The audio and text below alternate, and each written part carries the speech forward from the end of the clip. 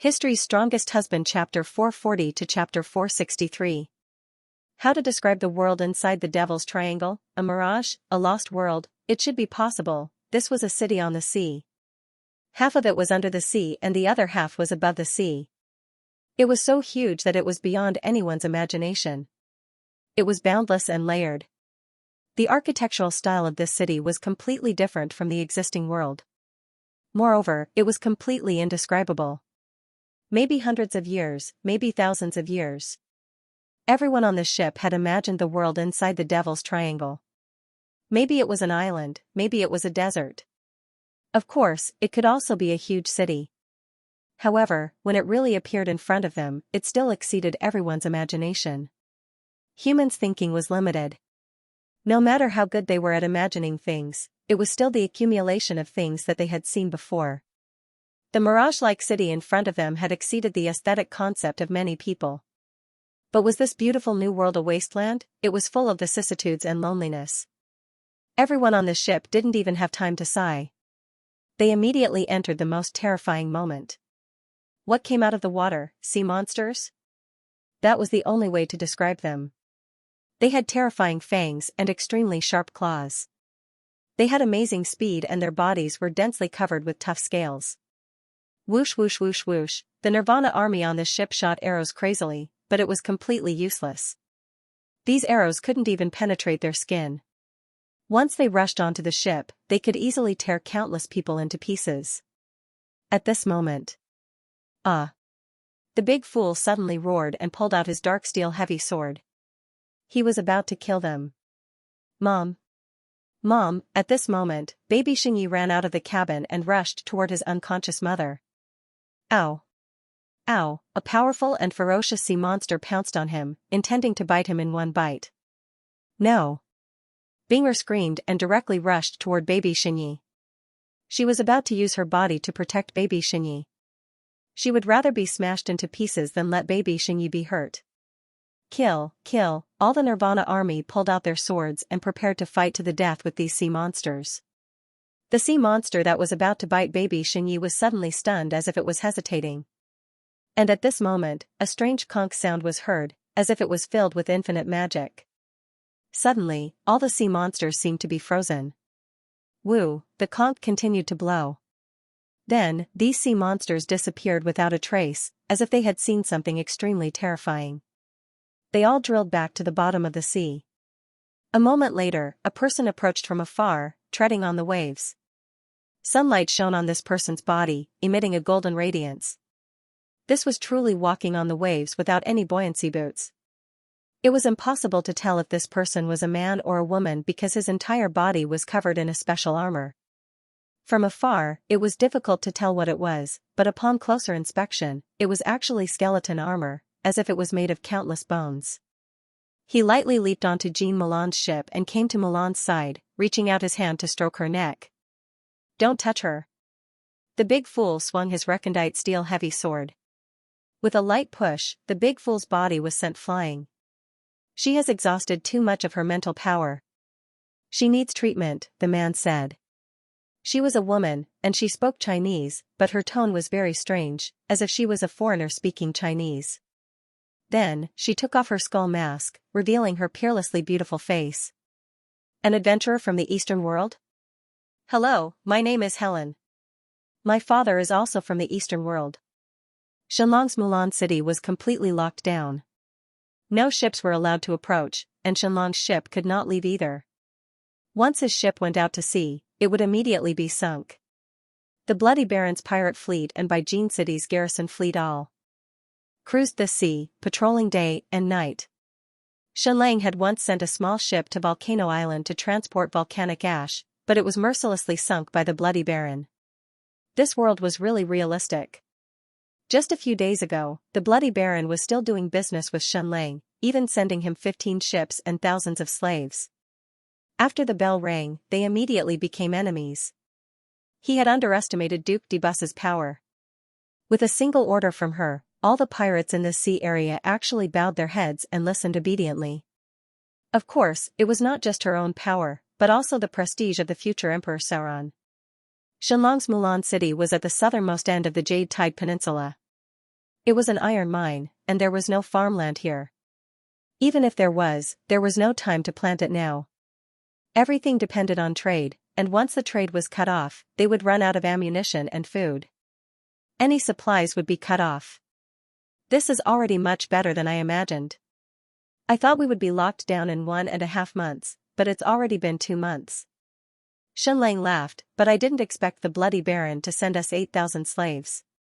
Now, there are 13,000 people in Milan City. How long will the food last? Xianxia said, it's enough for 3 months. 3 months? Xianxia said, that's enough. In at most 1.5 months, Debus army of 100,000 will attack our Milan City. Xianxia said, did you anticipate all of this? That's why you sent all the ships to transport the volcanic ash? Even if you couldn't produce all of it every day, you still had to transport it, and you spent almost all of your gold coins? Xianxia nodded and said, how much volcanic ash do we have in stock? More than 3 million kilograms, Xianxia said. Xianxia said, enough. More than 3 million kilograms of volcanic ash, plus a few million kilograms of lime, could produce an astronomical amount of cement. Bricks were still being produced continuously. Next, 30% of the manpower will build houses, and the remaining 70% will build the city walls. Xianxia said, within a month, we need to build a city wall with a circumference of 15 kilometers, a thickness of more than 1 meter, and a height of more than 5 meters. If this was in the past, Xianxia would definitely say that this was a pipe dream. Even with 7,000 to 8,000 soldiers, it would take at least 2 to 3 years to build a city wall with a circumference of 10 li. However, with the addition of bricks and cement, everything was possible. A circumference of 15 kilometers was less than 8,000 meters. On average, each person would only need 1 meter. If they built it in sections, it would be easy to complete it within a month. If they really felt that ordinary bricks were too slow, they could directly use cement bricks. A few kilometers away from Milan City, Xianxia was experimenting with a new T/N/T explosive. With a saltpeter mine, it was such a blessing that it made people cry. As soon as Xianxia arrived at the Jade Tide Peninsula, he sent 4 ships to Saltpeter Island to transport saltpeter. Just one trip brought back more than 100,000 kilograms of saltpeter. When he was in the state of U, he sent hundreds of people to scrape the latrines for half a year, but they couldn't get more than 100,000 kilograms of saltpeter. But now, a casual trip brought more than 100,000 kilograms of saltpeter. Moreover, the island's saltpeter was almost inexhaustible. Moreover, Xianxia discovered that the island not only had a large amount of saltpeter, but also a large amount of phosphorus ore. The volcanic island not only had volcanic ash, but also countless natural sulfuric acid ponds. It was a real treasure land. The materials that Xianxia wanted to make T/N/T could be found here, including the purest graphite ore. This Jade Tide Peninsula was very rich in minerals. More than 100 kilometers north, Xianxia also found a large amount of calcareous stone ore. It was really a feeling of making a fortune. It was as if the heavens were looking after this new continent. Many precious minerals that were rarely seen in the Eastern world could be found everywhere here. As for the missing materials, Xianxia also sent people to purchase them in large quantities. There were countless materials and resources, but what was lacking was manpower. The high-level talents in Xianxia's hands were the dozens of Sky Sea Pavilion disciples brought by Xianxia. Most of them had to manage the city. At most, there were only 15 people, and more than 100 people were selected from the loyal and reliable Eastern Knights as apprentices. The process of making T/N/T could be said to be complicated, but it definitely wouldn't take as long as 2 months. The only trouble was the reaction equipment. It took Xianxia a long time to make all the experimental equipment and reaction equipment. In order to speed up the process, almost all kinds of equipment were used, such as iron pots, glassware, pottery, and so on. Now, T/N/T could finally be mass-produced. As for which explosive to make, Xianxia hesitated for a long time. Should it be picric acid, nitroglycerin, or T/N/T, but in the end, he decided to make T/N/T. Although it wasn't the most powerful, at least it was very stable. It would take at least a few seconds to detonate with a high-temperature flame, and it would be fine even if it was smashed with a hammer. Nitroglycerin was really too unstable. And picric acid would react with iron. But T/N/T was also very annoying because it was too stable. It wasn't easy to detonate it, so it needed to make mercury fulminate to detonate it. Detonate. Following Xianlong's order. Boom, there was a loud noise, and the house used for the experiment was instantly blown to pieces. The power was amazing, and it was very successful. Seeing this, Zhang Chuanhua's delicate body suddenly trembled. She didn't expect that the power of this thing would be so great. Just a packet of it could blow up a house. Is it the secret killer you mentioned? Zhang Chuanhua asked. Xianlang said, strictly speaking, it can only be regarded as a tool, an important part of the killer. With a large number of T/N/T, there would be a continuous stream of awesome weapons. Of course, pure T/N/T was not enough because it couldn't be used as a propellant for bullets. It needed nitrocellulose, double nitroglycerin, stabilizers, and so on. With the current industrial capacity of Xianlang, it was far from enough. But as the traditional cannon of the god of war, it could be born. After the detonation of the explosive powder was successful, the next step was to try the cannon. That's right, Xianlang already had cannons, but they weren't made of iron from iron mines, but pig iron. He spent money to hire dozens of blacksmiths, and based on his knowledge, they made a cannon. The caliber wasn't large, which was equivalent to the red barbarian cannon from the Ming and Qing dynasties. Ready, fire. Following Xianlong's order, the temporary gunner ignited the fuse. Boom, there was a loud noise, like the roar of thunder. Blood splattered everywhere. The gunner was directly cut in half. It directly exploded. The experiment failed. Xianlong's face turned green, and so did the faces of the people around him. Xianlang stepped forward and carefully examined the barrel. It exploded on the first shot? Wasn't the quality too poor? Xianlang had checked it. The interior of the cannon was quite compact, and there weren't many potholes. The power of T/N/T was too great, and this relatively primitive cannon couldn't withstand it, so it directly exploded. Time was too tight, and Xianlang couldn't directly create high-strength steel, so he directly used pig iron to forge the cannon. However, his iron mine was about to produce the first batch of steel, and when that time came, he could use steel with higher toughness to cast. The cannon. Next, Xianlang dejectedly used the black gunpowder. The first test of the cannon had an accident, but no one retreated in the second round. The 2,000 soldiers under Xianlang might not have anything else, but their courage was absolute. Whether it was the Eastern warriors or the Roland Knights, none of them were afraid of death. Fire. Boom, the sound was much softer, but the smoke was much thicker. At the moment of the explosion, the entire cannon was shrouded in smoke. Although it was only black gunpowder, there was enough of it, and its power was still astonishing. Whoosh. A solid iron ball shot out fiercely. Its speed was far faster than a bow and arrow, and in an instant, it flew 400 to 500 meters away. Amazing, amazing, Zhang Chuanhua was extremely excited. With this thing, we will be invincible at sea, and we can kill our way back to the great Yan Empire.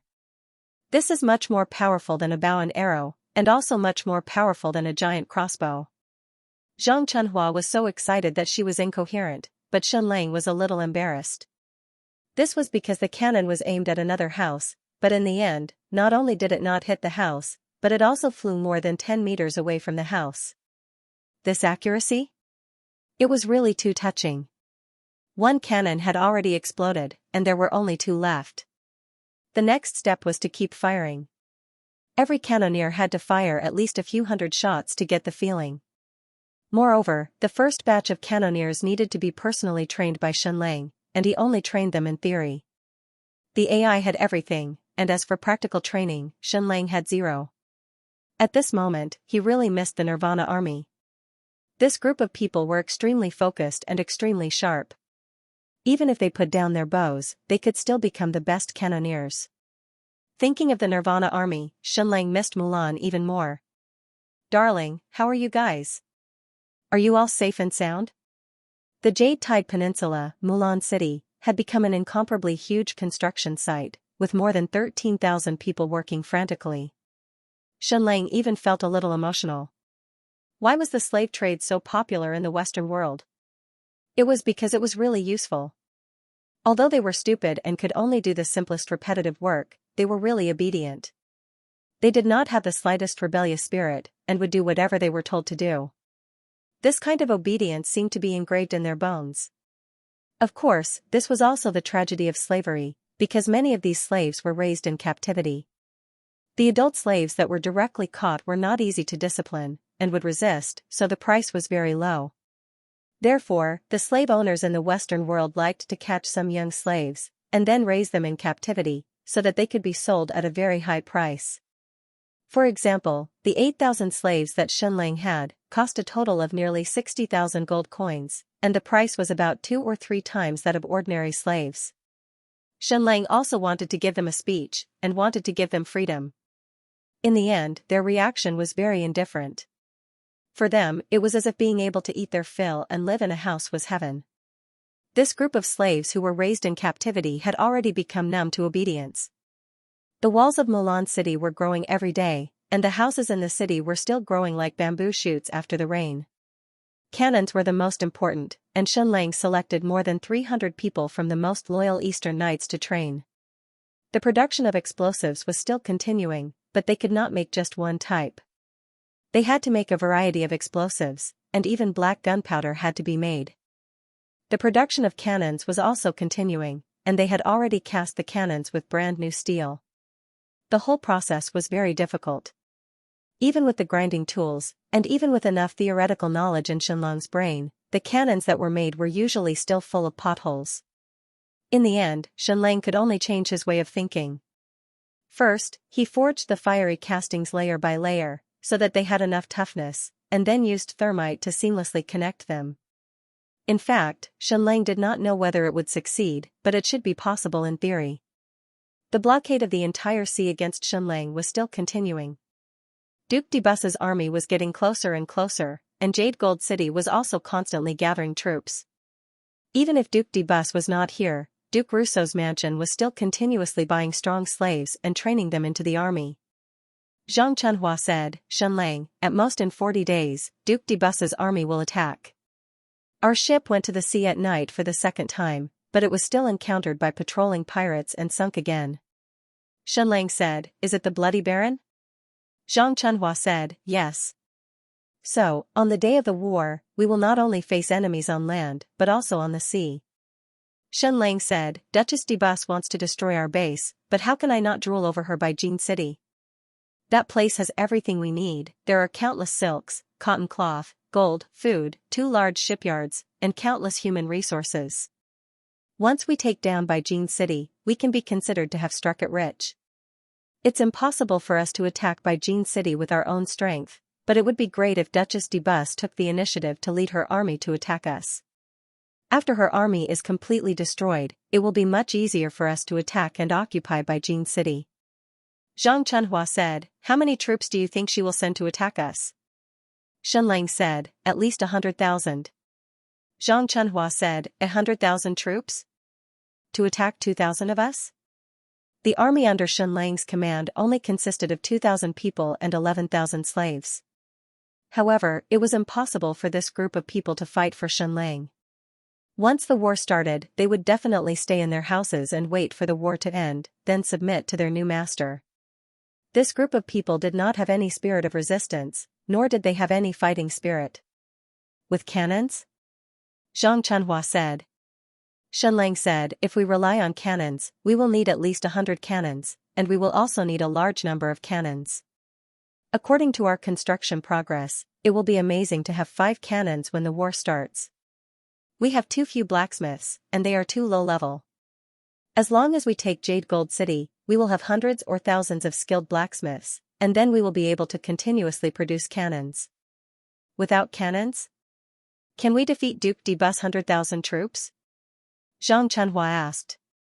"Yes, of course we can," Xianxia said. Xianxia said, "It has already been 3 months, and there are only 9 months left until the agreement with Yao Yao. We can't go back on our words. Yao Yao is a very special treasure. If you tell her a year, she will remember that moment, and then use all of her vitality to hold on until that moment. If the time is up and you don't arrive, I'm afraid she won't be able to hold on. Shenlong's eyes became wet, and he said, if you say such things again, I will beat you up. Then, he gritted his teeth and said, even if I don't have an army by my side, even if I'm alone, I'll still walk to her. I'll crawl even if I have to. I won't go back on my words. Zhang Chunhua said, then, when will we return to the Great Yan Empire? Shenlang said, soon, soon. As long as we defeat Duchess Debus and occupy Jade Gold City, our cause will advance by leaps and bounds. As long as we have a fleet of 100,000 people, and more than 1,000 cannons, we will kill our way back to the Great Yan Empire, because at that time, we will have absolute control of the sea. Zhang Chunhua said, then, what do we rely on to defeat Duchess Debus' 100,000 army? We only have 2,000 people, do we use explosives? Shenlang said, I hope that we don't use explosives. Zhang Chunhua said, then, what do we use? Shenlang said, the warriors of the Amazon Empire, the most powerful tribe of female warriors in the entire Western world. Zhang Chunhua looked at Shenlang and said, there were many people who wanted to conquer the Amazon Empire through the beauty trap, but, Shenlang said, their heads were chopped off, and their skin was peeled off. Zhang Chunhua said, then, are you confident? Shenlang said, 70%. As long as we conquer the Amazon Empire, we will have the most powerful army. It will be easy to defeat Debus' 100,000 army, and it will also be easy to occupy Jade Gold City. We can even conquer thousands of miles of territory. How powerful were the warriors of the Amazon Empire? Just take a look at the Roland Knights.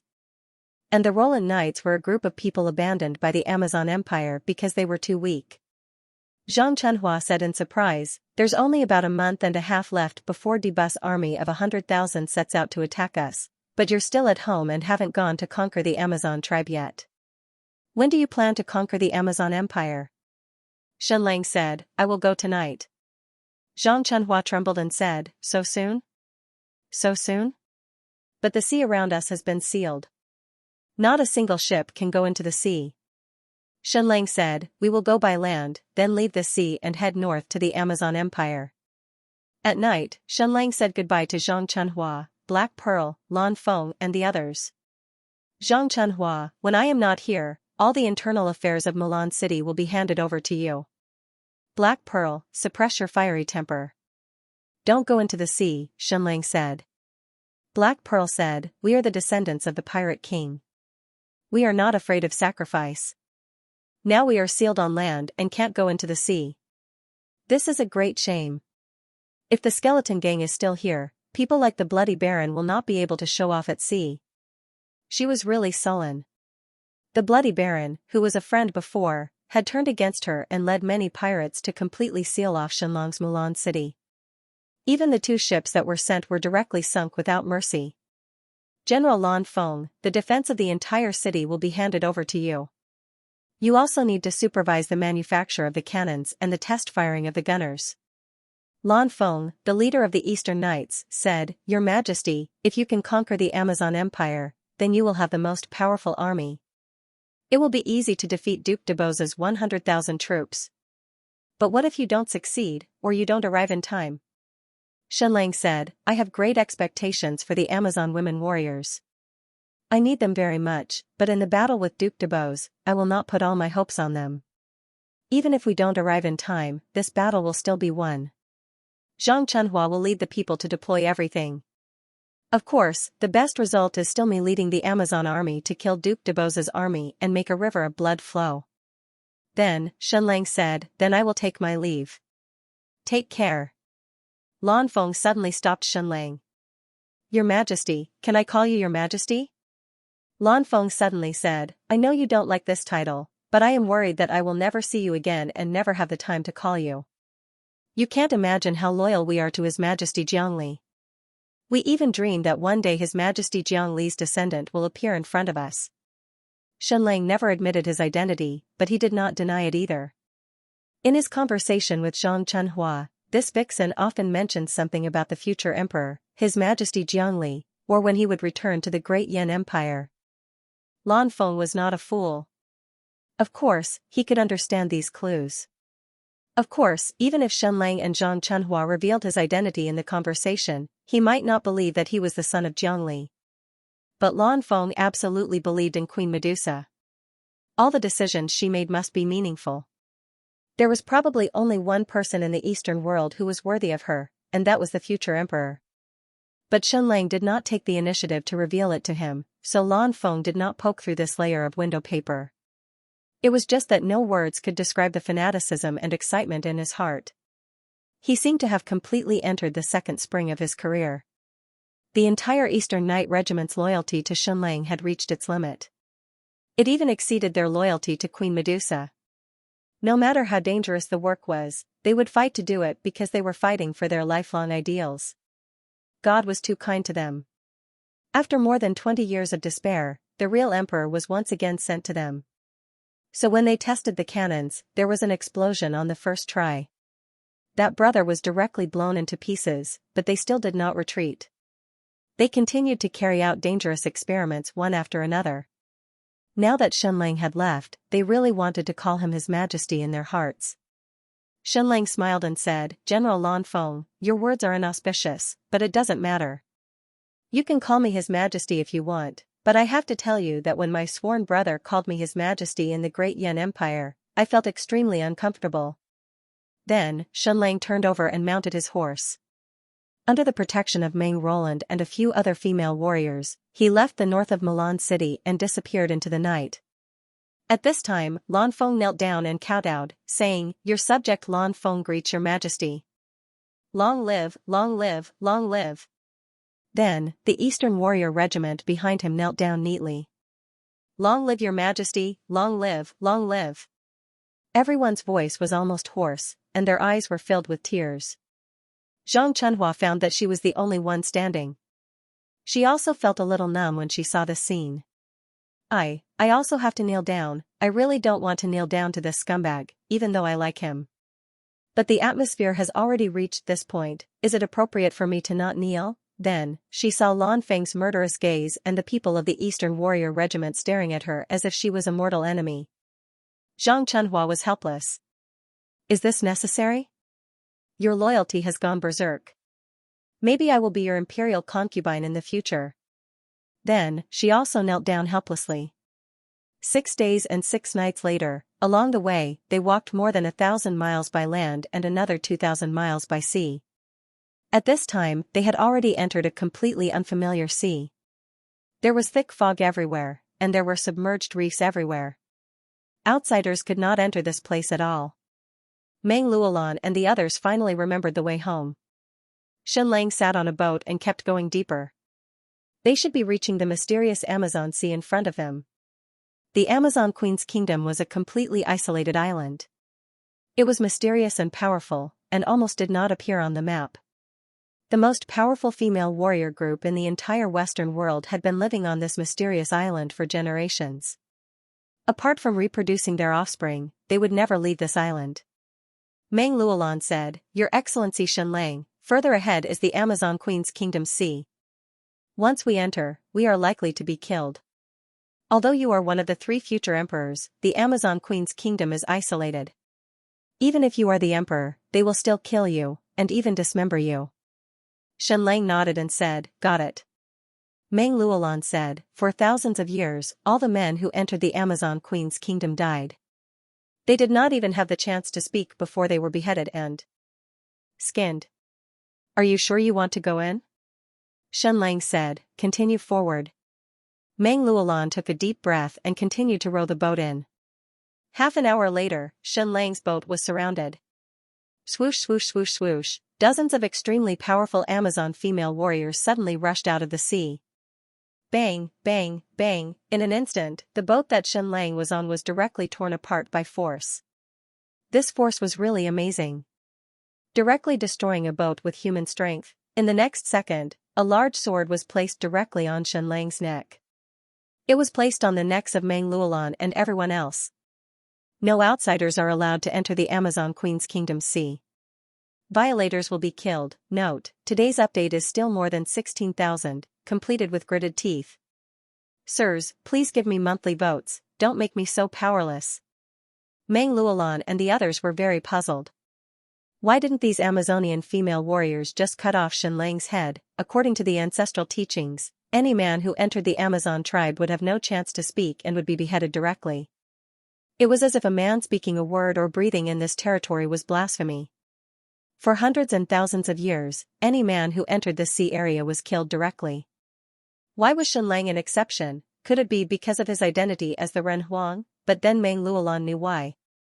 She only felt that her teeth were sore, and her entire worldview was subverted. This is the future Ren Huang? I won't believe it even if I die. Only a hero like Sauron the Great could be considered as the Ren Huang. A great hero like His Majesty Jiangli could not become the Ren Huang in the end. This Xianlang in front of her had no bottom line. If such a person became the Ren Huang, then the heavens were almost blind. Why didn't the Amazonian female warriors directly kill Xianlang, but instead give him a chance to speak? Because they saw a stunning beauty with a head full of golden hair and skin as white as snow. Well, I don't want to describe it anymore. Along the way, no one knew what Xianlang was doing in the cabin. It was normal for him to speak, but now that he appeared, his image had changed. At least among all the people present, there was no woman more beautiful than him. My name is Long Nana, and I am a doctor. The reason why I came to the Amazon Queen's tribe is to save you.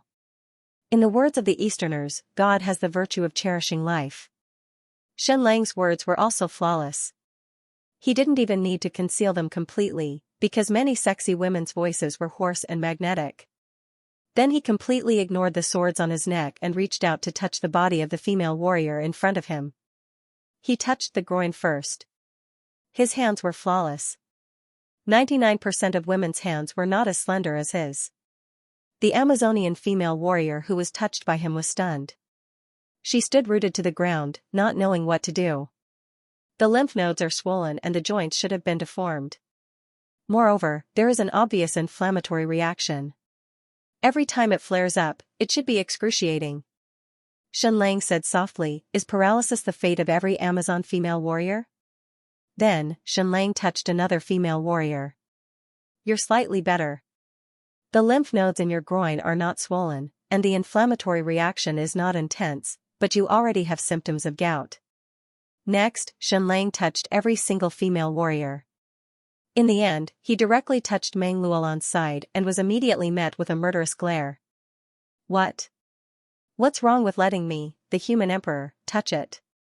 I'm doing a body check. It's very serious. Don't think so dirty." Meng Luolan was far away from the life of the Amazon tribe. Everything had changed, so there were no obvious symptoms of gout. Finally, Xianlang came to the front of the female warrior leader. Her martial arts were very high. Just now, she was the one who cut the ship in half. Xianlang touched her groin, then the back of her ear, her chest, and her joints.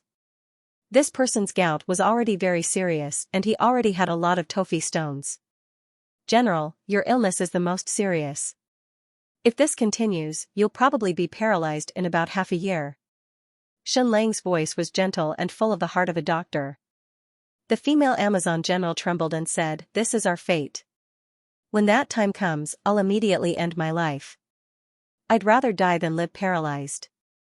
Gout, it really seemed like the fate of the Amazon queen. Not all, but at least more than 1/3 of the people would get this disease.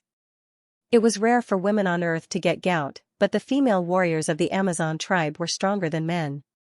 There were several major causes of gout: obesity, high blood pressure, diet, and alcohol consumption. The figures of the Amazon female warriors were all supermodel level, including their breasts. It was common knowledge that many supermodels were airports. This kind of figure could not even be trained in the gym.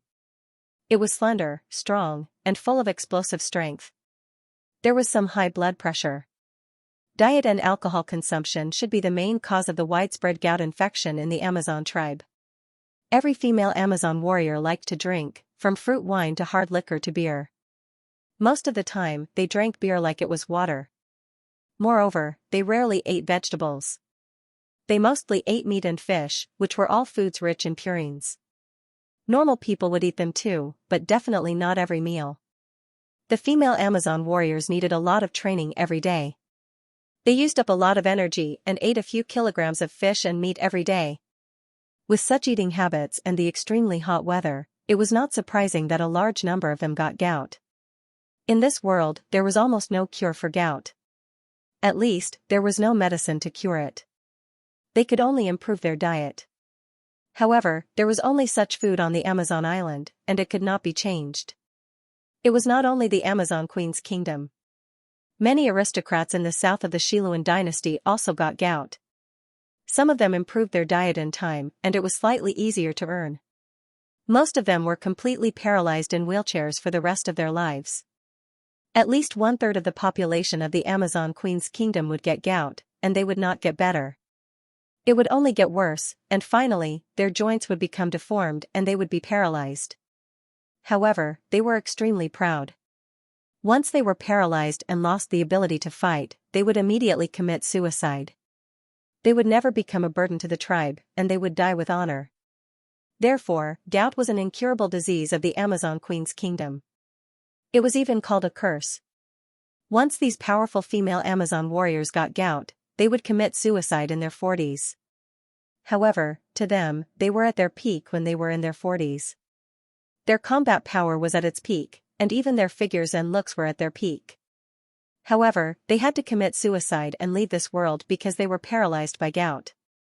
Whenever the gout flared up, the unbearable pain tormented them from time to time. Of course, these female warriors were very powerful and could completely resist the pain. However, once it acted up, they would not be able to walk. That was the greatest pain. If a powerful warrior could not run or fight, what was the meaning of life? However, this disease was almost incurable. So many aristocrats in the south of the Xiluan dynasty found famous doctors all over the world, but they could not cure it. The Amazon Queen's kingdom fulfilled a powerful and sacred mission, but they were tortured and massacred by gout. After I learned medicine, I traveled all over the world and searched for ancient ruins. Finally, I found a way to cure gout in an ancient book. So, I came to the Amazon Queen's kingdom. Immediately. Please rest assured, I am completely obligated to treat you. I will not ask for anything, nor will I make any requests. The female Amazon warrior seemed to have seen an angel. This blonde beauty's entire body was exuding a sacred light. The ancestral teachings of the Amazon Queen's kingdom clearly stated that no man was allowed to step in. Women were also not allowed to step in. However, there were precedents in history. When a catastrophe broke out in the Xiluan dynasty hundreds of years ago, there were many refugees. The Amazon Queen's kingdom once accepted thousands of female refugees. Moreover, as long as there was an invitation from the queen, women could enter the Amazon Queen's kingdom as a guest. Moreover, this was a doctor. A stunning female doctor. Please wait a moment. I will report to the queen. The female Amazon warrior said, I will send you to a small island. You can wait there. After a while, these female Amazon warriors sent Xianxia, Meng Luolan, and the others to a small island. They returned to their own country to report to Her Majesty the Queen. From the beginning to the end, they did not say a word to Meng Luolan, nor did they look at her. This made the Roland Knight's heart ache. Xianxia took off his dress and warmed it over the fire. Meng Luolan was surprised to find that even if he took off his dress, there was still no flaw. How did Xianxia have a rock Adam's apple? He did not have an Adam's apple, so a little makeup on his neck was enough to cover it up. What about his beard? Pull it all out and completely remove the hair. Meng Luolan found that the key was still beauty. When a person was more beautiful than a woman, then there were no flaws. Next, Xianxia took a mirror to touch up his makeup and took a mouthful of medicine. No wonder you bought so many silks, dresses, gems, jewelry, and made a lot of cosmetics. Meng Luolan was desperate to find that Xianxia's skin also surpassed most women in this world. Future human emperor, will you kill us to silence us in the future? Because we have seen your most unbearable scene. Meng Luolan said. Xianxia was stunned. Is this scene unbearable? Meng Luolan's scalp went numb. What did this mean? Could it be that you have an even more unbearable scene? Your Majesty, what are you doing now? I'm doing eyelashes. I have to keep them curled up. Your Majesty, what are you doing now? Curly hair. My hairstyle was somewhat ruined just now. After everything was done, Xianlang once again had no flaws. People would even believe that she was Princess Helen. Next, Xianlang wandered around the island. He found that there were statues everywhere on the island, as well as all kinds of words and patterns. Moreover, the ground was not made of mud, but of rocks. There were patterns and veins. This might not be a small island, but originally a part of the city. After a while, a gorgeous ship floated over. The flag of the Amazon kingdom floated on it.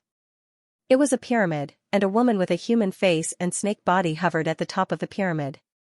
"Dear Miss Long Nana, Her Majesty welcomes your visit." The Amazon woman looked at Xianlang. "Of course, only you. Your entourage will have to leave." When she said that, Meng Luolan and the others looked gloomy. They were of the same race, but they were abandoned because they were too weak. Now, they did not even have the right to return to the Amazon kingdom. Xianlang's gaze fell on a few big boxes. He would not carry any of them anyway. The Amazon female warriors stepped forward, each carrying a box. They boarded the ship as if they were weightless. Xianlang boarded the ship. An absolutely beautiful woman was waiting there. She had a head of silver hair and wore silver armor. Her figure was extremely good, especially her two long legs. They were simply mesmerizing. "This is the second in line to the throne of the Amazon kingdom, Princess Dola Lizi." Xianlang meticulously performed a noble etiquette of the Xiluan dynasty. "Good day, guest from afar." Princess Dola nodded. Xianlang tried his best to avoid her long legs to avoid any reaction that would be awkward. However, these Amazon female warriors were wearing too skimpy clothes, and their figures were too good. Princess Dola's weapon was a huge sword that was more than 1.7 meters long. Xianlang could not estimate its weight. "Guest, you can try," Princess Dola said. Xianlang stepped forward, held the hilt with both hands, and used all his strength. The huge sword did not move at all. It was really too heavy. Only the big fool could use such a huge sword. It was at least more than 150 pounds. Princess Dola's jade-like hands grabbed the hilt lightly and lifted it lightly. Damn, how strong was this woman? It was like lifting a piece of firewood. Xianlang said, "Your Highness, can I ask how heavy this sword is?" Princess Dola said, 457 pounds. That was more than 400 pounds? Then this woman's strength was really no less than the big fool. The key was that her weight was only 1/3 of the big fool's. She had a supermodel's hot body. Her arms were not much thicker than Xianlang's. Then Xianlang saw a bow. It was completely made of metal, and the bowstring was actually made of metal. Wasn't that strange? The metal wires in this world were useless. The metal bowstring was glowing gold, but gold was very soft and not suitable for making bowstrings. What kind of metal was this? Xianlang pulled the bowstring slightly, but it did not move. "This bow is more than 350 pounds, Princess Dola said. "Sick, too sick." This was a recurve bow, not a compound bow. Moreover, using such a strong bow would deform one's body. But Princess Dola's body was slender and straight. It could not be more perfect. She was so delicate and beautiful, but she had such violent strength. It was a strong contrast. "Please enjoy your meal." Princess Dola said, "I'm very sorry. Our food is a bit monotonous, with only fish and meat. But the beef in the Amazon kingdom is the best in the world." Xianlang took a bite with his knife and fork. Sure enough, this steak was superb. It was better than any steak Xianlang had ever eaten. It was so tender, yet so bouncy. The juices almost burst when it entered his mouth. What kind of beef was this? It could not be found on earth. The best steak Xianlang had eaten could not compare at all. "Our Amazon queen tribe has to eat 1.5 pounds of this kind of beef, 1.5 pounds of fish, and 1.5 pounds of staple food every day to maintain our strength," Princess Dola said. As she spoke, she continued to eat. Then, Xianlang watched as she ate 1.5 pounds of meat, 1 pound of fish, and 1 pound of potatoes. Xianlang was completely stunned. "You ate so much? How can you fit in such a devilish body, and didn't you say you ate so much every day? You ate so much in one meal." Xianlang was full after eating more than half a pound. Then, he drank a drink. It was some kind of pure fruit juice. It was delicious, but too sweet. Eating beef, eating fish, drinking fruit juice, and drinking beer like crazy, it would be strange if he did not get gout. During her conversation with Xianlang, Princess Dola had already drunk 2 mugs of beer. Suddenly, Xianlang's gaze fell on her arm. There was a red dot on it. Was this the chastity mark? I have yet to reproduce. I am still a virgin, Princess Dola said. When the day of reproduction comes, I will choose the most outstanding man in the world to reproduce. When that time comes, I can erase this red dot. Then, Princess Dola said, "Excuse me." Xianlang was stunned. Was she going to the bathroom? She should. She had drunk so much beer just now. In the end, he saw Princess Dola pick up her greatsword and jump into the sea. Then, Xianlang saw an extremely violent scene. Princess Dola was practicing her swordsmanship crazily in the sea. She was not practicing on the surface, but at the bottom of the sea. She held her breath as she practiced. Because the seawater here was too clear, one could see the bottom of the sea under the sun. This place was relatively shallow, but it was still more than 20 meters deep. The water pressure was already very high. It was already very difficult for ordinary people to stand, and they could not hold on for long. She still had to practice her swordsmanship crazily, and it was a great sword that weighed more than 400 pounds.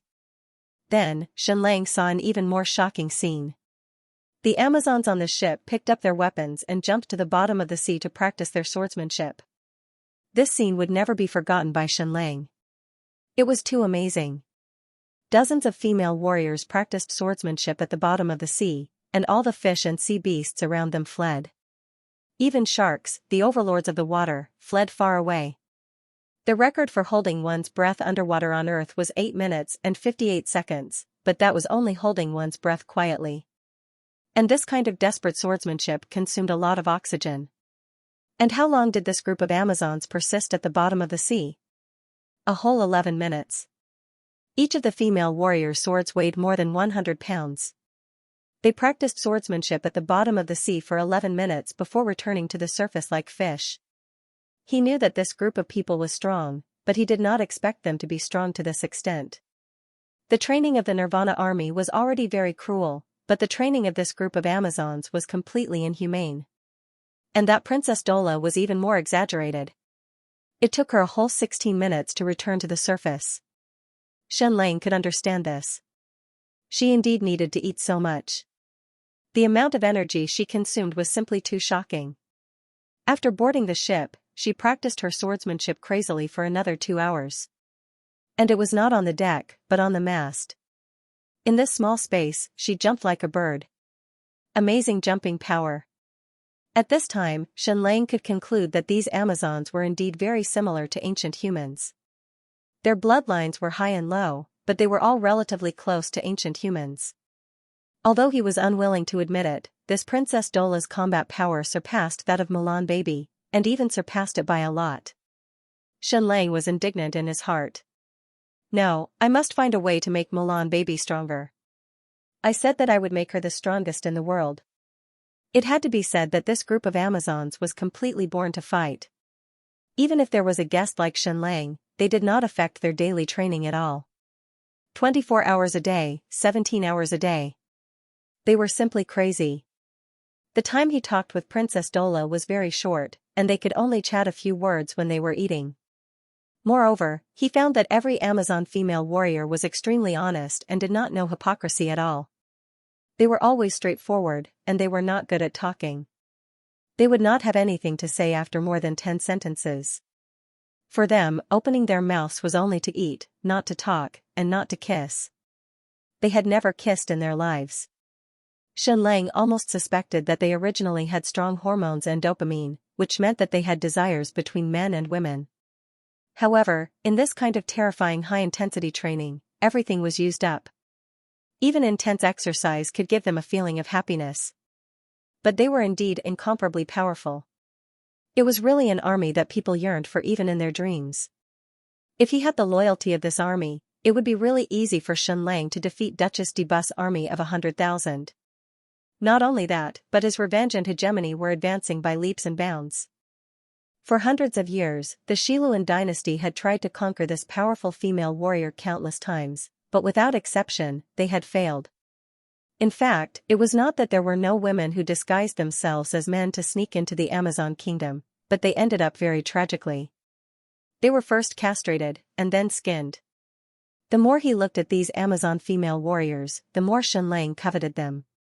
Once he conquered this tribe, he would be rich, and suddenly become the little overlord of this new continent. The big ship sailed for a whole day and night, but still had not reached the Amazon kingdom. Along the way, they passed by countless islands, none of which looked like normal islands. There were all kinds of sculptures on them, and every island was a sentry post, patrolled by Amazon female warriors. And when the big ship sailed, there were eagles flying in the sky. Princess Dola had a snow-white eagle, very beautiful and arrogant, and only Princess Dola was allowed to touch it. Was the Amazon kingdom that far? And at this moment, Xianxia saw a strange and terrifying scene. Is this Devil's Sea? Because there were ferocious reefs everywhere, dozens of meters high, densely packed everywhere. These reefs were like natural guards, like walls on the sea, blocking all ships outside. And many of the reefs were actually not natural reefs, they were all giant sculptures. This was awesome. Countless giant stone sculptures surrounded the waters of the Amazon Queen's kingdom, preventing all enemies from invading. No wonder outsiders could not enter at all. And this reef area was always shrouded in a thick black fog, blocking everything. No ships could enter, nor could they see the scenery in front of them. This ship was called Princess Dola. A female general blew a conch. But a miraculous scene happened, the reef giants on the sea began to move, emptying out a waterway, as if a city gate on the sea had opened. Princess Dola followed the waterway and slowly sailed in. After sailing for dozens of miles in the thick fog, after passing through the thick fog, everything in front of them suddenly became clear. Xianxia was completely stunned. This was the Amazon kingdom, it was completely different from what he had imagined. It was not primitive at all. This was an incomparably huge island, at least in Xianxia's field of vision. The entire island was covered with forests, wheat fields, and large patches of grassland. Xianxia estimated that this island was more than 10,000 square kilometers. There were warhorses galloping everywhere. Each of the Amazonian women warriors was the best archer, swordsman, and knight. They were almost all-round warriors. And the warhorses on this island were different from those outside. They were much taller. Not only the horses, but the cows were also different. They were also much taller, with a cow weighing almost 2,000 to 3,000 pounds. Countless Amazonian women warriors were training on the island. But what amazed Xianxia was not these, but the city-state. The entire city was a pyramid, a huge pyramid with a total of 9 levels. The lowest level of the pyramid had tall and sturdy walls. Xianxia calculated that this pyramid was about 209 meters high, and the lowest level was more than 3,000 meters long. This size was far larger than all the existing pyramids on Earth. Most of the Amazonian women warriors lived in this pyramid city-state, which was simply an architectural miracle. But according to Xianxia's prediction, this pyramid was not necessarily built by the Amazon tribe. Perhaps it had a very, very long history. And from this pyramid, Xianxia smelled a familiar scent, the scent of ancient ruins. An hour later, Xianxia stood under the gate of this pyramid city-state. Standing close up, it was even more spectacular and shocking. It was really like a towering mountain. Xianxia could not even imagine how to take down this city. No wonder the historical Xiluan dynasty had conquered all the nations and city-states on this continent, but could never conquer the Amazon Queen's kingdom. The gate slowly opened, and Xianxia entered the pyramid city-state. There were no streets, no shops, and there was not even any currency here. Because everything in the Amazon Queen's kingdom was evenly distributed, even according to need. Even the clothes worn by everyone were the same. Everyone here was a female warrior. Even those who farmed, brewed, and raised horses were all female warriors. There was not a single man to be seen. Because every generation of Amazonian women warriors gave birth to women, which was really strange. At this time, Xianxia was wearing a gorgeous dress. In this place, it could already be considered a strange dress. The female warriors here were all wearing very skimpy clothing. They were all wearing metal and leather armor. Both their arms and legs were exposed, but they were also wearing helmets. Princess Dora led Xianxia all the way up the pyramid. The Amazon Queen's kingdom was also stratified. The stronger the combat power, the higher they lived. The weakest combat power was directly exiled. That was why the population of the Amazon Queen's kingdom had not changed much for thousands of years. They arrived at the 8th level of the pyramid city-state. Was this the palace? It was really simple. There was no gold, only stones, animal skins, and a small amount of wood. The entire palace was spacious and huge. All the furniture here was rough. The cups were made of wood, and the bowls were made of stone. Even silverware was rare, not to mention gold and porcelain. Your Majesty, this is Miss Long Nana. She said that she can cure the Amazon Queen's cursed disease. Princess Dora knelt on one knee. Xianxia looked up. This was the Amazon Queen, her blonde hair was like the light of the sun. This was a real blonde beauty. She looked a little like Princess Dora. Princess Dora was already a stunning beauty, but this queen's beauty was even better. She exuded a strong beauty, a mature beauty.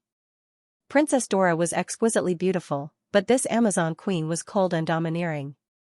Her temperament was similar to Queen Medusa's. She had a strong aura. These two should be sisters. In the Amazon Queen's kingdom, only the strongest warrior could become a queen. Xianxia scanned it with an X-ray and was almost blinded by the light. It was a gold bloodline. Her golden bloodline was on the same level as the Big Fool and Cho Yaoer. Lady, can you cure our Amazon Queen's disease? The queen asked. This voice was also very penetrating.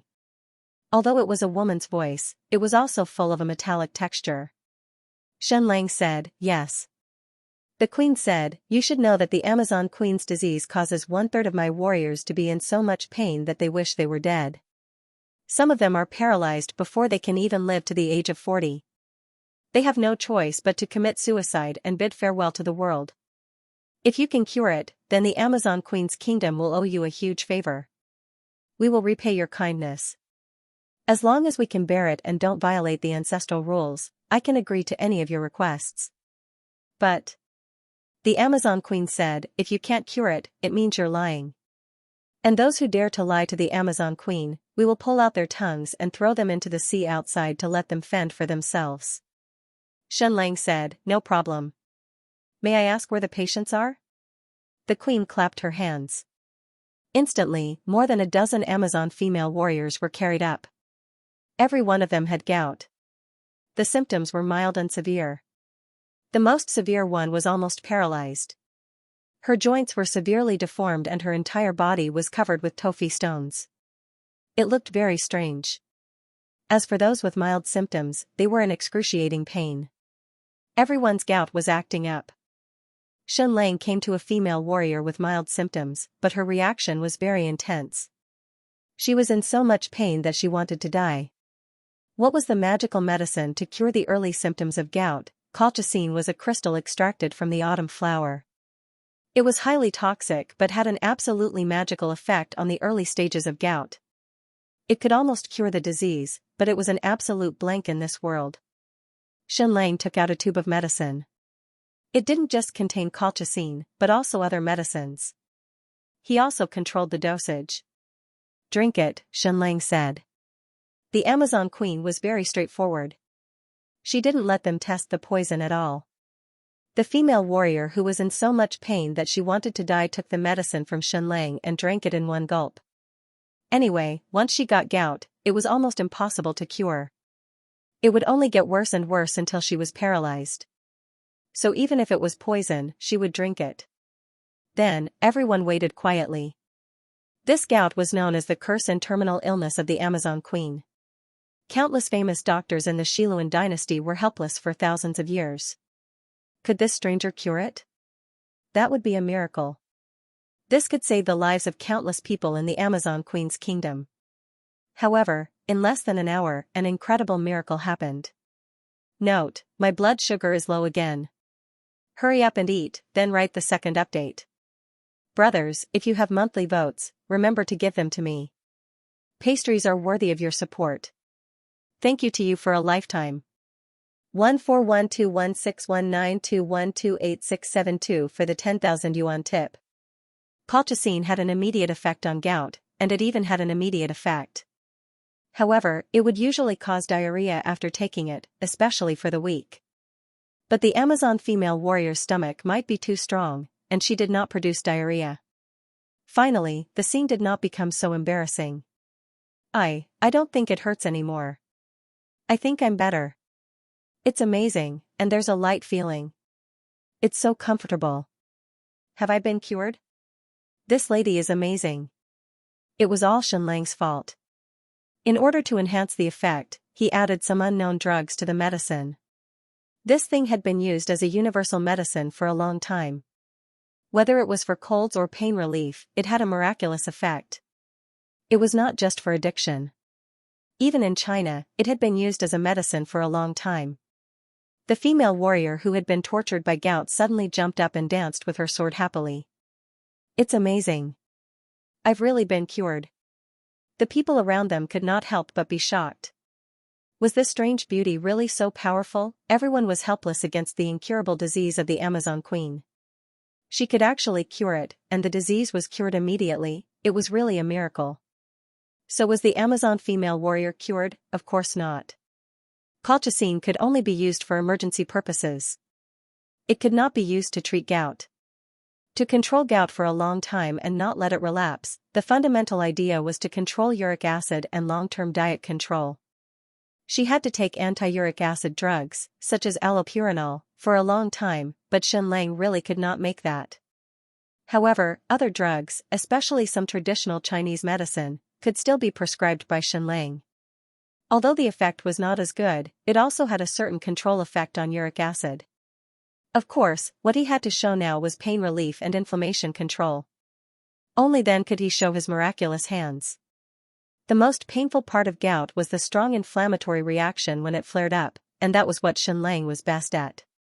Colchicine and poppy milk immediately controlled the symptoms. The Amazon queen pointed to the second female warrior and said, "This is General Kisi. She is one of the most powerful warriors of our Amazon tribe. She used to be my right-hand man, but now she is also cursed." Xianxia looked at Kuei-si. Her gout was already very serious. Her joints were thick and deformed, and there were many tofi stones in her body. Her legs had long lost the ability to walk, and the strong inflammatory reaction had long caused her unbearable pain. She also had a high fever, and several parts of her skin had even begun to fester. Most patients with gout would not have a high fever, but this General Kuei-si's illness was beyond cure. Although she was in so much pain that she wanted to die, there was no longer any pain in her eyes. In fact, she had already given up all hope and was just waiting for death. Xianxia saw signs of being tied up on her body. It was obvious that she wanted to commit suicide but was stopped. "Not only is she Her Majesty the Queen's right-hand woman, but she is also my teacher," Princess Dora said. "So please save her." Xianxia observed General Kuei-si carefully. If she didn't receive treatment in time, even if she didn't commit suicide, she would still die. This was because there would be a series of complications such as coronary heart disease, arteriosclerosis, diabetes, etc. This case would be difficult to treat. "I'll try my best," Xianxia said. Next, Xianxia controlled the dosage and let her take colchicine first. Then, she took poppy milk, and finally, she took various anti-inflammatory drugs. The most effective medicine for this kind of joint inflammation was aspirin, but Xianxia really couldn't make it for the time being. The so-called aspirin was acetylsalicylic acid. Salicylic acid wasn't difficult to obtain, and it could be extracted from willow trees. However, with the current material Xianxia had, he really couldn't make acetylsalicylic acid. Of course, it wasn't because it was too difficult, but because he didn't have the energy to do it at the moment. This was a drug from the 19th century, and it didn't have high requirements for industrial technology. However, Xianxia was really too busy, and it wasn't his turn to plan for this. However, salicylic acid still had a certain therapeutic effect, but it was very irritating to the stomach. There was also penicillin. Fortunately, the Western world also had this special kind of melon, which was enough for Xianxia to extract a certain amount of the original penicillin. It was almost like a miracle drug for anti-inflammation. After a few miracle drugs were ingested, the effects immediately became obvious after more than 4 hours. General Xianxia, who was already beyond cure, immediately improved. First, she was no longer in pain, and her body temperature had directly dropped. Moreover, her hands and legs had also regained some ability to move. As expected of a miracle doctor. The few people present looked at Xianxia in disbelief. This was practically pulling someone back from the brink of death. This General Xianxia still needs to undergo surgery, Xianxia said. The tophus in her body is already seriously threatening her body. Next, Xianxia used his divine hands to treat more than 10 gout patients present. Although it couldn't be said to be cured, the effects were obvious. At least they were no longer in excruciating pain. With the help of the Amazon Queen, he performed surgery on General Xianxia and removed the tophus one after another. In everyone's eyes, she was really like a magician, performing one miracle after another. In the next few days, Xianxia once again returned to his original job of saving lives and healing the injured. He had already figured out the population of the Amazon Queen's kingdom. There were only 30,000 people and 15,000 adult female warriors. The total number of gout patients was slightly less than what Xianxia had imagined. There were about 1,000 of them. Actually, this was normal. 1/3 of the entire tribe would be infected with gout. This was a lifetime probability. The people of this tribe were too proud. Once the gout became too severe and they lost their ability to fight, they might exile themselves to a completely uninhabited sea and die silently. Once it developed to the point of paralysis, they would definitely commit suicide. Hence, before Xianxia arrived, countless people had already committed suicide. After a few days and nights, Xianxia personally treated more than 100 of the most severely ill patients. At this time, he was really like an angel, saving all life. Many of the medicines he had brought had already been used. However, the herbs on the Amazon island were considered rich. Most importantly, they were more effective than those outside, including colchicine. Under Xianxia's guidance, the female priests of the Amazon tribe also learned to refine colchicine. Xianxia did not hide anything. He directly told them many of the prescriptions and even taught them step by step. In these few days, he had become the holiest person in the entire Amazon tribe. He had also become Princess Dora's best friend. Of course, Princess Dora was worried that she would be led astray by him. Under Xianxia's guidance, Princess Dora learned to put on makeup, skincare, and perm her hair. She drank alcohol and permed her hair. What if she smoked too? Teacher Yu/Qian was looking at her in another dimension. Princess Dora had never seen such a fun person. He was practically omnipotent and omniscient. However, it was a pity that Miss Long Nana rejected every time Princess Dora invited her to the hot spring. However, she was curious enough to let Princess Dora bring her to the big bath and the hot spring mountain. Xianxia's miracle hands was almost done. The rest of the treatment was handed over to the female priests of the Amazon Queen's kingdom. Did he save the Amazon's curse? Probably half. The most important thing to treat gout was to control one's diet, even though Xianxia had given them new food rations. However, the food on this island was still too monotonous. The most common food was beef and seafood. Moreover, if they wanted to maintain a strong combat power, they had to continue eating beef and seafood. However, Xianxia still gave them some low-purine food. It was almost impossible to completely stop the Amazon Queen's tribe from being tortured by gout unless they moved as a whole. However, he had already achieved half of his goal. At least he had become the benefactor of the Amazon Queen's kingdom. He had already created a huge miracle. So, did Xianxia succeed? No, he only succeeded half of it. Now, he had made the Amazon Queen owe him a huge favor. The Queen had once said that as long as it was within her ability and within the scope of the ancestral teachings, she was willing to agree to any of Xianxia's requests. What did Xianxia need? He wanted to conquer the entire Amazon Queen's kingdom and obtain this extremely powerful army. The ancestral teachings of the Amazon Queen's kingdom was that all the people were never allowed to leave the country except to reproduce. They had to protect the pyramid forever.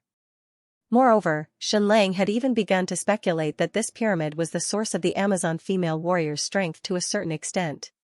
Why was their bloodline closer to that of the ancient humans? This pyramid city-state, and even the entire Amazon queen's kingdom itself was a part of the ancient ruins. However, this favor was far from enough. Not to mention obtaining the loyalty of the entire Amazon queen's kingdom, even getting her to support 100 female warriors was not enough. Moreover, treating gout was only the first step of Xianlang's plan. It was a crucial step to gain the Amazon queen's favor and trust. One day, Xianlang was secretly called over by the queen. It was not until now that Xianlang knew the queen's name. Ida Reese. Miss Long Nana, we owe you a huge favor. So, what can I do for you? Queen Ida asked. Xianlang said, Your Majesty, it is my duty to save the dying and help the injured. If I need to report it, it will deviate from my original intention. Queen Ida looked at Xianlang and her gaze softened. You are such a noble person. Then, the queen said, Miss Long Nana, I have a very personal question to ask you. Xianlang said, Please go ahead. Queen Ida said, I am already 37 years old this year. Xianlang was stunned. He really could not tell. This Queen Ida looked at most 26 or 27 years old, but she had a lot more charm than a woman of her age. However, at this age, she still had not reproduced? Because Xianlang saw a red dot on her arm. The Amazon Queen's kingdom respected the strong. One must have the strongest martial arts in order to sit firmly on the throne. And the key to determining the level of martial arts was the bloodline. Needless to say, this queen's bloodline was the same as the Big Fool and Cho Yaoer. They were all of the golden bloodline. However, in terms of martial arts, she should be shockingly high, far surpassing the Big Fool and Cho Yaoer. Because she was already 37 years old and had started practicing martial arts when she was 3 or 4 years old. She was one of the few top elites in the entire New World.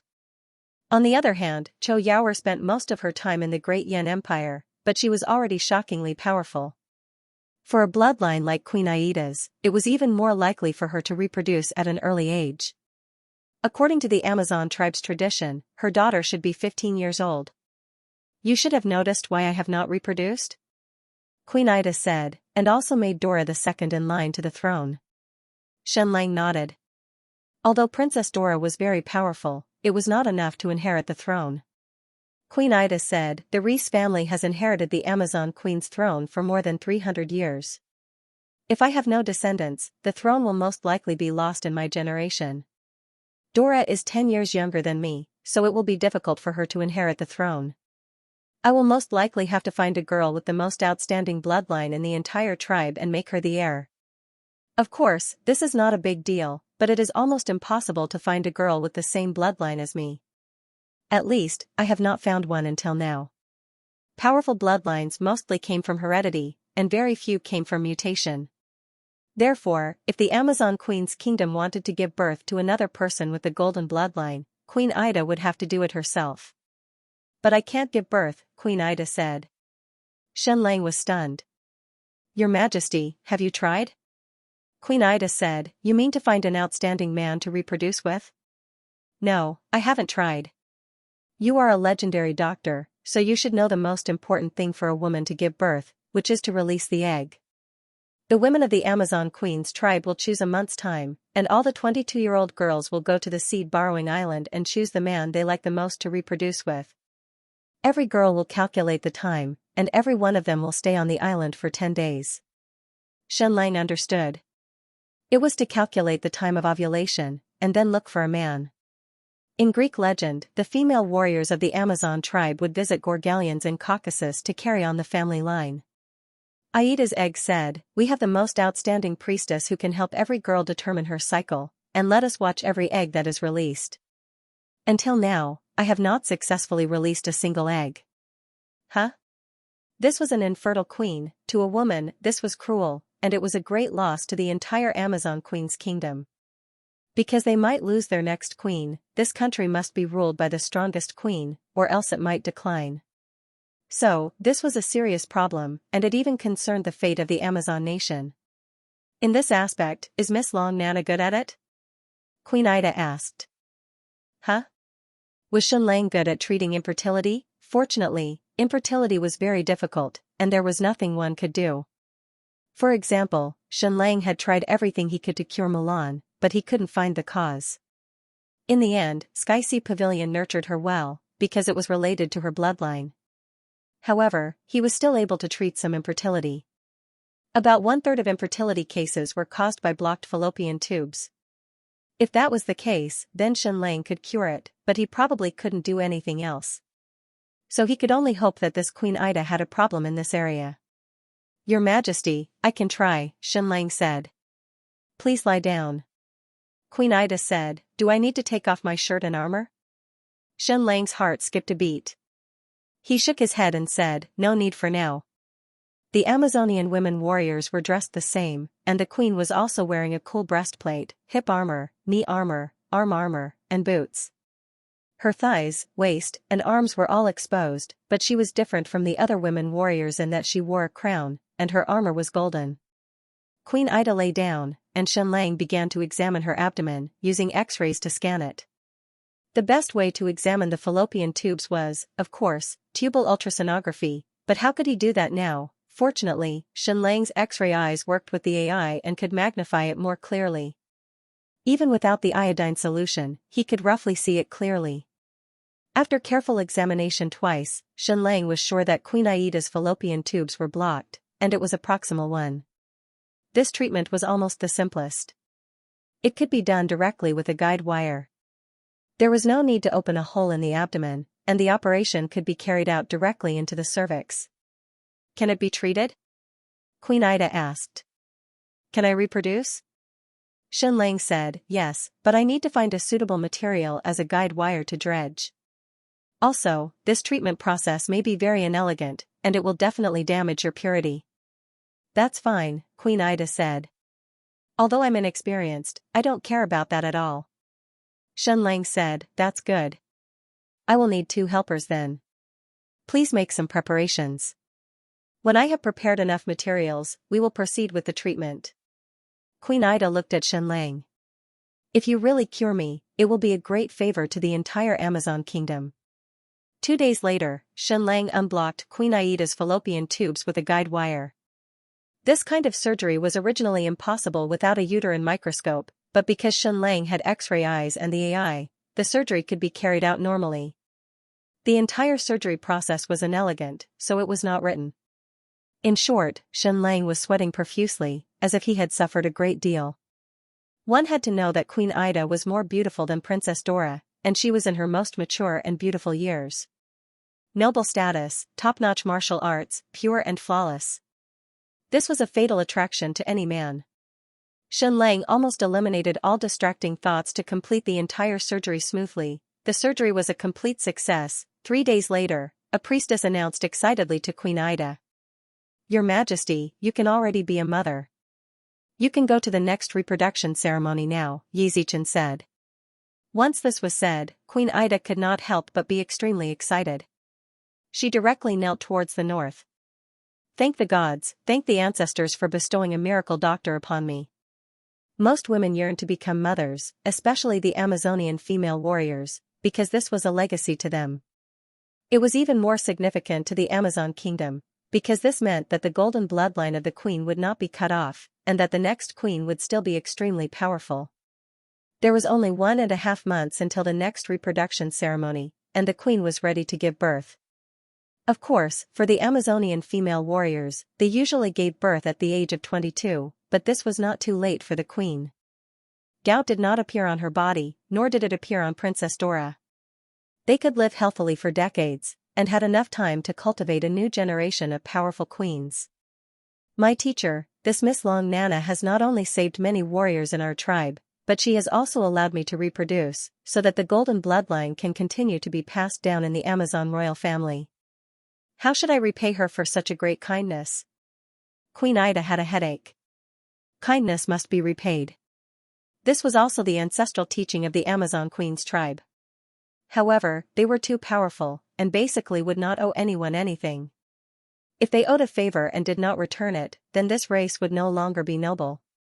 She had also asked Xianlang what he needed a few times, but Xianlang did not want anything. What did she say she wanted? The priestess asked. Queen Ida shook her head and said, she said she did not need anything. The priestess said, Your Majesty, there are two types of people in this world who say they do not want anything. The first type is the truly noble, who really does not want anything. The second type is that she wants too much, so she cannot ask. Queen Ida said, Is Miss Long Nana the first type? The priestess said, What does Your Majesty think? Queen Ida said, Teacher, although I am a queen, I am more of a warrior. I do not know how to guess people's hearts. The priestess said, Your Majesty, you may be facing a huge problem next. Queen Ida said, What is it? The priestess said, This Miss Long Nana may be a man. As soon as this was said, Queen Aida's eyes narrowed. Princess Dora, who was beside her, almost exclaimed. How was this possible? How could there be such a beautiful and exquisite man in this world? He was even more beautiful than a woman. How exquisite were her nose, eyes, and eyelashes? She even looked more like a woman than most of the women in the Amazon tribe. However, Princess Dora remembered again. Every time she played with Long Nana, she would instinctively pout. Why was that? Also, when she invited her to the hot spring, she had rejected it. She lived alone in her house and always bathed alone. The entire Amazon Queen's kingdom was filled with women. Despite the hot weather, there were many large baths. Every day, many female warriors bathed in these large baths. All of them were honest with each other. Perhaps there was beauty or ugliness, but every female Amazon warrior had a good figure.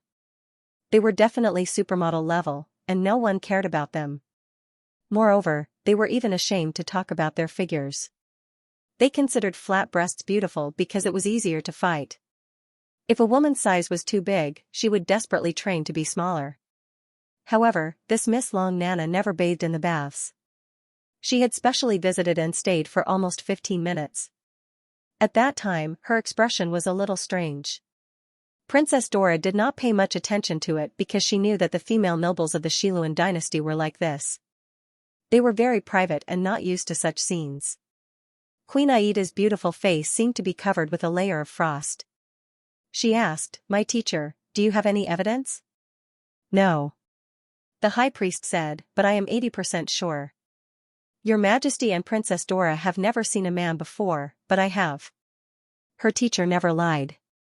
When she said 80%, it was basically 100%. Queen Ida clenched her jade-like hand into a fist and slammed it down. Bang! Instantly, the stone table in front of her broke. This power was simply hair-raising. It was much stronger than Princess Dora's. The high priest said, Your Majesty, according to the ancestral teachings, any man who enters the Amazon Queen Island will be beheaded, or even dismembered and burned to ashes. What do you plan to do? Queen Ida did not speak. In the past 1,000 years of history, there were also some extremely beautiful men who tried to disguise themselves as women to enter the Amazon Queen's kingdom. Every single one of them was castrated, skinned, and finally burned to ashes. However, this Long Nana, what if she was a man? How should she deal with him, kill him? However, he was a great benefactor to the entire Amazon Queen's kingdom. None of the previous queens had owed him such a big favor. Not kill him?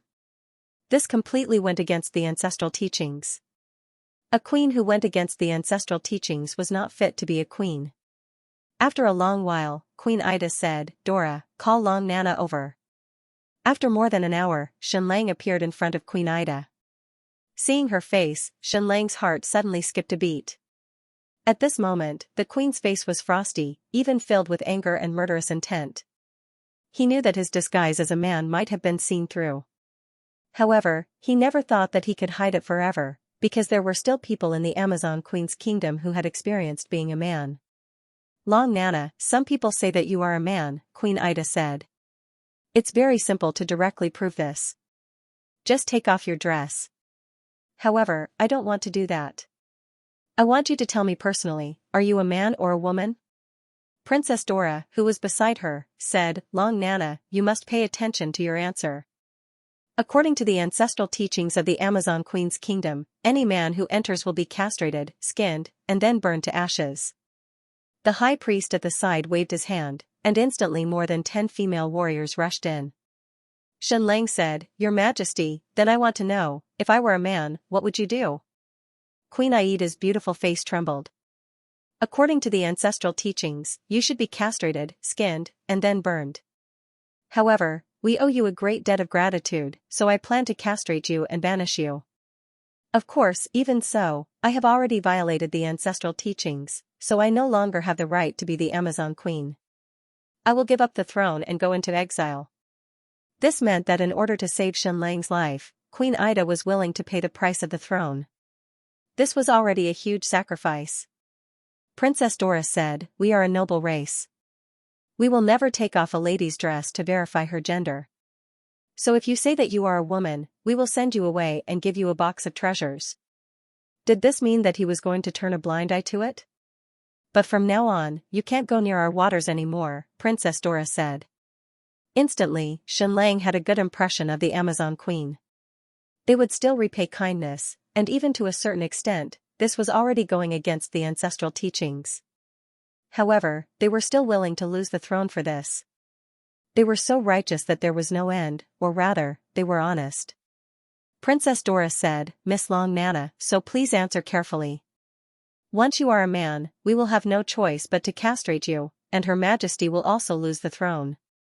Xianlang seemed to be hesitating. About half a minute later, Xianlang took off his wig, took out some water to remove makeup, and washed his face. Then, he took off his dress and regained his identity as a man. Seeing this scene, Queen Aida trembled. Everyone present closed their eyes in pain. They did not know why this person would make such a choice. Xianlang opened his arms and said, Queen Aida, Princess Dora, I am a man. My name is Xianlang, the son of Jiangli, and one of the two competitors for the throne in the east.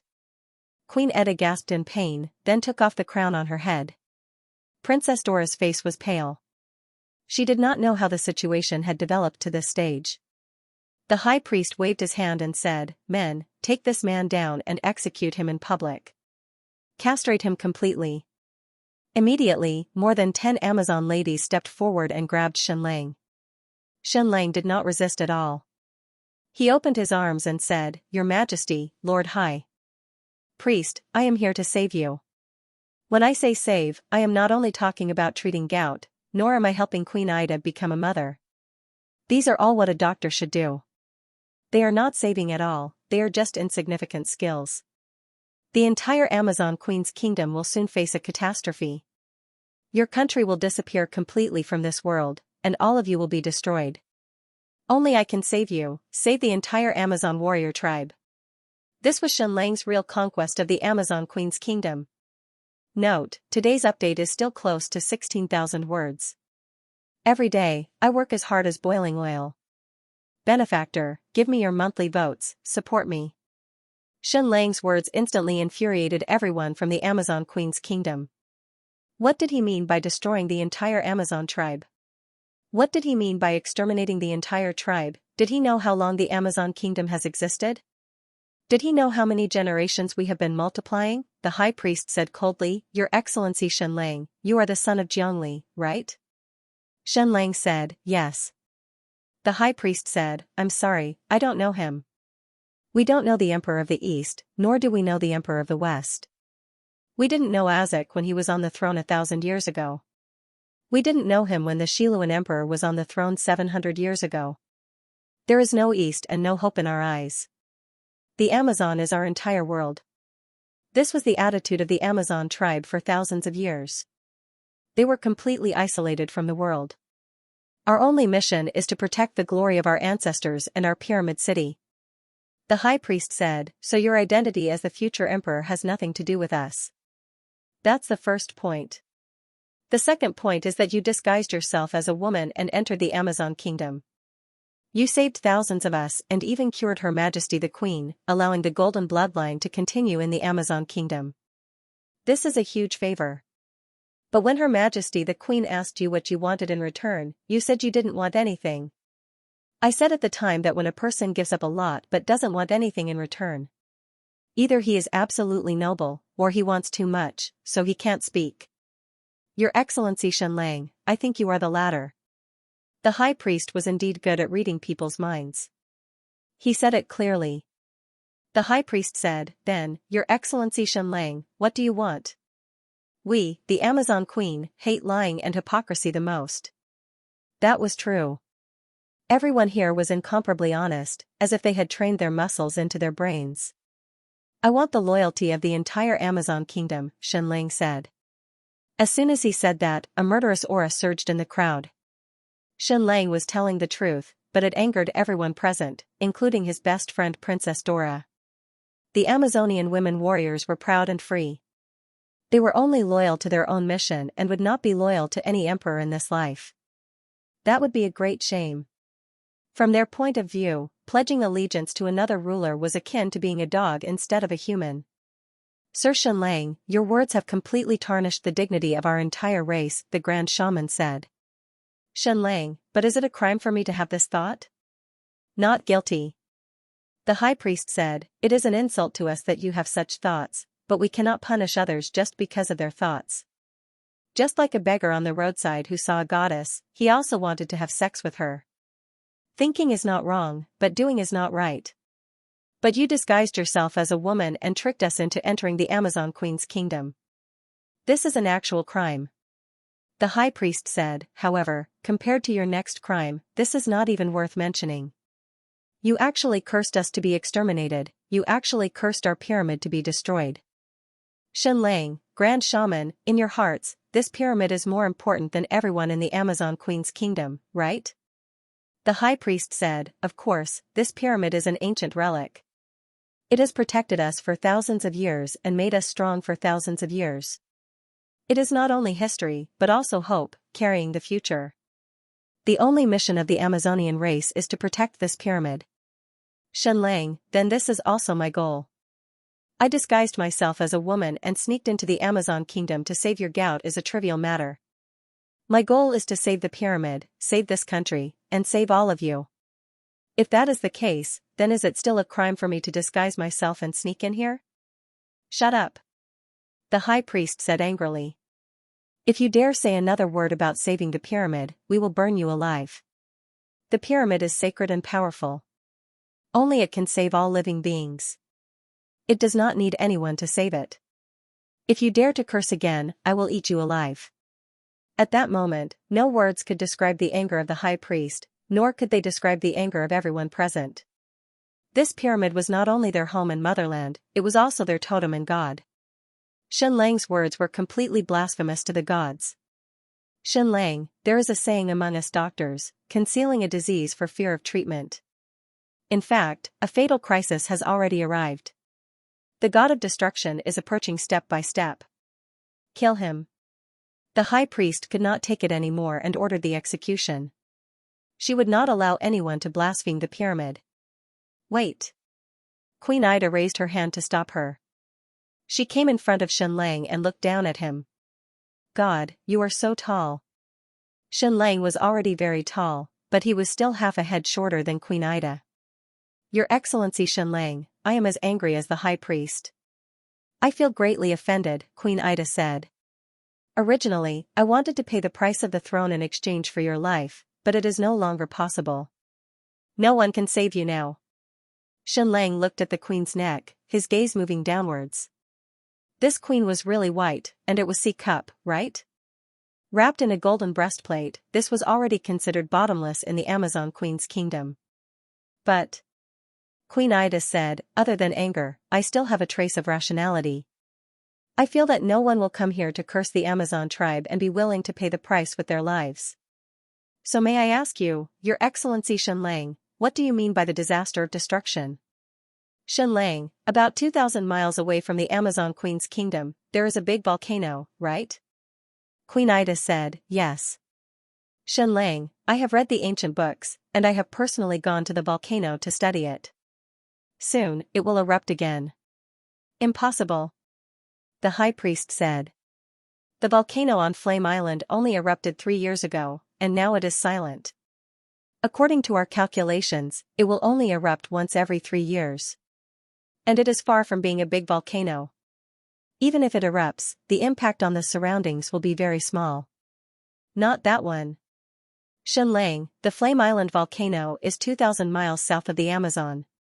I am talking about the Nightmare Island volcano 2,000 miles north of the Amazon. The high priest laughed coldly. Ridiculous, extremely ridiculous.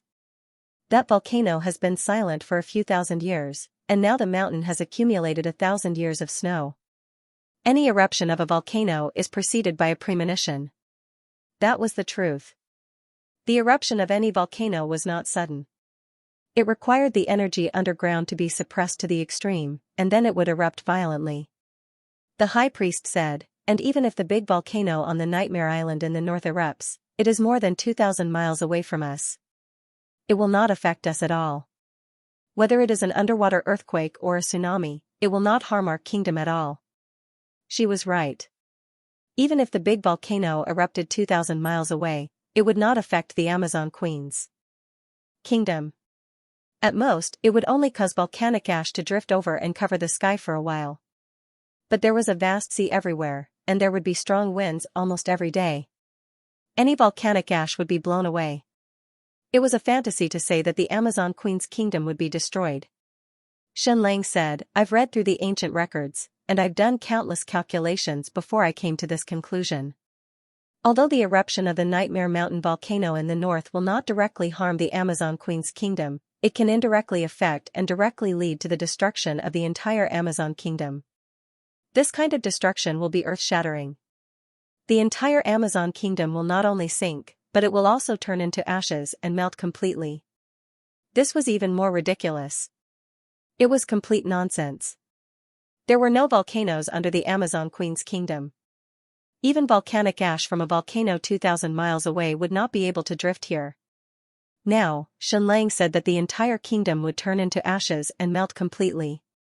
This was completely the ravings of a lunatic. And he even said that he wanted to save the Amazon kingdom. If such a natural disaster happened, he would try to save it alone? This person was completely powerless, and he wanted to save such a natural disaster. He was only an excellent doctor, not a god. Men, drag him out and publicly behead him on the guillotine, the high priest ordered. Wait. Queen Ida stopped him once again. The high priest said, Your Majesty, you are in charge of the war. I am in charge of the sacrifice. I have to maintain the sanctity of the pyramid. This person cursed the pyramid, so he should be dealt with by the Amazon temple. If you execute him, he can still enjoy the beheading. But if you hand him over to us, he will be burned alive. Queen Ida said, My teacher, I am very angry too. I also think it is very ridiculous. But we Amazons should be proud and not conceited. We should give him a chance to prove himself. The high priest said angrily, Prove what? Queen Ida said, Prove that his words are wrong. He saved many of our warriors and even cured me, so that the golden bloodline of the Amazon kingdom can continue to be passed down. I think he has earned this chance for himself, a chance to prove himself. The high priest said, Your Majesty, then what do you want to do? Queen Ida said, Your Excellency Xianxia, according to your calculations, when will the great destruction of the Amazon Queen's kingdom come? Xianxia closed his eyes and calculated for a while. Then, he opened his eyes and said, It should happen within 48 hours. Queen Ida glanced at the setting sun outside the window and said, Then we will give you 48 hours. Before the sun sets the day after tomorrow. If the disaster of destruction really happens, then it will prove that you are right. Of course, you are not guilty. And if the great destruction does not come, Xianxia said, then it will prove that I am lying. I am guilty. Queen Ida said, When that time comes, we may have to execute you. Xianxia said, It is a deal. Queen Ida said, When that time comes, you can choose a way to die. And we will execute you publicly, so that thousands of people can witness it. So no matter what, you will become history and warn the outside world. Men, lock His Excellency Xianxia in the confinement room. No one is to touch him or have any conversation with him.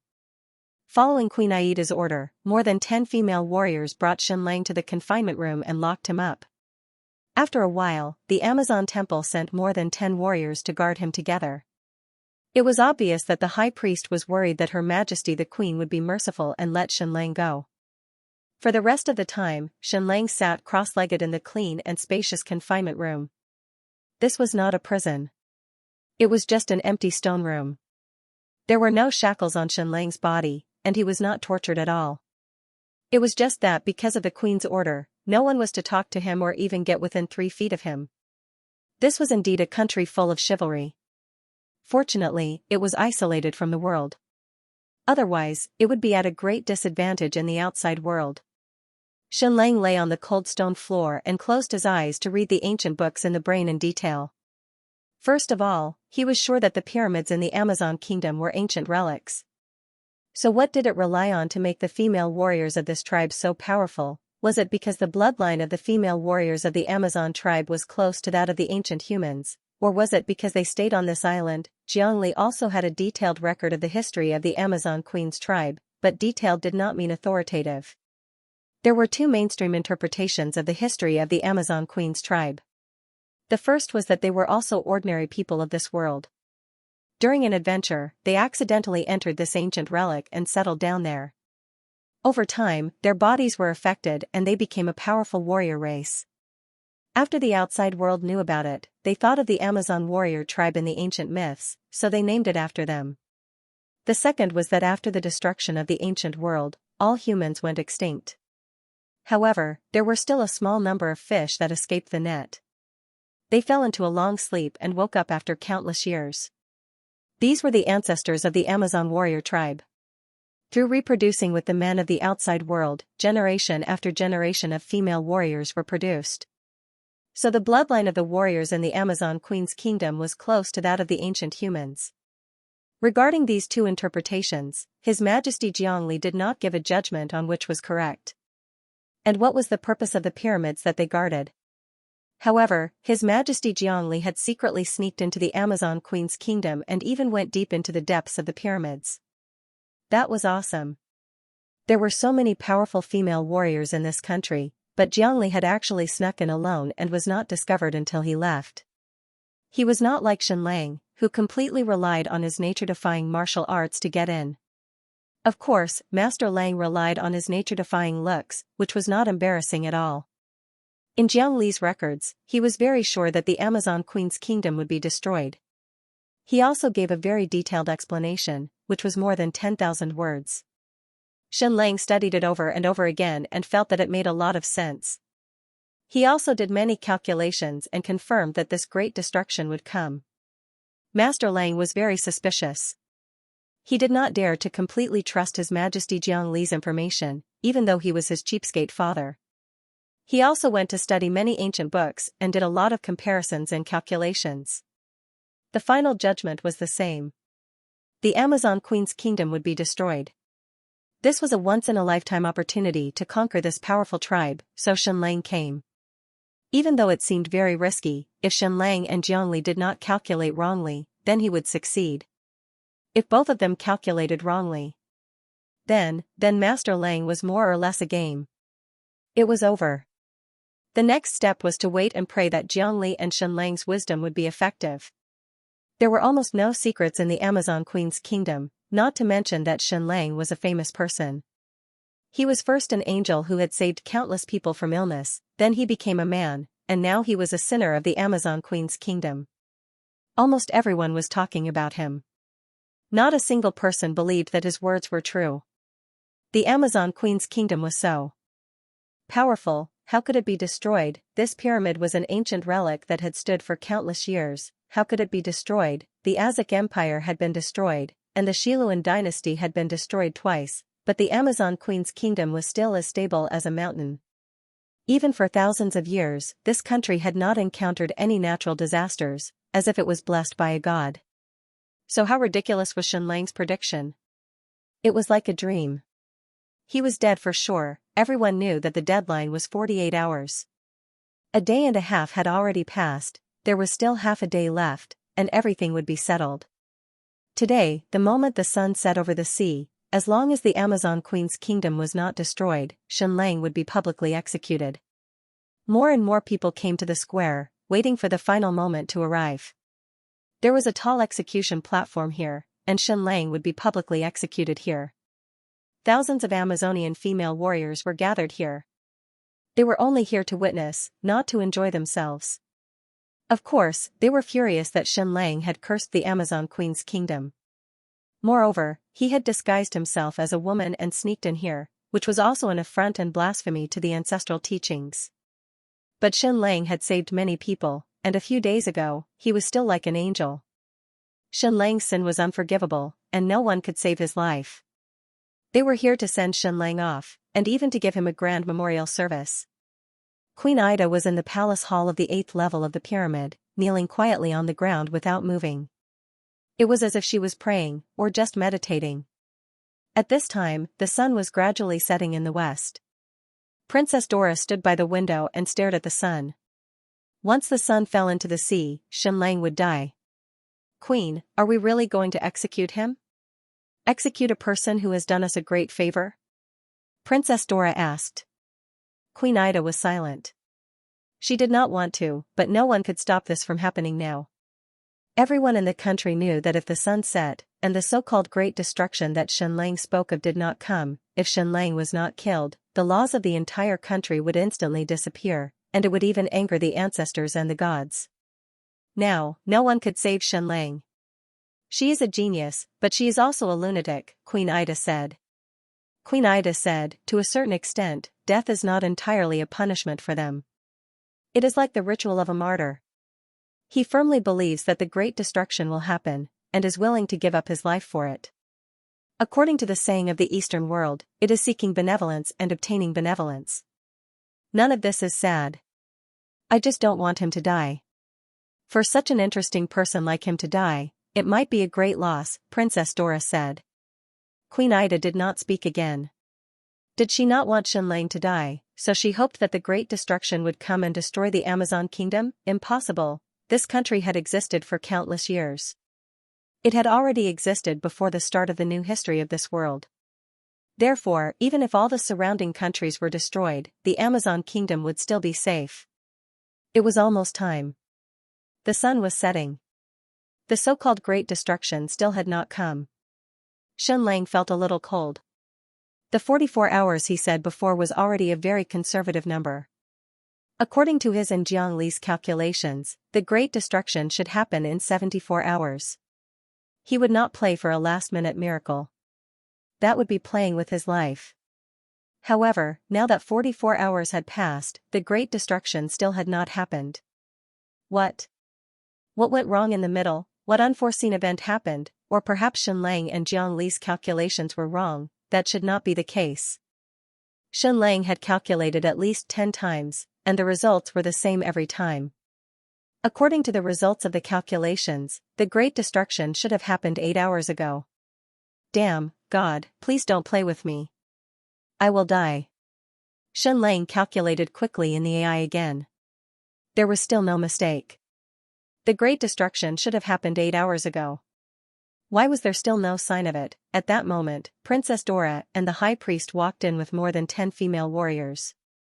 Shenlang, it's almost time. We should bring you to the execution ground, Princess Dora said. Princess Dora said, we owe you a debt of gratitude, so you can choose a way to die, the most comfortable way to die. Shenlang thought for a while and said, burn me to death. Hearing this, Princess Dora was stunned. This was the most painful way to die. Shenlang said, can you give me a quarter of an hour? I still need to dress up before I die. Princess Dora nodded and retreated. The high priest also retreated. They were going to execute Shenlang anyway, so they still had to give him the last bit of humanitarianism. Shenlang once again smeared flame isolation gel on his body, put on the asbestos headgear, and 3 layers of asbestos clothing to cover his whole body. Finally, he put on Long Nana's gorgeous dress. This time, it was the execution in the square. He had no chance to jump into the water to escape. If the great destruction still did not happen at the last moment, Shenlang could still use the miracle of not being burned to death to save him. Of course, that was only the worst-case scenario. He hoped that it would not happen. A quarter of an hour later, Shenlang was taken out of the closed room and brought to the tall torture rack in the square. He was tied up with special ropes and his hands were spread open. Firewood was piled up under the torture rack, and tens of thousands of Amazonian female warriors were watching. Their expressions were solemn. It was not like watching an execution, but a funeral. Everyone put their hands together and closed their eyes to recite a eulogy. They would not be happy because Xianxia was burned to death, but they had no reason to stop this execution. It could be said that countless people present did not want to kill Xianxia, but they had no choice. Everyone was quietly waiting for the final moment to come. Her Majesty the Queen climbed to the top of the pyramid for the first time because the sun set the last time there, so she could buy more time. She quietly looked at the setting sun on the sea.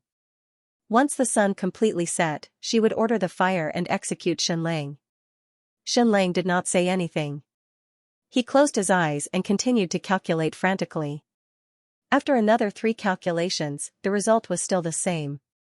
The great destruction should happen in 6 hours.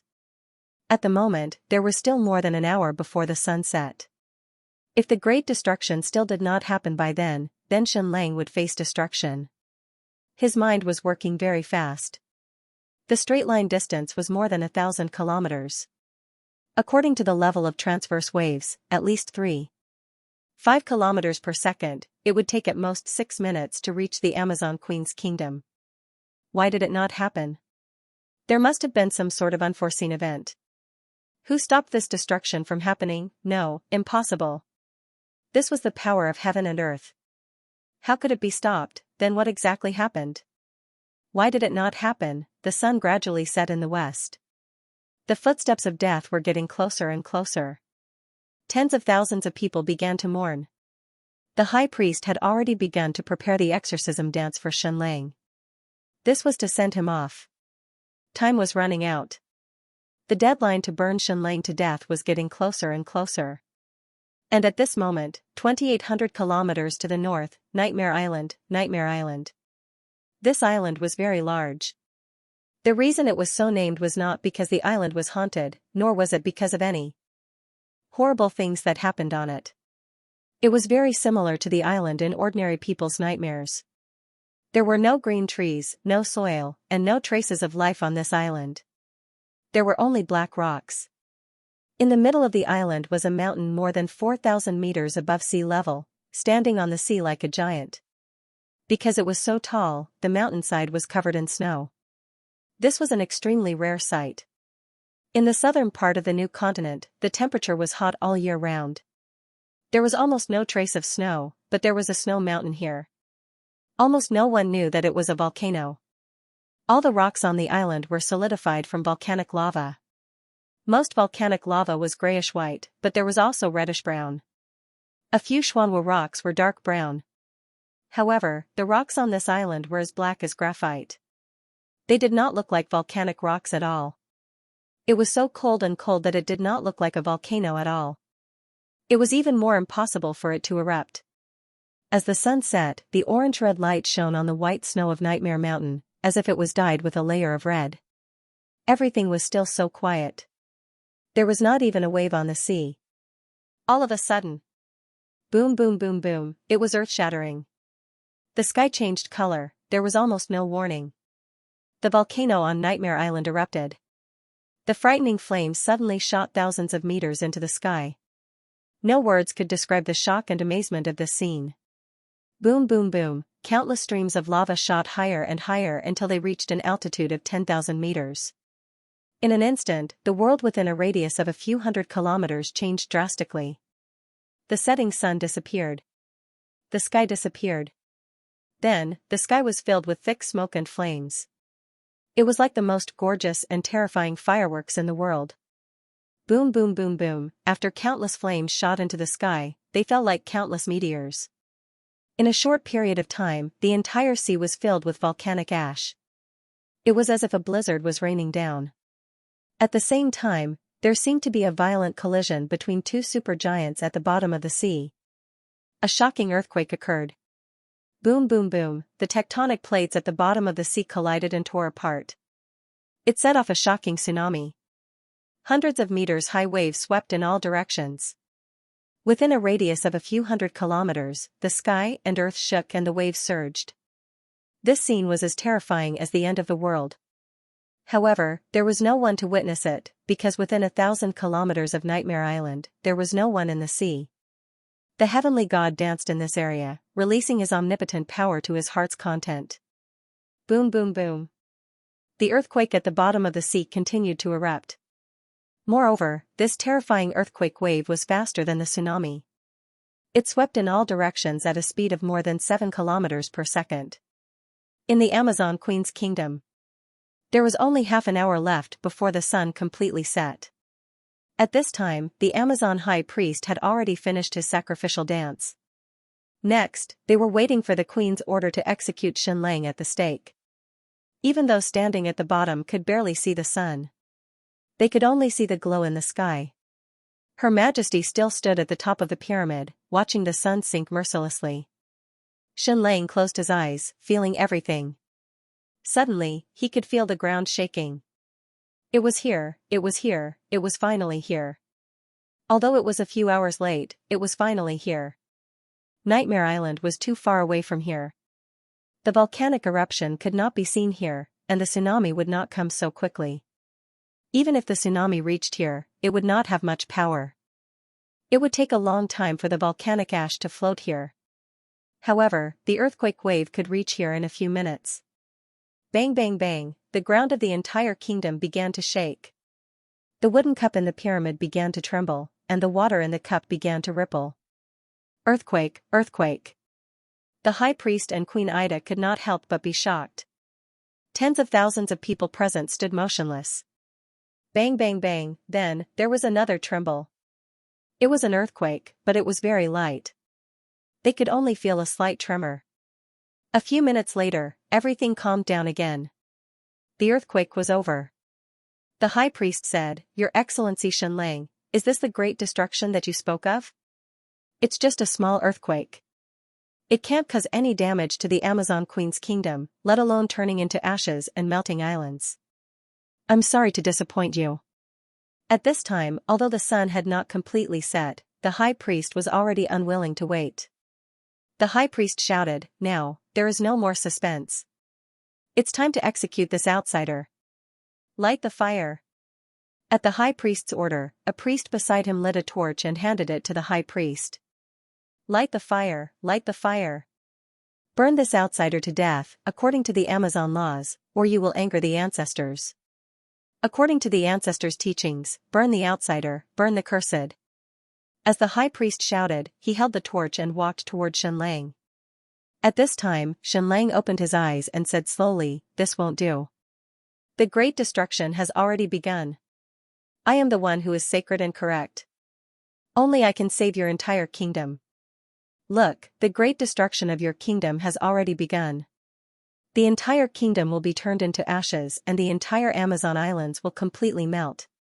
Xianxia's voice was low, but it was filled with terrifying deterrence. At the same time, Queen Etta, who was standing at the top of the pyramid, saw it. This large pyramid was more than 200 meters tall. She could see it clearly. In the north of the Amazon kingdom, there were 5 other pyramids, but they were much smaller than this one. The 5 pyramids were the 5 towns of the Amazon Queen's kingdom. Suddenly, boom, boom, boom, boom, an earth-shattering explosion. The first pyramid in the north was turned into ashes. It was a small town, and the pyramid was hundreds of meters tall and thousands of meters long. It was also like a small mountain. Suddenly, there was an explosion, and a shocking flame appeared. The mushroom flame surged into the sky. This scene was like a nuclear explosion. Endless flames engulfed everything around it in a frenzy. All the trees, all the animals, were instantly turned into charcoal. Even the rocks were completely melted in an instant. Then, boom, boom, boom, the second small pyramid also exploded violently. The pyramid that was thousands of meters long and more than 100 meters tall, the entire small town was instantly smashed into pieces. The monstrous flames engulfed everything around it in a frenzy, engulfing and melting everything. The light in that instant seemed to surpass the sun in the sky. Everything within a radius of dozens of miles was turned into ashes and smoke. The great destruction of the Amazon Queen's kingdom had officially begun.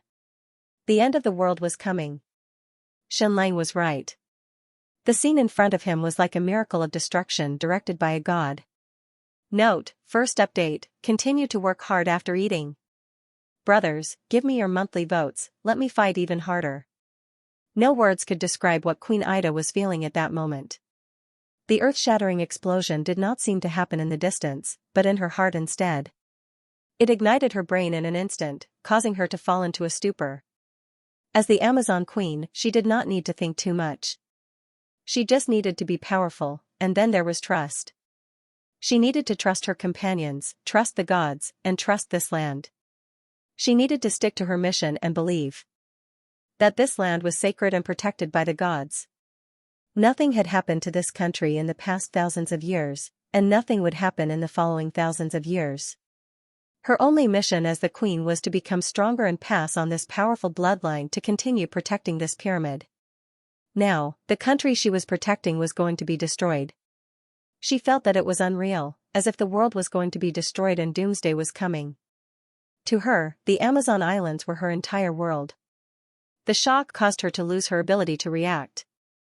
Boom, boom, boom, even though they were very far away, the powerful shockwave still swept over wildly. Like a violent storm, countless trees were broken and uprooted. Swoosh, a hot and powerful shockwave rushed over and licked the queen's face. She felt a burning sensation through her pores. Whoosh, whoosh, whoosh, the huge pyramid let out a loud noise. If it was an ordinary house, it might have collapsed.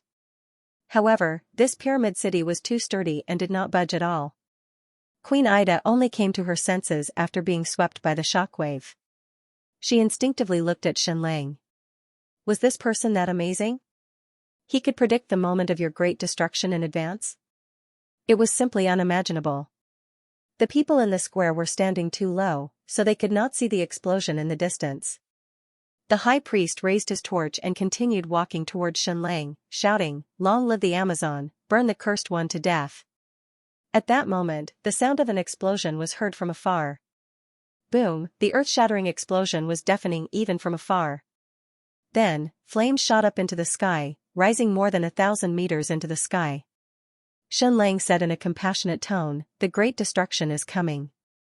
I'm here to save you." Everyone was trembling in fear. They couldn't believe what they had just witnessed. From their point of view, they could even see that the shocking flame seemed to have emerged from the top of Xianxia's head and directly rushed into the sky. The great destruction had really come. This nation protected by God, this nation that would never fall, was actually going to perish. Xianxia was actually right. He had actually predicted the arrival of the great destruction. At this moment, the high priest of the Amazon kingdom had a drastic change in expression. Then, under everyone's astonished gaze, she suddenly threw the torch at the firewood below Xianxia. Boom boom boom, the flames immediately burned fiercely, instantly burning Xianxia's gorgeous dress. Xianxia was once again engulfed by the flames. Xianxia was stunned. Everyone was stunned. They couldn't even react for a moment. Why was that? Xianxia was the right one. He had predicted the coming of the great destruction like a god. Why was he burned to death? The high priest pointed at Xianxia and shouted, "This crossdresser is an ominous person. He is a cursed person. The disaster that the Amazon kingdom is facing is all because of his curse. Burn him to death." The crazy flames instantly engulfed Xianxia's entire body. "Burn him to death, burn him to death," the high priest shouted crazily. Everyone present was shocked. When Queen Ida, who was at the top of the pyramid, saw this, she shouted, "No." Princess Dola suddenly came to her senses. Her entire body shot toward Xianxia like a cannonball. Bang! Her strength was too shocking. She directly carried Xianxia and the giant cross more than 10 meters away from the sea of fire that was burning the firewood. Xianxia's body was still covered in flames. Even Princess Dola's leather armor was on fire. Without another word, she carried the burning Xianxia and rushed toward the large bath. "Please don't die. Xianxia, please don't die." At this moment, Queen Ida directly jumped down from the top of the pyramid. She jumped 20 to 30 meters in one leap. The high priest pointed in the direction of Princess Dola and Xianxia and shouted, "Kill the outsider. Kill the cursed person." Then, she led hundreds of temple warriors in pursuit of Xianxia. Queen Ida shouted in the air, "Stop her." Immediately, hundreds of thousands of female warriors rushed up to stop the high priest's temple warriors. At this moment, Boom, boom, boom, the powerful shock wave penetrated the layers of defense of the pyramid and swept over like a boiling hurricane. Even though it was so far away, the shock wave was still like a Category 10 hurricane. The stones and wood on the ground were all blown into the sky. At this moment, there were tens of thousands of people in the plaza. They were instantly swept by the hurricane. Hold! Tens of thousands of people suddenly bent over and held each other's arms. They did not move an inch and withstood the terrifying shock wave. If it were anyone else, they would have been blown far away like a kite.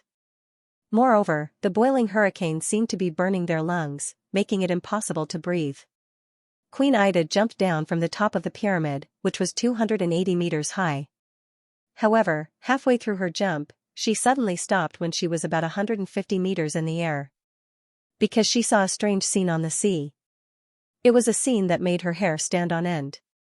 A small white boat floated from the north toward the Amazon kingdom. Wherever it passed, snow fell from the sky.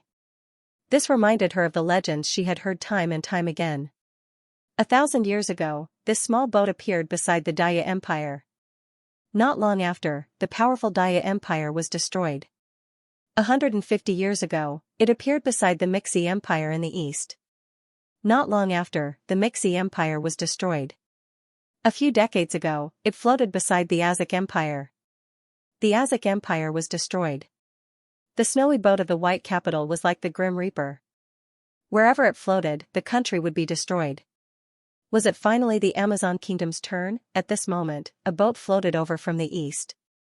There was a person standing on it. How did he pass through the layers of defense of the wall on the sea?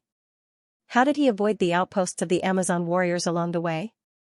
Protect Princess Dora. Protect Shenlang, Queen Ida ordered.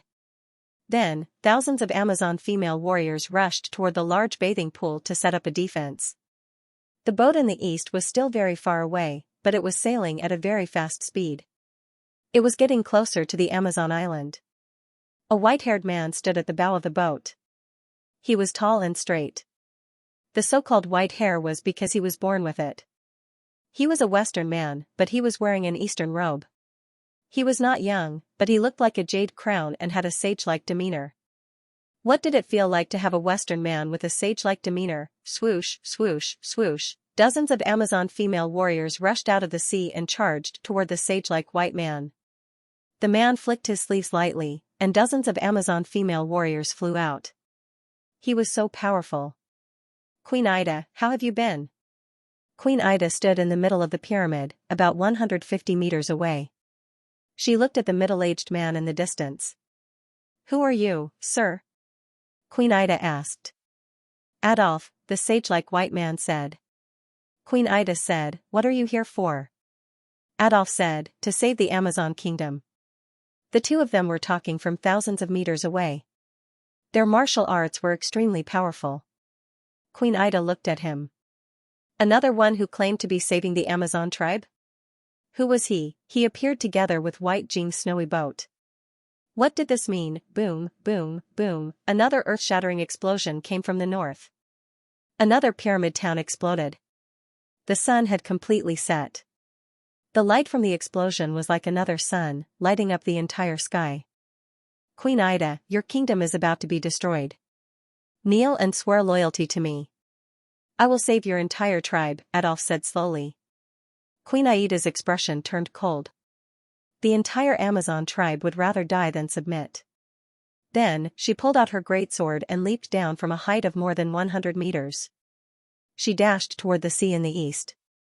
This was her battle mentality. If it were any other queen, shouldn't they be concerned about saving the Amazon kingdom first? Instead of thinking about battle first, Queen Ida dashed toward the sea in the east. At the same time, female Amazon experts leaped out one after another like birds, following behind the queen and charging towards her. Hundreds and thousands of people chased after Adolf on the sea. Ha ha ha ha. The sage-like Adolf laughed and said, Your Majesty, when you and your people are at their wits' end, remember to look for me on Bitter Cold Island. I am the only one in the world who can save the Amazon tribe. Amazon Island is about to be destroyed. You don't have much time left. Hurry up and leave by boat. The further, the better. However, not every island in this world is suitable for your survival. After leaving the Amazon island and the Great Pyramid, your bloodline will weaken and you will eventually become weak mortals. But I can give you a new kingdom. A kingdom like Amazon Island with a pyramid on it. It will allow you to continue your legacy. If you don't want the entire Amazon tribe to be destroyed, look for me on Bitter Cold Island. Kneel and swear loyalty to me. My name is Adolf. His voice was not loud, but it reverberated across the entire sea. Queen Aida's body was like an arrow released from a bow. She reached an astonishing speed of 30 to 50 meters per second as she dashed toward Adolf. The thousands of warriors behind her were also like seabirds, charging behind her in a frenzy. They were truly treading on the waves. They were even faster than a sailfish.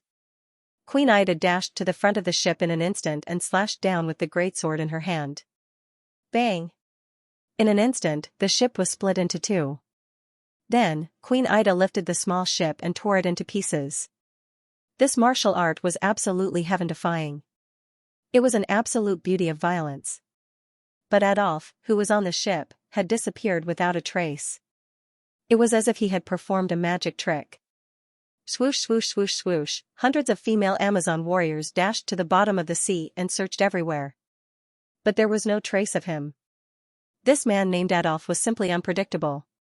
When he was a few hundred meters away, he was clearly standing on the bow of the ship. But he suddenly disappeared. Perhaps he was not there at all. Queen Aida looked toward the sea in the north. The white small ship was still drifting south. Wherever it passed, snowflakes would fall. It looked so mysterious and strange. Bang! Suddenly, it was smashed into pieces. It turned into a white mist and disappeared. Snowflakes fell from the sky. It was beautiful. Boom, boom, boom, boom, there was another earth-shattering explosion. Flames like a mushroom cloud rushed into the sky again. The fourth small pyramid exploded. Everything within a radius of more than 10 miles turned into ashes and smoke, turning into nothingness. The powerful shockwave once again swept across like a hurricane. It was as if the end of the world was happening again. Queen Aida's heart was filled with an ominous feeling. This time, the great Amazon kingdom might not be able to survive. Before her tears could fall, they had already shattered and turned into mist in her eyes. Her delicate body was like a cannonball again. She bounced on the surface of the sea on the spot and rushed toward the Great Pyramid. The Queen of the Amazon would never cry. The Amazon would never cry. You didn't die? Not only did you not die, but you didn't even lose a strand of your hair? How did you do that? I clearly saw you turn into a ball of fire. In the large bath, Princess Dora looked at Xianxia, who was unscathed, in surprise. He was clearly burning just now. Why was he unscathed? Princess Dora, on the other hand, was burned quite badly. Half of her long silver hair was burned. Her leather armor was charred. There were also several large blisters on her body. Was there anyone in this world who was not afraid of being burned? Do I look fine to you? Xianxia pointed at his face and his arm. Look, look, it's all burned red. There's something wrong with that high priest. She's a spy. There's definitely something wrong with her. This time, Xianxia was indeed not badly burned. The fire had just started when Princess Dora pounced on him. Whoosh, a figure flashed in front of him, and Queen Aida appeared directly in the bath. Her speed was really amazing. She was many times faster than the fastest cheetah. You said you can save the Amazon kingdom? Queen Aida asked. Xianxia said, I will do my best, but I'm only 80% sure, and I can only save this Great Pyramid. Queen Aida said, what are your conditions? At this time, if Xianxia said something like kneeling and pledging loyalty, she would definitely cut him down with her sword. The Amazon tribe would rather die than submit. She would rather the Great Pyramid explode than kneel and pledge loyalty to others. For small pyramids had exploded. There was no doubt that after the fifth small pyramid exploded, it would be the Great Pyramid's turn. And the volume and energy of this Great Pyramid far exceeded the sum of the 5 small pyramids. Once it exploded, it would be just as Xianxia said. Tens of thousands of Amazonian women warriors would all be smashed to pieces and turned into ashes. The entire Queen's kingdom would completely melt and sink into the sea. No one would survive. Xianlang said, for small pyramids exploded. Were there any casualties? Queen Ida said, yes, but not many. Because the women warriors from the towns below all came to send you off. Fortunately. God cherished life. It would be a pity if such a powerful Amazonian woman warrior died. Queen Ida said, you said you can save the Amazon kingdom. What conditions do you need? Xianlang said, you will absolutely not leave this place, right? Yes, Queen Ida said. Queen Ida said, we would rather be annihilated than abandon the Great Pyramid. We will never abandon our beliefs. Xianlang had already felt the stubbornness of this group of people. Xianlang closed his eyes for 2 seconds. Xianlang said, I originally had conditions, but now I have no conditions. Then, Xianlang quickly rushed out of the big bath and said, go to the bottom of the Great Pyramid. It's almost too late. Then, he ran desperately to the top of the Great Pyramid. Bring my backpack over. As soon as she said this, Her Majesty the Queen instantly disappeared. After a moment, she returned with Xianlang's big backpack. Almost like a gust of wind, Xianlang was held by Queen Aida's waist. Whoosh, she bent down and leaped up 20 meters into the air. Just like that, she kept jumping toward the top of the pyramid that was more than 200 meters high. This martial art was really awesome. Dola, capture the high priest, Queen Ida ordered. Yes. Bang. Like a cannonball, Princess Dora shot out fiercely and rushed outside. She led the army to capture the high priest and her followers. Queen Ida brought Xianlang to the 9th floor of the pyramid. She had endless questions in her mind, but it was too late to ask them now. This 9th floor was like a sutra depository. The floor was like a mirror. She opened a mechanism, and an entrance appeared on the ground. Queen Ida entered the entrance with Xianlang under her arm. There was a small room inside. She pressed another switch, and suddenly, the small room was like an elevator, falling continuously. Of course. This was not an elevator, but using other forces. Whoosh whoosh whoosh whoosh, falling. This speed was so fast that Xianlang's eardrums almost could not bear it. Tens of meters, hundreds of meters, about 500 meters deep, it finally stopped. We're here. Queen Ida said. Xianlang came in. Was this the bottom of the pyramid? But there was nothing here, only an empty stone room, completely empty. Xianlang stood there, motionless. What are you waiting for? Queen Ida asked. For the next explosion, Xianlang said. Then, both of them fell into silence. Your Majesty, you can put me down now, Xianlang said. He was still being held by Queen Ida at the waist. The queen put him down, but Xianlang was a little reluctant. This world was really terrible. The previous explosion was earth-shattering, and now it was waiting for it to explode, but it did not. At this moment. Boom, boom, boom, another earth-shattering explosion. The 5th small pyramid, which was also the last small pyramid, also exploded. One could imagine that everything within a dozen miles around it would also be reduced to ashes. The ground that Xianlang was standing on started to tremble and shake violently. It was also at this moment that a light shadow suddenly appeared on the wall in front of him. There were countless letters on it, Greek letters. This must be the triggering condition. When there was a strong vibration underground, this light shadow would be triggered. Xianlang quickly rushed forward and pressed these Greek letters, as if entering the password. What was the password? The Greek letter Ares was the god of war, Ares, and also the god that the Amazon warrior tribe in Greek legend believed in. He finished entering the password.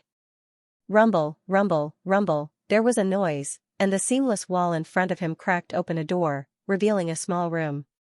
Queen Ida could not help but be stunned. What was this? Why did I not know? This was clearly my home. Why did Xianlang seem to know it better than me? After entering the room, Xianlang went forward and pressed the switch. Swoosh, swoosh, swoosh, this small room was like an elevator, constantly falling. This time it fell even deeper, falling a full few hundred meters. The falling finally stopped, and the door of the small room opened. Xianlang and Queen Ida walked out. Then, she was completely stunned. Outside the room was a long passageway, and at the end of the passageway was a huge ball with a diameter of more than 10 feet. If she guessed correctly, this huge ball was the energy core of the entire pyramid. Around this ball was a huge empty circular space with a diameter of more than a few hundred meters. This was the core area of the entire Great Pyramid. Even Queen Ida had never been to this place, nor had she even seen it. She only had one mission, and that was to protect the pyramid. But she had never thought of exploring it, much less asking for it. Because she felt that the pyramid had given her enough, far more than she needed. Boom, boom, boom, suddenly, the entire ground shook violently again, and then the huge ball in front of her began to turn red. At this moment, even if Ida did not understand, she could guess that the culprit of the explosion was this huge ball. So what was inside this ball? The effect of the explosion just now was as shocking as a nuclear bomb. So was it a nuclear bomb? No. Was it an energy bomb? Also not. When Xianxia read the information, he did not know what it was at first, because Jiangli did not know either. But after reading the ancient books and through the description of this thing, Xianxia boldly deduced that it was metallic hydrogen. Not a hydrogen bomb. Hydrogen had 3 states: gas, liquid, and solid. In a sense, metallic hydrogen was also known as the 5th state. In most cases, hydrogen was in the gas state. But even when it was in the gas state, it could still explode.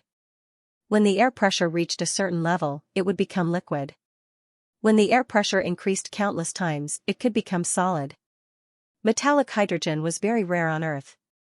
Harvard University had once produced it. But it was widely distributed in the solar system. Its reserves on extrasolar planets such as Jupiter were astronomical, even accounting for 80% of the mass of extrasolar planets. Metallic hydrogen was an absolutely excellent conductor, and it was also the best energy storage. Metallic hydrogen also had another characteristic. When it exploded, its power was about 10 times that of TNT. Once this huge ball with a diameter of 30 meters exploded, how terrifying would the power be? Then some people might say, could this metallic hydrogen be used as a weapon? It was simply a fantasy. This thing exceeded the limits of all of Xianxia's abilities. He could not control it at all, and he could not even move it. Even the people of this world could not control this thing. This was something from the ancient civilization. At this moment, the huge metal ball in front of him was getting redder, and it began to tremble. Queen Ida could see that it was about to explode. Once it exploded, the entire Great Pyramid would be smashed into pieces. It might even melt directly, and the entire Amazon kingdom would be reduced to ashes. How much longer until it explodes? Queen Ida asked. About half an hour, Xianxia said. Your Majesty, I need absolute silence from now on. Xianxia took out a crude version of an oxygen tank from his backpack and started trying to breathe in oxygen. The amount of air here was frighteningly thin. He could not last half an hour underwater like Queen Ida. In just a short while, he was about to faint from the lack of oxygen. Bang, bang, bang, the entire ground was shaking violently, and the metal ball in front of him made an ear-piercing sound. Then, light and shadow appeared on the surface of the metal ball's cover. Rows and rows of Greek letters appeared. He had to enter the password again. But what was the password? The huge metal ball in front of him was the energy core of the entire pyramid, so it was like a tinder. In Greek mythology, there were 2 synonyms for tinder. Prometheus, Mount Olympus. No, there were 3, and Hephaestus, the god of fire. The password should be one of these 3, but which one should he choose? And there was definitely only one chance to enter it. Prometheus stole the tinder for humans, and the tinder was on Mount Olympus. The password should still be one of the 2. Xianxia suddenly asked, Your Majesty, between Prometheus and Olympus, which one will you choose? Queen Ida said, Olympus. Xianxia entered the Greek letters of Prometheus without hesitation. That's right, Xianxia had tried this trick many times. Anyway, it was the opposite of some women's intuition, so it was definitely right. The cover of the huge metal ball in front of him opened, and something that Xianxia was very familiar yet strange appeared inside. The nightmare stone, but this nightmare stone was much bigger and more complicated than the one Xianxia had. It was probably used to control the metal ball. This thing had been tampered with, and it had already started the process of self-destruction. The sound became more rapid and ear-piercing, and the light of the metal ball grew brighter and brighter. Based on the frequency of the sound and the frequency of the change in the metal ball's light, Xianxia immediately calculated the countdown through the AI. 295 seconds left. Less than 5 minutes. Damn it, time is too tight. Xianxia panted heavily. He did not act immediately, but closed his eyes to think. How should he activate the procedure? What should he do next? Interrupt the self-destruction of the huge metal energy ball. But the ancient civilization did not have any computers, so he only needed to enter the password to interrupt it. It needed to modify the internal structure of the nightmare stone to interrupt the self-destruction process so that the metal ball could continue operating normally. God, I've learned it before. I've read hundreds of thousands of words about the nightmare stone in the ancient books of the Sand primitive tribe, and more than a few thousand blueprints. I've definitely seen this nightmare stone before. Thinking back.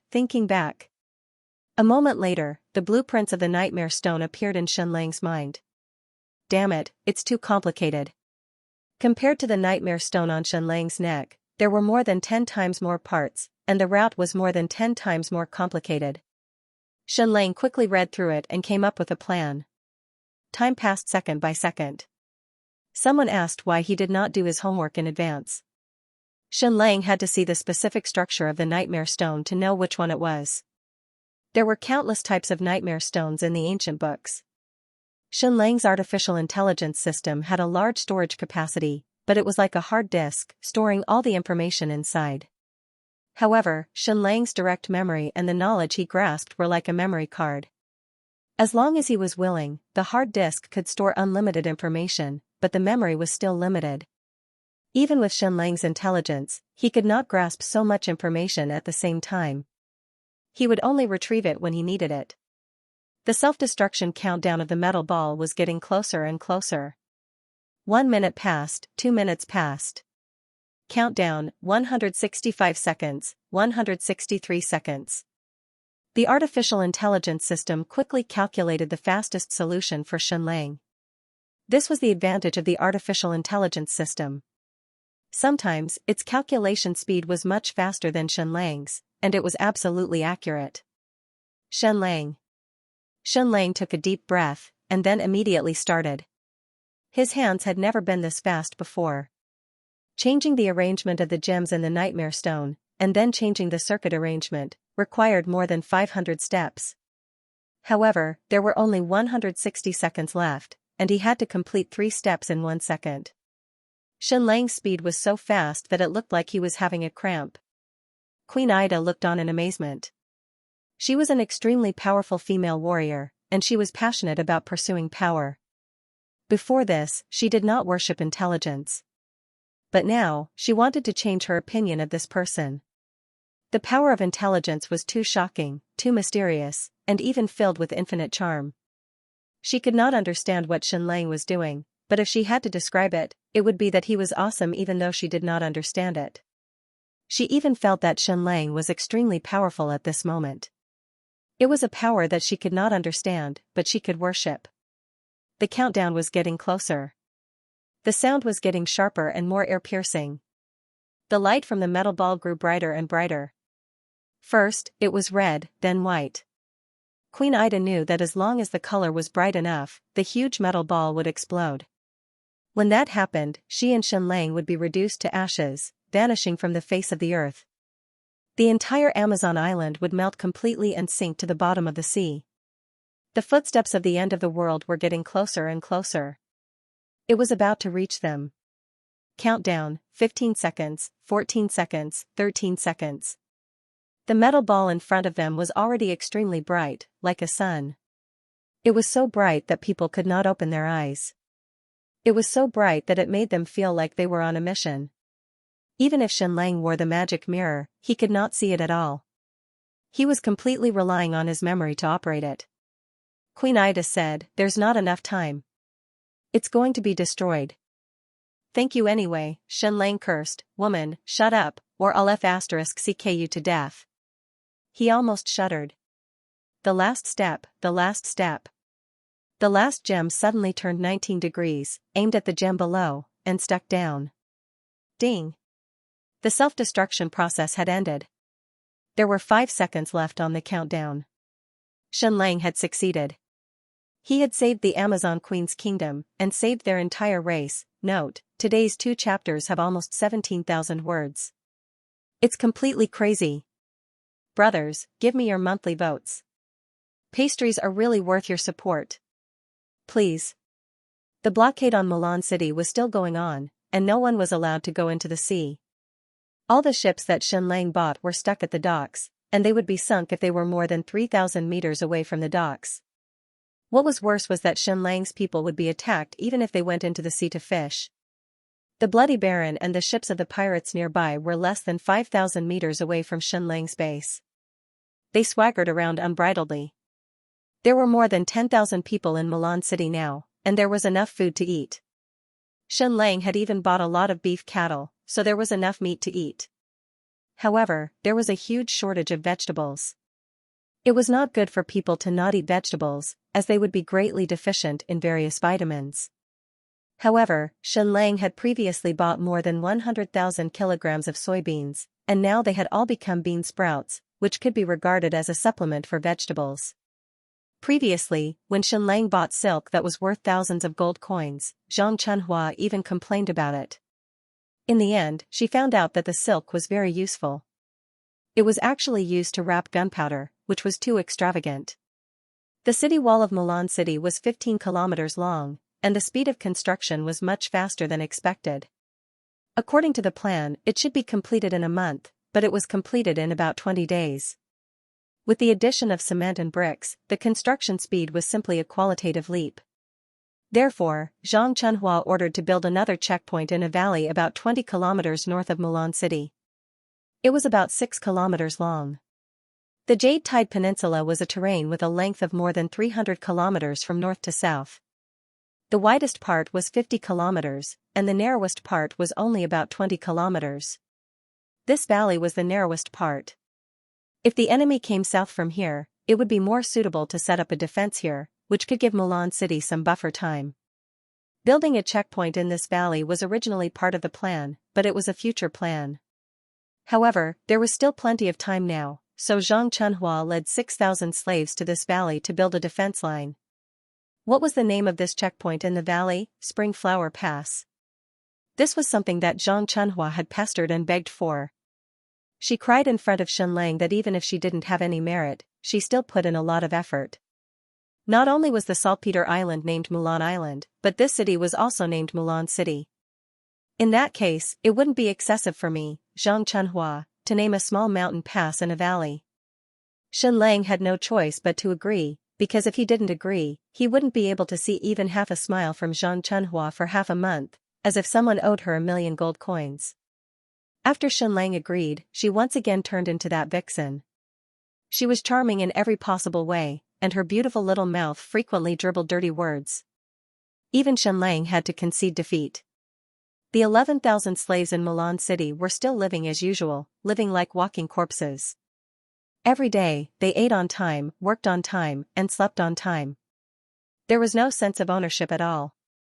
On the other hand, the 2,000 men under Xianxia were in a completely different state of mind. As the war approached, everyone's desire for battle was bursting, and their sense of honor was bursting. They wished that they could spend 36 hours a day, desperately preparing for war, desperately training, and desperately building a line of defense. Protect Her Majesty, protect the Empress City. These slogans were frequently shouted from their mouths. At first, it was the Eastern Knights. They were few in number and very weak, but after shouting such slogans, they could feel a sense of honor and mission. Although this city was small and very simple, it was named after the Empress. Therefore, even though Xianxia named this city Milan City, the Eastern Knights called it the Empress City. Moreover, they were constantly correcting other people's way of addressing it. Over time, everyone called it the Empress City. The Black Pearl Pirates also felt that the name Empress City was much more impressive than Milan City. The war was getting closer and closer, but Xianxia had yet to return. However, regardless of whether he was there or not, the 2,000 troops in the city had a strong spiritual pillar, constantly preparing for war. On the surface of the sea above Beijing City. Salute. Following the order, hundreds of ships raised their special flags at the same time. All the sailors on the mast waved their respectful flags. All the pirate ships lowered their flags and raised a new one. The highest was the flag of the Third Empire of Xiluan, followed by the flag of the Southern Guardian, and finally their own flag. The Guardian of the Southern Territory has arrived, salute. Hundreds of ships lined up to welcome the arrival of a huge fleet. What a grand scene. On the surface of the sea that spanned dozens of miles, there were all kinds of ships arranged neatly. They welcomed the Guardian of the Southern Territory of the Empire, Duc de Bus. This world was really realistic. Before the war with the Witch Empire, the pirates in this sea region were still respectful to Duc de Bus, but most of the time, they only respected her from afar. They only did trade and did not talk about loyalty. However, after this war, everything changed. After a few months of fierce fighting, the Third Empire of Xiluan had obtained a strategic victory. The Southern Army, Eastern Army, Northern Army, and Western Army were all unstoppable. The most outstanding were Duke Russell of the Eastern Army and Duc de Bus of the Southern Army. Now that the Witch Empire had completely fallen, only the capital, the Empress City, was left. Moreover, more than 1 million troops had surrounded the Empress City, as if they could take it down at any time. The reason why they did not attack again was to wait for Sauron the Great to come south. Sauron the Great had already decreed that he would only ascend the throne after destroying the Empress City. Queen Medusa could either kneel down and swear allegiance to him and become his queen, or die. Therefore, the war had ended, and they were just waiting for the decisive battle between Sauron the Great and Queen Medusa. At its peak, the Witch Empire was more than 4 million square kilometers. In less than half a year after the war started, it was completely destroyed. Duke Russell conquered 1.6 million square kilometers, and Duc de Bus conquered 1.2 million square kilometers. They also defeated the 5 navies of the Witch Empire. Therefore, Duc de Bus was not only the governor of the Jadewave province, but also the guardian of the southern territory of the empire, the supreme leader of the 5 provinces. She had more than 200,000 troops under her command, and with the other cities that had surrendered, her troops exceeded 500,000. Originally, she only had 50,000 troops under her command, but now, before her people reached Beijing City, all the pirates within 5,000 miles of the sea had surrendered, and became the navy of the Third Empire of Xiluan. Therefore, the navy under her command suddenly exceeded 100,000. Woo woo woo, all kinds of conches sounded. Bang, bang, bang, bang, on the dock, the fire god shaman lit the fireworks. Duc de Bus's gorgeous flagship slowly approached the dock. An extremely valiant man stood proudly on the pier. He was more than 2 meters tall, and he was as tall as a mountain. "Uncle Austin, you've worked hard," Duc de Bus said. Austin Rousseau, the Count of the Third Empire of Xiluan, the new master of Beijing City, and a powerful knight. He was 10 years older than Duc de Bus, and had always been traveling and training outside, focusing on his personal martial arts, and had obtained a lot of glory. Of course, he had 2 great glory. One was that he had gone to the island of borrowing seeds, and both times, he had gained the favor of the Amazon goddesses, and lent his seeds to the Amazon tribe to reproduce. Don't cancel it, this was an achievement that could be taken out to show off in the whole continent. This was because every time the Amazon Queen's kingdom reproduced, the most powerful men in the whole continent would go. Duke Rousseau and Duke Hall had both gone. This Count Austin had left the family for a long time because he was unwilling to be a descendant. He felt that he could become Duke Rousseau, but his father failed in the fight for the inheritance, and he also lost the chance to inherit the Duke's title. When Duc de Bus inherited the family, he was even more furious. He felt that he was stronger than de Bus, and was even more unwilling to listen to her orders. But a few months ago, de Bus personally wrote a letter to Austin, asking him to become the master of Beijing City, and even the future governor of the Azure Wave province. When the Third Empire of Xiluan was established, Austin would become the second Duke of the Rousseau family. So, the powerful Austin Count had returned. "My dear niece, should I address you as Brooke or the guardian of the Southern Territory?" Earl Austin asked with a smile. Duc de Bus stepped forward and kissed her uncle. "Just call me Brooke." Debus said, "My dear uncle, you're already 39 years old, why haven't you seen my dear aunt? You're the future Duke of the Empire, if you don't have an heir, that's too bad." Austin Count said, "It can't be helped, there seems to be no woman worthy of me in the world. I love Queen Ida of the Amazon, but unfortunately, she doesn't marry. She didn't even appear for the 2 reproduction ceremonies. I've taken a fancy to another queen." Speaking up to this point, Duke Debus' beautiful face still had a smile, but her eyes suddenly shrank. Queen Medusa was now regarded as the exclusive property of Sauron the Great, and could no longer be mentioned. Ha ha ha. Austin Count laughed, "Brooke is also the most outstanding woman, but unfortunately, you're my niece. So now, there are probably only 2 women worthy of me." Duke Debus said, "May I ask who those 2 people are? I can propose marriage on behalf of uncle." Austin said, "One is Princess Dora of the Amazon Queen's Kingdom, and the other is Princess Helen." Duke Debus shrugged her shoulders, "Then I'm very sorry, Princess Dora will never marry out of the family. Princess Helen has disappeared for too long, and she also has the bloodline of the rebellious empress, so our family probably doesn't want to provoke her." Austin said, "Soon, it will be the reproduction ceremony of the Amazon tribe. I hope that this time, Princess Dora will go. Even if she can't get married, a few nights of pleasure is good enough." Duke Debus and Count Austin mounted their horses and walked side by side into the city. Along the way, countless people knelt down and kowtowed. Whether it was the quota race or the slaves, they all knelt on the ground and did not move, welcoming their noble master. After entering the castle at the top of the mountain, the middle-aged eunuch Talon led thousands of people and respectfully said, "Welcome home, Lord Guardian. Welcome home, future Lord Governor." Everyone could feel that Debus' status had changed. The Russo family was no longer the same, and had become more noble and powerful. Inside the study room, the middle-aged eunuch Talon said, "Lord Guardian, the Empire's Rear Admiral of the Southern Fleet, Bloody Baron, requests an audience." What Imperial Rear Admiral? He was clearly just a pirate leader. A moment later, the pirate leader Bloody Baron came in and knelt on both knees. "Shah Menlo greets Lord Guardian of the Southern Territory." "House of Menlo?" Duke Debus said, "If I'm not wrong, you should be a descendant of the Blue Prestige Province's Count Menlo. However, during the Second Empire, you lost your title because you rebelled against the Empress, and even faced the calamity of extermination." The Bloody Baron said, "It's like this. In order to establish a foothold in the south, the rebellious empress compromised with the Quita family, who had the largest population, and let them take up various important positions. My House of Menlo became the sacrifice.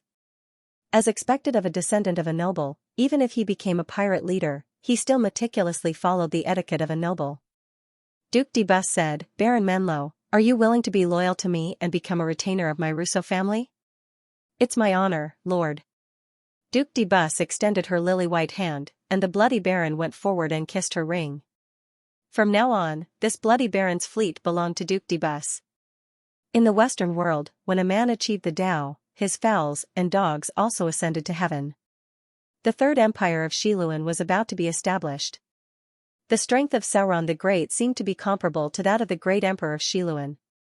Therefore, the Third Empire of Xiluan was far more powerful than the Second Empire, and might even restore the glory of the First Empire.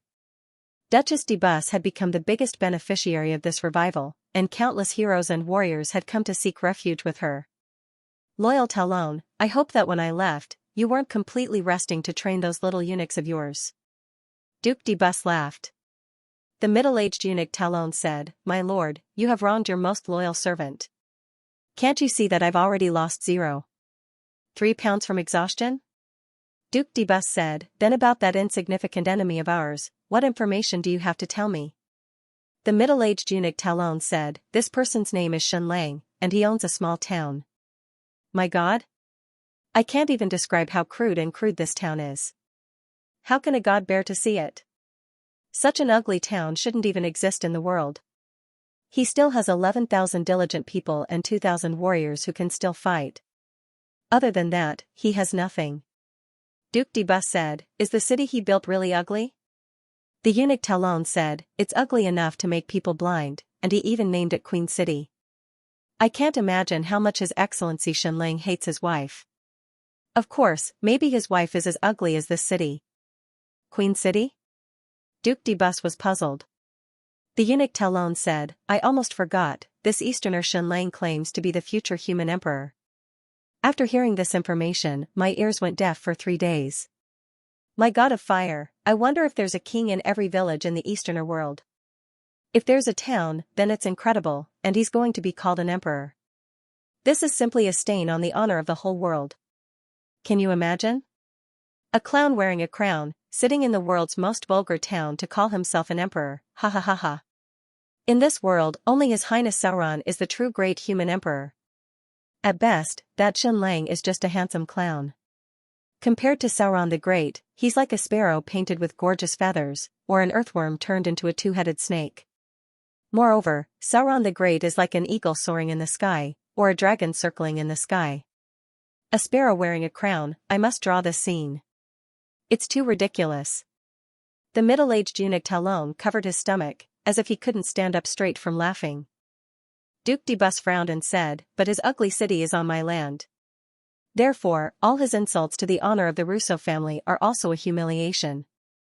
Austin Count said, then wash away this disgrace with blood. Duke de Bus said, dispatch an army of 100,000 and kill everyone in that ugly city of Xianlang, leaving not a single person, not even a blade of grass or a tree. Set the city on fire and turn it into ashes, as if it had never existed. Austin Count said, this Xianlang once escaped being burned at the stake. The Vulcan priest at the side said, this is just an oriental trick. Wearing cloth clothes that can be fireproof, then jumping into the sea to escape while taking advantage of the fire. This is not a miracle, but a trick, exactly the same as those lowly performers on the streets. Duke de Bus said, then this time, we will first wash his body, strip his clothes, then pour fish oil on him and burn him again. Let's see if he can still escape from the fire. Clap clap clap. The middle-aged eunuch Talon said, that couldn't be better. I'm already looking forward to that scene. The Jade Tide Peninsula is my family's territory. Even if it has been abandoned, it is still my territory. Now that this group of Easterners has built a city on it, it's like a swarm of flies on my dinner plate. I can't wait another day. 3 days later, dispatch an army of 100,000 and raze this city to the ground. Kill every last one of them. Yes. In the Amazon Queen's kingdom. The ear-piercing sound stopped, and the countdown ended. The light of the huge iron ball in front of them completely dimmed, returning to its previous cold appearance. Xianlang was so tired that he collapsed on the ground. He was about to collapse. Carry me up, Xianlang said. Queen Ida trembled and said, it's already succeeded, right? Yes, it's already succeeded, Xianlang said. It won't explode anymore. The Great Pyramid is saved. Woman, stop daydreaming. Carry me up quickly. I'm about to suffocate, Xianlang said. Queen Ida carried Xianlang and ran out. A few minutes later, Queen Ida carried Xianlang to the top of the pyramid. Will there be no more danger in the future? Queen Ida asked. Xianlang said, I've changed both layers of passwords, and I've also changed the Nightmare Stone, so this Great Pyramid is completely safe. It won't explode or self-destruct anymore. Queen Ida looked at the land in the north. The Great Pyramid was saved, but the 5 smaller pyramids in the north were all blown up.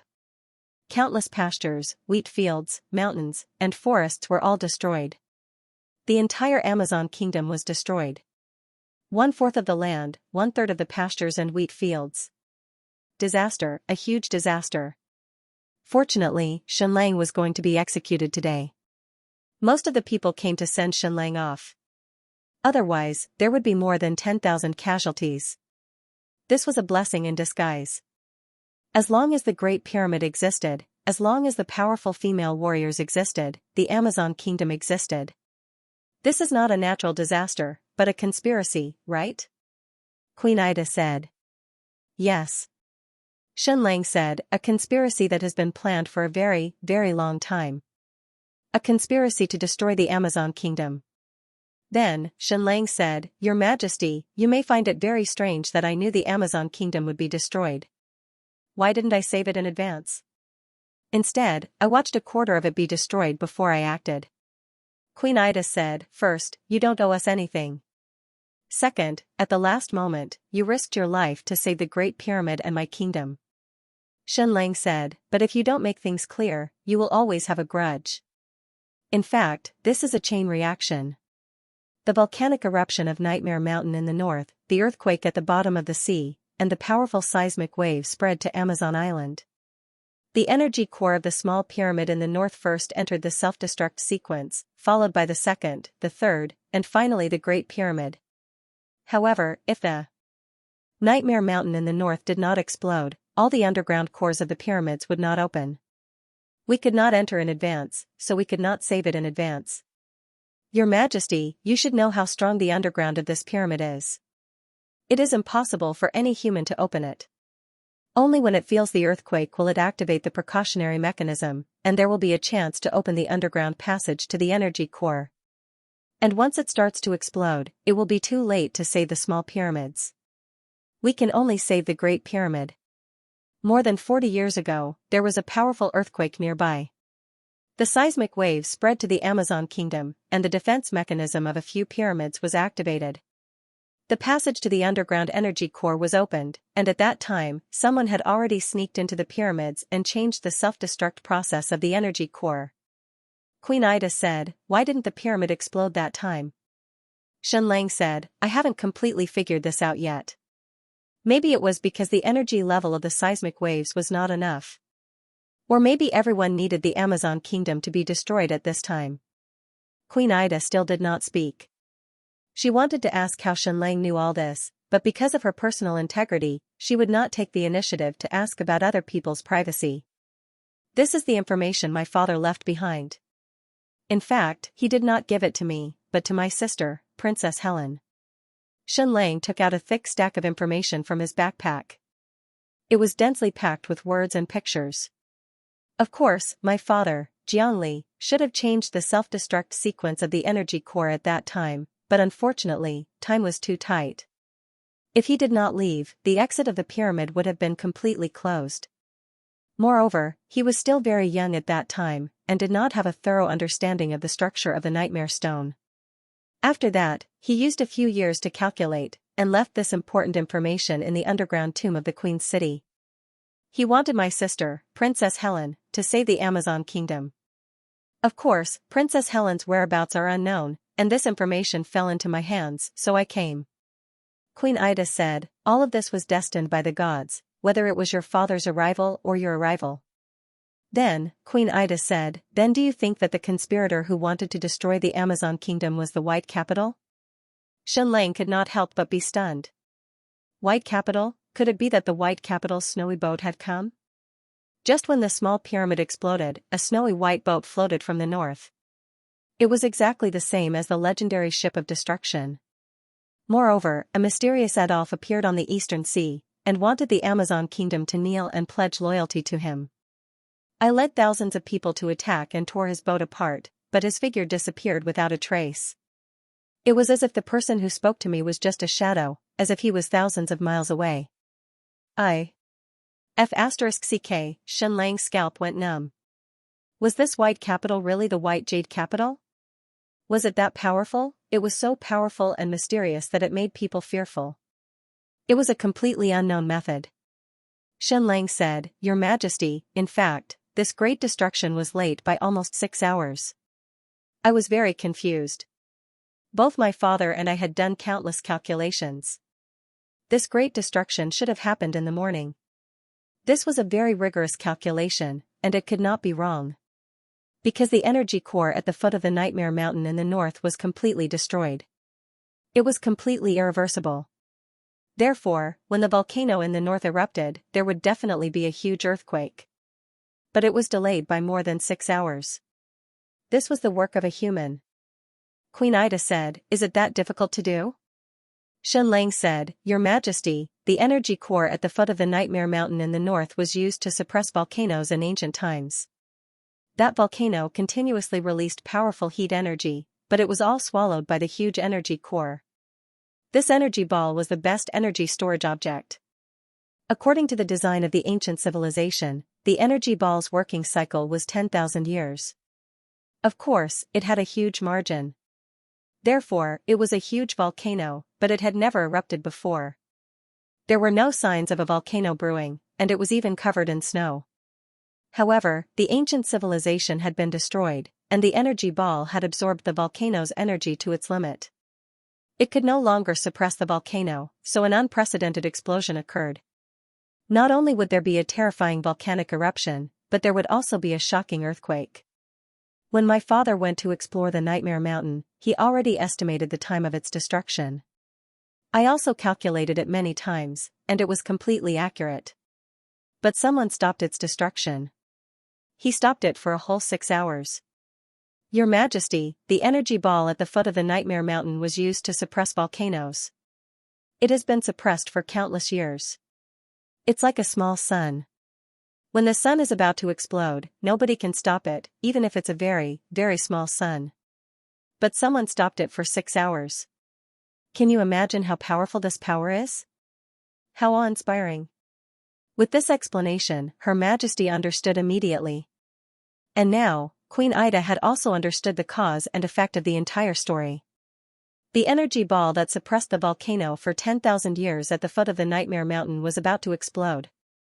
This was something that was bound to happen. Therefore, someone used this incident to plan a shocking conspiracy, a conspiracy to destroy the entire Amazon kingdom. When Xianxia and his father discovered this conspiracy, they rushed over in time to stop it and save the Amazon kingdom. Queen Ida was even more fascinated at that moment. This kind of wisdom was too fascinating, too mysterious. It turned out that the wisdom that Xianxia had just displayed was just a drop in the ocean. Saving the Amazon kingdom not only required the mysterious operation just now, but also needed to grasp the truth of the world. There was endless ancient knowledge and infinite wisdom in it. Queen Ida felt that this kind of wisdom was truly powerful. Humans had limited combat power, but their wisdom was infinite. They could destroy the world. The high priest knelt before Queen Ida. "Teacher, why?" Queen Ida said coldly, "You're not only my teacher, but also my mother's teacher. You're the most respected person in the entire Amazon kingdom. Why would you betray us?" This high priest was over 70 years old? He could not tell at all. Xianxia had always thought that she was only in her 40s or 50s. She was more than just attractive. Did the puberty of Amazonian women last that long? The high priest looked at Xianxia. "Stranger, you cured countless female warriors. This is nothing. You cured Her Majesty the Queen and allowed the golden bloodline to be passed on. This is already wrong. However, you should not have stopped the destruction of the Amazon kingdom. Therefore, I must kill you." Everyone was shocked when they heard this. What kind of logic was this? A deformed country like the Amazon kingdom should have been destroyed. The high priest roared. It should not have existed in this world. It should have been destroyed. Why save it? Even Xianxia could not believe it. There was a nation-hater party in the Amazon kingdom? 40 years ago, you were the one who colluded with outsiders and activated the self-destruction mechanism of the pyramid's energy core? Xianxia asked. The high priest said, "I do not know anything about the self-destruction mechanism. I only know that as long as someone wants to destroy the Amazon kingdom, I will definitely help him. I want to destroy this country, even if I have to die with it." Princess Dora and the Amazonian female warriors were doubting their lives. This high priest was the wise elder of the entire Amazon kingdom. She was second only to Her Majesty the Queen in power. Why did she want to destroy her own country? The high priest looked at Queen Ida and said sternly, "Your mother killed my child. She killed my child. What did I do wrong? I only went to the island of borrowed seeds and found a man to reproduce, just like the other Amazonian women. All the Amazonian women gave birth to girls. I was the only one who gave birth to a boy. What did I do wrong? I knelt in front of your mother and said that I could bring my child into self-exile. However, your mother said that giving birth to a boy was bad luck. She held me captive and threw my child into the raging waves. She killed my child." Everyone looked at Queen Ida when they heard this. There was actually such a secret? No wonder this high priest hated the Amazon kingdom so much. Queen Ida said, then, was it you who did this to me being unable to get pregnant? Yes, it was me, the high priest said. I only blame myself for being too soft-hearted. I could not bear to kill you. I only thought of a way to prevent you from getting pregnant. I only blame myself for being too soft-hearted, sob sob sob. My child, my poor child. Queen Ida sighed, then squatted down and said, Teacher, your son is not dead. What my mother threw into the stormy waves was just a fake baby. How could she kill an innocent baby? She sent someone to bring the child to the outside world and gave it to a family for adoption. The high priest was shocked when he heard this. He looked at Queen Ida in disbelief. This is your son's fetal hair. I will return it to you now. Queen Ida handed over a box. The high priest looked at everything in a daze. He opened the box and looked at the soft golden fetal hair inside. Ah. Ah. Ah. Suddenly, the high priest let out a shrill scream. Then, she smashed her head on the ground. She wanted to commit suicide. However, her suicide was stopped by Queen Ida. The queen said, You are guilty, so you are exiled. If you are willing, go and find your son. Suddenly, the high priest cried and collapsed on the ground. The next day, Xianxia left the Amazon kingdom. Queen Ida sent him off. She suddenly said seriously, What you said before, does it still count? Xianxia asked, What did I say? Queen Ida said, You want me to shut up, or you will *ck me to death. Xianxia was stunned. Your Majesty, you are seducing me directly? Immediately, Xianxia nodded and said, Of course it counts. I am the future emperor. My words are priceless. I will keep them. Note, I am going to eat and then write the second chapter. Everyone, give me your monthly votes. I want to continue writing with all my might. Thank you for the 10,000 tips from just one girlfriend. That was how Xianxia understood it. It could also be translated as killing someone. He was good at that.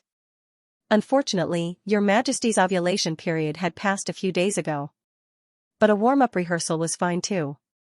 Even if it was on this ship, it would be fine. There were no men in the Amazon kingdom anyway, so there was no fear of others seeing the queen's butt.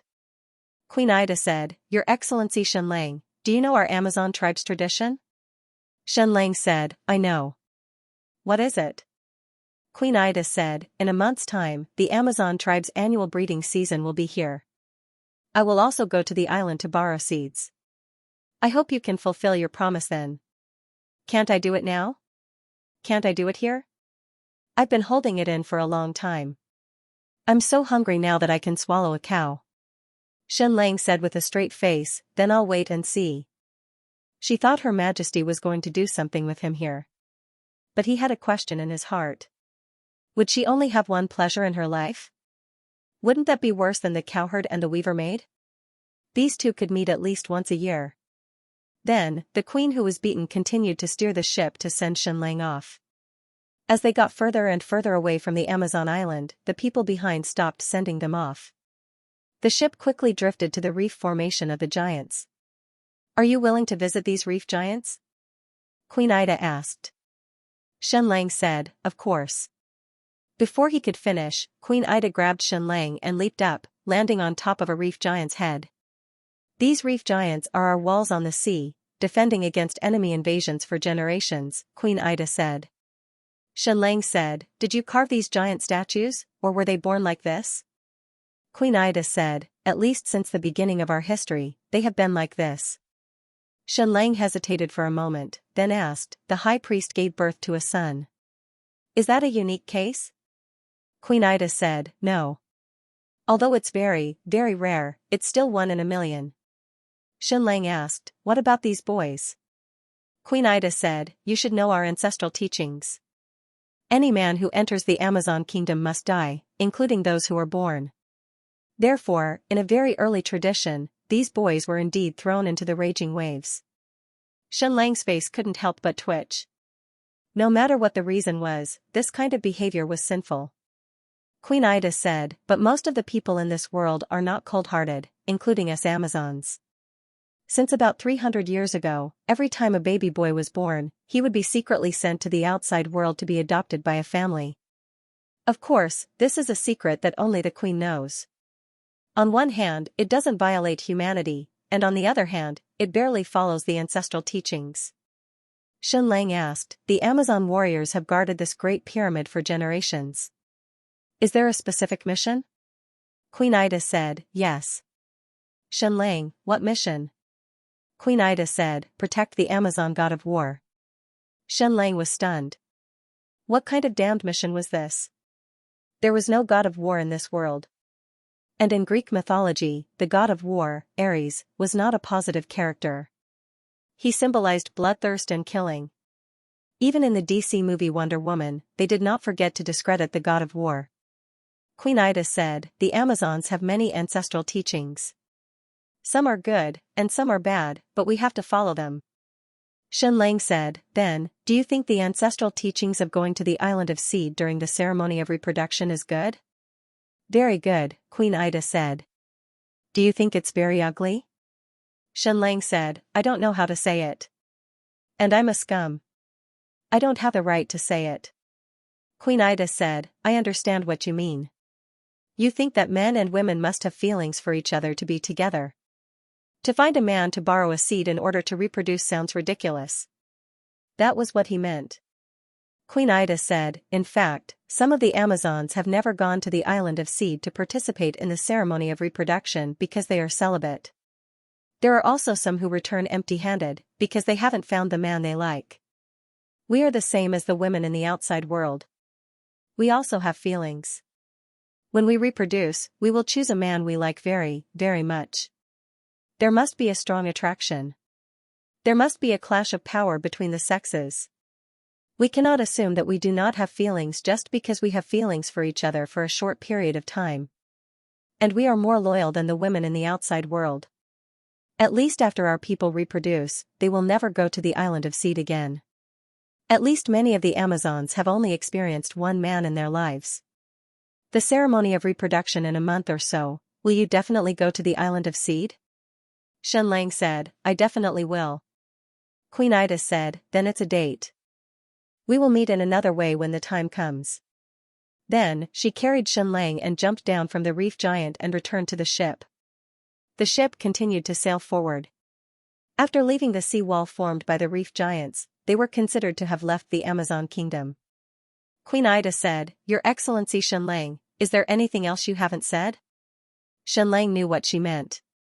The queen was asking if he was sure he would not make any conditions. He had just saved the Amazon kingdom. But when they were under the pyramid, Xianxia had made it clear that there were no conditions for him to save the kingdom. He had to finish boasting even if he had to hold back his tears. Xianxia gritted his teeth and nodded hard. No. Queen Ida said, You have saved our entire kingdom. Do you really not have any conditions? Xianxia said exasperatedly, If I say no, then there is no.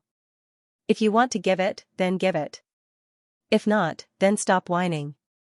Queen Ida said, You have said before that your purpose in coming to the Amazon kingdom is to conquer us. Wrong, it was to conquer you and then indirectly gain the loyalty of the Amazons. But now it seemed that even if he conquered Her Majesty, he might not be able to conquer the entire Amazons. Queen Ida said, I know that in the Western world, you are almost, Her Majesty racked her brains, as if trying to recall an idiom, and it was an Eastern idiom. Starting from scratch? Xianxia said. Yes, you are almost starting from scratch in the Western world, Queen Ida said. So you definitely need our army. But you also know our ancestral teachings. No female warrior is allowed to leave the Amazon Sea. The ancestral teachings are very powerful. Sometimes, even if you don't like it, you have to obey it. So sorry, I'm afraid you will be disappointed. The Amazon Kingdom's army cannot be loyal to you and cannot follow you out. Xianxia was silent. Queen Ida said, Now, do you have anything else to say? Xianxia said, No. Then goodbye, Queen Ida said, I hope to see you in a month or so.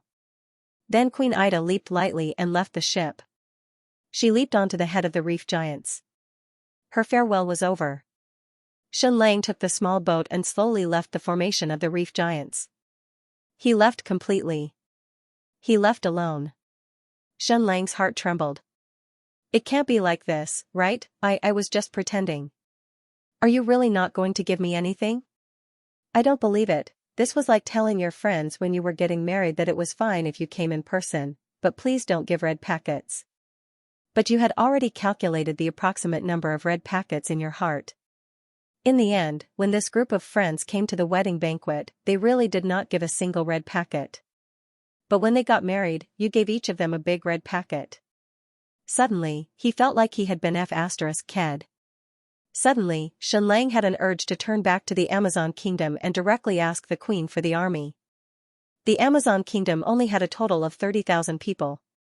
There were 15,000 adult female warriors. I don't want 10,000, I don't want 8,000. Just 5,000 will do. If that's not possible, 3,000 will do. Don't not give me a single one. I saved the entire Amazon kingdom. Is your reward just to let me sleep with you once a month and a half later? F***ck, that's still my loss. Alright, I'm going to donate naked again. Shen Lang's small boat was getting further and further away from the Amazon kingdom. The feeling of F***k in Shen Lang's heart was getting stronger and stronger. In his heart, he could not wait to first F***ck Queen Ida before killing her, and then F***ck her again and again. Just as Shen Lang's entire body was cold and he felt that he was going to return empty-handed. Suddenly, in the sea ahead, an Amazon kingdom fleet appeared. These large ships were densely packed with Amazon female warriors, led by Princess Dola. Shen Lang quickly calculated. There were about 300 Amazon female warriors on each ship. There were 26 ships in total, which meant that there were a total of 8,000 Amazon female warriors. Trick, it was all a trick, Queen Ida, I will not let you go in a month and a half later. How dare you trick me like this? Shen Lang almost started to doubt his life. I saved the Amazon kingdom, but I got nothing in return. Who would dare to do good things in the future? And now, Her Majesty the Queen directly gave more than half of the Amazon kingdom's army to Shen Lang. A total of 8,000 powerful Amazon female warriors. An unparalleled army, it was a great harvest. Shen Lang could not wait to shout in his heart. He was going to go against the heavens. 8,000 Amazon warriors were enough to wipe out an army of 100,000. Shen Lang boarded Princess Dola's large ship. The princess's long and elegant silver hair was gone. In its place was a neck-length short hair. She had burned a lot of her hair when she was trying to save Shen Lang. She looked even hotter and sexier this way. According to the training, the Amazon female warriors are not allowed to leave the country. So the 8,000 of us have been banished. From now on, I am no longer Dola Lizzie, but Dola Roland. This was what it meant when there were policies from above and countermeasures from below. This world was really the same everywhere. Everything was a trick. 300 years ago, the Amazon queen made fake baby boys and threw them into the sea. Now, Queen Ida had banished 8,000 of her main warriors and handed them over to Shen Lang. Shen Lang opened his arms and said to Princess Dola, "Welcome, my sisters. I swear that I will find a country as beautiful as the Amazon kingdom for you to become your new home." Princess Dola opened her arms and hugged Shen Lang. "From now on, our lives are in your hands, the future emperor." The two of them hugged each other tightly. Suddenly, Princess Dola said, "Your Majesty, can't you control yourself a little at this time? This is very indecent." At this time, Shen Lang did not dare to admit that he was thinking of Queen Ida. It was because Queen Ida was more mature and attractive than Dola. "Princess Dola, sometimes you have to forgive me. You can only blame the heavens for growing you too beautiful." Following Princess Dola's order, the fleet carrying 8,000 female Amazonian warriors sailed towards Mulan City in a majestic manner. Shen Lang's plan had finally succeeded. He had finally obtained the loyalty of the Amazon army. In Baijin City, the army set off. During the last expedition to the Witch Empire, Duke de Bus had made a bold speech and performed the fire god sacrifice. In the end, they had achieved a complete victory. But this time, there were no heroic words. Duchess de Bus only said one sentence. "Kill all the clowns at the southern end of the Jade Tide Peninsula. Let's go." Following her order, 100,000 soldiers set off. Her uncle, Count Austin, led 50,000 soldiers and set off from land to the Jade Tide Peninsula to attack Mulan City. The Bloody Baron's fleet carried another 50,000 soldiers and landed near Mulan City by sea. 100,000 soldiers, a pincer attack from the north and south. Countless citizens of Beijing City also came to watch the expedition. It was only now that they knew that a group of Easterners had built a city on the Jade Tide Peninsula. Moreover, it was the foreign tribe that had been burned to death. Of course, no one treated him as Duc de Bus's husband anymore. Everyone knew that the Archduchess had only married him for the sake of the sacrifice. No one in the entire Beijing City was excited because this war was more like a fight to kill flies. That Asian gigolo only had 2,000 troops.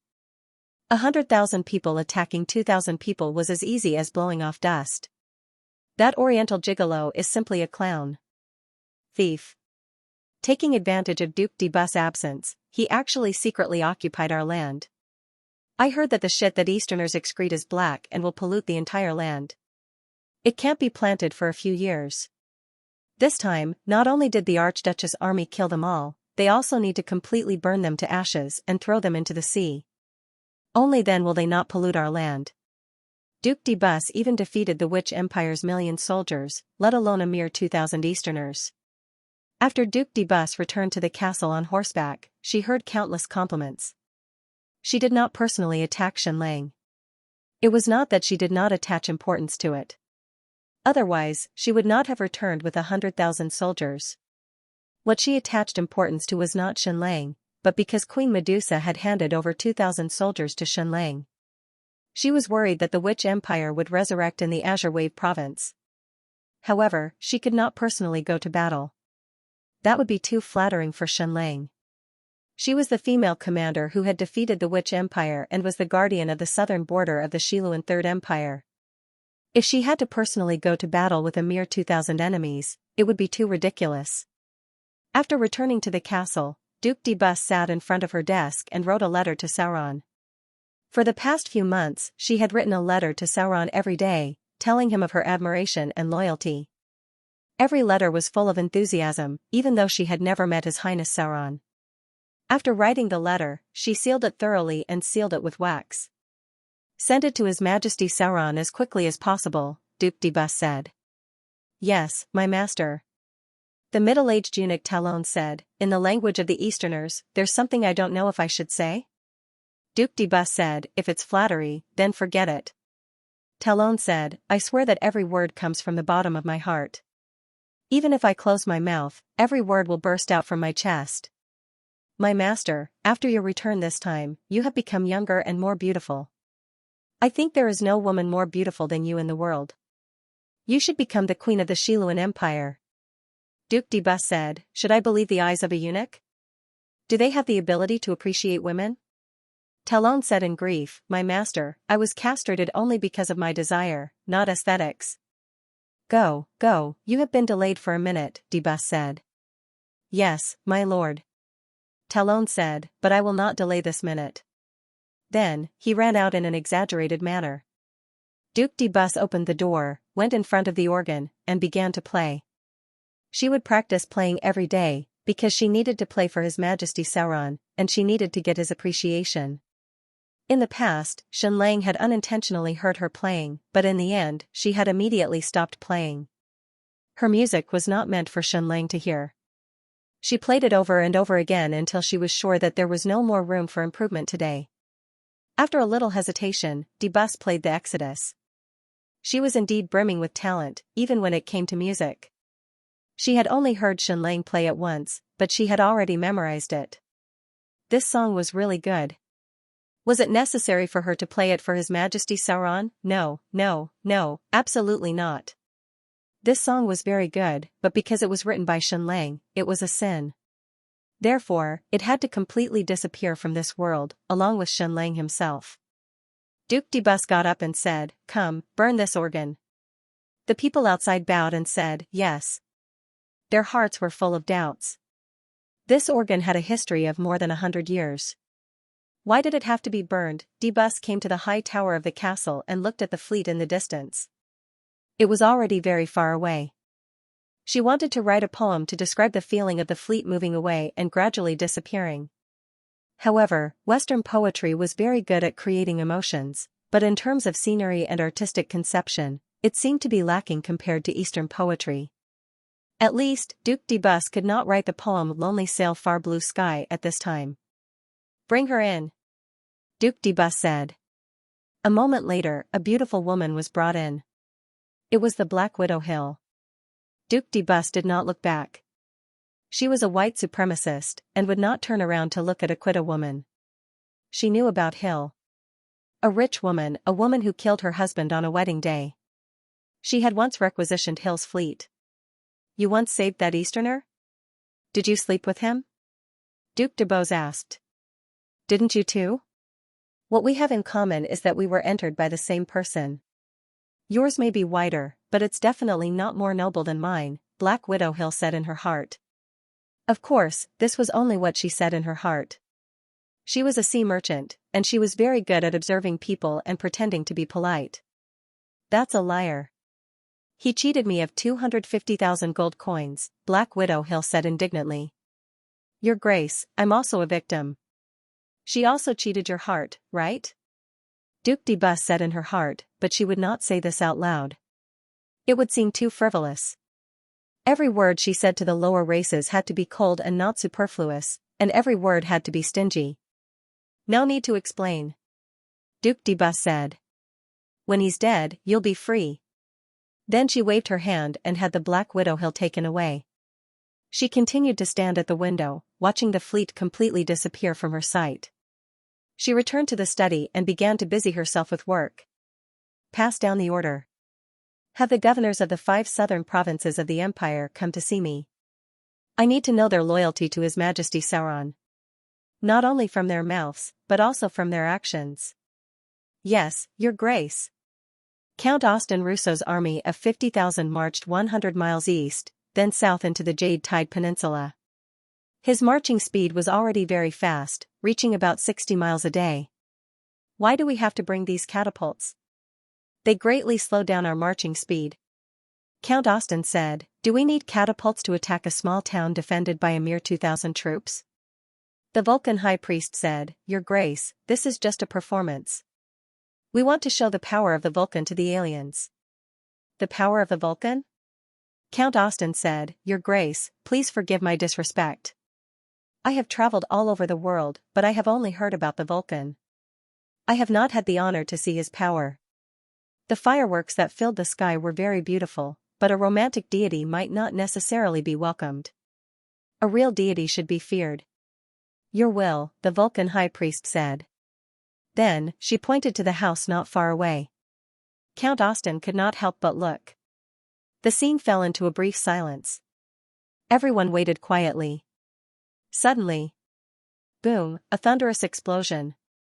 The house was instantly pulverized. A ball of flame rose to the sky, countless gravel flew everywhere, and thick smoke filled the air. Everyone was completely stunned. Was this the power of lightning? How could it be so powerful that it instantly tore a sturdy house to pieces? The Vulcan High Priest said, "Your Grace, what do you think?" Count Austin said, "I take back all the disrespectful words I said before. Your god is indeed worthy of respect."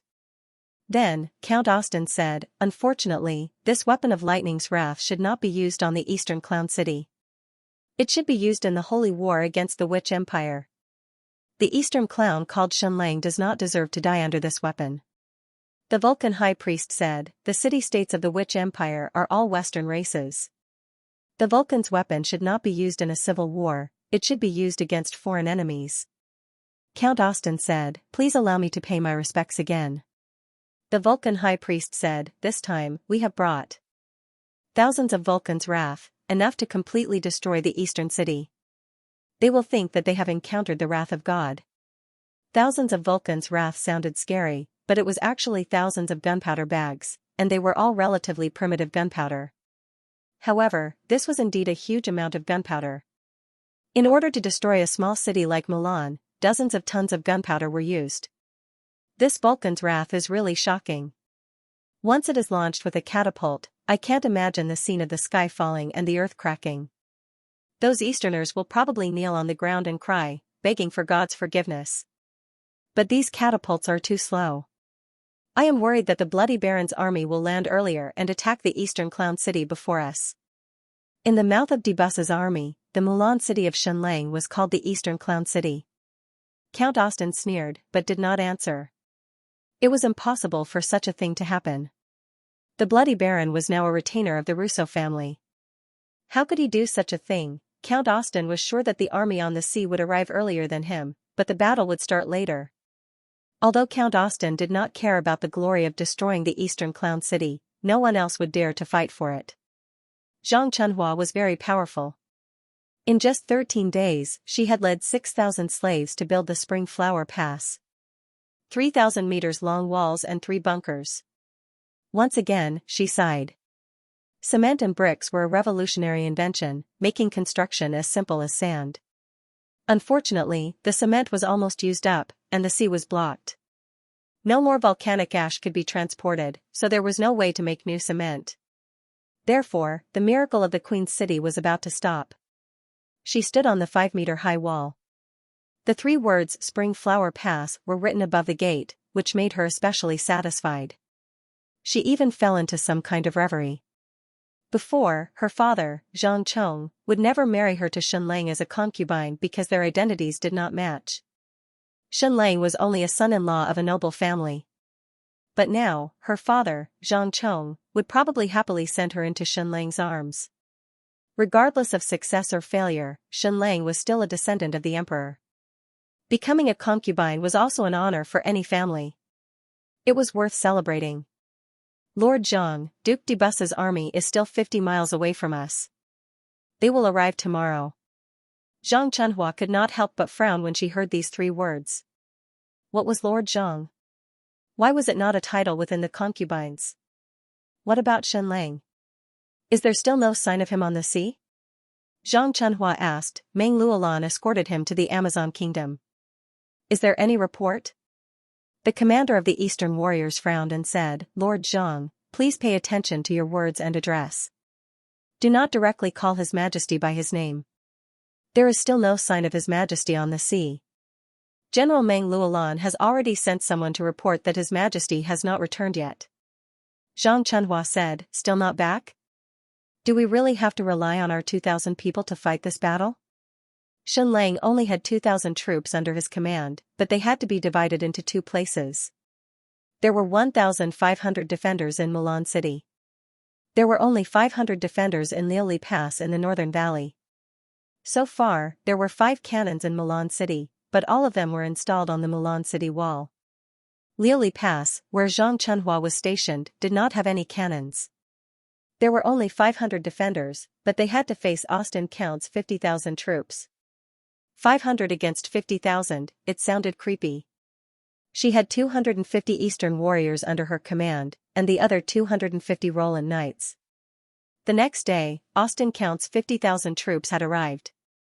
They were black and boundless. 2 hours later, 50,000 troops had arrived at the city. Zhang Chunhua noticed that there were still 30 medium-sized catapults in the enemy's army. Were they crazy? You have 50,000 troops to attack a small city wall of 500, and you still need so many catapults? Austin Count could not help but be shocked when he saw the defenders on the small city wall. 500 people? Is this a joke? When did Austin ever fight such a ridiculous war? 50,000 against 500? And the enemy leader is a woman? The Vulcan priest said, oh my god. Their wall is as ugly as their city. The wall in front of us is like a worm crawling in the valley. Our Wrath of the Fire God can easily tear this worm to pieces. Austin Count looked at the sun in the sky and said, it's almost noon. I hope the battle will end in 2 hours. Your will. The Vulcan priest said. Your will. The generals under him roared. The Vulcan priest shouted, prepare the catapults, prepare the Wrath of the Fire God. Let these Eastern clowns feel the power of heaven and earth, the power of destruction and death. Tear this Eastern wall in front of us to pieces. Note, today's update is more than 16,000 words. It's the end of the month. Give me the monthly ticket. I will kowtow to you. At the order, Duke Austin's army began to prepare. 4 or 5 men operated the medium-sized trebuchets. They used all their strength to open the trebuchets and loaded them with gunpowder. Zhang Chunhua watched everything from the top of the city wall. She even had a pair of crude binoculars with her. It was not strange to see a trebuchet, but the things inside it were too strange. Zhang Chunhua suddenly remembered that Shen Lang had said that the Vulcan cult already had gunpowder. They had even released fireworks before, so they had to be careful. So, the enemy's trebuchets were not throwing stones, but gunpowder. However, Zhang Chunhua was now very familiar with gunpowder. If it was black gunpowder, it would not do much damage to the city wall. It would only be at its strongest in an enclosed space. "Everyone, get down," Zhang Chunhua ordered, followed by 2 officers. In an instant, all 500 men on the 3,000-meter wall dropped to the ground. "Keep your hearts away from the ground," Zhang Chunhua ordered again. These orders were very professional. In fact, there was no need for her to give them orders. The warriors of the Eastern Knights and the Roland Knights were very experienced. "Fire! Fire!" The Vulcan High Priest gave the order. Swoosh swoosh swoosh swoosh. 30 catapults suddenly hurled over, and 30 original gunpowder bags flew over. Although these were medium-sized trebuchets, each pack of gunpowder was not heavy, so they were launched 300 meters away. Several of the Vulcan high priests watched the scene with dazed eyes. The wrath of the Vulcan cult was about to descend upon the world. What followed was an earth-shattering explosion. The Easterners would definitely be scared out of their wits and break down. The wrath of the Vulcan cult was enough to completely tear the 3,000-meter wall in front of them. The Vulcan high priest glanced at Duke Austin. His meaning was very clear. "Wait for a miracle to happen, Count Austin." The 300 meters were covered in an instant. Soon, the 30 gunpowder packs smashed down. Boom, boom, boom, boom. It was indeed an incomparably shocking explosion, a series of explosions. The explosion of each gunpowder pack was not shocking enough, but the explosion of all 30 at once was shocking enough. Almost the entire ground was shaking. In an instant, the 6-mile city wall was completely shrouded in black smoke, as if it had completely disappeared. The horses under Count Austin's command were startled and jumped up and down. The Vulcan priest said, "Your Excellency, did you see that? This was the might of the fire god's wrath. I reckon that there shouldn't be any survivors left in the enemy. Let's send them to hell to repent. And this ugly city wall should have already been destroyed."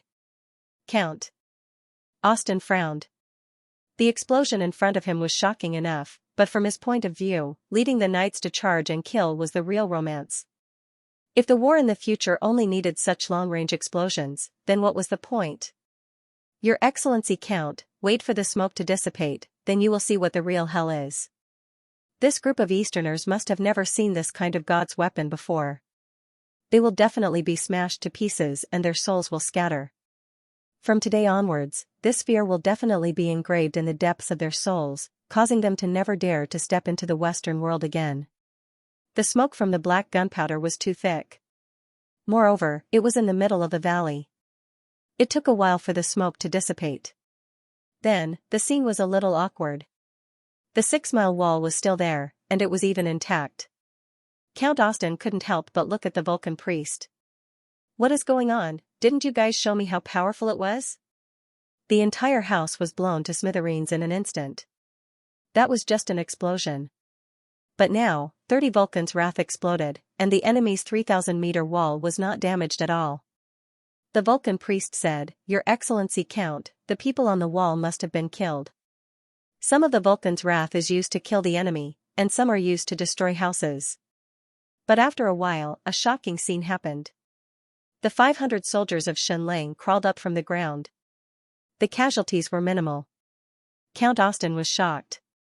Such a shocking explosion just now, but it didn't kill the enemy? How could this be? Yes, the explosion of the enemy's gunpowder was quite shocking, but why was the result so little? There were a few reasons. First, the accuracy of the catapult was too bad.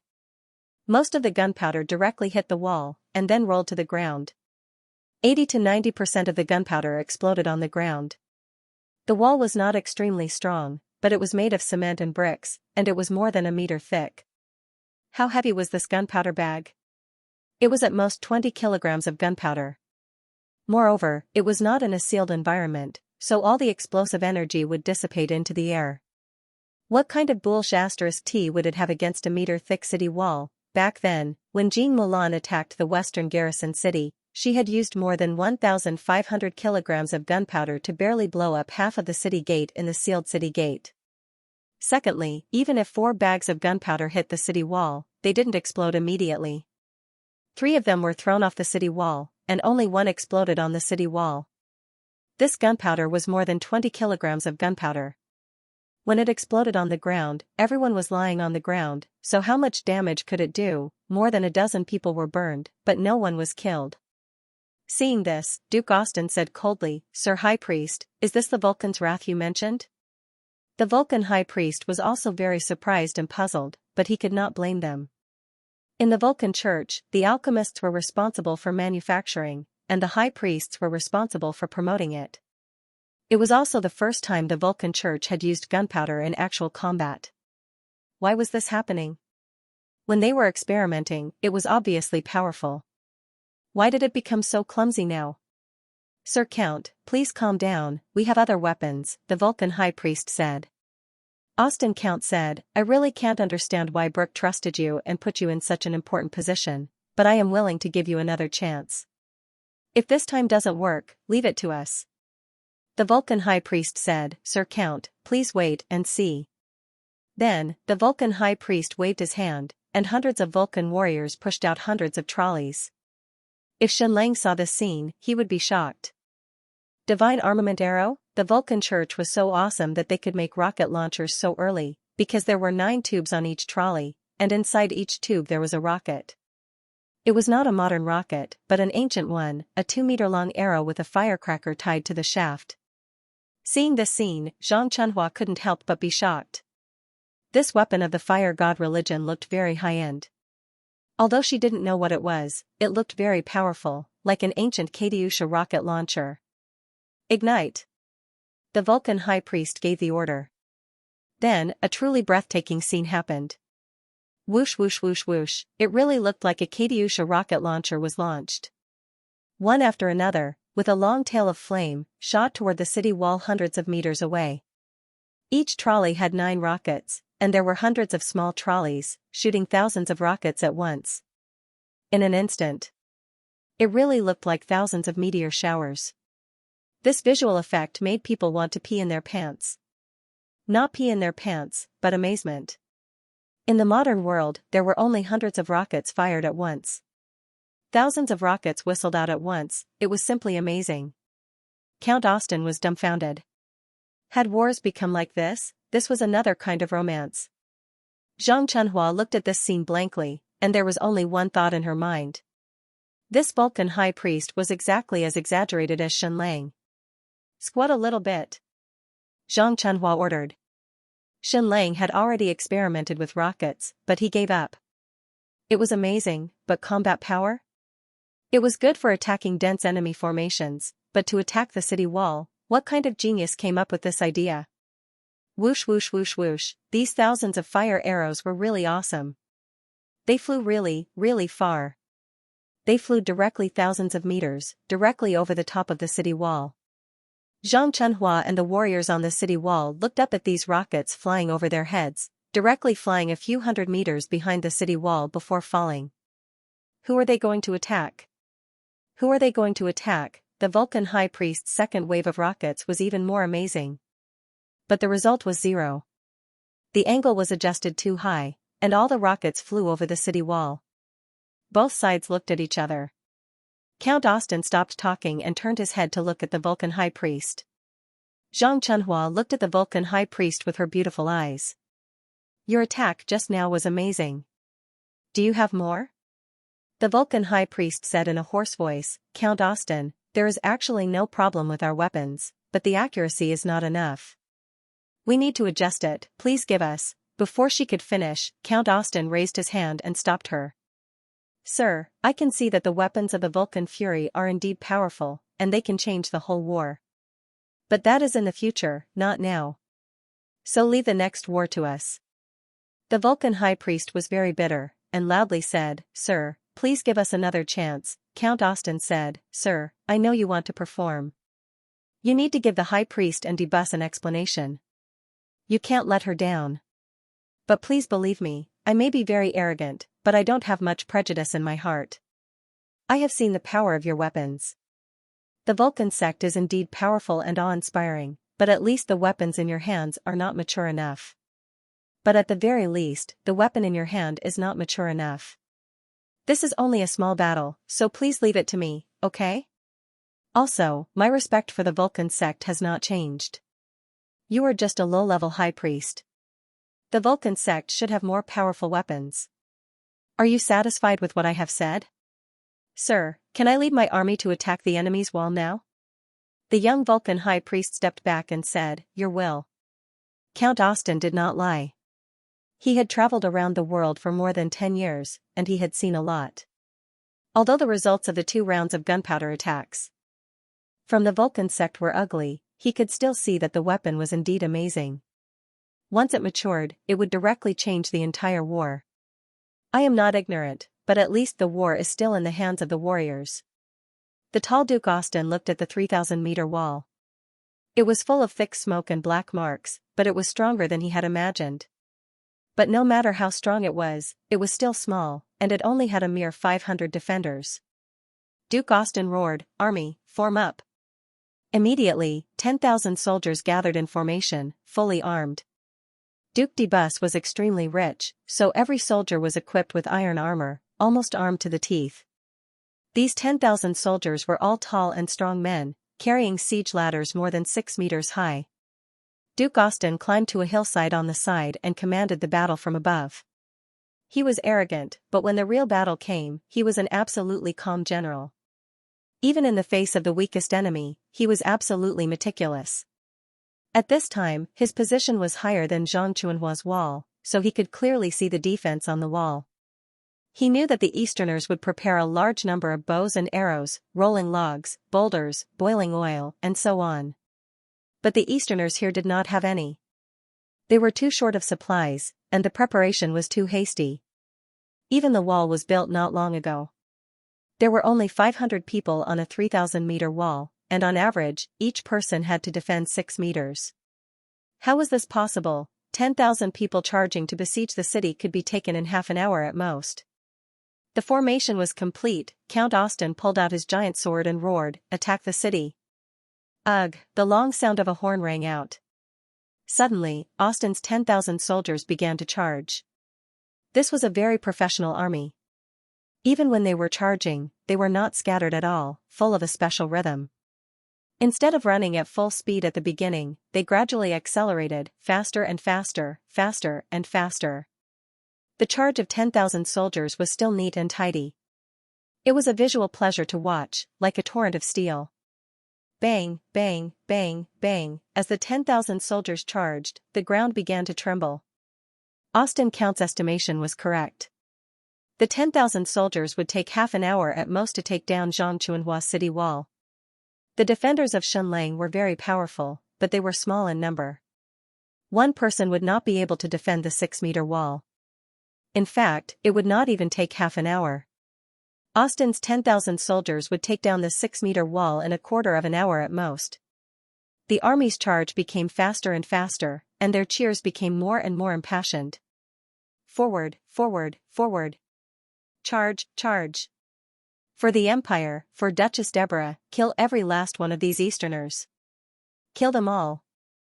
The 10,000 soldiers were getting closer and closer to the city wall. Zhang Chuanhua narrowed her eyes and looked down at the 10,000 soldiers on the city wall. Almost all of them were within range. She felt her heart ache. The explosives that she had painstakingly made over the past month were going to be used up so much in one go. Zhang Chuanhua waved her hand. The 2 officers behind her waved their flags. Immediately, the defenders on both sides of the city wall dropped to the ground and hid behind the battlements, keeping their hearts away from the ground.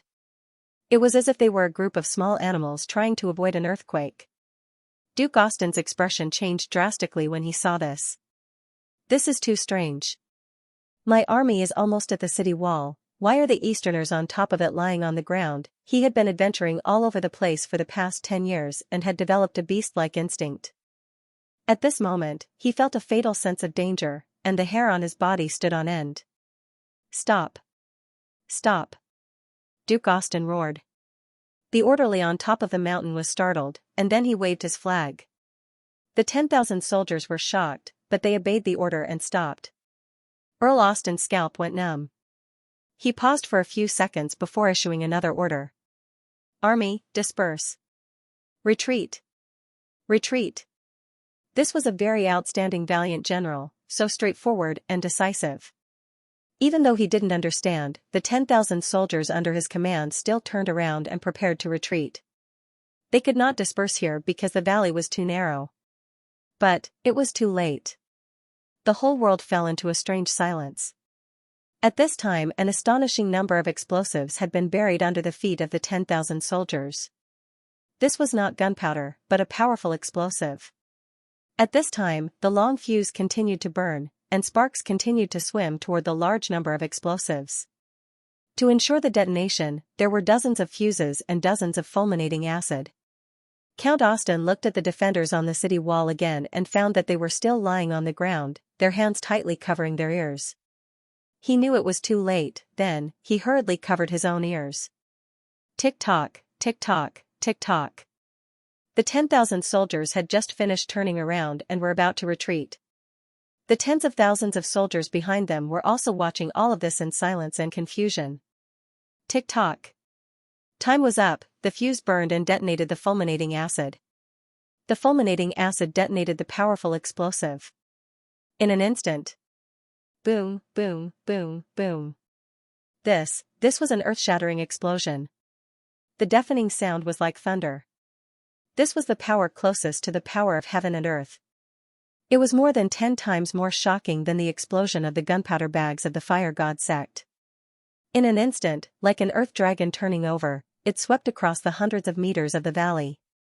The entire ground was suddenly torn open and torn apart. On the ground, there were 10,000 soldiers standing densely. They were fully armed, not only with armor, but also with shields. But it was all in vain. In the face of such a shocking number of explosives, their bodies were so fragile. They were directly smashed into pieces. Countless corpses and broken limbs flew into the sky. Boom, boom, boom, boom, a series of explosions continued without end. The entire ground and the entire 6-mile wall trembled. The powerful shockwave swept across both sides of the valley. Like the wind blowing through the wheat, the tens of thousands of soldiers of Count Austin fell to the ground as if they were swept by a hurricane. The soldiers closest to the explosion were even sent flying. Then, the entire world seemed to have lost all sound. Everyone's ears were ringing, and their brains felt like they were about to explode. Count Austin was not far from the explosion site. When the explosion occurred, he felt that his body was directly blasted a few meters away. Bang! His majestic body slammed into the cliff and then rolled down. But he was too strong. He suddenly jumped up and stood up straight again. Puff! He spat out a mouthful of blood. Then, he shook his head desperately, trying to see and hear clearly. The shockwave of the explosion was too strong. If it were anyone else, they would have died. But Count Austin only suffered a slight concussion. Fortunately, he covered his ears in time, or his eardrums would have been shattered. He desperately patted his head, trying to wake himself up. Messengers, messengers, messengers, messengers, Count Austin yelled, but the world seemed to be silent. He could not even hear his own voice for a while. After regaining a little of his vision, he found that there were no messengers or messengers. The dozens of warriors around him were all dead, bleeding from their orifices, and their sternum was broken. Not everyone was as strong as him. Even if they were so close to the explosion, they could still survive. The whole valley was shrouded in dust, and almost nothing could be seen. The might of Shen Lang's explosive was astonishing, but it did not produce any smoke, nor did it produce any flames. It only produced a large amount of dust. It seemed like it was raining. Countless stones, countless blood, and countless severed limbs fell to the ground. A few minutes later, all the dust had settled. Count Austin could finally see clearly, and then he saw the real hell. The entire army was annihilated. His 10,000 soldiers were all dead. Maybe there was not even a single survivor. How could there be a battle like this in this world? In that instant, 10,000 people were all killed, and their bodies were crushed into pieces. They were indeed dead. A woman's heart was the most vicious. Under the valley, Xianxia had buried a lot of explosives, and there was not a single blind spot. In this crowded area, not to mention 10,000 people, even 20,000 people would all be dead. In the narrow valley, the crowded crowd was a perfect example of an explosion. Because there were too many explosives buried, the power of the explosion was too great. When it was attacked by the fire god Sex catapults, the 3,000-meter wall was still intact. And now, this city wall was actually damaged. The explosion was a little far from the wall, so the shockwave could not damage the sturdy wall. But the explosion directly blew a 100-kilogram boulder away, smashing it hard on the wall, creating a big pit. Xianxia, that damned woman. She was afraid that the power wasn't enough to kill the enemy, so she added 2 more shots at the end. In the end, it almost broke through his own wall. Count Austin looked at the fire god Sex priest. The young woman climbed up from the ground, her face was full of despair, and she was even doubting her life. The wrath of the fire god was the secret weapon of the fire god sect. Why did this group of Easterners also have it, and it was more powerful, more than 10 times more powerful? The weapon in Xianxia's hand was the real wrath of the divine god. Why did this happen? Count Austin couldn't help but think of an Easterner saying, "It hurts the harmony of heaven. The East belongs to the East, and the West belongs to the West. Mr. Xianxia, why did you come to the East? Why did you come to the land of my family, and why did you kill my soldiers? My brave soldiers can die on the battlefield, they can die under the sword of the enemy, but why did they die under this mysterious power? Hell, this is hell. The war has changed." Count Austin let out a series of beast-like roars. Note, I didn't sleep last night. I will write the second chapter after eating and drinking some strong tea. Please support me with your monthly votes, please. This time, Duke de Bus sent 100,000 soldiers to attack Milan City, and this did not include the tens of thousands of naval fleets. The other 50,000 soldiers landed on the Jade Tide Peninsula by sea. The Bloody Baron's fleet was only responsible for transporting the troops and sealing off the sea. The commander of the 50,000 soldiers was someone else. Count Duke, a retainer of the Russo family and Duke de Bus's uncle. This was an old general who was already in his 60s. Just as Count expected, Duke Count did not want to compete with him for the credit of destroying the city. Logically speaking, his 50,000-strong army should have crossed the sea much faster. They should have landed near Milan City 2 or 3 days ago. However, he did not. Instead, he sailed slowly on the sea. Even after reaching the Jade Tide Peninsula, he did not disembark. Instead, he continued to patrol the ships. In the past, Duke Count was at the same level as Count. Moreover, he was older and more experienced. But now, things were different. The Russo family was different. Once the Third Empire of Xiluan was established and Sauron the Great ascended the throne, Austin would become the second Duke of the Russo family. In the future, Duke de Bus' son would even be crowned with the new surname of Russo and become a prince of the empire. Duke Count had to keep a low profile. He could not steal Count's limelight. Moreover, the credit of destroying Milan City was not worth mentioning. It was more of a symbolic victory. For example, completely destroying the stronghold of the Easterners, or completely extinguishing the revival of the Witch Empire. Duke Count had been cruising on the sea for a few days. His 50,000 soldiers were getting impatient. "Has Austin's army arrived yet?" Duke Count asked. "Not yet. Don't worry, we have a few ships heading south with Count's army. Once Count's army arrives, they will report immediately." Duke Count frowned and did not speak. After another half a day, Duke Count asked again, "Has Count's army arrived yet?" He was an old general. According to his calculations, Austin's army should have arrived. "Not yet." Duke Count walked in front of the map and carefully studied the terrain. We can't wait any longer, Count Duke said. The army disembarks and wait for Count Austin's army on the ground. Modestly allowing Austin to count was only a political consideration. Victory was still the most important thing. Yes, Your Excellency, Count.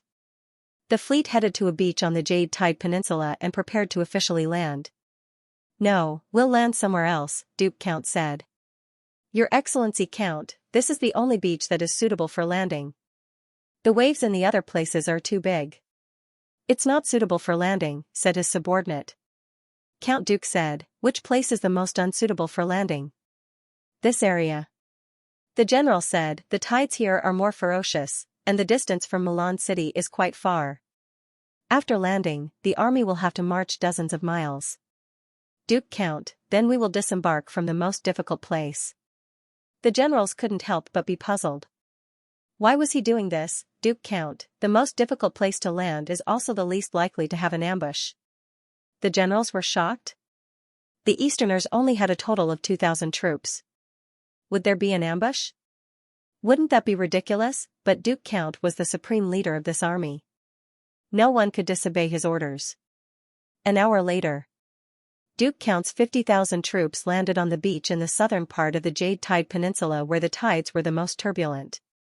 They lost more than a dozen boats and hundreds of casualties. His subordinates didn't say anything, but they were quite angry in their hearts. But what they didn't know was that Duke Count's decision saved more troops. Lan Feng, the leader of the Eastern Knights, also buried a lot of explosives at the other two landing sites. Once Duke Count's army landed at those two sites, they would suffer even more casualties. Why didn't they bury explosives in every place? That would require too much. The explosives in Milan City were very precious. Duke Count's natural caution allowed his army to avoid a huge number of casualties. However, no one knew about this, so they couldn't verify his wise decision. After Duke Count's 50,000 troops landed, he immediately sent a large number of scouts to explore the southern end of the Jade Tide Peninsula. His main force chose the most defensible place to build a defense line and camp. He also ordered the fleet on the sea to be ready at any time. This move made people laugh at him even more. Duke Count was too careful. If they were facing the same 100,000 troops, it would be reasonable. But they were facing an army of 2,000 people, and a rough and ugly small city. But even if they didn't understand, everyone had to follow his orders. No one dared to disobey. Duke Count was careful with his troops. But it didn't mean he was soft-hearted. If anyone dared to disobey his orders, he would not hesitate to cut off the head of that person. Duke Count did not stop there. Not only did he order the army to build his own camp, but he also built another camp for tens of thousands of people. This was so that Count Austin's army could move in as soon as they arrived. His generals were even more dissatisfied. Duke Count, although you are an old minister of the Russo family, you are also a person of virtue and prestige. Is it necessary to please Count Austin Russo so much? He is only 39 years old, and he is almost the same age as your son. North of Milan City, in the valley. Earl Austin stood up again and looked at the valley that had been destroyed by the explosion. The ground, which was hundreds of meters wide, was densely packed with craters. It was almost impossible to pass through. He returned to his main force. The 10,000 troops were all dead. There were only 40,000 left. Retreat 2,000 meters. With his order, the 40,000 troops retreated and set up camp. Duke Austin officially called for a meeting. That area in the valley has already been blasted into countless large pits, making it inconvenient to pass through. If we want to continue attacking that wall, we must first flatten these large pits. That's why I think it's necessary to order the Bloody Baron's fleet to go north and transport our troops around the city wall. We'll land directly in the south. There are steep mountains on both sides of the enemy's wall. Although it's not good for large armies to pass through, it's possible to send a small army to the back of the enemy's wall.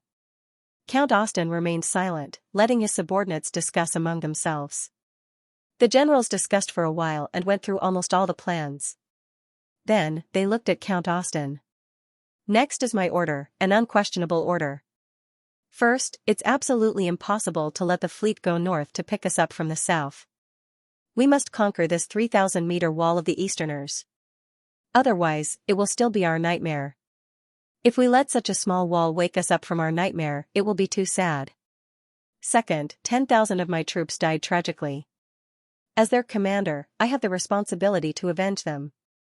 It was true that there was no such thing as gratitude or vengeance on the battlefield, but everything that happened today was a massacre. If I couldn't kill every last one of the people on the city wall, then the souls of those 10,000 warriors would linger in my mind. They will never be able to rest in peace. Third, the enemy has buried terrible God's wrath in that area, but they've already exploded. It's impossible to bury them a second time. Send out the army tonight to fill these large pits. We must finish before dawn. Fourth, when it's almost dawn, send 2,000 people to march along the cliffs and mountains on both sides, detour to the back of the enemy's wall, and attack from the front and back at the critical moment. Hearing these orders, the generals were very puzzled. Was this necessary? After all, there were only 500 enemies. That night, Count Austin's 5,000 men transformed into engineers. They used mud and boulders to fill the large pits that had been blasted during the day to facilitate the passage of the army the next day. At dawn, 2,000 elite warriors took off their heavy armor and went into battle lightly. They climbed along the cliffs and mountains on both sides, attempting to detour to the back of the Spring Flower Pass for an attack. Before dawn the next day, the large pits in front of the 3,000-meter wall of the Spring Flower Pass had all been filled. Count Austin once again stood on the high ground, commanding the entire battle. Attack the city. Kill all the Easterners on the wall. As he gave the order, the horn sounded again. Wu, the elite warriors under his command once again charged to attack the city. But it was different from yesterday.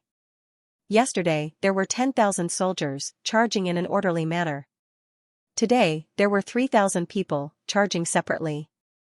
Kill them all. Forward, forward. The 3,000 people charged through the dead zone of the explosion yesterday. Even though these large pits had been filled in, broken limbs could still be seen everywhere. There was blood everywhere, as well as dark red internal organs. At this time, the 3,000 people almost held their breath, constantly praying to God, "Please don't explode again, please don't." Sure enough, if you can bury explosives in the ground once, you can't bury them a second time. The 3,000 people successfully rushed through the dead zone of the explosion, and soon rushed to the bottom of the wall. Success. As long as they rushed to the bottom of the wall, it would be a success. There were less than 500 enemies, and on average, each person had to defend the wall of 6 to 7 meters, and there were no rolling logs or boulders to defend the city. 3,000 people could easily break through this fragile wall. Kill all the Easterners, kill them all. The eyes of the 3,000 people became red, and their hearts were filled with deep-rooted hatred and murderous intent. Charge! Charge! They were getting closer and closer to the wall.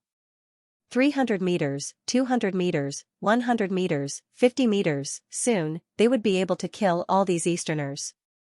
They must cut off all their heads and limbs, so that even if they went to hell, they wouldn't be able to piece themselves back together. Kill, kill, kill. Count Austin was a little surprised.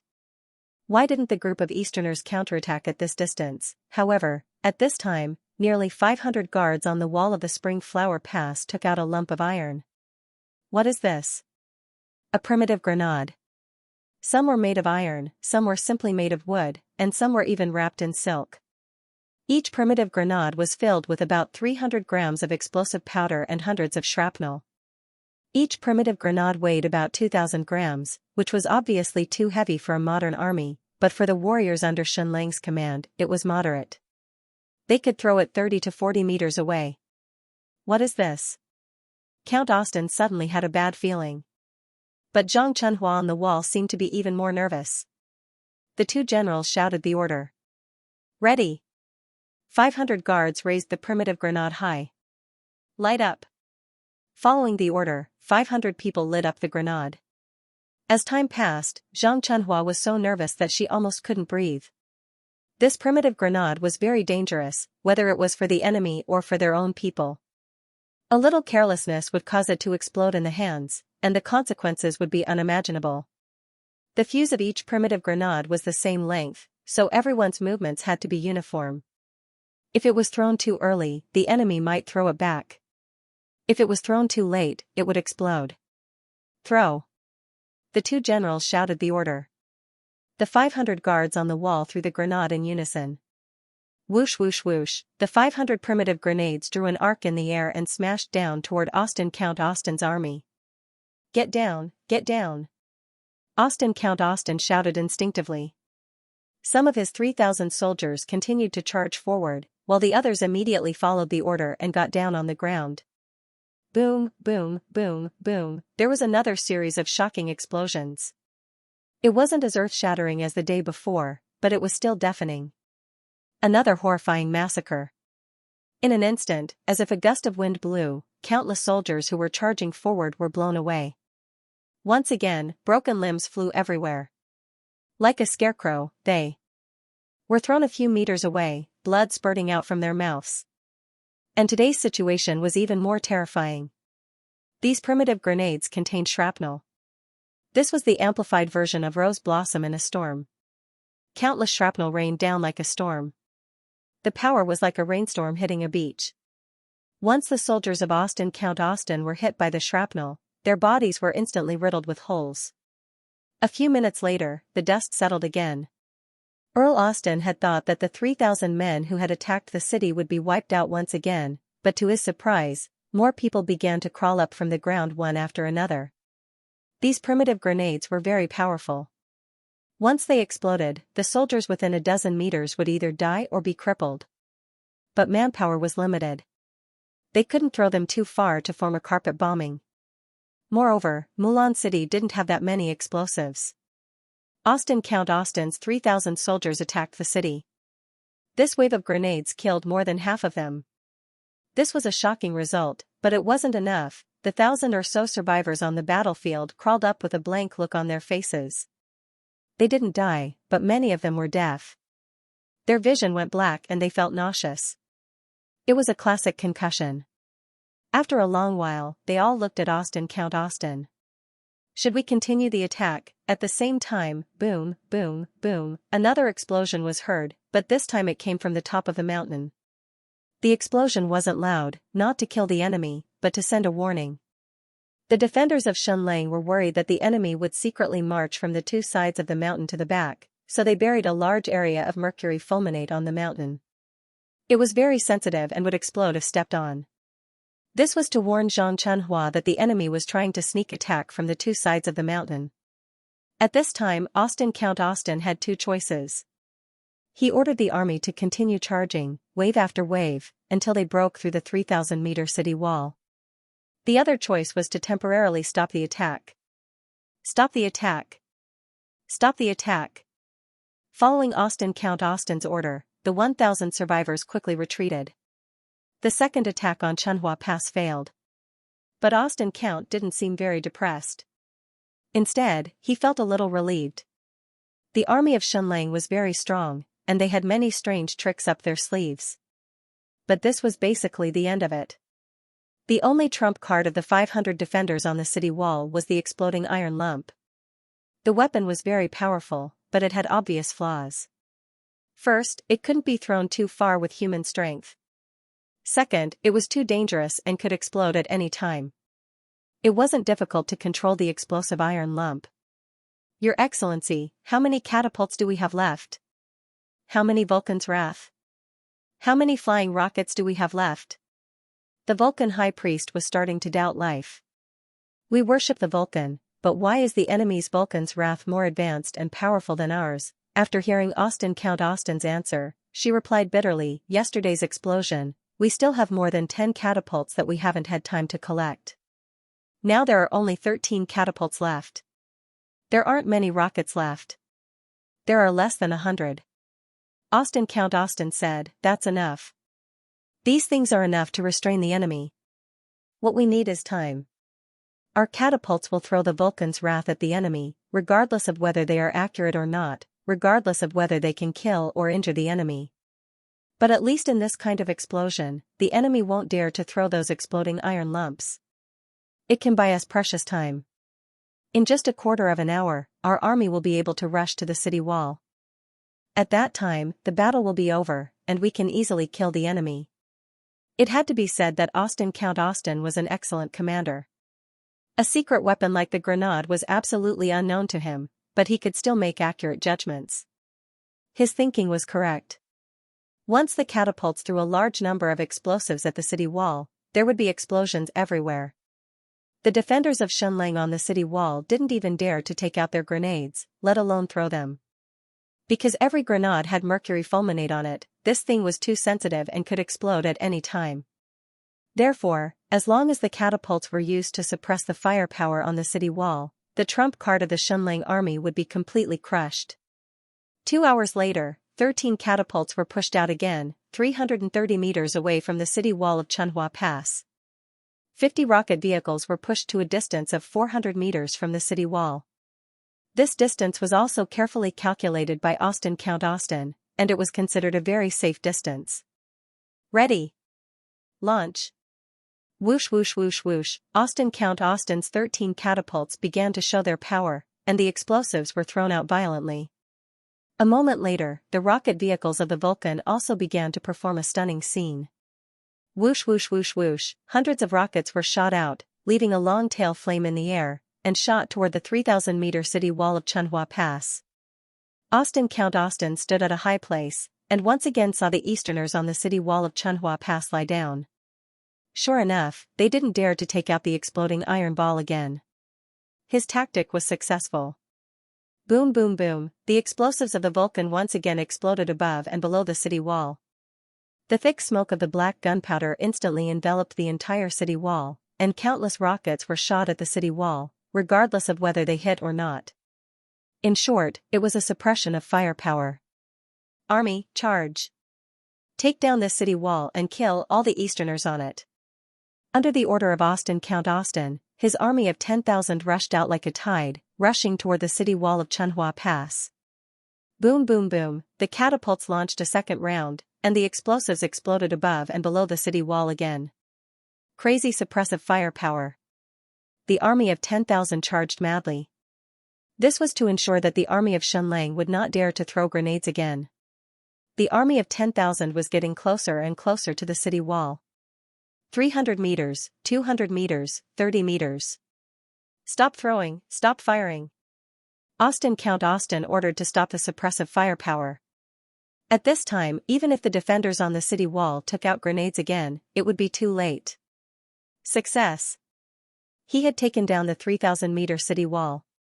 Although the army had not yet climbed the city wall, Count Austin had already seen the result. After a quarter of an hour, the thick smoke dissipated. Count Austin's army had officially occupied Xianxia Pass, but the 500 defenders on the city wall had disappeared. In the thick smoke, they completely retreated and returned to Mulan City.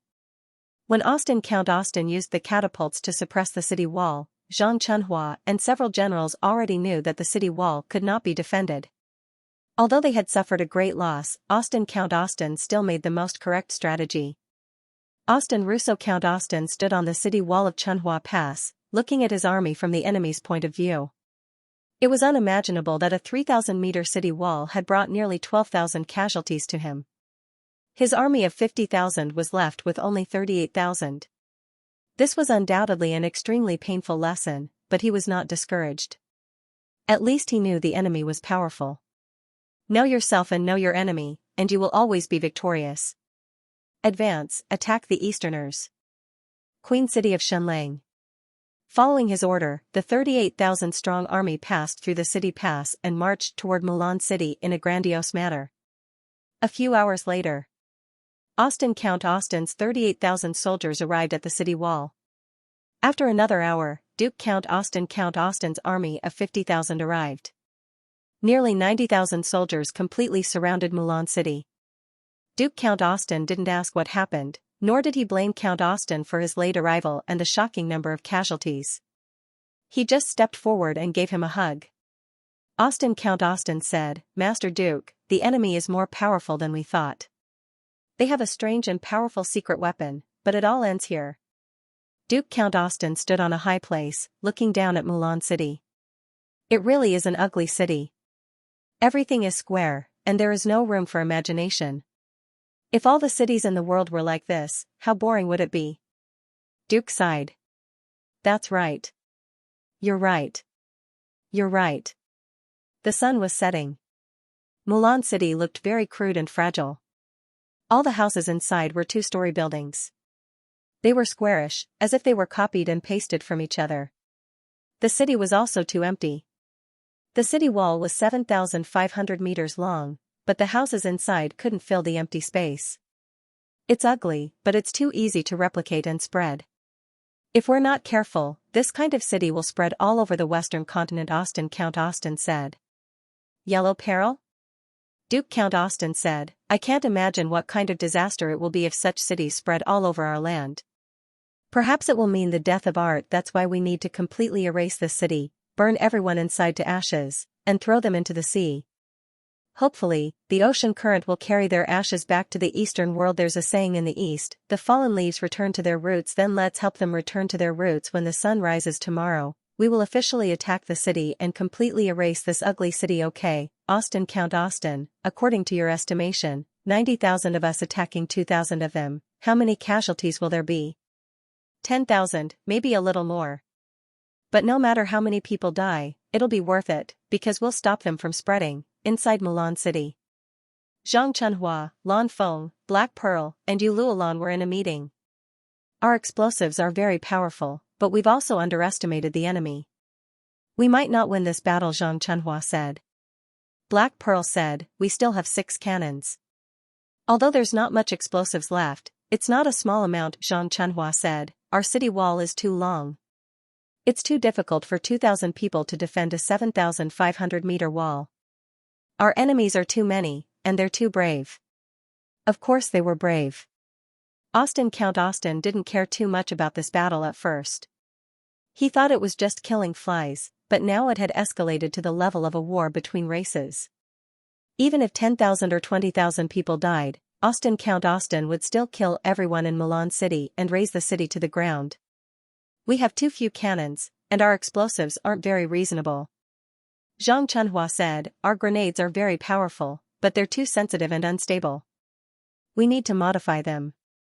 Zhang Chunhua had the right to speak because she was the only one who fought against Count Austin. Lan Feng, the leader of the Eastern Samurai said, fortunately, His Majesty isn't here. Even if we all die, it doesn't matter. Black Pearl slammed her fist down and said, it's just death. What's there to be afraid of? Lan Feng said, yes, it's not a big deal. This is our Queen City. Even if we die to the last man, we won't retreat. Then, Lan Feng said to Zhang Chunhua, Master Zhang, you are His Majesty's most trusted person. Don't go to battle tomorrow. Stay in the mayor's mansion. Once the city is breached, detonate the mayor's mansion and destroy all the secret information and weapons. Don't let them fall into the hands of the enemy. Zhang Chunhua shrugged and said, of course. But I have to tell you one thing. Your Majesty has created many incredible miracles. He has won more difficult battles than this. You don't have to be so desperate. Keep hope. General Lan Feng, the leader of the Eastern Samurai, smiled and said, of course, find hope in despair. Prepare to die, but also wait for a miracle. The next day, the sun rose. The 2,000 soldiers in Mulan City were all on the city wall. On average, a soldier had to defend the 3.5-meter wall. Outside, the enemy's 90,000-strong army was black and boundless. In front of this powerful army, Mulan City was indeed too fragile. The city wall was also too thin. Count said, Duke Count? Duke Count said, everything is as you wish. Still without any heroic words, Count suddenly pulled out his sword and shouted, attack the city, destroy the Eastern Queen City, and kill everyone inside. Leave no one alive. The final battle of Mulan City had officially begun. At the same time, the ground in the northern part of the Jade Tide Peninsula began to tremble as if there was an earthquake. Countless birds and beasts were shocked at first and couldn't help but look to the north. Then the birds flew up and the little beasts fled. A moment later, from the northern horizon, a black dot appeared. Then, 2 more, 3 more. Hundreds, thousands, Shenlang returned. He led 8,000 female Amazonian warriors, riding tall war horses and galloping down. Although there were only 8,000 people, they were the most powerful warriors in the Western world. The Amazonian women warriors who had never been conquered and were closest to the ancient human bloodline had never been conquered. The 8,000 most powerful female knights swept south like a raging tide. Note, because of the lack of sleep, I feel flustered and short of breath. I need to sleep early today. It's the end of the month. Don't waste your monthly vote. Vote for me to help you sleep. Mulan City, the only 6 cannons did not participate in the battle because they were worried that the secret would be leaked and copied. Several leaders in Mulan City were very pessimistic about this battle and were ready to die together with the city. Once the city was breached, Zhang Chunhua would detonate all the remaining explosives, destroying all the important materials and secret information. However, they did not use the cannons, but they did use the huge catapults, a total of 20 huge catapults. These catapults were too big. The walls of Mulan City could not fit them, so they were placed behind the walls. Anyway, they could easily cross the walls. Each catapult required at least a dozen people to operate, and the 2,000 warriors under Shen Lang's command were simply too precious.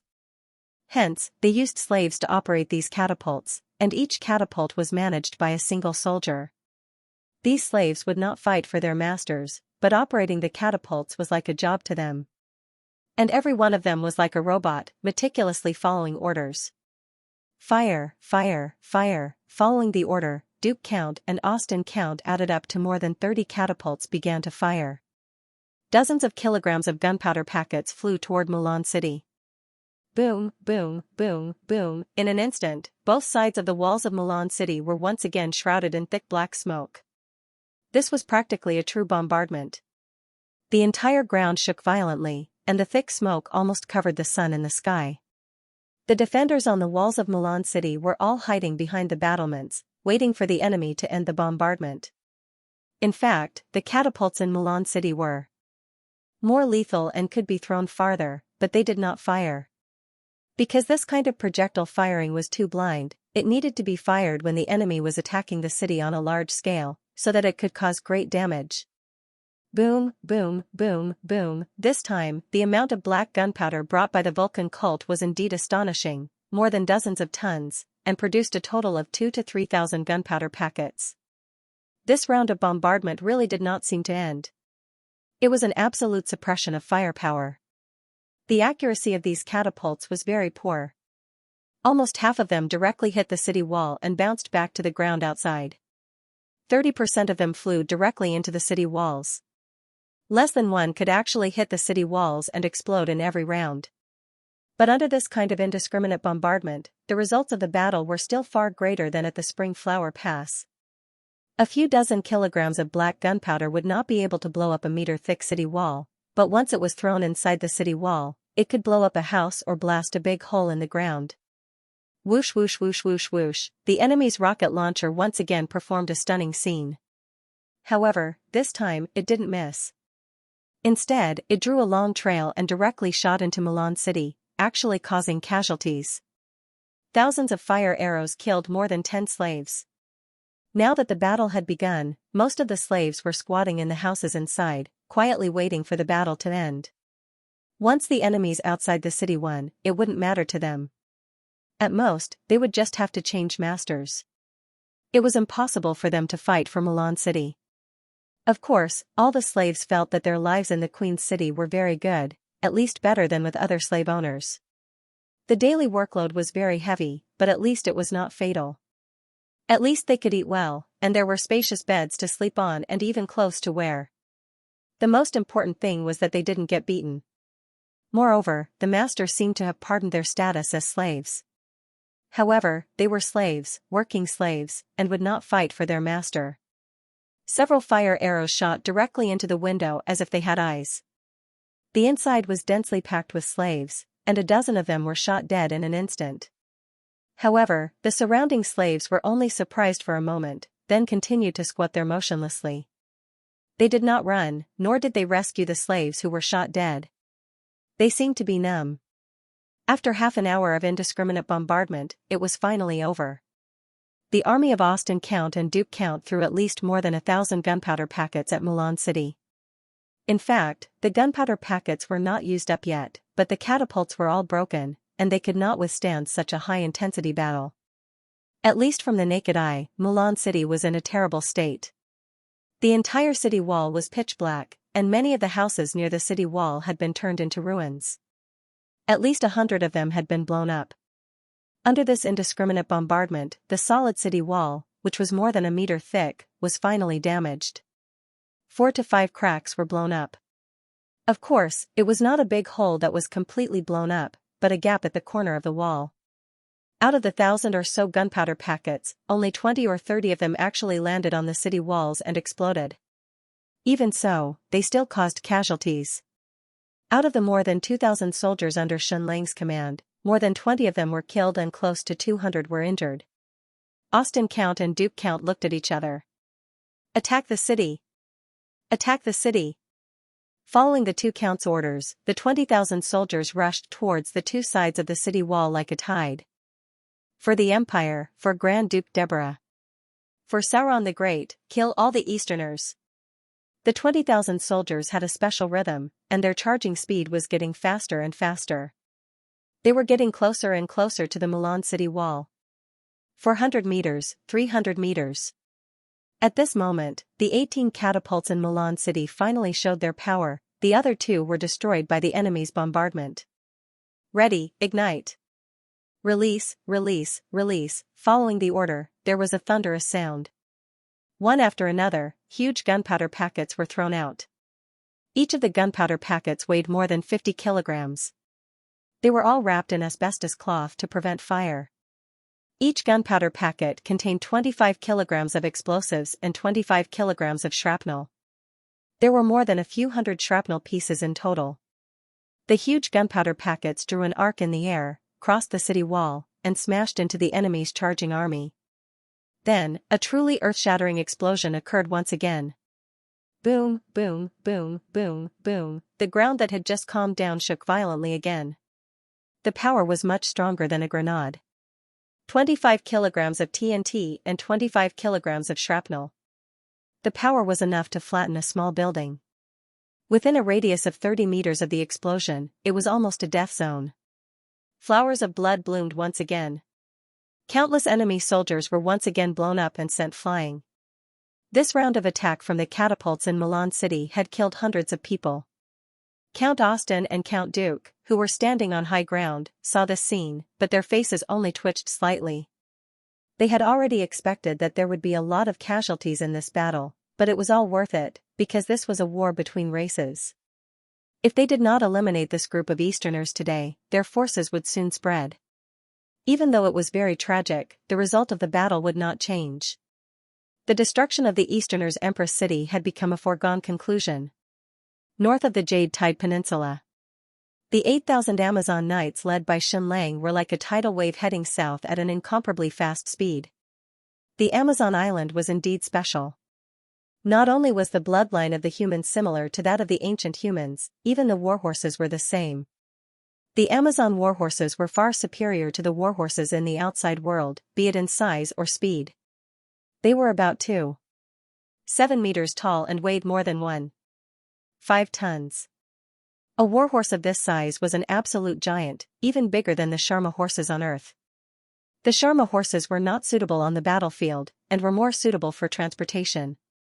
However, the Amazon warhorses were shockingly fierce on the battlefield.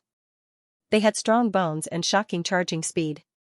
The charging speed of a normal warhorse in this world was only 15 meters per second, but the Amazon warhorses could reach a shocking speed of more than 25 meters per second. Even if they carried 2 people on their backs and were equipped with iron armor, they still possessed a shocking speed. This kind of weight, this kind of charging speed was simply unstoppable. No matter what kind of military formation it was, it could probably be easily torn apart. Of course, there were not many such powerful Amazon warhorses. This time, Queen Ida had given Xianxia 8,000 warriors, but only 4,000 warhorses. These warhorses had been transported by hundreds of ships.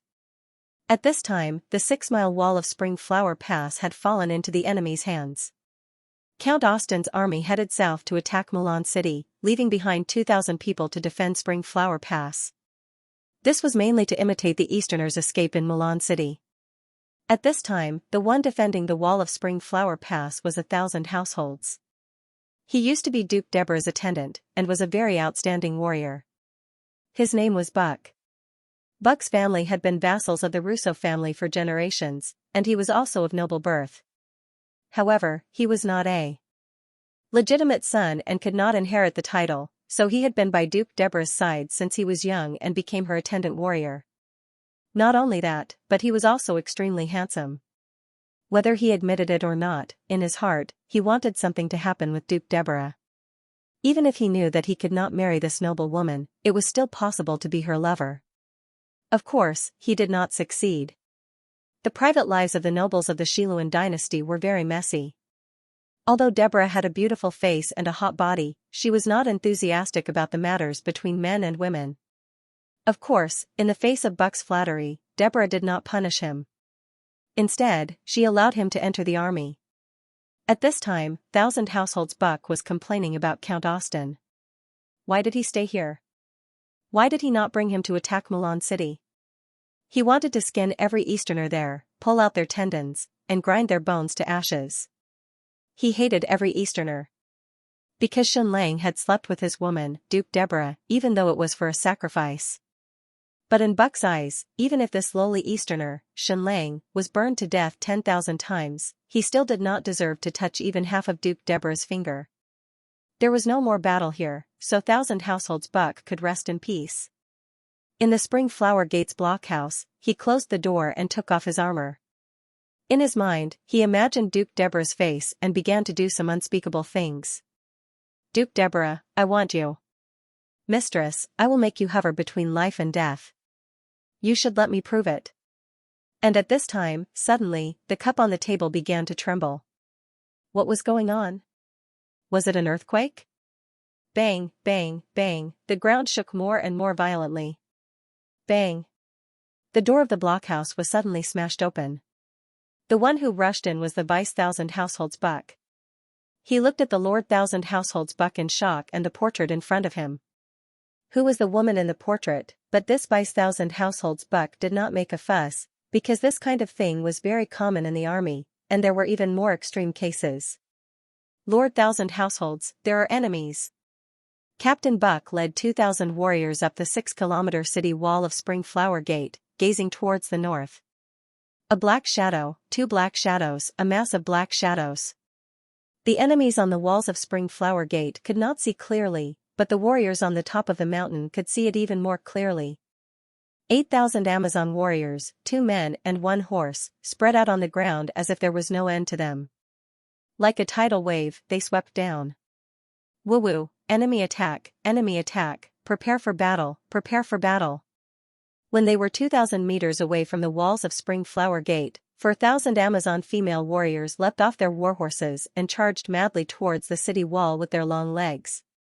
They did not rest, did not assemble into formations, and directly attacked the city, and what was even more astonishing was that even though they were not riding on horses and were running madly on foot, their speed was not much slower. The speed of their charge was simply incomparable. And when they charged, they did not shout slogans, they just ran madly. At this time, the enemy troops on the walls of Spring Flower Gate finally saw clearly. Amazon female warriors? How is this possible? According to the teachings of our ancestors, aren't Amazon female warriors not allowed to take even half a step out of the country? Why are they here?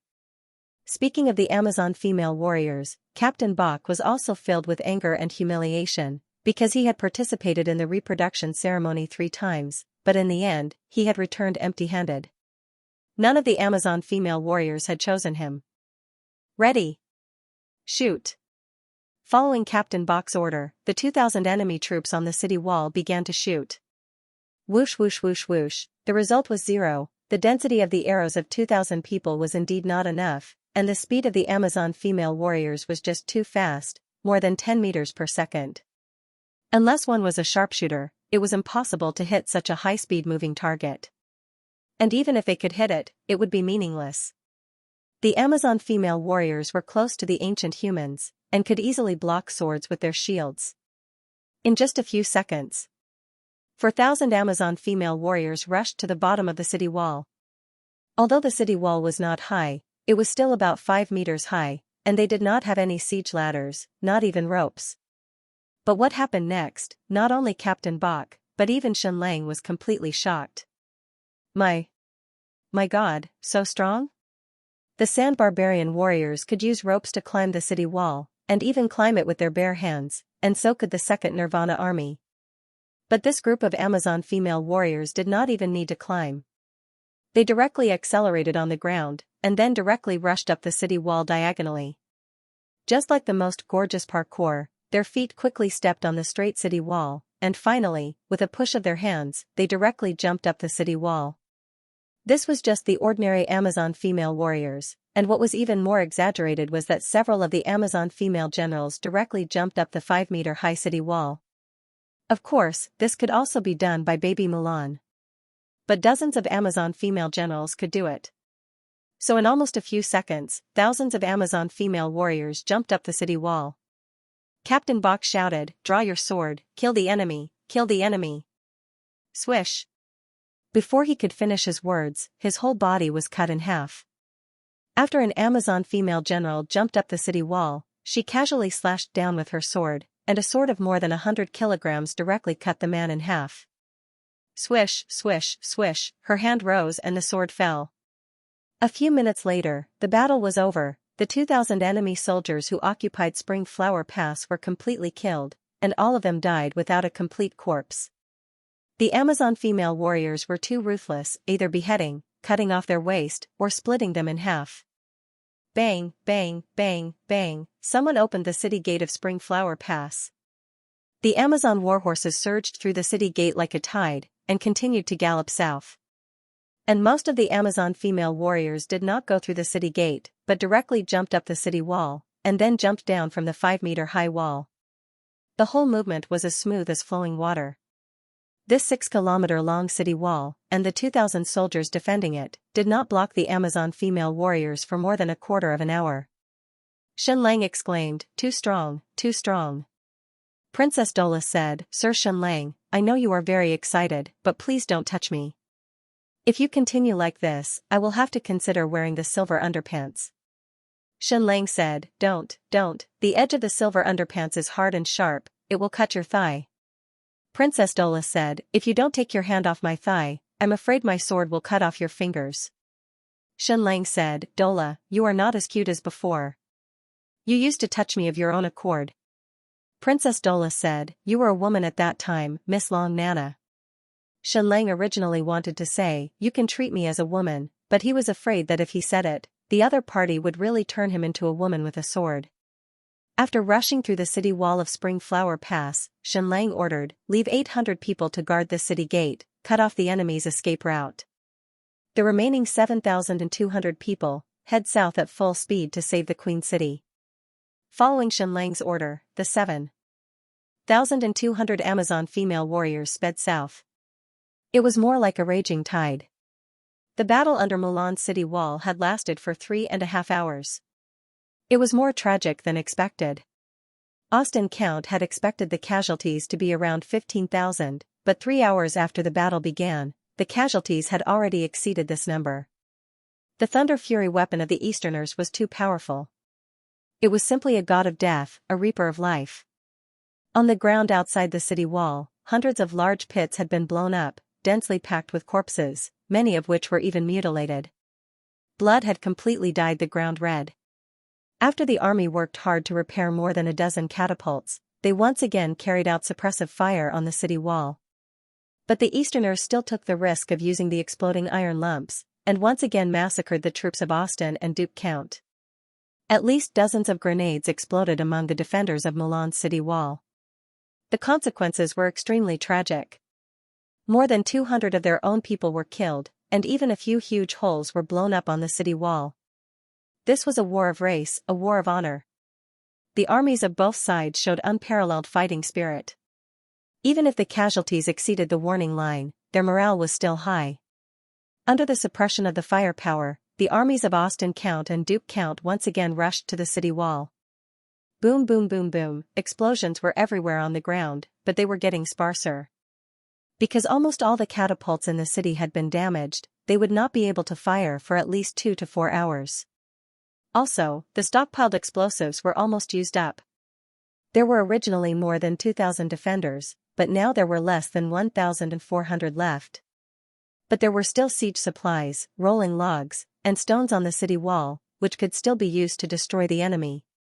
The leader of the Eastern Knights, General Lan Feng, pulled out his sword and shouted, "Because of the wisdom of His Majesty, we have powerful new weapons. But now that the new weapons have been used up, it is time for us to fulfill the mission of a warrior. Protect the Queen City with our lives. Live and die with the Queen City. Long live His Majesty! Long live His Majesty!" Austin Count and Duke Count stood on the high ground and saw the scene. "What a brave army." "Yes," Duke Count said, "but the braver they are, the more they deserve to die. The battle is about to end." "Yes, it is about to end. We have more than 20,000 casualties, but it doesn't matter." Woo, woo, woo, following the sound of the horn. The fourth round of attacks broke out once again. Austin and Duke's 20,000-strong army once again charged toward Mulan City in a frenzy. This time, they managed to reach the city wall relatively smoothly because the catapults in the city were malfunctioning and the defenders had almost used up all their grenades. Bang, bang, bang, countless siege ladders were placed on top of the city wall, and countless enemies climbed up like ants. Rolling logs fell from the top of the city wall. The defenders lifted up boulders and smashed them down with all their might. The grenades were very precious at this point. They had to hit the place with the most number of enemies and smash them down. Boom. 20 lives were taken in one go. The entire battle had reached its climax. Die, die, die. Kill, kill, kill. Listening to the deafening noise outside, Zhang Chunhua took a sip of wine in the mayor's mansion. At this time, the entire mansion was buried with hundreds of kilograms of explosives, countless black gunpowder, countless amounts of fish oil, countless amounts of sulfuric acid, and countless amounts of secret information. Once the city was breached, the enemies would swarm into the mayor's mansion. Then, she would completely detonate the entire city lord's mansion and burn all the secrets to the ground. She would also drag a few hundred enemies down with her. She wore a gorgeous dress today, and she even purposely pulled down her chest. She was the only one enjoying herself anyway. Cleavage was something that could be squeezed. Listening to the sounds of battle outside, she knew that the final moment was coming. In at most half an hour, Mulan City would fall. When that time came, she would be reduced to ashes along with the entire mayor's mansion. She really couldn't accept this. He drank mouthful after mouthful of wine. "I don't believe it. I don't believe this will happen." Shenlang was able to turn the tables in a worse situation before. Was it really going to be destroyed this time? "Shenlang, this city was named after your wife. It doesn't matter if the city passes named after me fall, but how can you allow the Empress City to fall? Are you going to start from zero again? If you want to perform a miracle, then hurry up. If you dare to perform a last-minute rescue, I will pour urine on your face. I guarantee it will still be hot." And at this moment, bang bang bang bang, the entire ground began to shake. It wasn't the kind of tremor caused by an explosion, but like a small earthquake. She was shocked and delighted, and suddenly climbed up the steps. The mayor's mansion had 4 floors, which was almost the highest. She wore a gorgeous dress and climbed directly to the top of the mayor's mansion, looking towards the north. Then, she saw a raging tide surging down from the north. Shenlang was here, with a stunning army. He rushed towards Mulan City. Austin Count, who was standing high up, and Duke Count saw it earlier. Both of their faces were pale, and they couldn't believe their eyes at all. This was an Amazon female warrior. How was this possible? For 1,000 years, no one had been able to conquer the Amazon tribe, not even the Xiluan dynasty. How could Shenlang do it? How many Amazon soldiers were there? 5,000? 7,000? How could he get the loyalty of the Amazon army? Duke Count and Austin Count knew the power of the Amazon female warriors very well. This was simply a thunderstorm, a storm. At this time, more than 10,000 people were attacking the city, and the two still had 40,000 soldiers in their hands. Formation, formation. Meet the enemy, shield formation, long spear formation. Following the orders of the two count, the 40,000 soldiers quickly lined up and turned to face the north. The 40,000 soldiers seemed to have become a tortoise shell. Thousands of huge shields formed a temporary steel wall. Huff, huff, huff, huff, every soldier gasped for air. I heard that the Amazon female warriors were very powerful. Today, I want to see if a few thousand of you can defeat tens of thousands of us. Come on, come on. Looking down from the sky, Austin and Duke Count's 40,000 soldiers formed 10 phalanxes, stretching for a few miles, like a steel array. And 7,000 Amazon female warriors, like a tide, swept down quickly. Princess Dora was inexplicably excited. She loved to fight, especially the more enemies she had, the better. The stronger the enemy, the better. Accelerate, accelerate, accelerate. The warhorse under the Amazon female warriors was also inexplicably excited. Its speed was already very fast, and now it accelerated again, instantly reaching a speed of 25 meters per second. This speed was already like a car at 90 kilometers per hour. Charge, charge, charge. The Amazon cavalry was getting closer and closer to the enemy's 40,000 soldiers. 300 meters. 200 meters. 100 meters. The world fell into a brief silence. Then, bang, bang, bang, bang, the two armies collided in an instant. There was no suspense. It was like crushing dry weeds and smashing rotten wood. The Amazon army easily tore apart the steel array of the enemy's 40,000 soldiers. Then it was a crazy trampling. Crazy slaughter. Crazy crushing. Everywhere the Amazon cavalry passed, everything turned into meat paste, a complete victory. Note, I'm going to eat, and then write the second chapter. Defend the third place on the monthly votes. Brothers help me. Thank you book friend 20171120180050932. I'm just short of a girlfriend, $10,000. Long live Her Majesty, long live, long live. Long live, long live. There was a burst of cheers in Milan City, and the morale was soaring. No words could describe the shock and surprise of the Milan City garrison.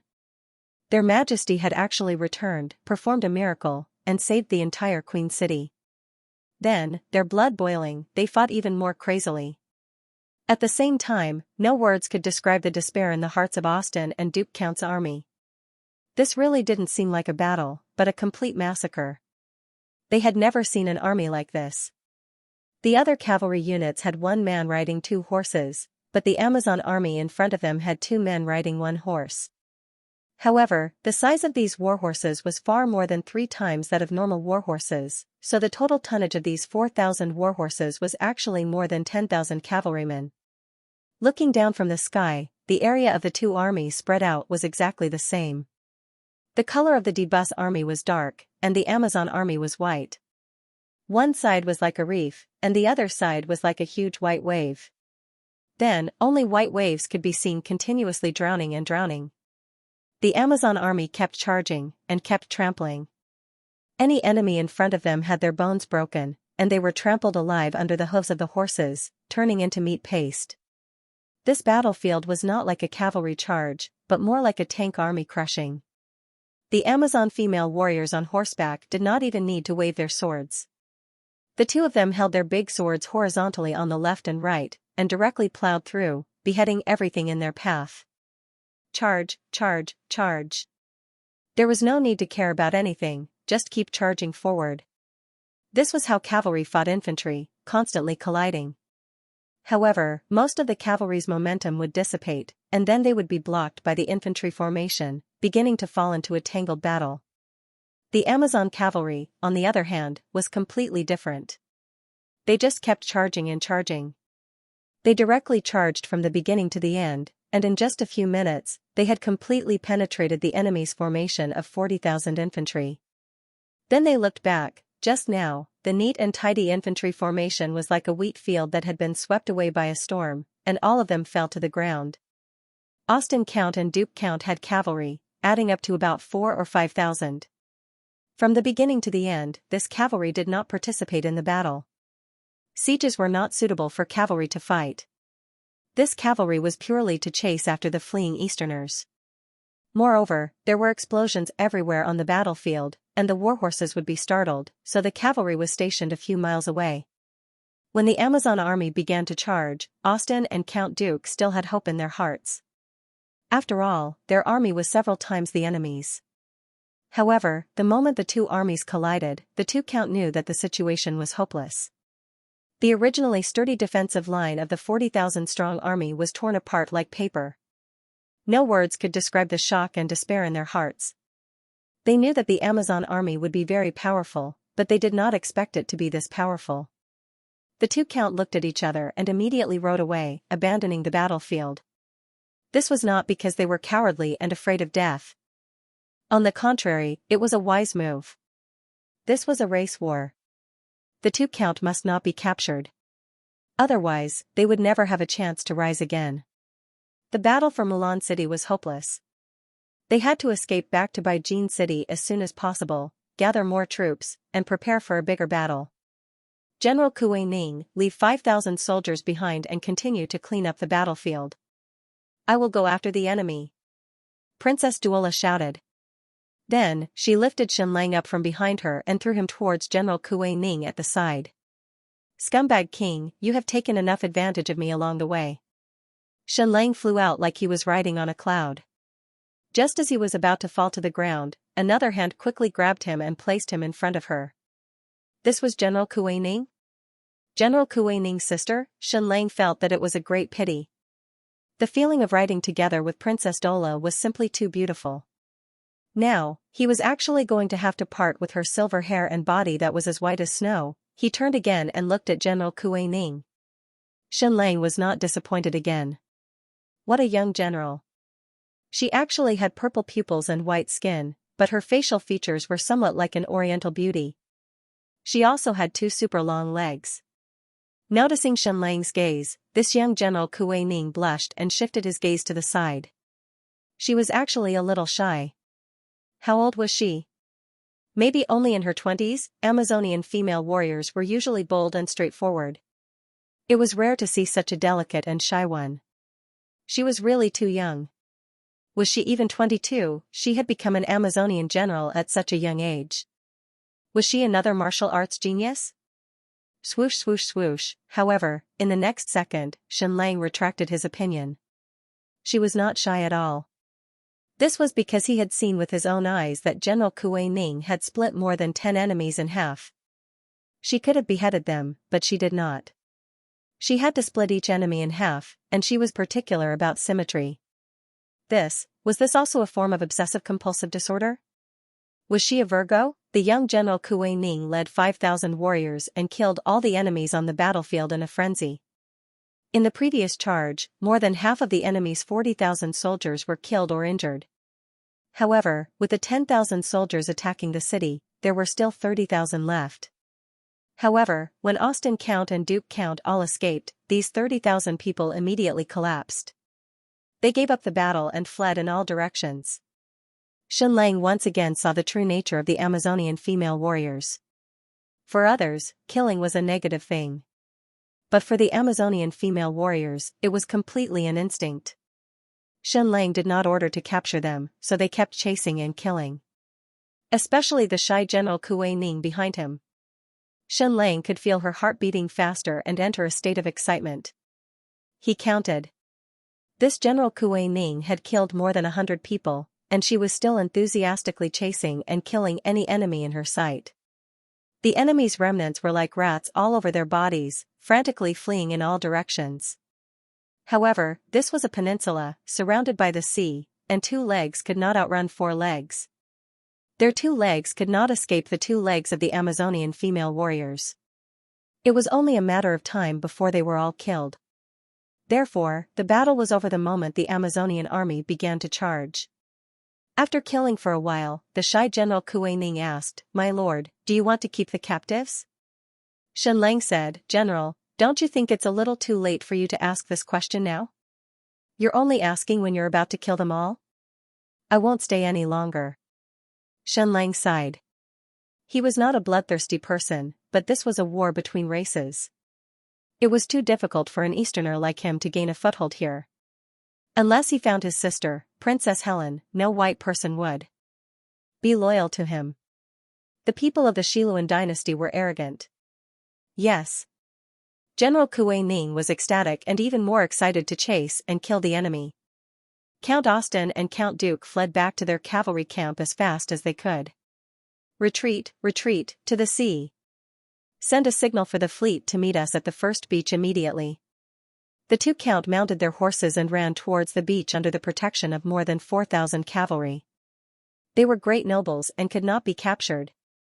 Otherwise, their entire family would be humiliated. However, just a few minutes later, Princess Dora led more than 2,000 Amazonian cavalry to chase after them. The two counts' cavalry was elite, but their speed was far inferior to the Amazonian cavalry. The distance between the two sides was getting closer and closer. Count Duke gritted his teeth and shouted, "Count Austin, I will cover your retreat." Then he led the 4,000 cavalry to stop running and formed a formation at the mouth of a valley to cover Count Austin's escape. Count Austin did not say any words of gratitude. He led the 1,000 cavalry and continued to run towards the sea. Count Duke rode on a tall warhorse, his tall and thin body standing straight. He looked at Princess Dora with his sharp eyes and began to search through his memory. When he was young, he had also participated in the breeding ceremony on the island of borrowed seeds because it was the glory of Western men. He had been there twice and was chosen both times. Only the most powerful men would become the target of the Amazonian female warriors. So at least 2 of the Amazonian female warriors were his daughters. If he calculated their age, they should be around 30 years old. Perhaps they were among the people in front of him. However, the Amazonian female warriors only had a mother, no father. He tried to search in the crowd to see if there was anyone who looked similar to him. After a while, he gave up. When 2,000 women were in front of you, everyone would suffer from face blindness. But Princess Dora was too beautiful, and anyone who saw her would never forget her. Count Duke had said several times to Austin that he wanted to participate in the breeding ceremony, and his target was this Princess Dora. "You are Princess Dora?" Count Duke said, "I have never seen you, but I have heard of your appearance and silver hair." Princess Dora said, "Count Duke, you also have a head of silver hair. But please rest assured, you are not my father, I know who he is." Count Duke said, "Your Highness, the Xiluan dynasty did try to conquer the Amazon kingdom many times, but all failed. But we have always regarded you as a member of the Western world, even as a pride. The best men in the entire Western world sacrificed their seeds to help the Amazon kingdom. Now why are you loyal to an Easterner and kill your own people?" Princess Dora said, "We are very narrow-minded, only the Amazonian warriors are our compatriots.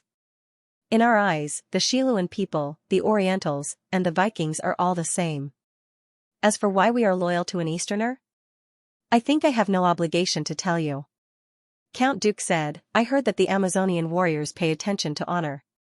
Princess Dora, I formally invite you to a duel, do you accept?" Count Duke should have taken off his glove and stabbed it with his sword, which was the etiquette of nobility. Princess Dora said, "I know you are stalling for time, trying to let Austin Count escape.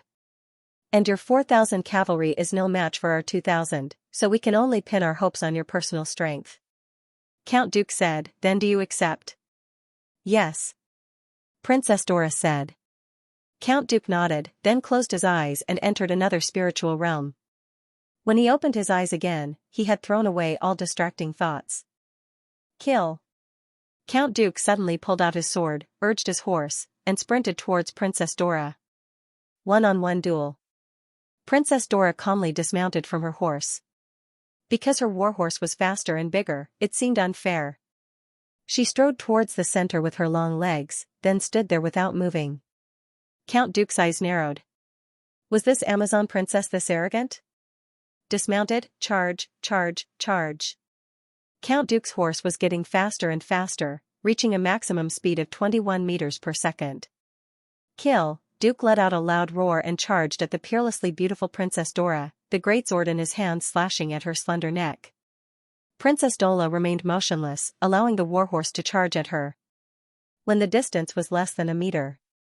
Swoosh! She suddenly pulled out her sword and slashed like lightning. Blood splattered. Count Duke rode his horse and sprinted for another dozen meters. Then, the huge horse's head fell to the ground. Count Duke's body was cut in half, the part above the chest flew out. Amazonian women didn't like tricks. They crazily pursued speed and power. Count Duke, an old noble of the Azure Wave province, a famous swordsman, was killed in one move. Princess Dora whistled. Her war horse galloped over quickly, and she lightly leaped onto the horse's back with her jade-like feet. She looked at the 4,000 cavalrymen in front of her and ordered coldly, "Kill the people, not the horses." Then, she led the 2,000 cavalrymen and charged. After a quarter of an hour, the battle was over. The 4,000 cavalrymen under Duke's command were wiped out, but almost all of the horses were left behind. Only kill the people, not the horses. Then, she led the 2,000 Amazonian cavalrymen to the beach. Under Count Duke's cover, Count Austin led the 1,000 cavalrymen to the beach as fast as they could. Half an hour later, they arrived at the first beach. The fleet had received the order and was already waiting offshore. Dozens of small boats were rowing towards the beach. Boom, boom, boom. Suddenly, there was a series of explosions on the beach. Previously, General Lan Feng had buried a lot of explosives here. Count Duke did not choose to land here, so he escaped. Now, he didn't expect to be stepped on by Austin Count's 1,000 cavalrymen. Austin Count's martial arts were extremely powerful, and he had an absolute sense of danger. A second before the explosion, he leaped off the warhorse like a bolt of lightning and sprinted toward the sea. Boom, in the next second, his 1,000-li horse was blown into pieces. The 1,000 cavalrymen escorting him were also blown to pieces. There was no time to mourn, not even to catch the person who lit the fuse. Yes, this was not a landmine, nor was it a stampede explosion. Someone lit the fuse in the tunnel. Go, go, go. Count Austin fled to the shallow sea with more than 200 cavalrymen, boarded dozens of small boats, and desperately rowed towards the big ship on the sea. At that moment, the ground began to shake violently. The Amazonian women caught up. But it was too late. Count Austin had already boarded the ship. They were already a few hundred meters away from the sea. Princess Dora led the 2,000 female warriors to the edge of the sea and looked at the ship on the sea. Count Austin looked at her in amazement. "Princess Dora?" Count Austin asked. "It's me," Princess Dora said. Count Austin asked. "The breeding ceremony is in a month's time. Are you going to the breeding island?" "No," Princess Dora said. "I've already pledged my loyalty to Lord Xianxia." Count Austin said. "That's a pity. Otherwise, I'll show you the power of my spear." For other women, these words were a great humiliation. But for the Amazonian women, it was not blasphemy. Count Austin didn't feel Princess Dora's anger. "Your Highness, you disappoint me. I had once thought that you were the only woman in the entire Western world who was worthy of me. I never thought that you would actually pledge your loyalty to Xianxia, that Asian. Why don't you be a human? Why do you insist on becoming a bitch of an Asian? Are you humiliating me, Your Highness?" Princess Dora asked. "Your Highness, you're really slow on the uptake." "Yes, I'm humiliating you," Count Austin said. "I once wanted to marry you, but now I just want to trample you with my army. You're the shame of the West. When you become my captive, I'll pierce your throat with my spear and suffocate you to death." Count Austin's warship was getting further and further away from the sea. Princess Dora said slowly, "Count Austin, you've successfully angered me." Count Austin said. "So what? I'm already at sea." However, what happened next completely shocked him. Princess Dora and her 2,000 female warriors dismounted from their horses and dove into the sea like mermaids. Whoosh whoosh whoosh whoosh, they swam toward the warship in a frenzy. Crazy. Crazy. The speed at which they swam in the sea was surprisingly fast. "Set sail and leave as fast as you can," Count Austin ordered. But, it was too late, Princess Dora had already caught up. Whoosh whoosh whoosh whoosh, the Amazonian warriors shot out of the sea like cannonballs and appeared on the deck of Count Austin's warship. At this moment, Count Austin regretted provoking the beautiful Princess Dora. He was an arrogant man and had always been obsessed with the legendary Princess Dora. He had always wanted to see her during the procreation ceremony. But today, Princess Dora had pledged her loyalty to Xianxia and was riding on the same horse as him. This made Count Austin break through his self-control and speak disrespectfully. "You've humiliated me. Let's duel," Princess Dora said to Count Austin on the deck. The two were 10 meters apart. Earl Austen looked at Princess Dora from up close. She was even more beautiful than he had imagined, especially with her silver hair that fell to her neck. She was both gorgeous and valiant. Earl Austen said, "Your Highness, I would like to apologize to you. My jealousy made me lose my mind and caused me to speak disrespectfully." "I understand. I accept your apology," Princess Dora said. Earl Austen said, "May I ask if you can give me a moment?" "Of course." Count Austen took off his cloak and knelt on the deck with his sword in hand. He began to meditate. His mind was in a mess at the moment. He needed to calm down and return to his peak combat strength as soon as possible. Whoosh, whoosh, whoosh, everyone's meditation was different. Count Austen's meditation was a memory from his childhood. It was still the castle on the top of the mountain.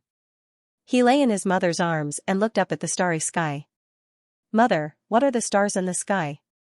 "According to the Easterners, heroes will become stars in the sky after they die. No wonder there are so many stars in the sky, and there are more and more of them." The next scene was his father's suicide because he lost the dukedom. Then there was another scene. He said goodbye to the Rousseau family and traveled around the world. "Brooke, uncle is gone." Count Austen scratched Debus's hair. In a sense, his father died at the hands of Debus's father. However, he didn't hate him. His father was the one who rebelled and tried to usurp the position of his nephew. He even thought that his father might not become a star in the sky because he wasn't a hero. His rebellion hurt the Rousseau family. So after traveling for more than 10 years, he returned to his family after receiving Debus's letter. Half an hour later, Count Austen opened his eyes. The meditation was over. His mental state was at its peak. He took a deep breath, stood up, and slowly raised his sword. The duel began. Bang, bang, bang, two figures fought on the deck in a frenzy. Earl Austen's sword seemed to radiate light, and every slash of his sword was accompanied by a powerful force. This must be the combat energy of the Western world. Princess Dora didn't have any combat energy. Each of her slashes was filled with power and speed. The two swords clashed. The sparks were dazzling, like iron flowers smashed by a blacksmith. Wherever the two passed, the deck was broken. Bang, bang, bang, bang, the two were like monsters, piercing through the entire cabin. As the two swung their swords, the entire cabin was torn apart, and the thick mast was cut off. The deck finally couldn't withstand the huge force and collapsed. The two fell into the cabin and continued to fight. Bang, bang, bang, the battle couldn't be seen from the outside, only a series of loud noises. The cabins inside the ship were destroyed one by one. Boom, two large holes suddenly appeared on the sturdy bottom of the ship. Then, the two shot out from the bottom of the ship like cannonballs and into the sea. They sank deeper and deeper. The two fell into the sea and continued to fight. How powerful was Count Austen? Duke Count was defeated by Princess Dora in one hit. Now, the two had fought for hundreds of rounds, and there was still no clear winner. Princess Dora had been practicing her swordsmanship at the bottom of the sea. However, Count Austen could fight underwater with ease. After traveling the world for more than a decade, he had been to countless places and experienced the most dangerous battles. Bang, bang, bang, the rocks at the bottom of the sea were shattered by the giant sword. The entire sea was muddy, and it was impossible to see anything. The two suddenly quieted down. They stood 10 meters away from each other, facing each other in silence. All of the murderous intent seemed to have disappeared. The smell of blood wafted out. There were many cuts on Count Austen's body. It wasn't because he was hit, but because he fought too hard, causing his muscles to crack. Count Austen had powerful combat energy, but Princess Dora was born with strength. A shark in the distance seemed to have smelled the blood and swam toward the two. The next second, the two collided like cannonballs. At this time, the shark wanted to escape. However, the two of them charged directly into the shark's body. The poor shark was broken in the middle. Without any chance to struggle, it died a horrible death. Blood gushed out and instantly dyed the sea red. It was hard to tell whether it was human blood or shark blood. A moment later, Princess Dora's mermaid body rushed out of the sea. She opened her mouth and spat out a mouthful of blood. A few seconds later, Count Austin's body also floated up. His body was pierced, and blood was gushing out. In the end, Princess Dora won. The bottom of the sea was her home field. Princess Dora grabbed Count Austin's hair and walked toward the shore. A moment later, she dragged him to the beach.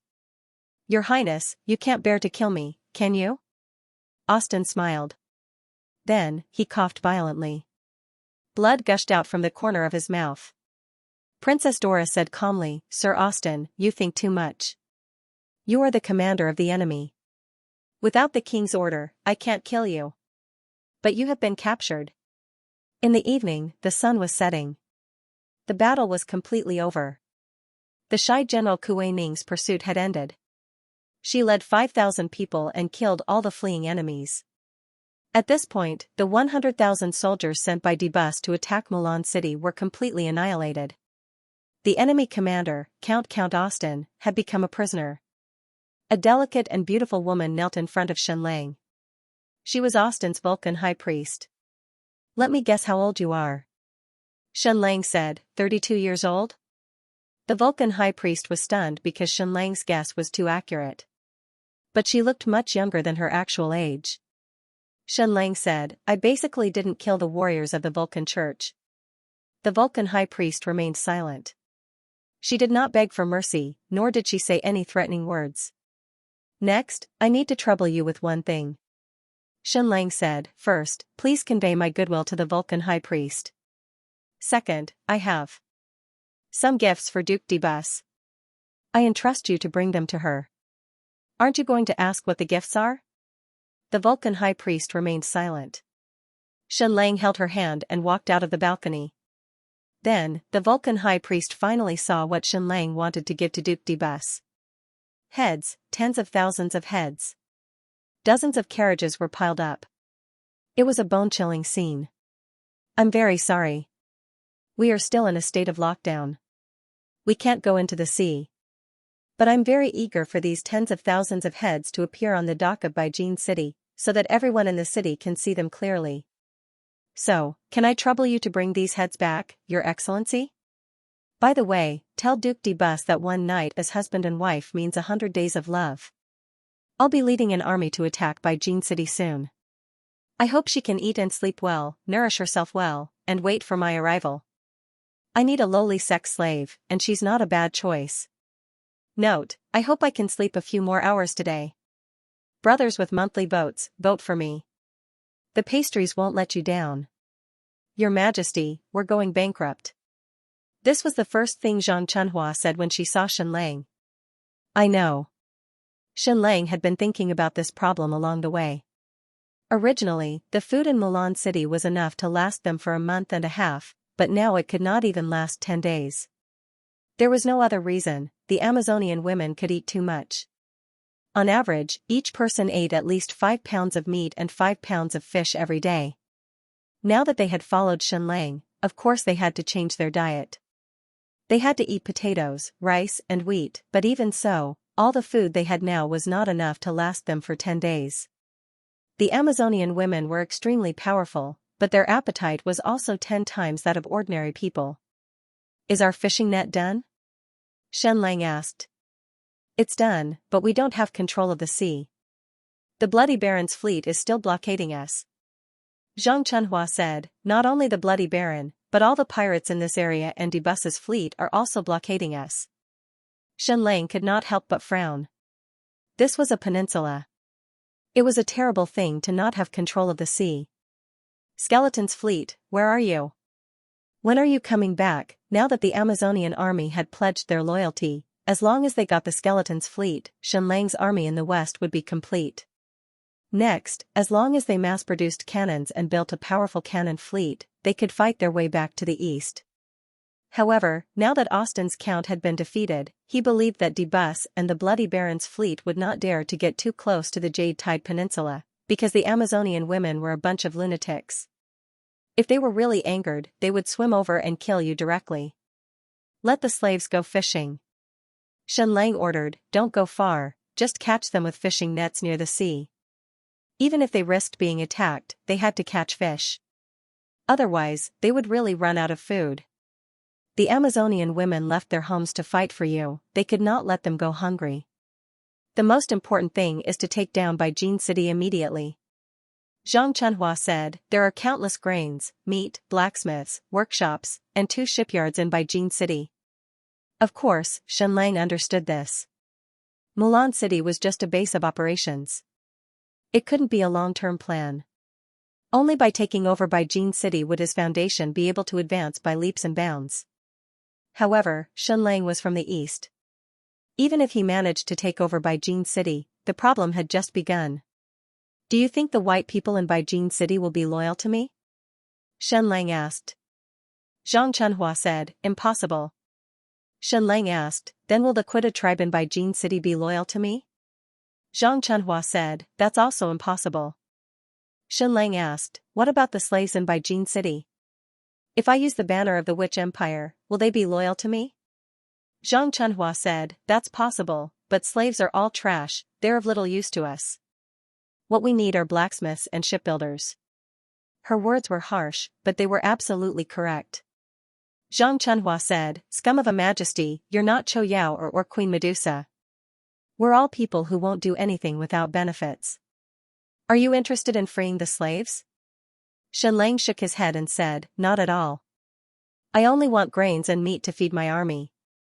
I only want a large number of blacksmiths who can forge steel and make cannons for me. I only want a large number of alchemists who can make explosives for me. I only want shipyards who can make warships for me. Xianxia said, Xianxia, we're just passers-by. Xianxia said, yes, we're just passers-by. Xianxia said, back then, Queen Medusa's momentum was unparalleled. She freed the slaves and created the powerful Witch Empire. However, the price she paid was that she had to change her army and die wave after wave. Are you willing to sacrifice your army in exchange for the freedom of those slaves and the loyalty of those city-states? Of course, Xianxia was not willing. This so-called Witch Empire was only using Queen Medusa's banner. Moreover, Queen Medusa's power had transcended the human race. In fact, in the eyes of the West, she was a white person. In the eyes of the East, she was an Asian person. Today is different from the past. Great Emperor Sauron has risen and is creating a miracle of conquering city-states by himself in the north. He is already the hope of the people. Xianxia said, when Queen Medusa swept through the south, the Xiluan dynasty was fragmented and had no unity. Now, Great Emperor Sauron is the unity of the entire New World. The hearts of the people are settled. Xianxia said, the world that has been united for a long time must be divided, and divided for a long time must be united. Then, he asked, as my chief think tank, what advice do you have for me? Xianxia said, conquer Debus. It is impossible for you to rule Beijing City by yourself. You won't get anyone's loyalty, and you won't get any productivity. Even after you take over this city, you will fall into a sea of enemies. At that time, the other armies of the Jade Wave province and the Xiluan dynasty will keep coming to attack you. Moreover, countless people in Beijing City will rebel. Xianxia smiled and said, unless I carry out a massacre and kill all the white people. Moreover, I can incite the Vader people to massacre the white people and let them establish an autonomous regime. Xianxia said, this is also a solution. This way, you can indeed get the support of some ambitious people. However, I have to say that the Vader people are also useless. The elite alchemists and shipbuilders of Beijing City are all white people. Moreover, many of the Vader people worship and are loyal to the white people, even more than the white people themselves.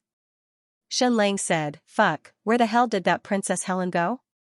If she is here, then nothing will happen. Although Princess Helen was the descendant of the rebellious queen and was viewed as an enemy by the nobles in the north. However, in the south of the Xiluan dynasty, countless people missed the queen. At that time, the north of the Xiluan dynasty was strong and prosperous, while the south was backward. It was Queen Helen who moved the capital to Queen City and developed vigorously. Countless families also rose because of her. Now that Sauron the Great's influence was too strong, many of the new nobles in the south did not dare to oppose him because they did not have a leading figure in their camp. However, once Princess Helen appeared, everything would be different. She was more legitimate than Queen Medusa. Zhang Chunhua said, therefore, my suggestion to you is to conquer Duchess Debus. Only then will you be able to obtain the resources and productivity of Baijin City. Shen Lang said, conquer her? With what? Zhang Chunhua said, of course not with charm. It is more likely that you will conquer me with your charm. It is impossible to conquer an ambitious person like Debus. She wholeheartedly wants to marry Sauron the Great and become his concubine. Shen Lang said, I understand. If you don't rely on charm, then you can rely on crooked methods. Zhang Chunhua said, do you know the rules of the West? Shen Lang said, what are you referring to? Zhang Chunhua said, a foreign country can be a ruler. Shen Lang understood. Just like in Europe at that time, the Polish nobles could elect a Frenchman as their king. When the French throne was empty, the British king even wanted to fight for the French throne, which led to the outbreak of the Anglo-French War. Zhang Chunhua said, according to speculation, Princess Helen is your sister, and you are almost her only direct relative. If she inherits the throne of the Xiluan Empire, then you will also become a prince of the Xiluan Empire. Of course, it is impossible to inherit the throne because you do not have the bloodline of the Xiluan royal family. Shen Lang spread out the map and carefully looked at Baijin City. This super big city was only 400 miles away from Mulan City. This battle was not going to be easy. This was a coastal city near the mountains. The mountains in the north were a natural barrier. In the middle of the valley was a dozen miles long city wall that was over 8 to 9 meters tall. Moreover, this city had more than 100,000 soldiers guarding it. Now Debus was the guardian of the southern border of the Xiluan Empire. As long as she gave the order, at least 100,000 soldiers would come to support her. The Amazon army was extremely powerful. It would not be a problem for them to break through the city wall and kill their way into the city. But after breaking through the city wall, they would still be trapped in a sea of hundreds of thousands of soldiers. Even if they could win, there would be many casualties. Every Amazon female warrior was precious. If there were hundreds or thousands of casualties, it would almost cost Shen Lang his life. Therefore, in this battle, Shen Lang was not worried about how to break through the city wall. All the difficulties would come after breaking through the city wall. After all, this was a battle of the foreign races. Unless there was a battle of beheading. Capture the leader and capture Duke Debus directly. That's what I think too. Zhang Chunhua said, now that Austin Count has been captured, as long as we capture Duke Debus, the whole Baijin city will be without a leader. At least the war will not continue. Shen Lang spread out the map and said, we need the most elite warriors to launch a surprise attack on Duke Debus castle at the top of the mountain. We will kill all the warriors in the castle and capture her. Zhang Chunhua said, Duke Debus' martial arts are very strong. Shen Lang said, I know. I saw it with my own eyes. She is not inferior to Austin Count. She might even be stronger, because her bloodline talent is higher. But we have more masters on our side. Princess Dora, General Kuei Ning, and dozens of Amazon female warriors. We can definitely capture her. Therefore, my plan is to have hundreds of Amazon top masters pass through the layers of defense of Baijin City and launch a surprise attack on Duke Debus' residence to capture her. Shen Lang said. Zhang Chunhua said, this is impossible. Although the Amazon masters are strong, they can't pass through the hundreds of thousands of soldiers in Baijin City. Shen Lang said, of course it is possible, but it requires a certain risk. We need to put on a show that falls from the sky. Zhang Chunhua said, what do you mean? Shen Lang said, have hundreds of Amazon top masters fly directly to the sky above Duke Debus and jump down. Zhang Chunhua said, fly over from the sky? Shen Lang said, yes, fly over from the sky. Zhang Chunhua opened her small mouth and couldn't close it. This had completely touched the blind spot of her knowledge. How do we fly? Zhang Chunhua asked. Shen Lang said, next, I will personally design and create this secret weapon in the shortest time possible. Then, I will immediately stage a battle of beheading from the sky. Bus thought that I would use 8,000 soldiers to attack Beijing City? She is completely wrong. I want to use more than 100 people to take down this million-dollar city. The surprise attack of the hot air balloon had appeared in Shenlang's mind many times, but he lacked the space to execute it. Now, he could finally do it. This group of Amazon female warriors were so strong that even if they jumped down from the hot air balloon, they would still be safe and sound. If it were someone else, even if they had a parachute, they would probably fall to their death or break. The more Shenlang thought about this surprise attack, the more excited he became. The probability of success was very high. Once it was successful, then Shenlang would have created a military miracle, using only 100 people to take down a super big city that was defended by more than 100,000 soldiers. Next, Shenlang couldn't wait to start designing the special hot air balloon. This time, he could design it openly and build it openly. As Shenlang drew, he asked, "Zhang Chunhua, I heard that you wanted to pour urine on my face?" Zhang Chunhua was taken aback. "I did say that, but who was the one who told you about it?" Shenlang said, "A lot of people were filled with righteous indignation when they heard that. They felt that it was a great disrespect to me." Zhang Chunhua said charmingly, "What do you think?" Shenlang said, "I'm looking forward to it." Zhang Chunhua bit her red lips and said coquettishly, "You didn't stage a last-minute rescue, so you don't have to be punished, but you still came too late, so you still have to be punished." Shenlang said, "What punishment?" Zhang Chunhua said, "I'll kiss your face, do you want it?"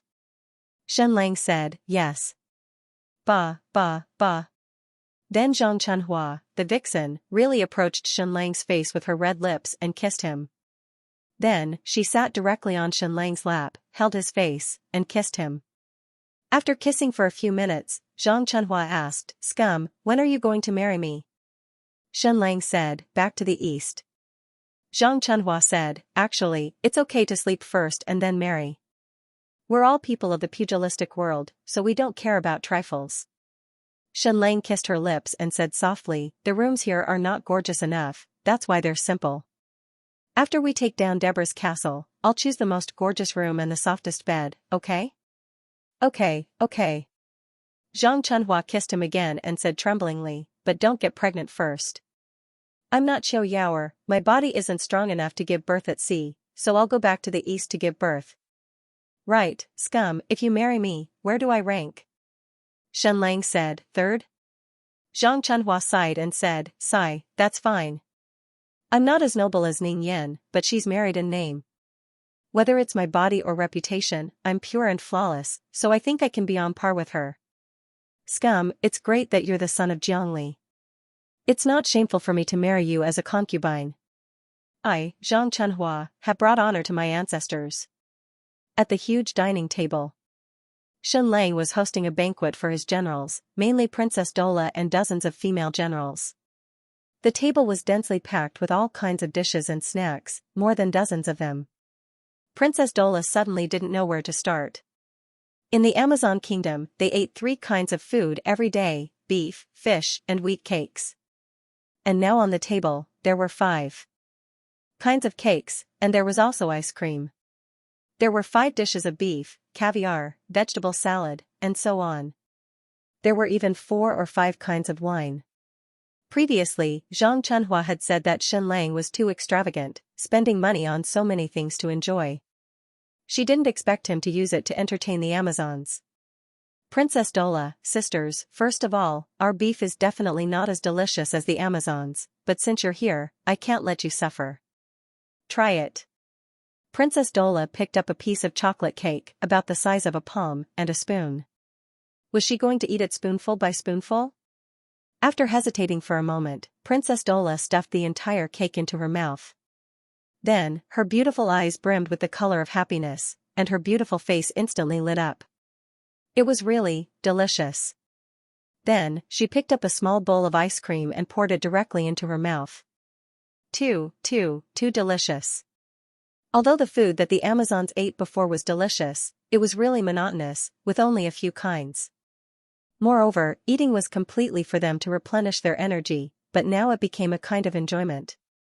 This wonderful feeling of happiness was too strong. "How does it taste?" Shenlang asked. Princess Dola said, when it comes to attracting people to depravity, you're a demon, Miss Long Nana. Zhang Chuanhua's hand silently pinched Shenlang's thigh. Biased, why didn't you make these things for me to eat before? I haven't slept with you yet, and I become an old acquaintance. General Lan Feng meticulously ate his buns, his eyes only on Shenlang. At this moment, when he saw Shenlang's face twitching slightly, he knew what had happened and he immediately frowned. Lord Zhang, let me toast you.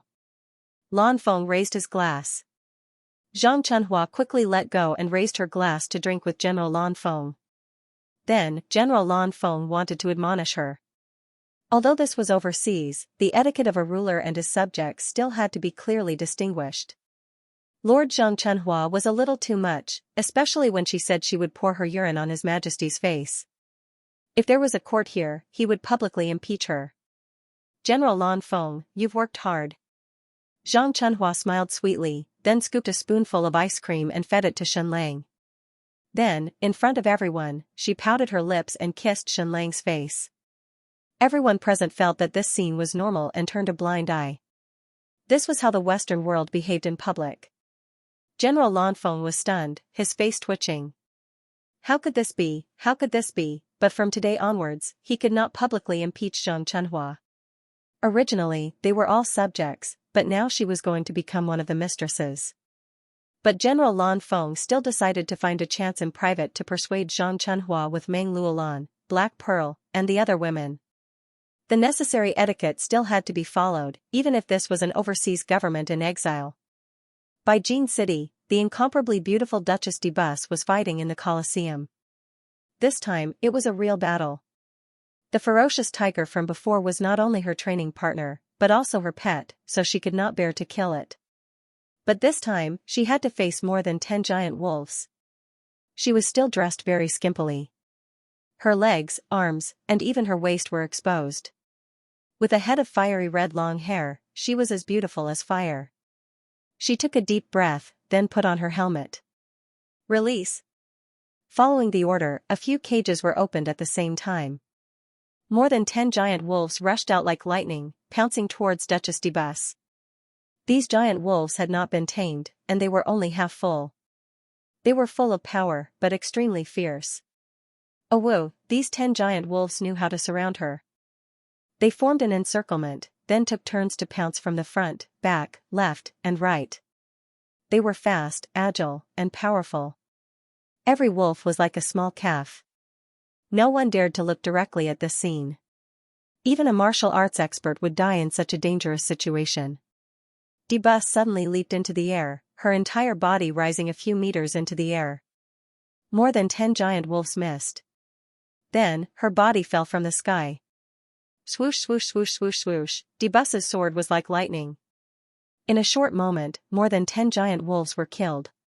From start to finish, it took less than 3 seconds for the battle to end. However, killing more than 10 giant wolves was just a warm-up. Next, a majestic white man with a head full of white hair walked out. Lord Baiting. Duchess de Bus saluted. This Lord Baiting was the #1 swordsman in the Azure Wave province. For a long time, he was the teacher of Austin Count. Your Excellency. Lord Baiting saluted. Please. Please. Then, the two fiercely fought each other. De Bus had never used qi before, but now, she finally used it in a battle against this top expert. Her sword seemed to be faintly emitting light. Every slash produced a thunderous roar, and bursts of light and shadow crisscrossed. Swoosh, swoosh, swoosh, waves of sword wind swept past. The surrounding flags were actually cut in the air. The two fought for dozens, hundreds of moves, but there was still no winner. Suddenly, a figure rushed in. It was the middle-aged eunuch Talon. Duchess de Bus frowned. Huh. The two used all their strength and suddenly performed their last move. Boom, with a loud bang, the two figures fiercely collided, and then bounced off. Inch by inch, cracks began to appear on the sturdy stone floor. Lord Baiting bowed and said, Your Excellency is indeed the strongest bloodline holder in the Russo family. Duchess de Bus nodded and walked outside. Bad news? Duchess de Bus asked. Yes. The middle-aged eunuch Talon said, "The Bloody Baron wants to see you." Duchess de Bus instinctively wanted to walk to the study, but she stopped in her tracks. It was not appropriate to meet a vassal in a battle attire. She went to take a bath and changed into a luxurious dress, then went to the study. "Bloody Baron, I heard you have bad news for me?" Duchess de Bus asked. The Bloody Baron said, "Yes, the Battle of Milan City was lost. Duke Count died in battle, and Austin Count was captured." Duchess de Bus' beautiful face turned cold, and her heart was extremely shocked. How was this possible? 100,000 troops attacked a small town, and the enemy was only 2,000 people. How could they lose? The Bloody Baron said, "Xianxia has already obtained the loyalty of the Amazon tribe." At the crucial moment, nearly 10,000 Amazon female warriors killed the army of Austin Count and Duke Count. Duchess de Bus' face lost all color. Xianxia actually obtained the loyalty of the Amazon tribe. Why? How was this possible? For thousands of years, the Amazon Queen's kingdom had been isolated from the world, and several generations of Xiling dynasty's emperors had failed to conquer them. Xianxia was an Asian who did not even have the strength to truss a chicken. What did he rely on to achieve this? Was it because he was handsome? And the so-called charm, but to Duchess de Bus, only a strong man had charm, and power was the real charm. What did Xianxia rely on to do what the Xiling dynasty's emperors had failed to do? "How many people are left of the army I sent to attack Milan City?" Duchess de Bus asked. The Bloody Baron said, "Almost none, all of them are dead." As soon as he said this, the hard crystal ball in Duchess de Bus' hand suddenly shattered and turned into a pile of powder. However, the blow to Duchess de Bus was just the beginning. A few hours later, a few ships appeared in Beijing City's waters, transporting unprecedented goods. It was densely packed with human heads. Tens of thousands of hideous human heads were piled on the deck. These ships slowly approached this area of the sea. Duchess de Bus saw clearly that these human heads belonged to the army she had sent. Xianxia chopped off their heads, and let the Vulcan priests bring them back. This was a complete provocation, humiliation, and intimidation. Countless people in Beijing City saw this scene, and then felt chills all over their bodies. Many people cried out loud, because many of these human heads belonged to their husbands or sons. The people of Beijing City had never seen such a scene. Tens of thousands of human heads piled together. Their hair stood on end. Wherever these ships floated to, that place seemed to have become hell. The 32-year-old but young and beautiful Vulcan priest appeared in front of Duchess de Bus, bowed slightly and said, "Xianxia asked me to pass a message to you." Duchess de Bus said, "What is it?" The Vulcan priest said, "He said that he will soon lead an army to attack Beijing City, and he hopes that you can nourish yourself until you are fat and white, waiting for his arrival. He needs a lowly slave, and you are not bad." As soon as these words were said, Duchess de Bus's red hair almost fluttered violently. Unprecedented humiliation and provocation. And just at this moment, boom boom boom boom, suddenly, a series of explosions came from the sea. An even more shocking scene appeared. Countless people would never forget this scene for the rest of their lives. Tens of thousands of human heads exploded at the same time. All the human heads, together with the ships, were directly smashed into pieces. Note: the monthly votes list is dangerous. I beg for help from my brothers. I will let you enjoy the pastries. The entire Beijing City let out a series of exclamations as they looked at this scene in disbelief. Why did the heads explode? Duke de Bus's entire body was trembling slightly. At this moment, she felt that her face had been slapped hard. In the past year, she had spent a lot of energy and wisdom to finally bring the Russo family to the peak of history. As a woman, she had become one of the greatest contributors to the establishment of the Third Empire of Xiluan. She had conquered nearly a quarter of the Witch Empire's territory and became the protector of the southern border of Xiluan Empire. However, at this moment, all her previous glory seemed to have been wiped out. That beautiful Eastern man had humiliated her to his heart's content. 100,000 troops had been annihilated, and her uncle Austin had been captured. Not only that, tens of thousands of heads had exploded in front of the entire city. Xianxia was actually so presumptuous? He had no bottom line and simply did not have the slightest demeanor of a noble. After a long while, Duke de Bus said coldly, he wants to attack Beijing City. He wants me to become his king slave? Then let him come. Then she turned and left the pier, returning to her castle. Pass down my order. All the vassals of the Azure Wave province are to bring their troops to Beijing City. In the name of the protector of the southern border, order all the governors of the 5 southern provinces of the Xiluan Empire to send their troops to support us. If that eastern man wants to come, let Beijing City be his grave. Amazonian warriors? A group of shameless women, a group of fatherless bastards. I want to see how strong you are. Can you defeat my 100,000 troops with just a few thousand of you? Traitors deserve to die. From today onwards, the Amazonian tribe is no longer fit to be a member of the Western world. They have already become a disgrace to the West and should be swept into the rubbish heap of history. Following Duke de Bus's order, hundreds of messengers rushed out of Beijing City and headed towards the Azure Wave province and even the southern part of the Xiluan Empire, conveying Duke de Bus's order. Not long after, countless troops would come to support and participate in this holy war. In the study room of Duke de Bus's mansion. I'm very sorry that you didn't get your freedom. Duke de Bus said, your eastern lover won and annihilated my 100,000 troops. Black Widow Hill couldn't believe what she heard. Although she hadn't logged in, she had seen Mulan City. How fragile and primitive it was. Xianxia only had 2,000 troops, yet he was able to annihilate Duchess de Bus 100,000 troops. How did he do it? He humiliated me. Duke de Bus said, in return, I will skin you and pull out your tendons, make you into a specimen, and send it to him. Hearing this, Black Widow Shear's delicate body trembled. Of course she was afraid of death, not to mention dying so tragically. Duchess de Bus said, Hill, you are a wealthy woman from the Vader clan. Please tell me, will you support an Eastern man to occupy and rule Beijing City? Even if this man is your lover? After a long silence, Black Widow Hill shook her head. Duke de Bus asked again, then do you support my family in occupying Beijing City, or even the entire Bai Wave province? Black Widow Hill was silent. What is silence? Duke de Bus asked. Shear said, I don't support it, but I don't oppose it either. Duchess de Beau said, what if we let the Quidda clan govern themselves? Will you support it? Shear shook her head, I don't support it. Duke de Bus asked, why? Shear said, although these people are my compatriots, I have to admit that they are all cruel idiots. Duchess de Bus said, 1,000 years ago, your Quidda clan had its own empire, and it was relatively powerful. The so-called Quidda clan's own empire was the Daya Empire. When the White Capital's ship drifted near it, this powerful empire was destroyed. Shear said, there have been many adventurers who have gone to the Daya Empire.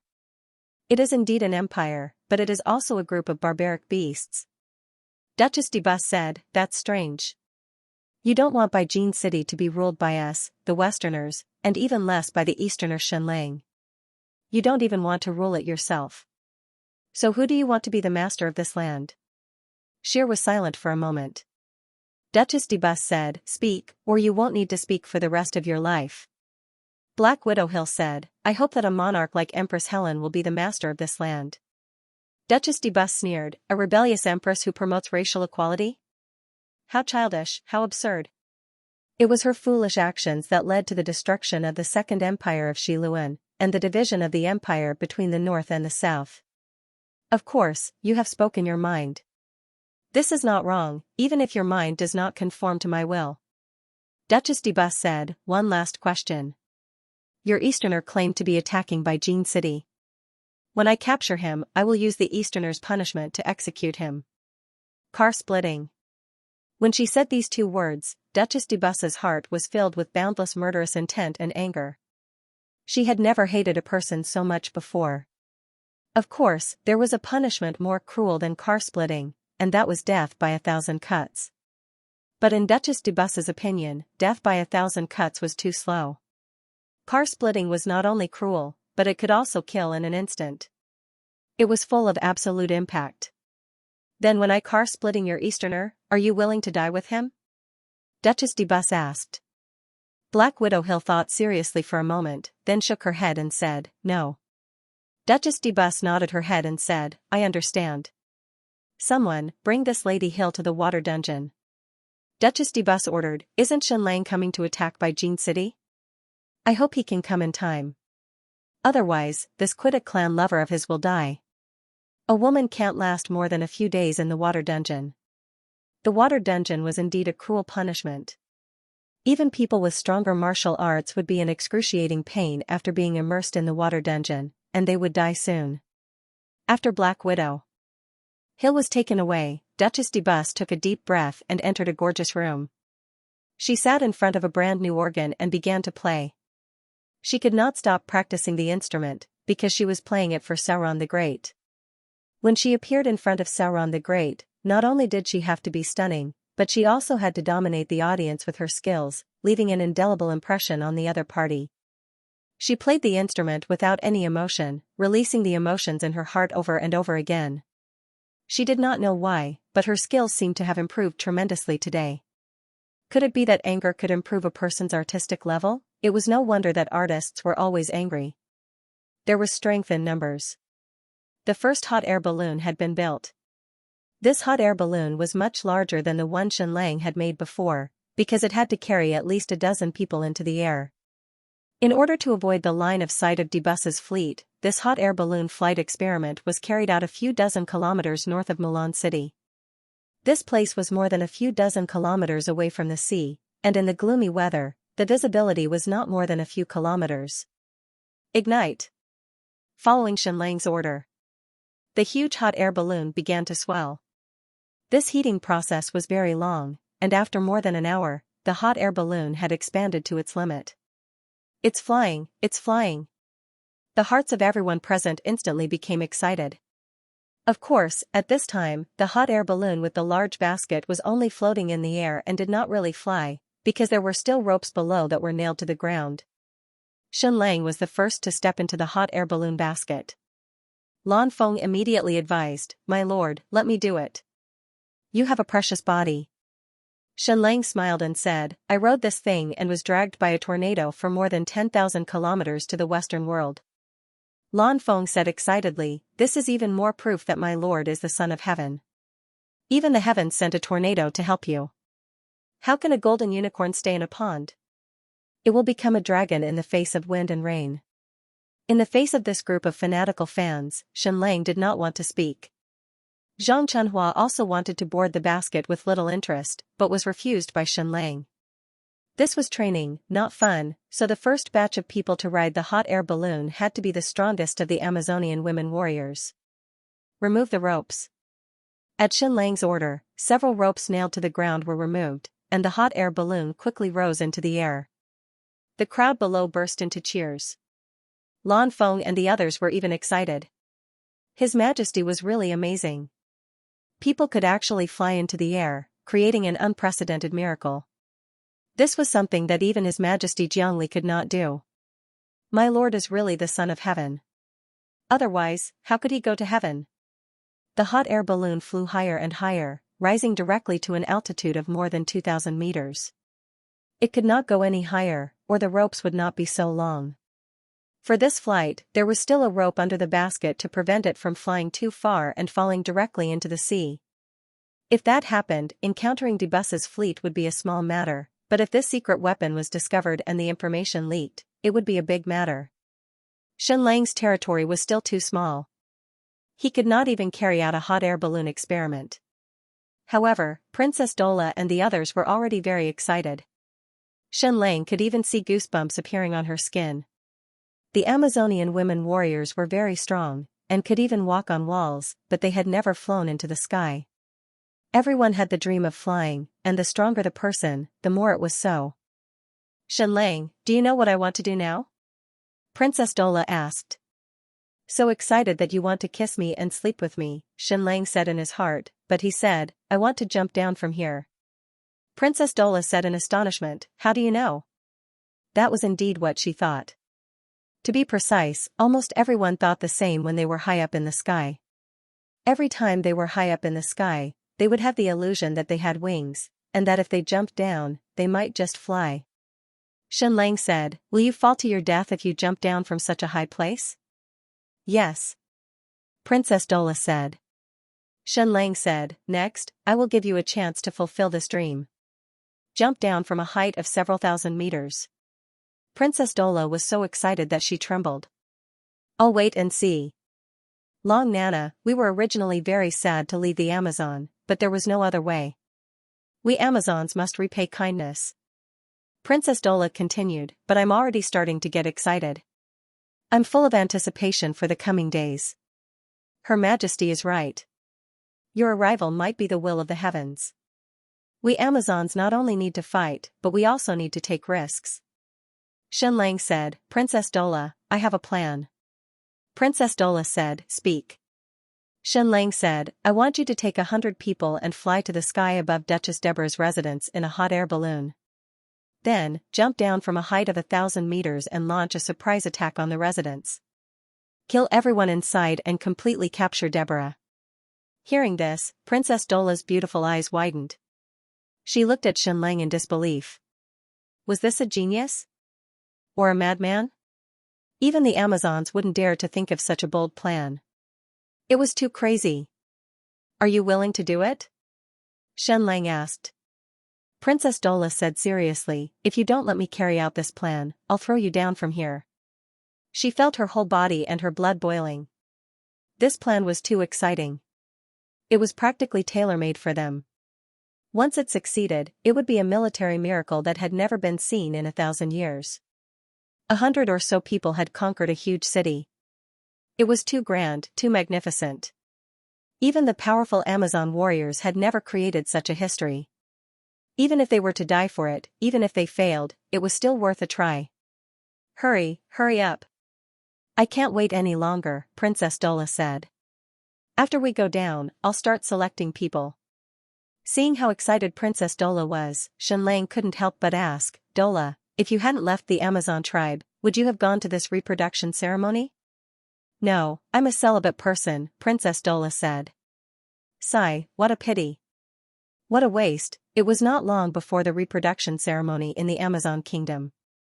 Although this season would last for more than half a month, Xianxia needed to conquer Beijing City before going to the Island of Seeds. He hoped that he could make it in time. He had already made an appointment with Queen Ida. He didn't want to miss it. Following that, Princess Dola carefully selected 150 experts to be the executors of this decapitation plan. These 150 people were all the top experts of the Amazon tribe. Then, they started training again and again. They took the hot air balloon again and again and again. According to Xianxia's original plan, they would at least take off 15 times before they started parachuting. However, Princess Dola and the rest could no longer hold it in. After only 5 times, they started parachuting. "Long live the Amazon! Long live the Amazon! Long live the Queen!" Following the loud cheers, this group of crazy female Amazon warriors jumped down from the basket. Xianxia's scalp went numb as he watched. This group of female warriors was too crazy. They loved taking risks too much. They had never parachuted before. After listening to Xianxia's explanation, they started jumping excitedly. Parachuting was actually very safe. Xianxia knew this very well. However, unless he had no other choice, he would never try it.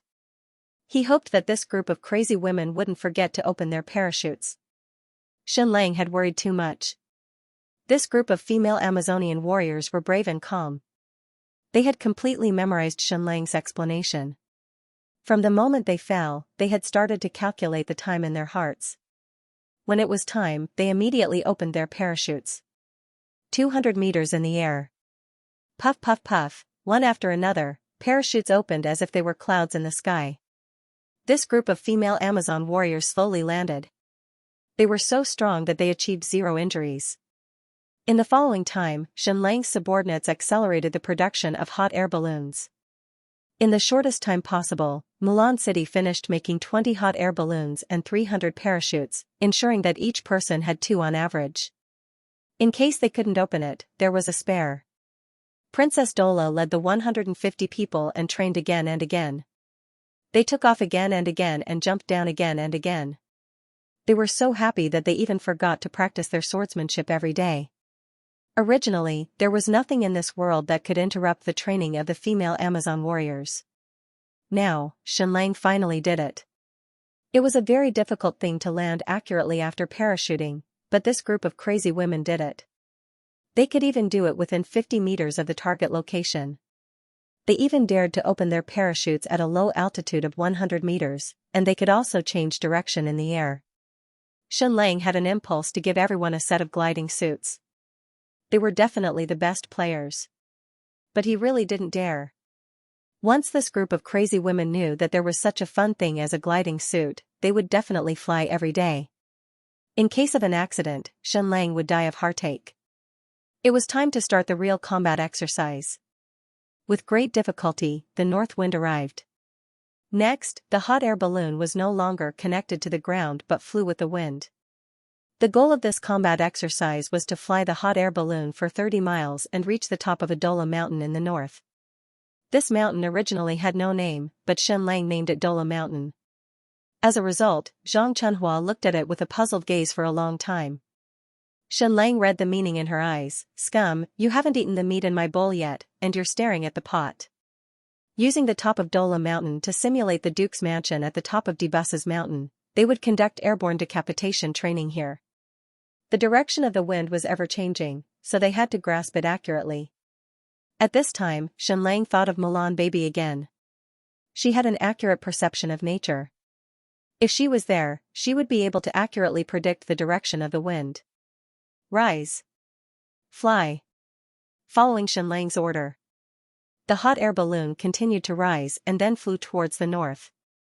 In less than an hour, the hot air balloon approached the top of Dola Mountain. At this time, Xianxia was no longer on it. Princess Dola ordered, "Descend." The hot air balloon began to descend continuously. However, at this time, the direction of the wind suddenly changed from the north to the west. The hot air balloon flew towards the west. This was terrible. There was still some distance to the target peak. Jump. At Princess Dola's order, more than 10 female Amazons jumped out one after another. Whoosh, whoosh, whoosh, more than 10 people kept falling. They tried sprinting in the air, constantly approaching the top of Dola Mountain. However, in the end, they still failed. Everyone successfully descended safely, but the person closest to the target peak was more than 3,000 meters away. This was no longer something that could be controlled by humans. If the wind in the sky changed, there was nothing they could do. In modern society, even if there were airplanes, accurately landing in space was a huge problem, let alone in this world. Following that, Princess Dola and the others went through more than 10 actual combat training, but only once succeeded in landing on that peak. This was because the direction of the wind was too unpredictable, and the parachute could not change direction in the air, so it could only travel with the wind. This wouldn't do. The hot air balloon was too passive. It was very difficult to accurately fly above a certain target.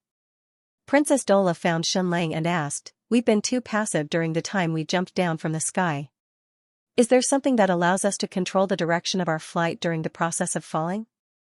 Xianxia was silent. Princess Dola said in disbelief, "Is there really such a thing?" Xianxia said, "There is, but this thing is even more dangerous, and it requires a lot of skill. Moreover, we don't have enough time. We need to attack by Jin City as soon as possible." Princess Dola asked, "What do you mean?" Xianxia said, "We're running out of food. If we don't attack by Jin City soon, we'll run out of food." Xianxia did not have the right to control the sea, so his ships could only fish near the shore. Once they went a little deeper into the sea, they would be sunk by the Bloody Baron and Debus fleet. He originally thought that after the battle in Milan City, the Bloody Baron and the other pirates would be more restrained. He did not expect them to become even more ferocious and hostile. Fortunately, this area of the sea had not been fished wantonly, and this was the first time fishing nets had appeared in the Western world. Moreover, Xianxia's net was the Death of Descendants net, so the harvest was especially big with every net. However, they could not only eat fish and prawns every day. These things could only reduce food consumption. Now, the staple food in Milan City, including bean sprouts, had almost been eaten up. Princess Dola looked at Xianxia doubtfully and said, "We're almost out of food, but you still prepare dozens of kinds of food for us every day?" You even have 3 kinds of yogurt? Xianxia said, you left your homes and came to rely on me. I can't possibly let you suffer. Moreover, you should drink more milk. I still hope that you can develop a second time. Xianxia glanced at Princess Dola's chest, but his words were automatically filtered out by her.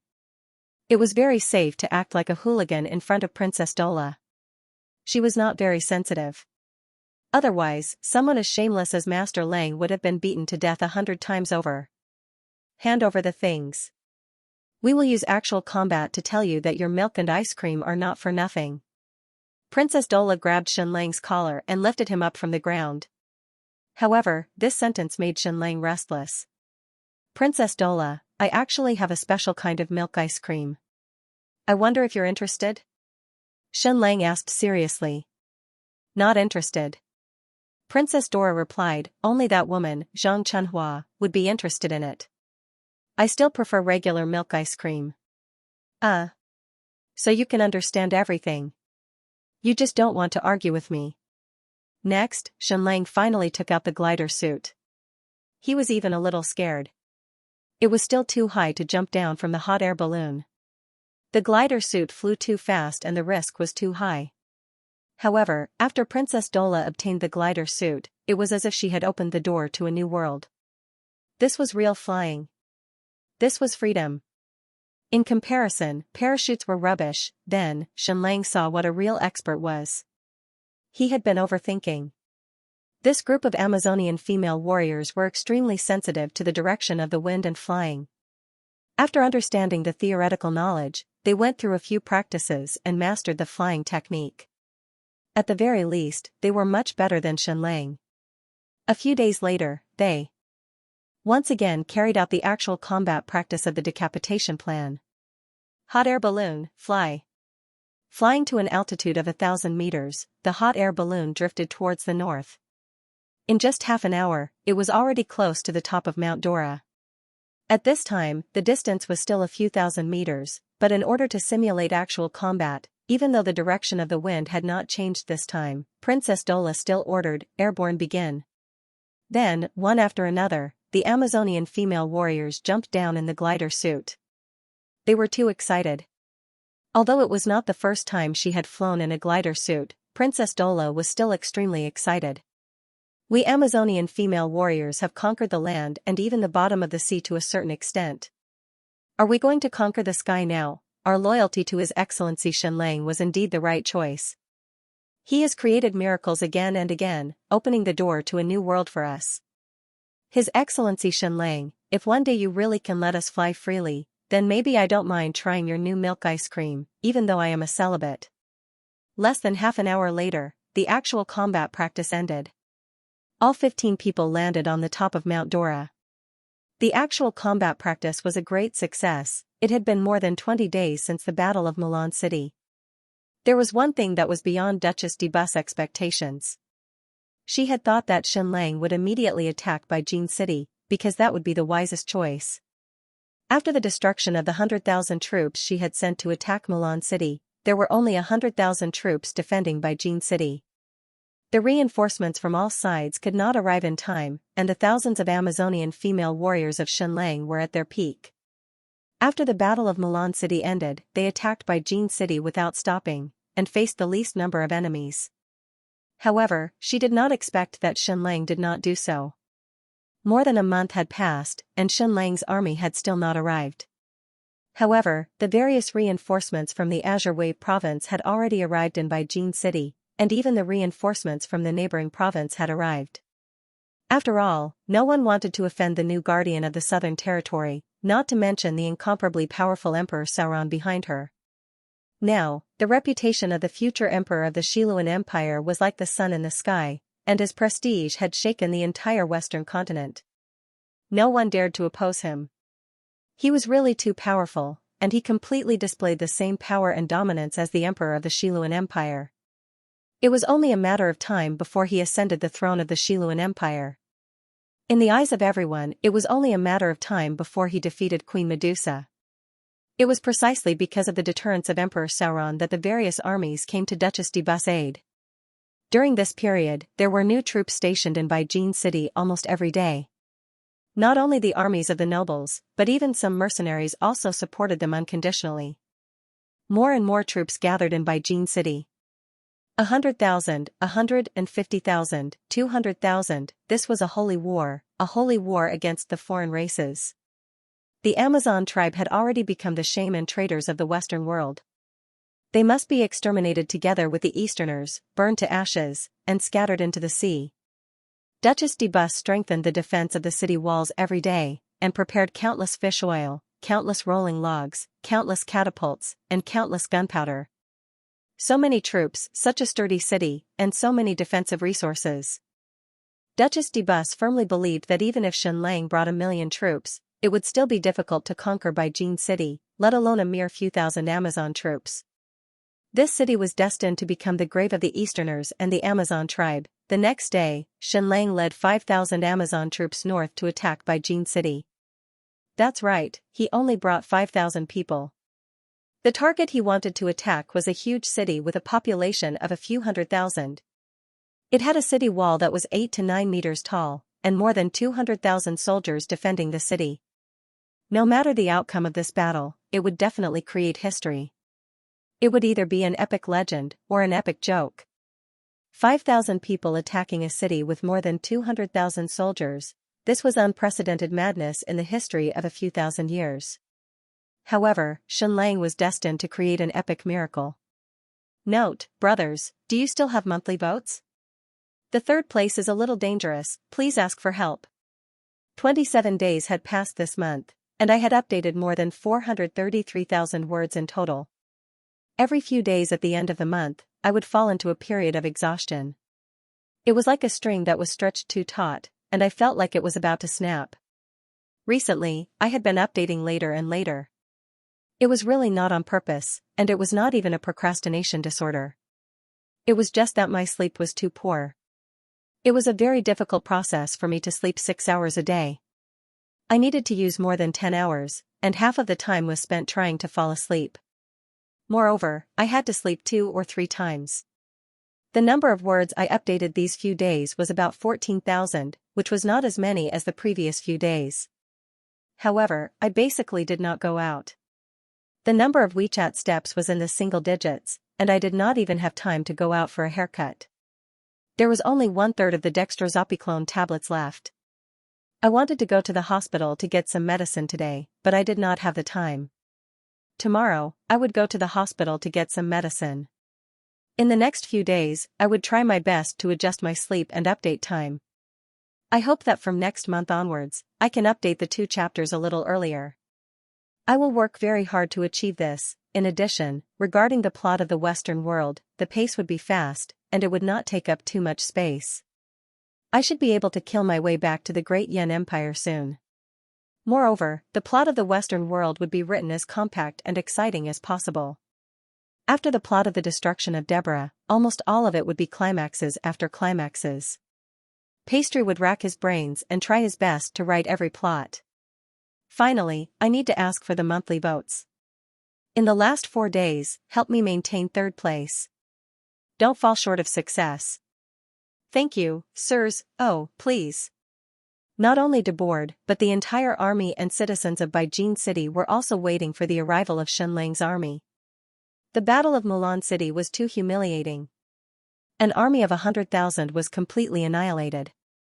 This was a holy war, a war to preserve the glory of the Western world. The entire army of 250,000 soldiers of Beijing City rested on their spears and waited for battle. Only by completely annihilating the Easterners and turning the traitorous Amazonian warriors of the Western world into ashes would they be able to wash away their shame. They waited, and finally, the arrival of Xianxia's army. Then, they were all stunned. Easterner Xianxia, are you here to play with us? You brought so few people to attack our Beijing City, a total of 5,000 people? Master, that Eastern clown is here, eunuch Talon said.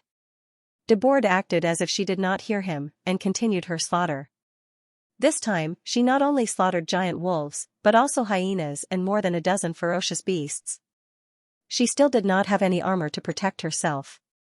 She only wore leather shorts and a leather bra. She did not even have a shield, and only had a short sword. Dressed so skimpily, her figure appeared extremely sexy. Even the eunuch Talon did not dare to look too much. Kill, kill, kill, Duke de Bourd's sword was as fast as lightning. The difficulty of this battle was not in killing dozens of beasts, but in coming out unscathed. This was simply too difficult. She did not have any protection on her body, and a light scratch from any of the beast's claws would leave a deep wound. This was a test of her agility. It was almost like passing through 1,000 leaves without touching her body. Only a quarter of an hour later. The smell of blood filled the air in the Colosseum, and all the beasts were killed.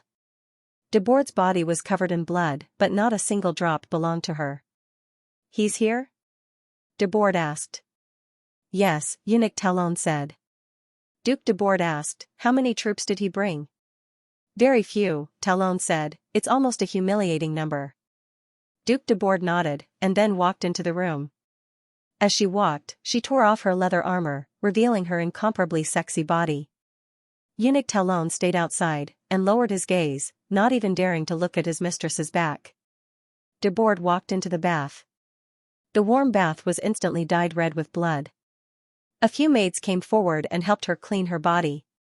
During the process, they were filled with inferiority complex. The hostess's figure was too hot and beautiful. The lines of her muscles were as if they were sculpted. These proud curves only existed in the brush. Not only did the hostess have a beautiful face and a noble system, but even her figure was so devilish. She was simply the essence of the creator. Perhaps only Sauron the Great was worthy of such a beautiful body. After your bath, Duke of Debus, you put on your golden armor and rode down from the hilltop castle to the northern wall. To a certain extent, the walls of the west were even more exaggerated than those of the east.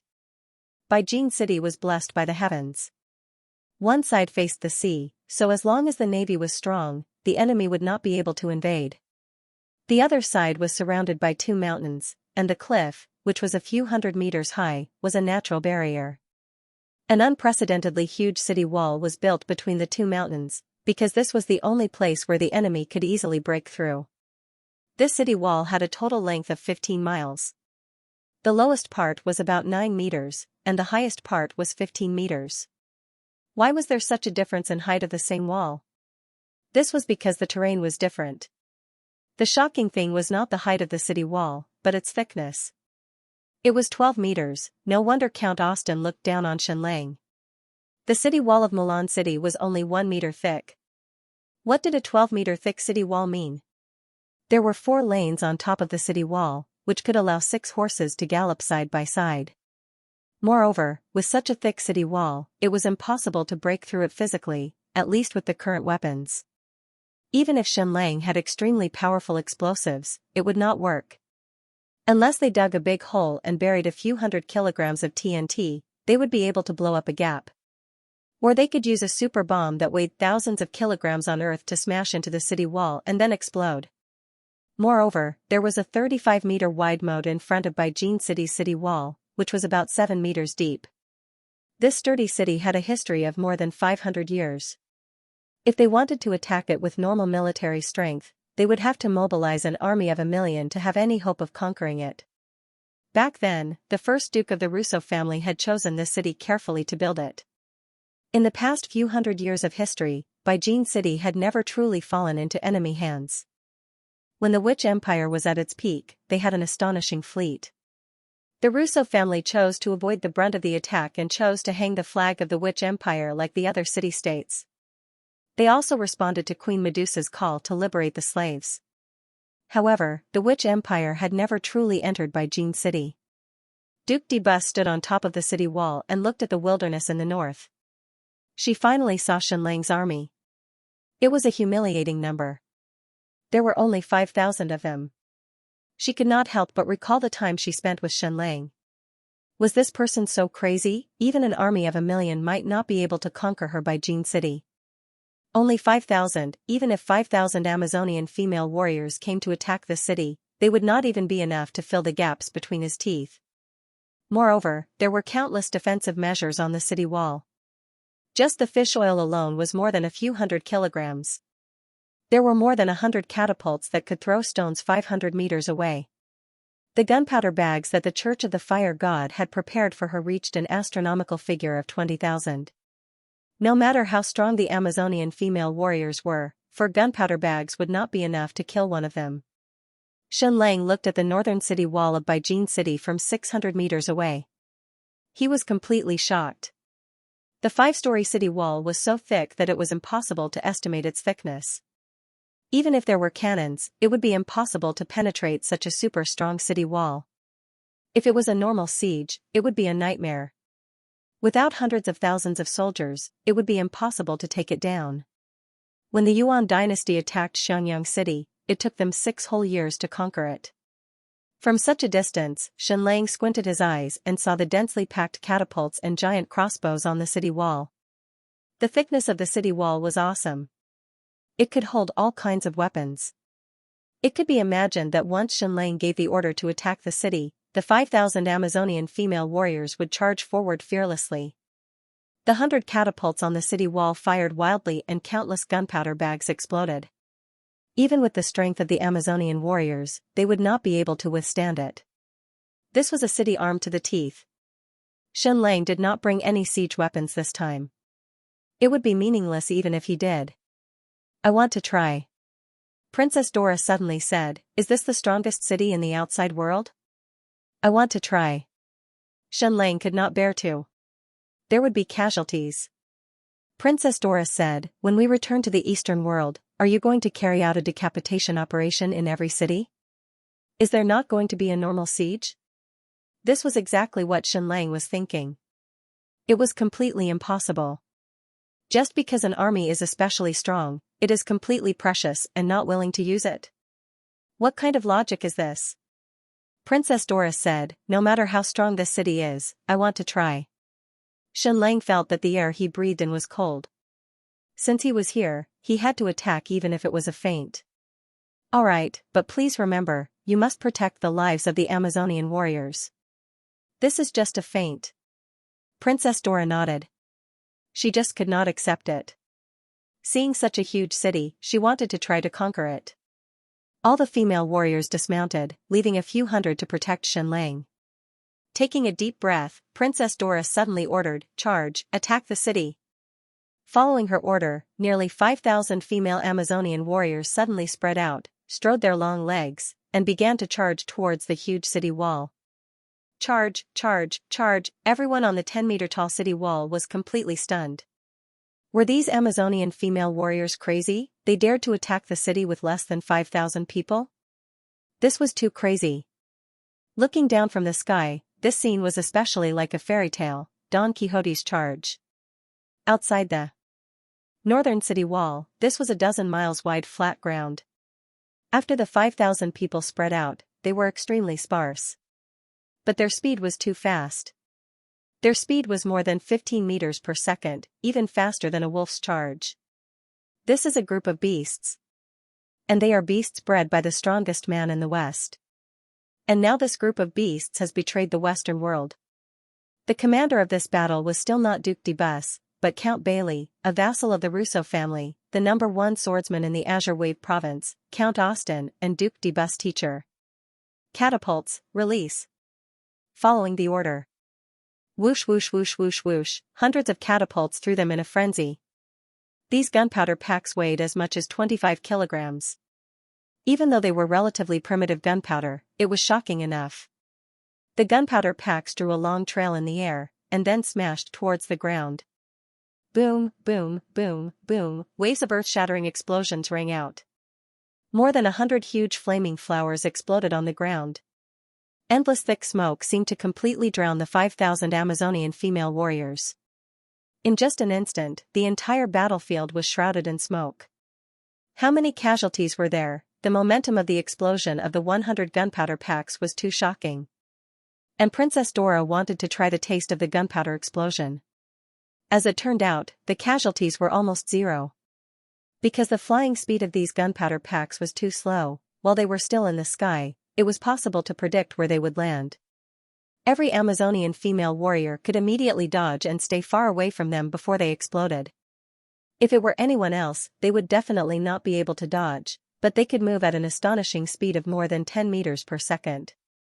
Running to the explosion point was no problem for them. Unless the explosions were more concentrated, a complete carpet bombing, or a little more powerful, they wouldn't be able to dodge it. The people on the city wall were still waiting for the results of the battle. In the end, nearly 5,000 Amazonian warriors directly rushed out of the thick smoke, and their numbers didn't seem to decrease. They instantly rushed into the range of 200 meters. The second round of catapults needed time, and it was too late now. Release the arrows, Count Bailey gave the order. Whoosh whoosh whoosh whoosh whoosh, an incomparably magnificent scene appeared once again. It really was a sky full of arrows. More than 100,000 people shot arrows at the same time. The arrow rain was like locusts, like a dark cloud. When they finally landed, it was really as dense as a rainstorm. Such an arrow rain would have caused huge casualties. But it didn't. Because they didn't calculate well in advance, the Amazonian female warriors ran too fast. In just a few seconds, they ran for dozens of meters, directly leaving the arrow rain behind. Release the arrows, Count Bailey gave a series of orders. The arrow rain burst out round after round, covering the city in a carpet style. In the next second, 5,000 Amazonian female warriors suddenly jumped into the moat. Then they directly disappeared. The arrow rain continued to shoot wildly. Whoosh whoosh whoosh, countless arrows, madly exploding toward the moat. Densely packed, innumerable. However, everyone knew that air resistance and water resistance were completely different. Even rifle bullets, once shot into the water, basically completely lost their lethality. It was often seen in movies that after people entered the water, bullets still shot wildly in the water, and could still kill people, but that was all fake. A pistol shooting in the water, 0.9 meters away from the wooden board, only left a little trace, no lethality, because the resistance in the water was 800 times that in the air. If you wanted to fight in the water, you could only use a special underwater rifle. The range could be about 30 meters. Of course, because of the special shape of the bow and arrow, so the lethality in the water was slightly stronger, but shooting at such a long distance was useless. So, there were still almost no casualties. Whoosh whoosh whoosh whoosh, the arrow rain was still madly exploding, and finally the entire moat was densely packed with countless arrows. And the 5,000 Amazonian female warriors seemed to have completely disappeared, none of them showed up. The moat was 35 meters wide, and the river was about 20 meters away from the city wall. Throw the fish oil, Count Bailey ordered. The small catapults began to launch, throwing barrels of fish oil on the moat. Whoosh whoosh whoosh, dozens, hundreds, thousands of barrels. In just a quarter of an hour, 20 to 30,000 pounds of fish oil were overdrawn on the river.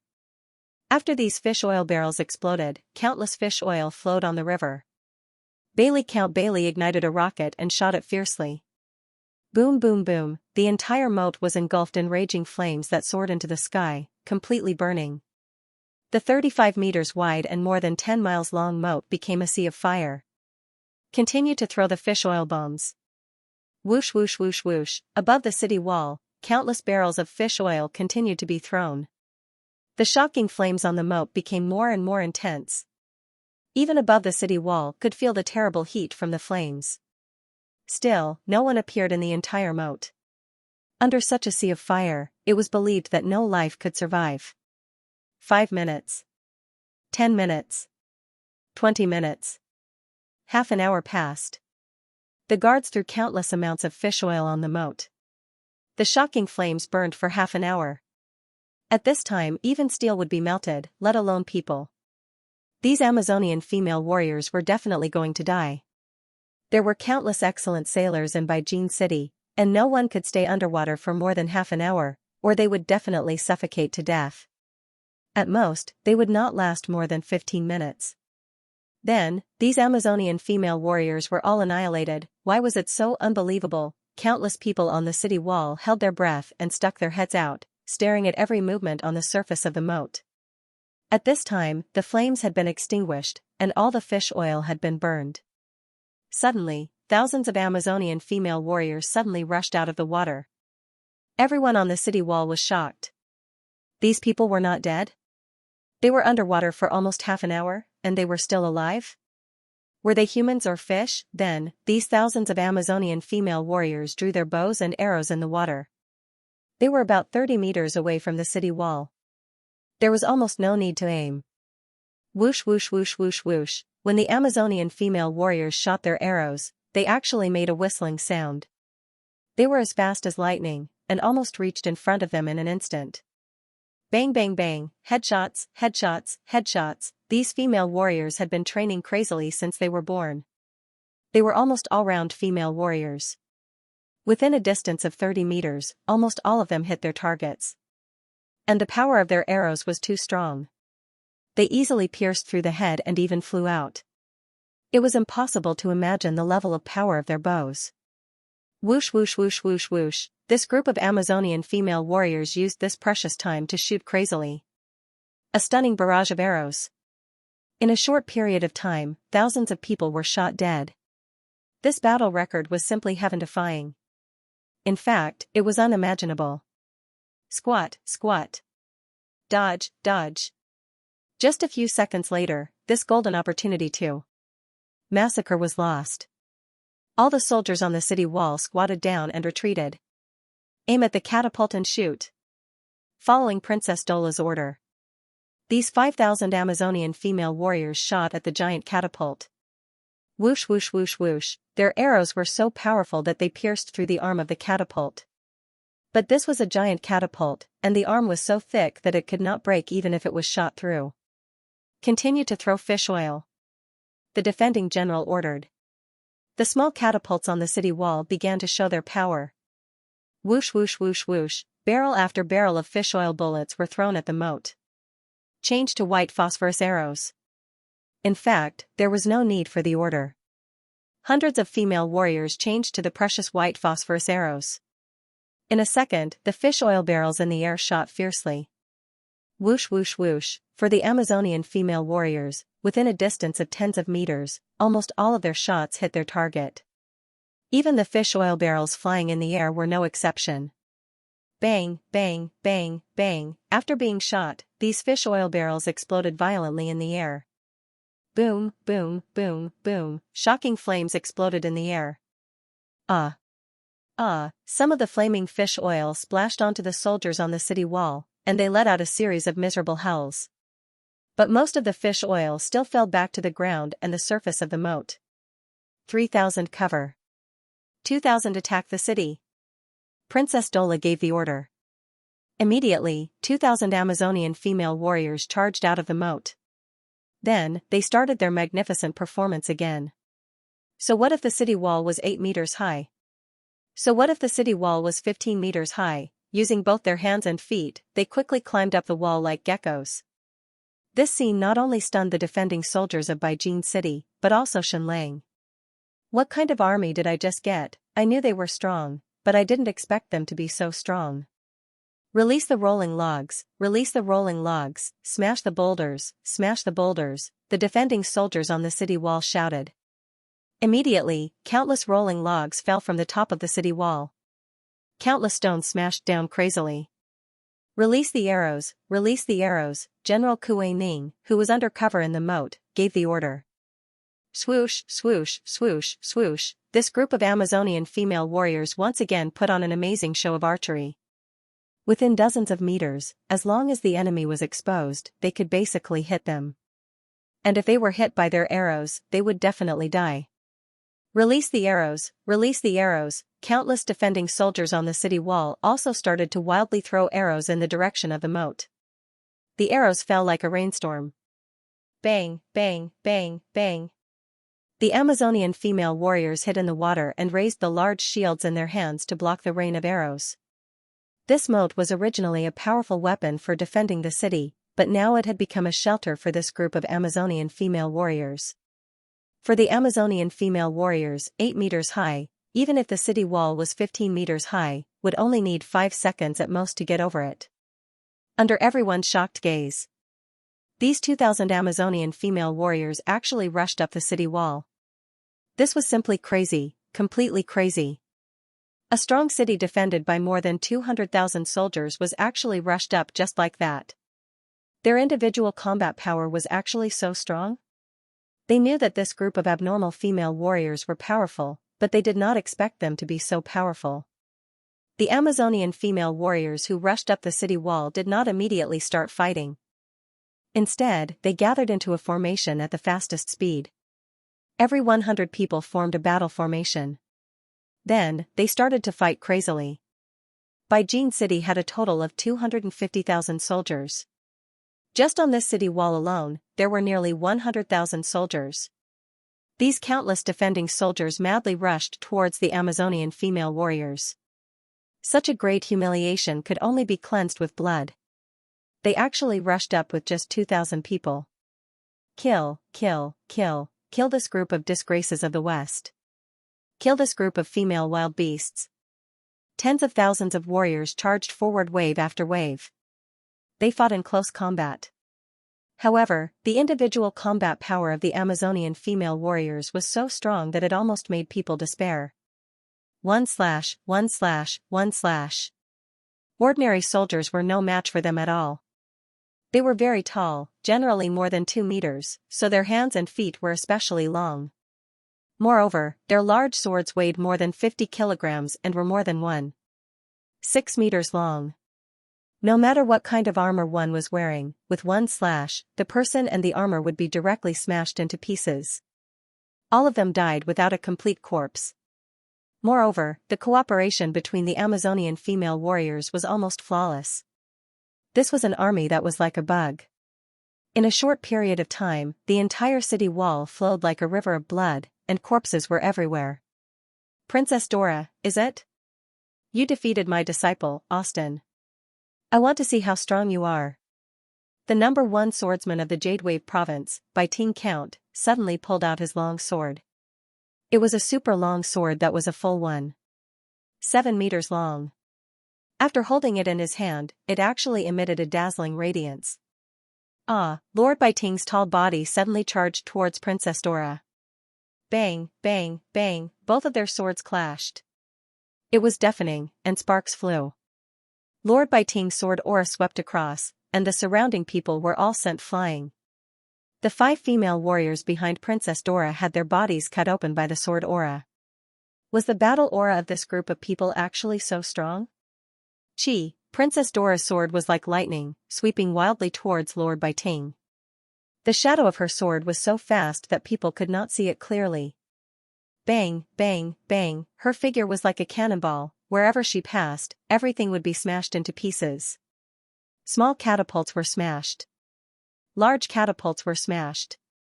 All the enemy soldiers they encountered along the way were sent flying. After a few dozen frenzied moves, Princess Dora's delicate body retreated like lightning. You really are strong, no wonder you could defeat my disciple. Lord Baiting said proudly. Princess Dora wiped the blood from the corner of her mouth. When battle aura reaches a certain level, it is indeed strong. Retreat, she gave the order. The 2,000 Amazonian female warriors who had attacked the city wall jumped down from the city wall. Truly amazing, the highest point of the city wall was 5 stories high. After jumping down, they were safe and sound, and retreated at lightning speed. Lord, should we release the arrows? Lord Baiting shook his head. The group of female warriors was extremely fast, and in less than a minute they had all retreated to Shenlang's side. I didn't expect such a strong army to exist in this world. Lord Baiting sighed. I have never seen or heard of such a force. How many casualties did we suffer? 16,000. This was an astonishing number. 5,000 Amazonian female warriors came to attack a city defended by 250,000 people, and actually managed to attack the city wall. Moreover, they killed 16,000 people and retreated unscathed. This was simply a miracle that could only happen in legends. In fact, if they did not retreat, there would have been casualties. This group of Amazonian female warriors is too precious. Shen Lang was unwilling to have a large number of casualties, so he gave up on attacking the city. In our Xiluan dynasty, perhaps only one army can be compared to them, the Doqi Dragon Riders. Lord Baiting said. But this is the trump card of our Xiluan dynasty, passed down from generation to generation, and only obeys the orders of the great emperor. Duke de Bus suddenly said. High priest, what happens next may depend on you. Lord Bai Ting's face twitched. Using the evil arts of the fire god sect to kill the Amazonian female warriors, this is not honor. They are no longer a member of the Western world, and are no longer worthy of the word honor. Duke de Bus said. High priest, can you kill them with your means? The mysterious fire god high priest nodded and said. Yes. Night fell. After the battle during the day, it had been proven that the 5,000 Amazonian female warriors could break through the city walls, but they would have to pay a lot of casualties. Moreover, after attacking the city, they would fall into the enemy's sea, which would bring more casualties. But at least it proved that the Amazonian female warriors were indeed a heaven-defying and powerful army. Today's battle record could already be written in the history books, and it was enough to shock the entire Western world. This was the Amazon army's first performance in the Western world. Hello. Now, he was quietly waiting for the wind to blow. This place was 15 miles away from Beijing City, and it was blocked by the mountains, so the enemy could not see what was happening here. 15 hot air balloons were already in the air.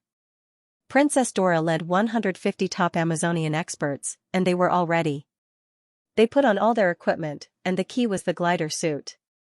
As long as the wind direction was right, the hot air balloons would immediately take off, and fly towards Duke de Bus Castle at the top of the mountain. Then, they would accurately descend from the air and carry out the decapitation operation on de Bus. They would perform a miracle that was even more magnificent than during the day. The wind is coming, the wind is coming, the hot air balloons take off. The decapitation operation will begin immediately. Dora, and all the sisters, take care. I am waiting for your triumphant return, waiting for you to create a miracle that has not been seen in 1,000 years. Following Xianxia's order, the hot air balloons took off, flying higher and higher. Then, they flew in the direction of Duke de Bus Castle at the top of the mountain. An aerial attack, a decapitation operation, an epic-level miracle, was about to be performed. Note, brothers, give me your monthly votes, and today's pastries will continue to be more than 15,000 yuan. Push me, thank you, Astro Boy, for your 10,000 yuan tip. As the guardian of the southern border of the Xiluan Empire, Duke de Bus did not need to be on the city wall. She could return to the castle on the top of the mountain to rest at night. At this time, her subordinates could be described as fierce, and there were as many as 7 count-level commanders. There was no need for her to personally lead the battle. In particular, Bai Ting's count was strong enough to resist the surprise attack of the Amazon masters. She also had more important things to do. After bathing, she wore a comfortable nightgown and entered a black church. The Amazon warriors are far stronger than we imagined. Duke de Bus said, today's battle result is simply a disgrace. The Vulcan high priest said, however, they are still unable to breach the city. Being able to climb the city wall and breaching the city are two different concepts. Duke de Bus certainly knew this. Today, Princess Dola was definitely retreating. If this continued, then they would also begin to suffer a large number of casualties. The Amazon warriors were strong, brave, powerful, agile, and sensitive. So the moment they climbed up the city wall, it was really a feeling of despair. 5,000 people rushed up the city wall with almost 0 casualties. But when it came to close combat, they were not 3 heads and 6 arms. 1 against 10 was very strong. But what about 20, 30, 50? After all, there were 250,000 soldiers in the city, and more than 1,000 martial arts masters. The performance of the Amazon army today was very stunning, but they had almost lost the chance to breach the city normally, unless they completely disregarded casualties. However, Xianxia had only brought 5,000 people with him. How many of them could die? So, we have to guard against the enemy's decapitation operation. The high priest said, I will send 300 Vulcan masters to protect you at all times. Duke de Bus said, thank you. Her own martial arts were already very strong, but she did not refuse the good intentions of the Vulcan Church. But I definitely do not want to see this group of female beasts strut around my city again. Duke de Bus said, if the high priest has any special means, I am willing to wait and see. The Vulcan high priest said, please bring a few slaves, preferably strong. A moment later, he brought a dozen slaves, all untamed primitive tribal men. Each of them was rebellious and full of signs of struggle. "Run, run, run out of the door and you'll be free," the high priest said. The dozen or so wild slaves were startled, and then they dashed out of the gate at lightning speed. The high priest took out a box. It was a very small box, like a ring box. "Go, go." She called out softly and waved her slender hand. Suddenly, dozens of black shadows flew out of the box. Its speed was extremely fast, reaching more than 10 meters per second. Moreover, it was really a shadow. It could only be seen under the light. If it was outside in the dark, it would be completely invisible. Hoo hoo hoo hoo, these dozens of black shadows instantly caught up with the dozen slaves. Whoosh whoosh whoosh whoosh, their bodies charged towards the slaves. In an instant, their bodies suddenly lit up like fireflies, flickering with a strange green light. Almost in the blink of an eye, these worms burrowed into the slave's body. There seemed to be no movement at all. But 2 seconds later, wave after wave of green flames burst out from the bodies of these slaves. Whoosh, whoosh, whoosh, the first to catch fire was the eyeball. Green flames sprayed out and the eyeball exploded. Then the heart. Waves of incomparably mournful screams. These strange green flames seemed to really burn out of the body, and were completely defenseless. It looked completely creepy. Even Duc de Beau's hair stood on end. This method was too terrifying, even more astonishing than gunpowder. In just 2 minutes, these slaves were all turned into ashes and burnt into coke. "This is a type of worm, we call it the hellfire worm," the high priest said. "Their bodies are very small, only 1/10 the size of a mosquito, and they can burrow into any gap. Their flying speed is very fast, more than 12 meters per second, and they can catch up with any target. Because they are too small, they can't be killed, swatted, or resisted. When they burrow into the human body, they will immediately turn the human blood into a strange dye, and the green fire will burn out of the body. No matter how strong one's martial arts are, they will be burned alive." Duc de Beaux looked at the high priest of the fire god religion, her heart already full of vigilance. "I know that there are many transcendental forces in the Eastern world that have mastered the power of the ancient civilization," Duc de Beaux said. The high priest of the fire god religion said, "Yes, this is also a product of the ancient civilization." Duc de Beaux said, "How many hellfire worms did you use to kill these dozen slaves just now?" The high priest of the fire god religion said, 120. Duc de Beaux said, "Then how many are you going to use to kill Xianxia and the Amazon Legion?" 300,000, the high priest of the fire god religion said. Duc de Beaux said, "Is this a very large number?" The high priest of the fire god religion said, "Of course, this is already an astronomical amount of wealth." Duc de Beaux said, "I will remember this favor." The high priest of the fire god religion said, "The Amazon tribe has betrayed the Western world. They should be purified and completely burned to ashes. Perhaps this is their best ending." Duc de Beaux said, "As wise as you are." The high priest of the fire god religion said, "Then I will take my leave. I may be very sorry, but I can't bring back the head of that Easterner, because it is very likely that he has been burned." Duc de Beaux said, "That may be his fate, and I don't seem to want to see that frivolous face of his again." The high priest of the fire god religion said, "See you in a while." "See you in a while." The high priest left the castle at the top of the mountain with dozens of priestesses, sneaking out of the city to carry out an unprecedented massacre on the Amazon Legion. Duc de Beaux returned to the study to read and then play the piano. But for some reason, she felt a little uncomfortable. Perhaps it was because the ashes of those lowly slaves were burned to death had fallen on her delicate and noble skin. So, Duc de Beaux took another bath at the top of the mountain. She even wanted to vomit when she thought that the ashes of those slaves had fallen on her. This group of people were not humans at all. It was more appropriate to call them gray livestock. The direction of the wind changed frequently. Everything depended on luck, especially when Beijing City was still by the sea. But this time, Princess Dora's luck was very good.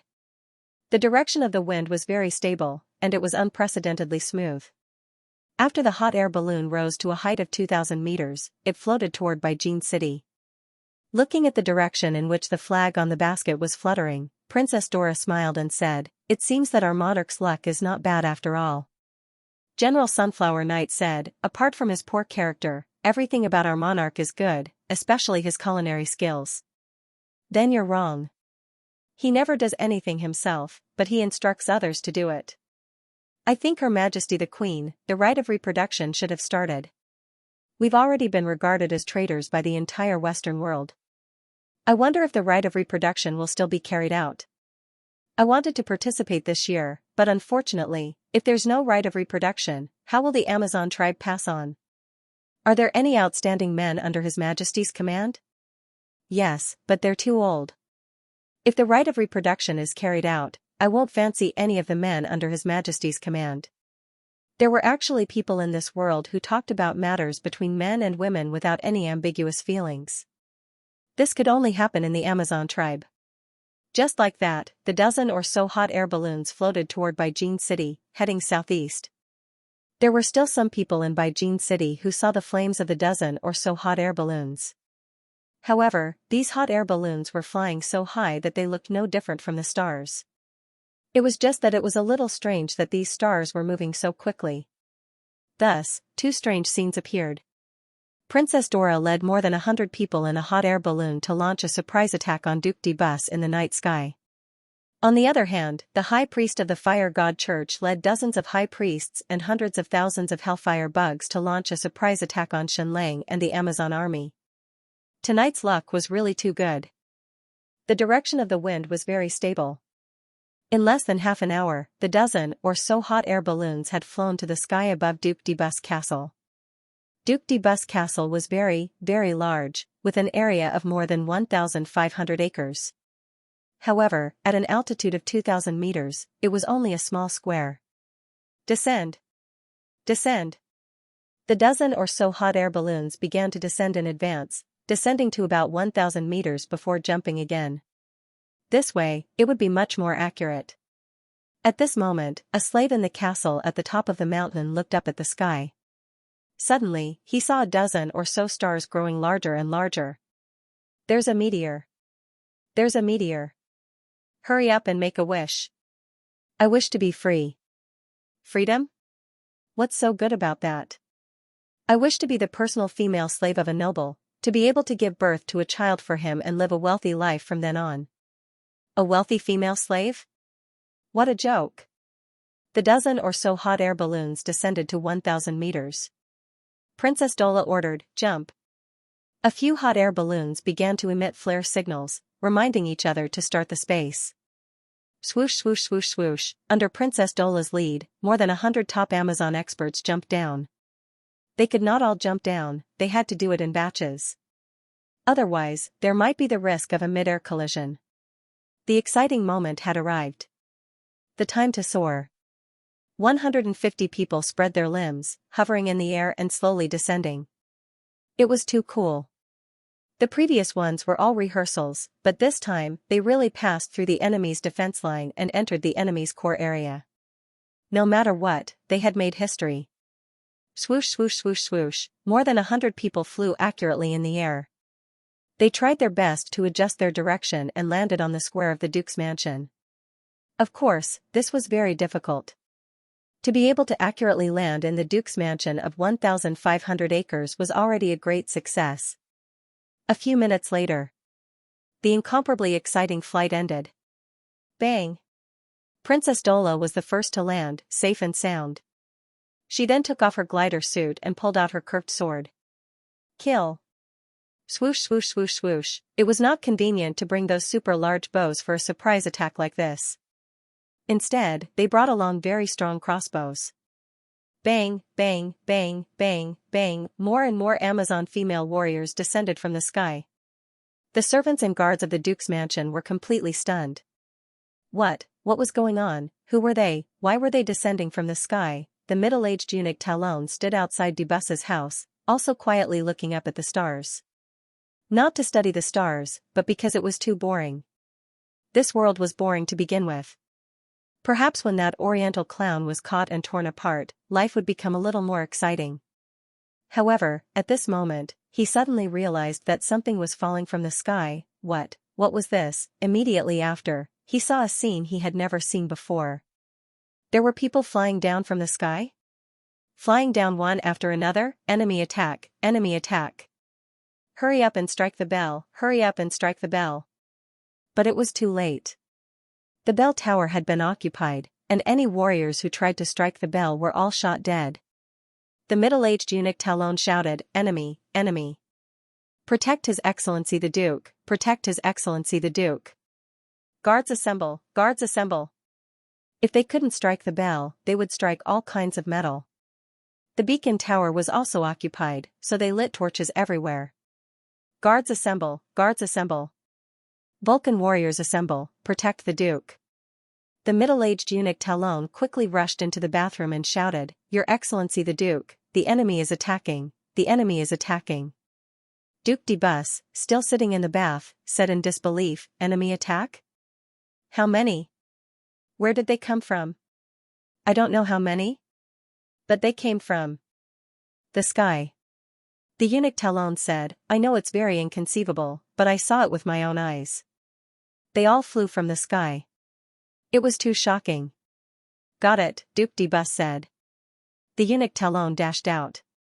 De Bus's incomparably beautiful and enchanting body walked out of the water. The maids beside her hurriedly wiped her body clean and quickly put on her underwear and robe. Protect the Duke, protect the Duke! The entire Duke's mansion was in complete chaos. After the Amazon's top experts landed, they began to gather according to the signal. No matter who they met on the way, they would kill them all. At this time only the dead were safe. And as servants, they should have stayed in the house and trembled. At this time, those who rushed out wanted to be loyal to the Duke and kill the enemy, so they deserved to die.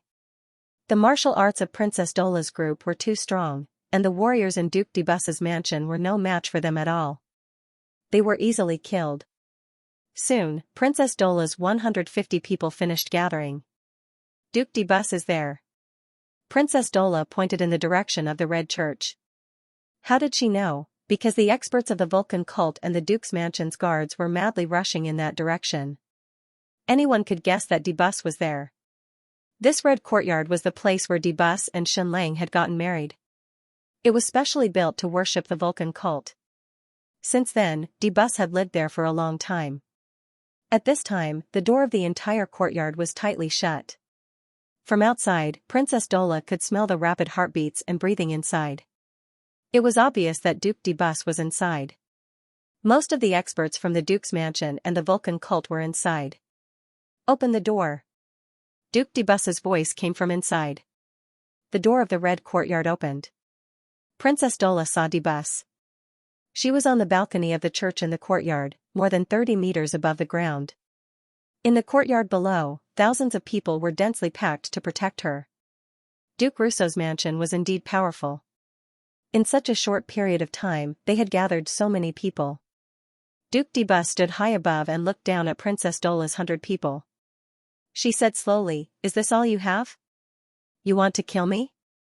Bang, bang, bang, bursts of fireworks suddenly shot into the sky, as if to send a signal to the guards. Soon, the entire Beijing city saw the signal from the Duke's mansion.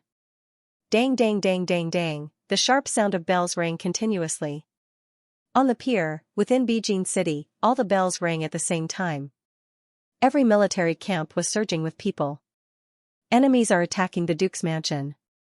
Protect the Duke. Protect the Lord Protector of the Southern Territory.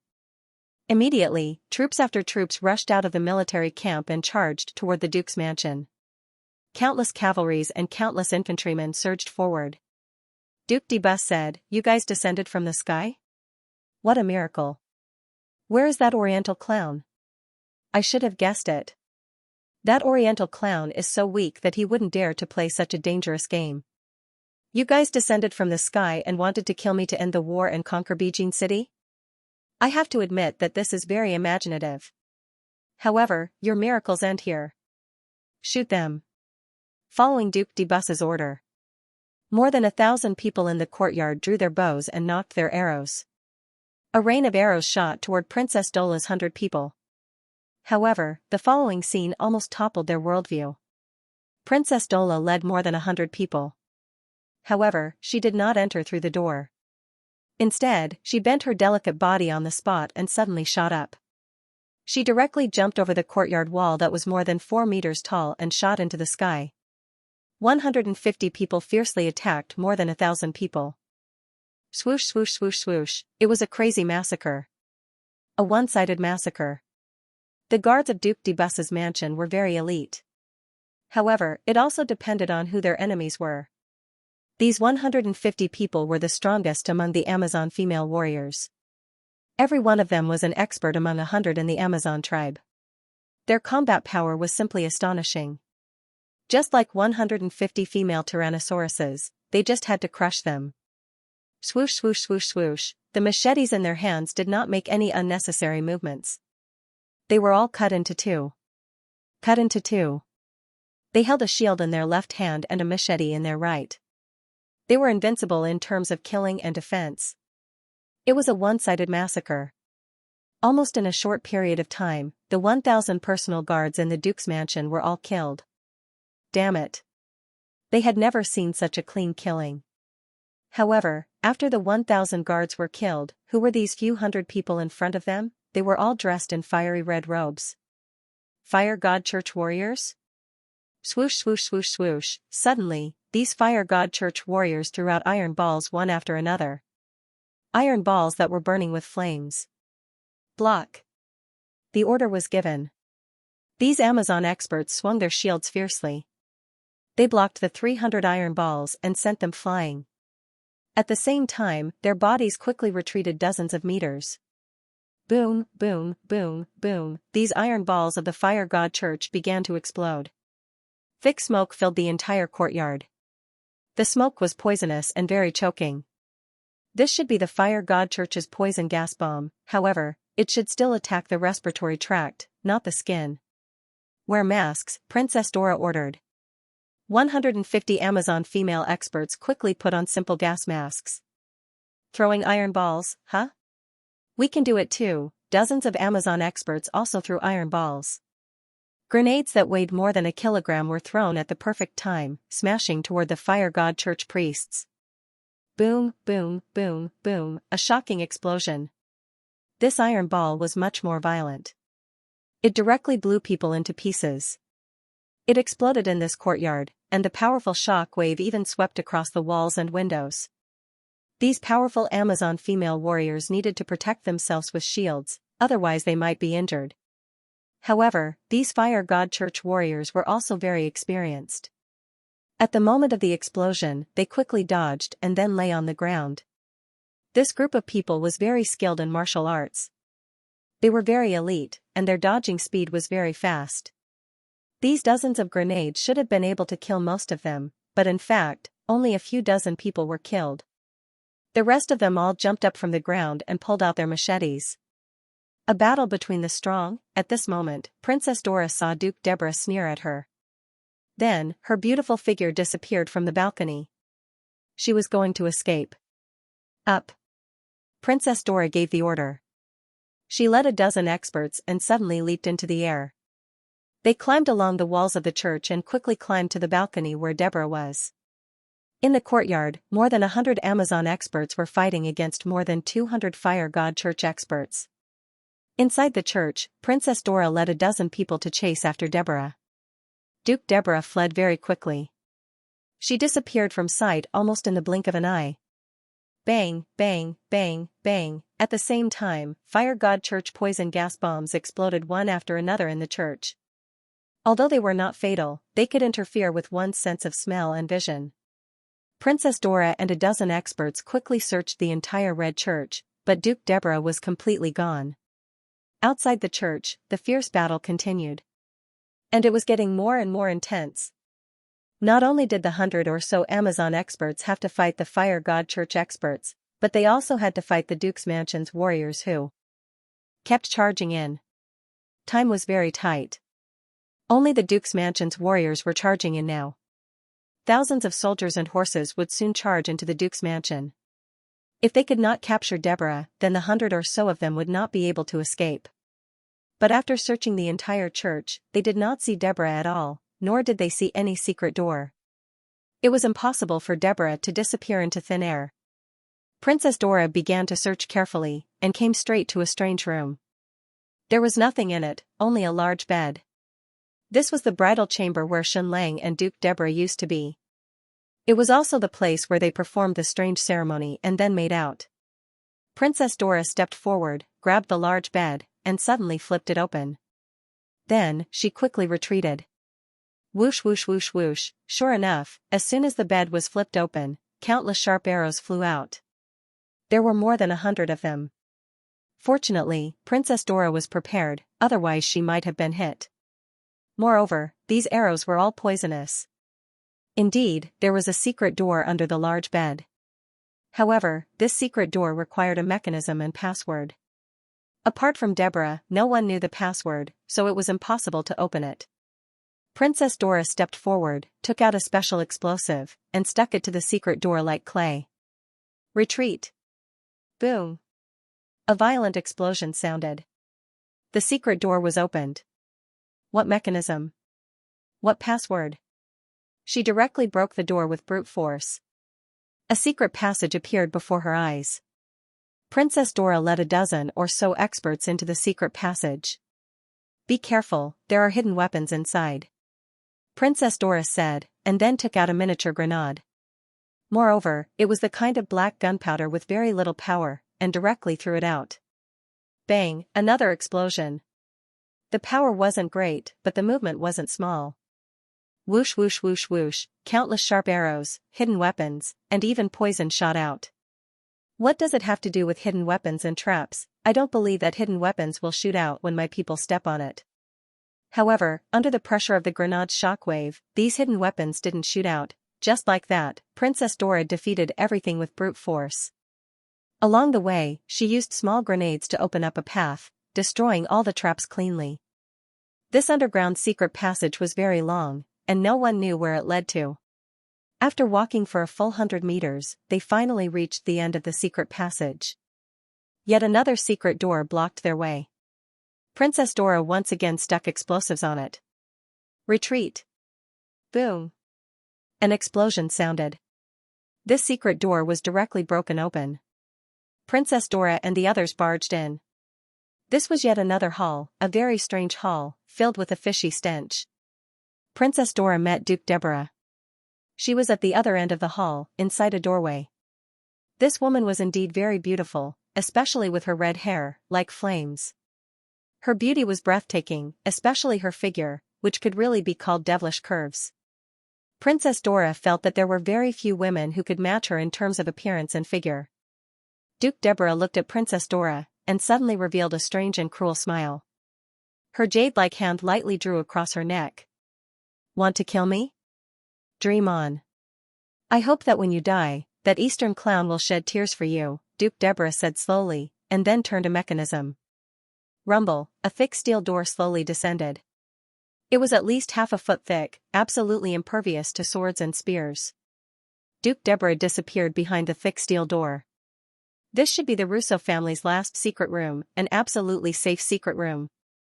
Even if there was a huge earthquake, even if there were explosives, it would not be able to blow open this astonishingly thick steel door. Almost at the instant she saw Duke Deborah, Princess Dora led a dozen experts in a frenzy and rushed over. However, suddenly, countless roars came from within the hall. Then, pairs of eyes lit up one after another. In the next second, countless wild beasts rushed over.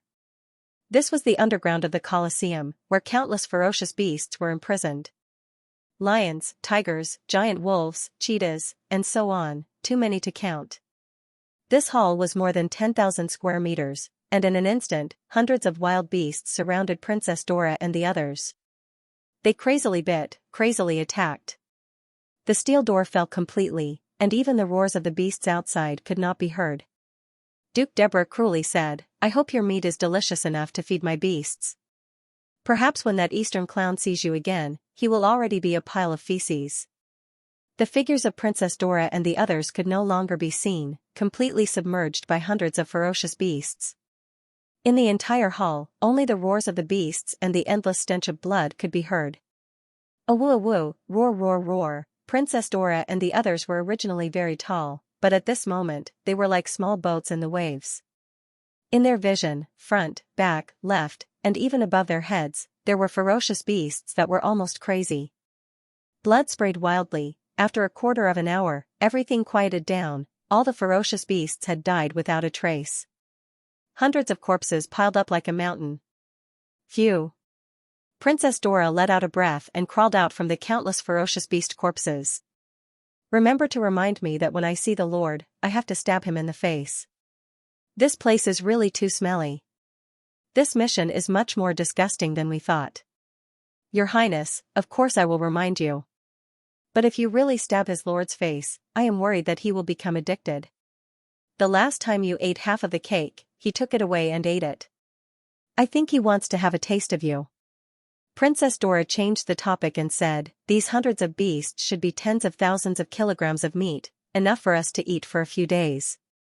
Her body was covered in the blood of the beasts, and she really could not bear the smell. Is anyone hurt? Dora asked. Yes.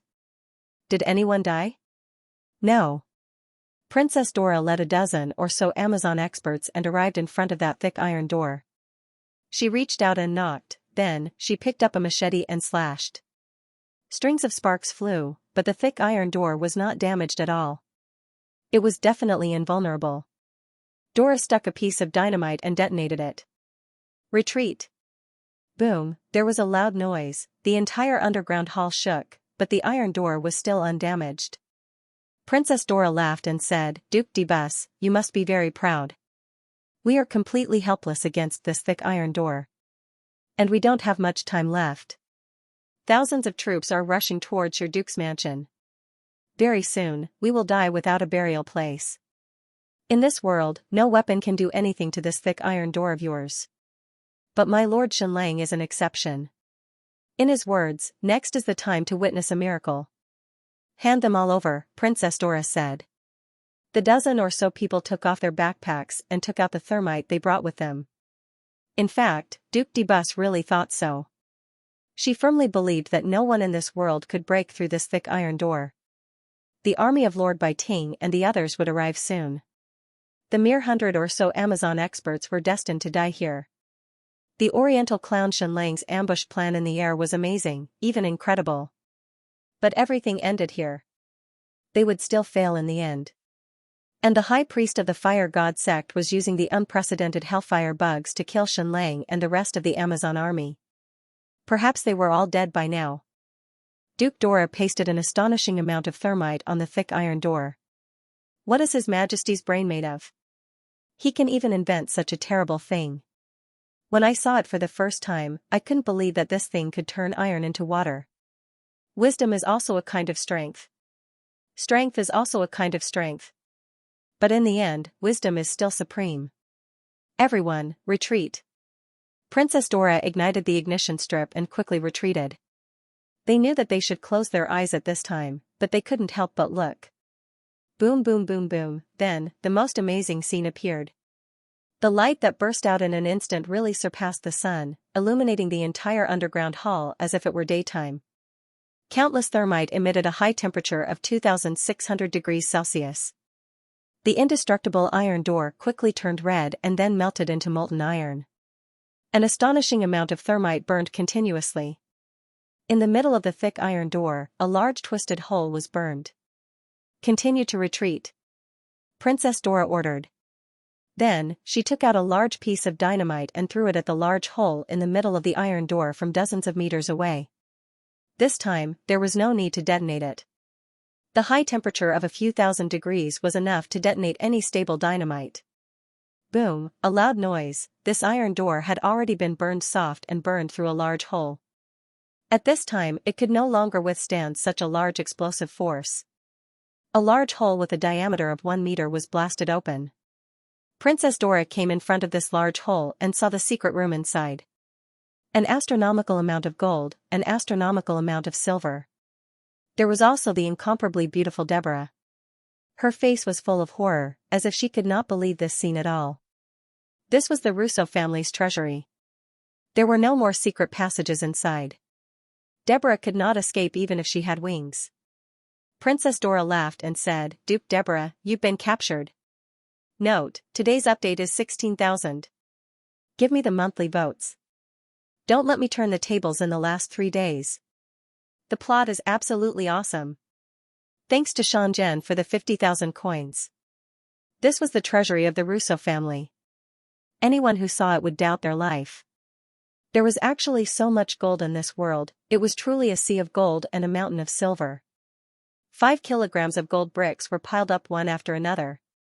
The silver was even more shocking. Thousands of kilograms of silver balls were placed there one after another. It was impossible to count them all. There was also red copper and brass. Normally, this kind of treasury wouldn't need to store copper.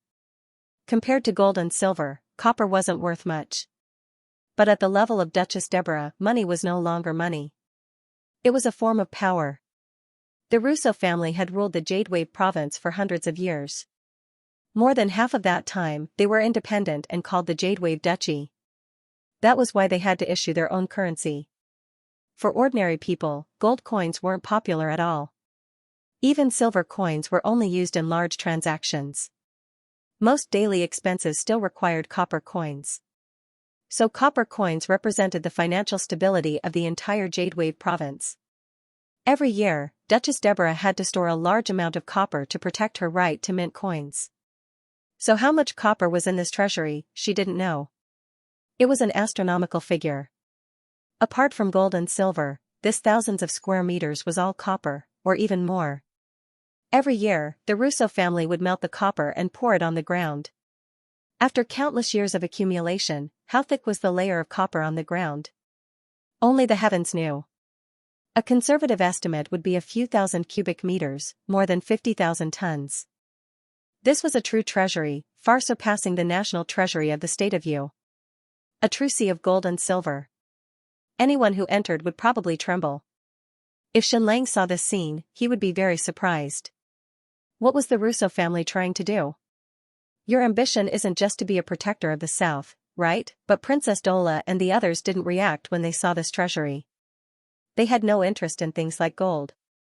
They might as well be more interested in cakes and ice cream. At this time, Duchess Deborah was still doubting life. How could this be? This treasury was practically the safest place. This steel door was more than half a foot thick. How could it be broken? Xianxia, this Eastern man, was really amazing and omnipotent. Princess Dola said, Duchess Deborah, did you come out yourself?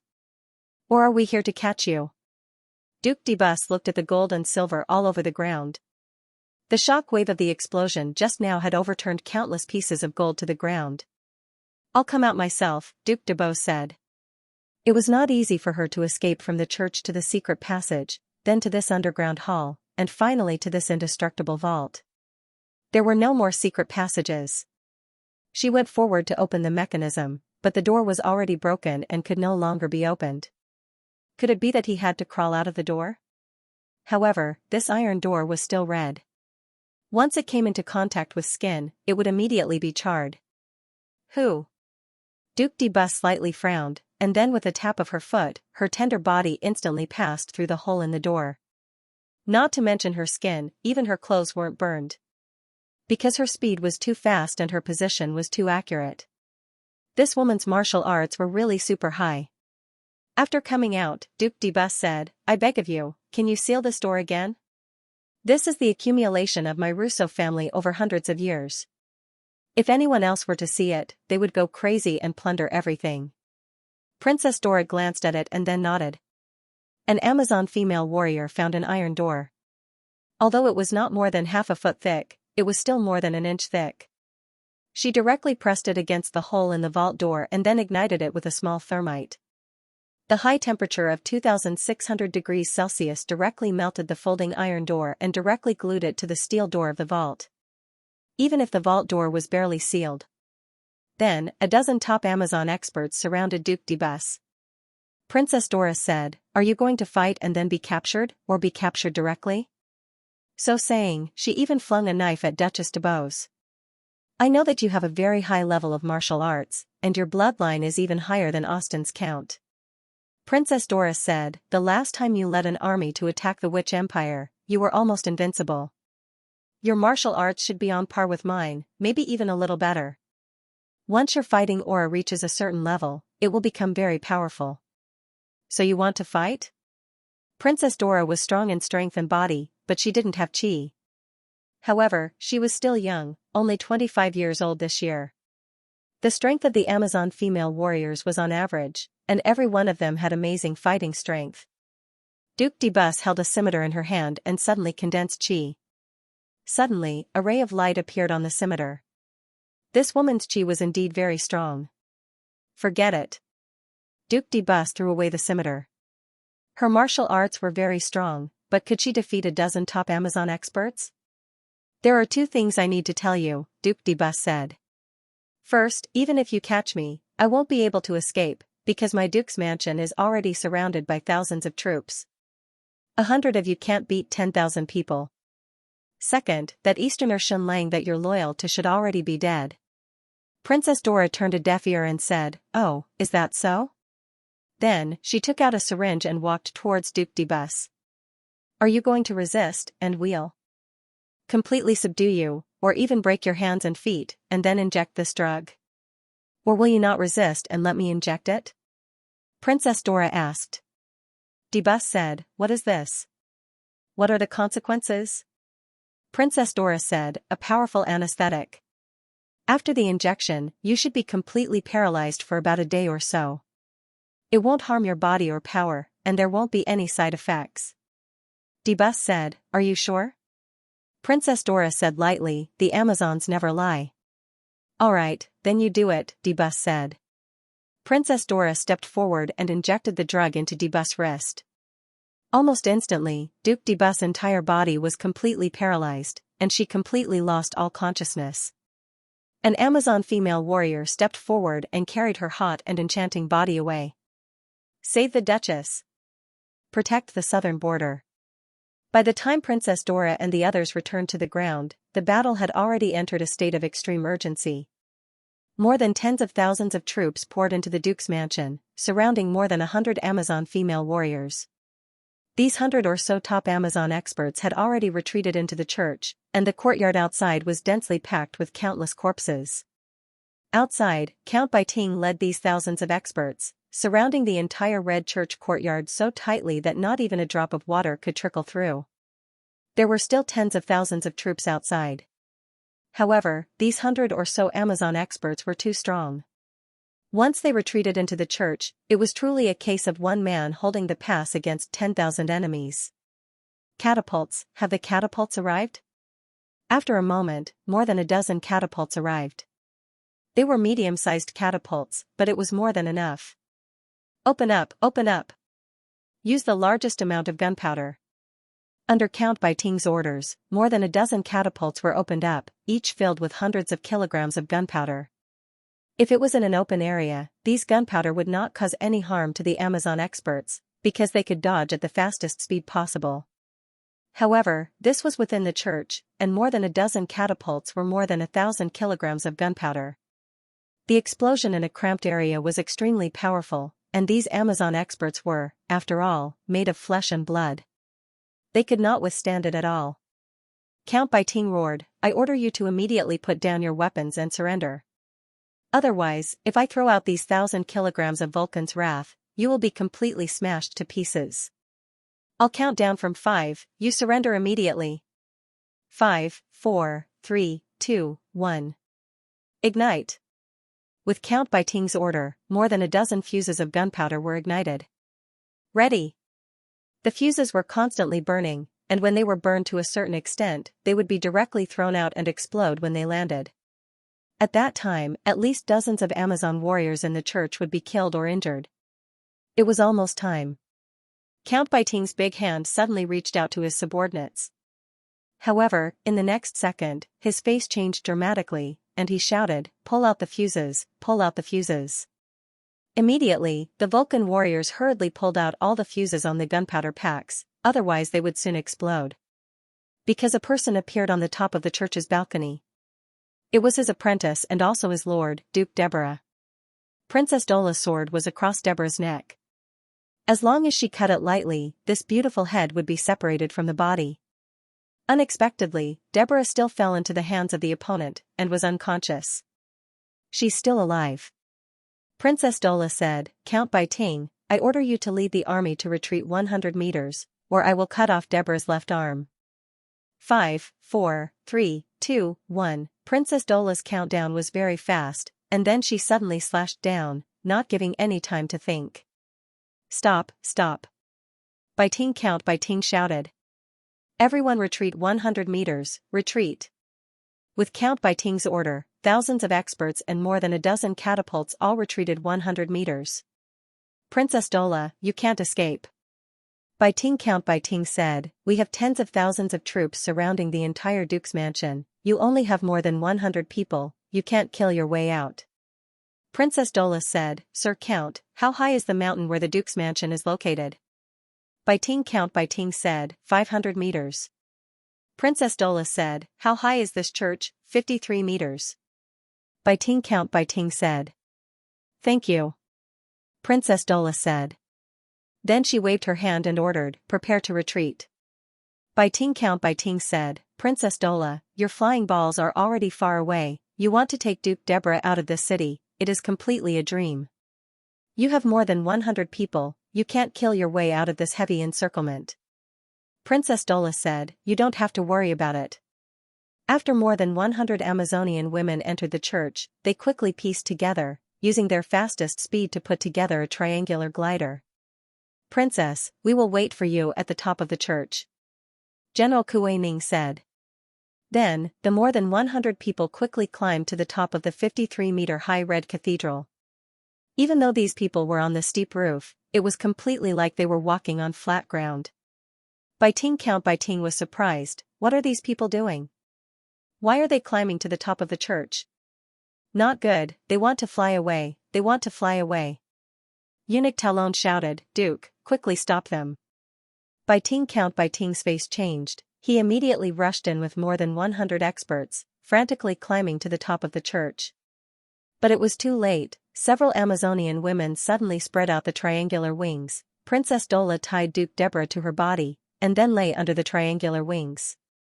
Goodbye, Baiting Count Baiting.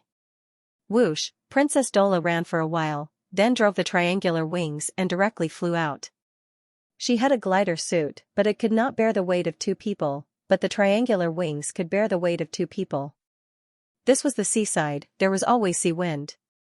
After the triangular wings suddenly rushed out, they fell for a moment, then directly flew west. Then, an even more amazing scene happened. Whoosh whoosh whoosh whoosh, one after another, Amazonian women directly fell from the top of the red church, spread their limbs, and directly flew out. Thank Deborah, for building this church so high, thank the Russo family, for building the castle on a mountain more than 500 meters high. A height of 600 meters was enough for him to fly with a triangular wing or a glider. Then Duke Baiting and countless people watched as more than 100 Amazonian experts flew away from the sky. This scene was simply too breathtaking. Not only did they descend from the sky, but they also flew away from the sky. This Eastern man, Xianxia, was simply a godly person. Just like that, these more than 100 Amazonian experts captured Duke Deborah, and flew away from the sky, passing through the heavy encirclement of tens of thousands of soldiers, and directly flew out of Beijing City, flying out of the enemy's encirclement. Time returned to a little before, the high priest of the Fire God Church led dozens of priests out of Beijing City. Her goal was to carry out an unprecedented massacre on Xianxia and 5,000 Amazonian women warriors, using the power of the ancient civilization to carry out a brutal massacre. The high priest of the Fire God Church did not need to go near the Amazon army camp, but instead went to a mountain peak not far away. Then, she took out a bird cage, inside of which there was a very special bird. Its feathers were all fiery red, looking like a ball of flame. This bird's eyes even emitted an aura of intelligence. The high priest of the Fire God Church held the firebird in her palm, and seemed to whisper a few words, then pointed towards the Amazon army camp a few miles away. Do you understand? Bring death to that camp, do you understand? The high priest of the Fire God Church said. Then, she opened her hand, and the firebird flew directly into the air. It did not fly away immediately, but floated in the air. Bring it over, the high priest of the Fire God Church said. 2 priests carried a large box over. These priests were all wearing very strange clothes, and their entire bodies were wrapped tightly, even their eyes were no exception. "You may leave," the high priest of the fire god church said.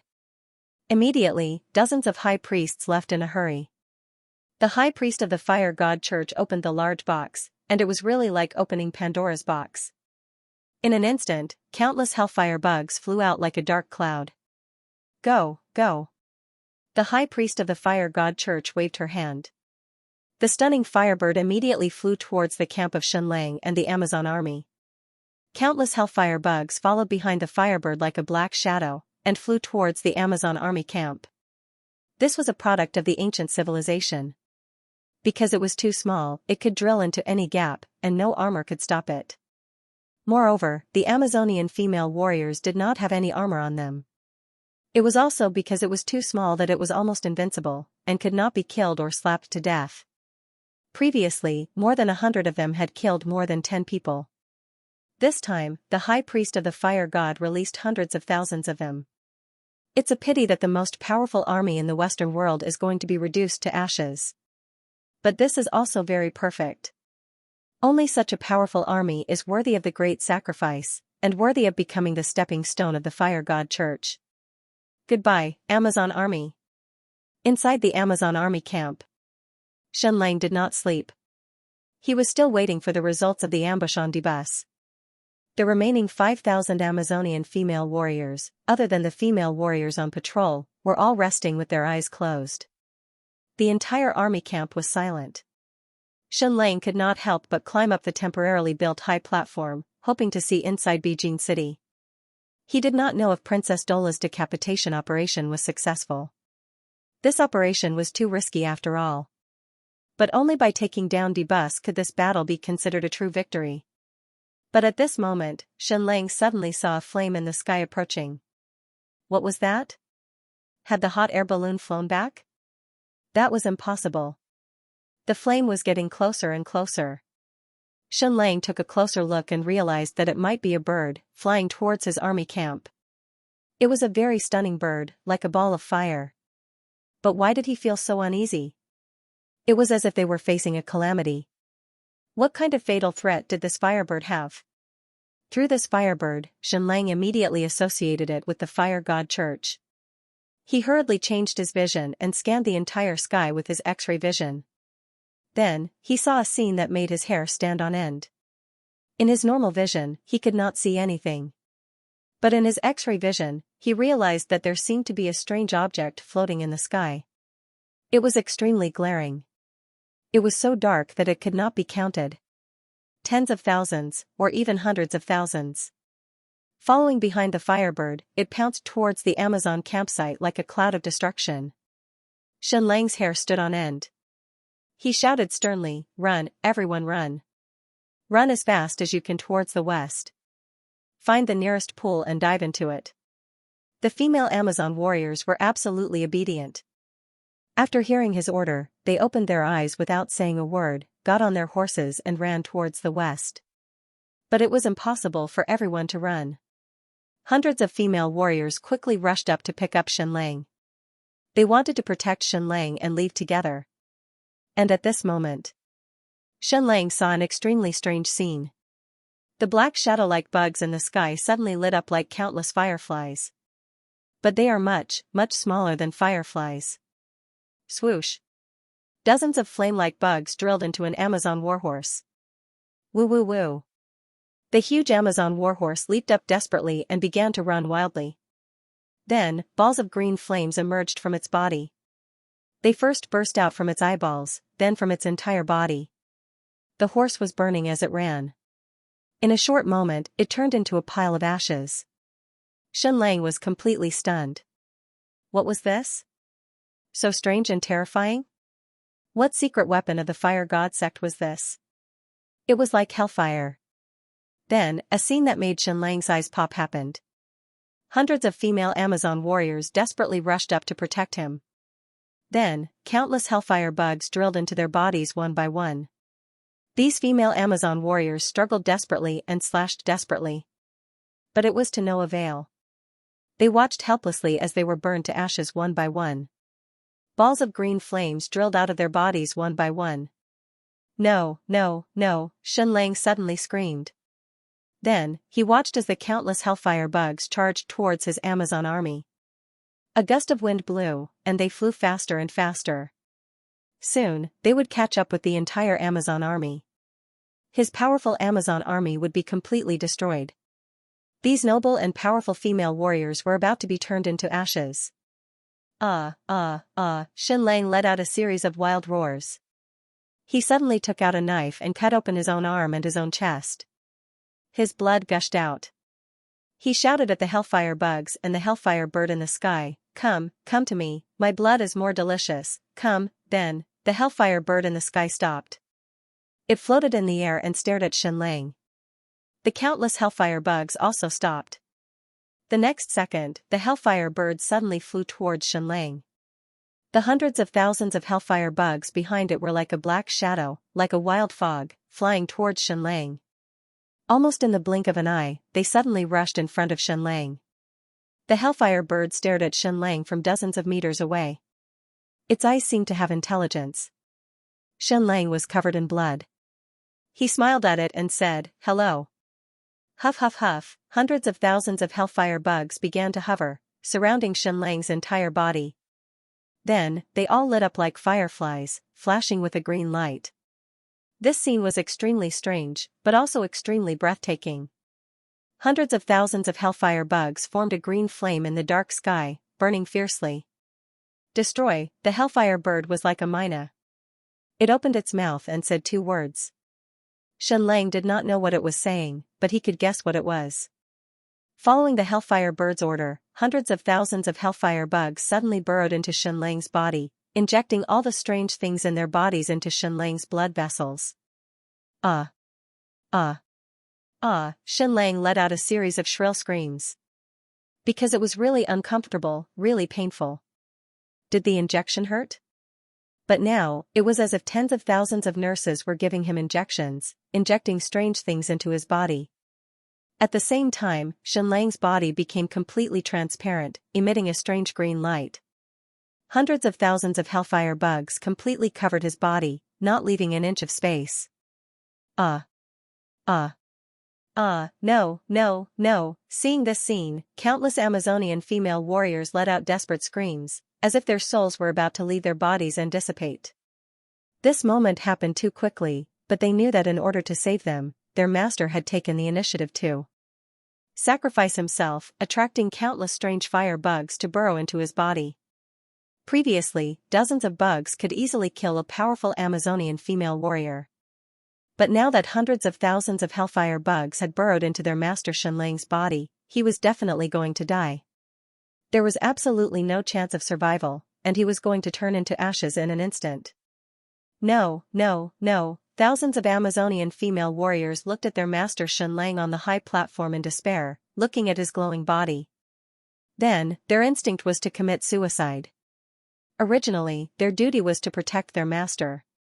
Now that their master had died to protect them, how could they live in this world? As soon as their master turned into ashes and died, they would commit suicide together. However, in the next second, not only did Xianxia's body not burn, the strange light dissipated. Then, his body plummeted from the sky. After a while, an Amazonian female warrior quickly stepped forward to catch Xianxia. After an unknown amount of time, Xianxia woke up and looked around blankly. He was still in the military camp. "Master, you're awake?" General Quining was overjoyed. Xianxia immediately sat up and stretched out both of his hands. He looked at them carefully, but there were no changes. "Where's the mirror?" Xianxia asked. General Quining brought over a mirror, and Xianxia quickly looked at himself.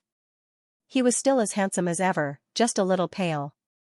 He seemed to have lost a lot of blood yesterday, but other than that, there was no other change. Xianxia asked, "How long was I out?" General Quining said, 10 hours. Xianxia asked, "Then when I was unconscious, was there anything unusual?" General Quining shook her head. Xianxia asked, "Not even the slightest bit unusual?" General Quining said, "Then when you reached out and touched my chest and other places while unconscious, was that considered unusual?" "Eh? This could not be considered, this could only be considered a normal reaction." Xianxia was surprised. Those insects were so terrifying that a dozen of them could kill a powerful female warrior. According to Xianxia's estimation, these should be creatures from the ancient civilization.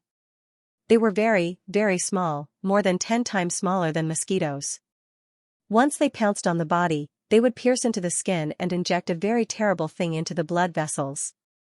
This thing would turn the blood into a strange dye in the shortest time possible, and then green flames would emerge from the body, instantly burning a person to ashes. So, last night, there were probably hundreds of thousands of ancient fire insects that injected this strange thing into his blood. No matter what kind of strange mysterious substance it was, at least a few kilograms had entered his body, right? Why was there nothing at all, then? There was no obvious change in his body. This was equivalent to some kind of poison. 0.1 milligrams would kill, but in the end, Xianxia injected several kilograms into his body and was still fine. My God, is my blood so poisonous? Not only did it poison all the insects on Stupa Mountain, but it also killed the ancient fire insects of the fire god religion. Xianxia stretched out his hand and said, Qining, cut my finger and let out a little blood, but please don't hurt me. Ah, Qining, you are too fast. Are you taking revenge on me for touching you last night? Before Xianxia could finish his words, Qining cut Xianxia's finger with a knife, and the blood dripped into a small bowl. Xianxia studied it carefully. There did not seem to be any changes in this blood. There was also no green light. Light a fire, see if my blood can burn? Xianxia said. In the end, he thought too much. His blood could not burn. This was too strange. After being injected with a strange substance by hundreds of thousands of ancient fire insects, there was still no change in his blood? Your Highness, these are the corpses of the insects from last night, Qining said. We collected as much as possible. She handed over a bottle. There were a few liters of ancient fire insect corpses in it. Their shapes were very strange, and he had never seen them before. However, there was a straw in their mouths. Seeing Qining's strange gaze, Xianxia said, What are you looking at? You also think that my blood is very poisonous, to be able to poison such powerful and terrifying ancient fire insects to death, right? General Qining shook her head. Xianxia said, Then your conscience is acting up, and you feel that as a subordinate, you have the responsibility to satisfy your Highness's selfish desires, so you want me to see your body? Goodbye. General Qining could not bear it anymore and left. She originally wanted to say a few touching words to thank His Highness for sacrificing himself to save her last night. However, His Highness was too vulgar, and his words were always about that. Xianxia let out a long sigh. He could not stand other people's touching gazes, and even more so, he could not stand other people's gratitude. After a while, a valiant and beautiful figure walked in. It was Princess Dora. Her expression was also very excited, as if there were thousands of words in her eyes. After returning yesterday, she only knew what had happened. Suddenly, her whole body seemed to be struck by lightning, and she froze in place for a long time. Don't speak, don't be grateful. If you really want to thank me, can you let me kiss your belly button? It's too sexy, Xianxia said. Ugh. Princess Dora swallowed all the words she wanted to say. Last night, how many people did we sacrifice? Xianxia asked. 39, Princess Dora said. Xianxia felt a burst of heartache. 39 people were sacrificed. Every female Amazon warrior was extremely precious. They did not die on the battlefield, but died in the strange attack of the fire god cult. Thank you, Your Highness. We will be loyal to you for the rest of our lives. Princess Dora said in a rare gentle tone, and then kissed Xianxia's hair. Duke de Bus has been captured. The decapitation operation was a success? Xianxia asked. Were there any casualties? Almost none, Princess Dora said. That's good. Xianxia heaved a long sigh of relief. The surprise attack plan was finally a success. Half of Baijin City was now in his hands. The next step was to conquer this powerful and arrogant Duke de Bus. This woman had brought a lot of humiliation to Xianxia. She was arrogant and trampled on people's dignity. She married Xianxia in order to burn him to death as a sacrifice. Why did she sign a contract with the fire god? Moreover, this woman wholeheartedly wanted to marry Sauron the Great as a concubine. It was also this woman who ordered a complete blockade of his Milan island, sank his ship, and killed his people. Now, this powerful and arrogant woman had finally fallen into his hands. Duc de Bus was really powerful. Even the anesthetic made by the parasite insects of Stupa Mountain only made her unconscious for less than half a day. She should have been unconscious for a full 24 hours. When she opened her eyes, her limbs were spread out, and she was tied to a large wooden frame with iron chains. She was naked. This was a very humiliating scene, but she did not really care. Her private life was very clean, but it did not mean that she valued her body's reputation. This small scene was not enough to humiliate her. The beautiful Asian, Xianxia, was standing in front of her with a smile. There was a brazier next to him, and 2 branding irons were burning in it. Boji, a day as husband and wife means a lifetime of love. I missed you so much, Xianxia said gently. Can you surrender to me? Can you give Beijing City to me? Hee, stop dreaming. Duc de Bus sneered. In the next second, she let out an incomparably mournful scream. This was because Xianxia had directly pressed a red-hot branding iron on her left shoulder. 2 bright red words appeared on it, Xianxia. I haven't written in a few months, but my calligraphy skills are still so high. This is amazing. It is your honor that my calligraphy is imprinted on your body. You and I are husband and wife, so I can also give you a stamp, right? Then, he changed to another branding iron and blew on it with his mouth. It was really burning red. Xianxia said in an even more gentle tone, Boji, can you surrender to me? Can you give Beijing City to me? I beg you. However, before de Bus could reply, de Bus' voice rang out. The other branding iron in Xianxia's hand was pressed directly on her right shoulder. Note, brothers, vote for me. Don't make a comeback in the last 2 days, or else you will cry to death. Today, pastries will continue to spell 16,000 words. Xianxia on the left, slave on the right. Xianxia slave, not bad, not bad. After screaming, Duchess Deborah looked at Xianxia in disbelief. This beast was actually willing to hurt her body. Of course, she knew how perfect and alluring her body was. Any man who saw it would treat it as a treasure. It was precisely because she knew her beauty that Deborah had the confidence to seduce Emperor Sauron. She didn't expect Xianxia to directly use the branding iron without saying anything. Was this gigolo so ruthless? Xianxia said, it's not enough to just brand the bottom face. Brand the top face as well. Then he picked up the branding iron from before and glanced at it. No, it's not red enough. After saying that, he put the branding iron into the charcoal fire again. Deborah's body trembled continuously, and her toes touched the ground with difficulty. Boundless burning pain assaulted her. She had never suffered such a sin before. Xianxia didn't speak to her, and quietly waited for the branding iron to burn red again. A few minutes later, Xianxia took out the branding iron again. Feeling that it still wasn't red enough, he took out a cigarette, lit it on the branding iron, and took a deep puff. Cough, cough, cough. Damn, I was so focused on acting cool that I forgot that I don't smoke. Come, light a puff. Xianxia reluctantly took another puff, and then put the cigarette on Deborah's red lips. Deborah took a deep puff, and then actually smothered it in her body, as if this could reduce the pain in her body. Smoking in the Western world was earlier than in the Eastern world, but it was all pipe smoking, especially the pirates under the Black Pearl's command. Each of them was a heavy smoker, so Xianxia simply took out the cigarette again. It's almost done. Xianxia took out the branding iron again, and this time it burned red again. Dear, are you going to surrender or not?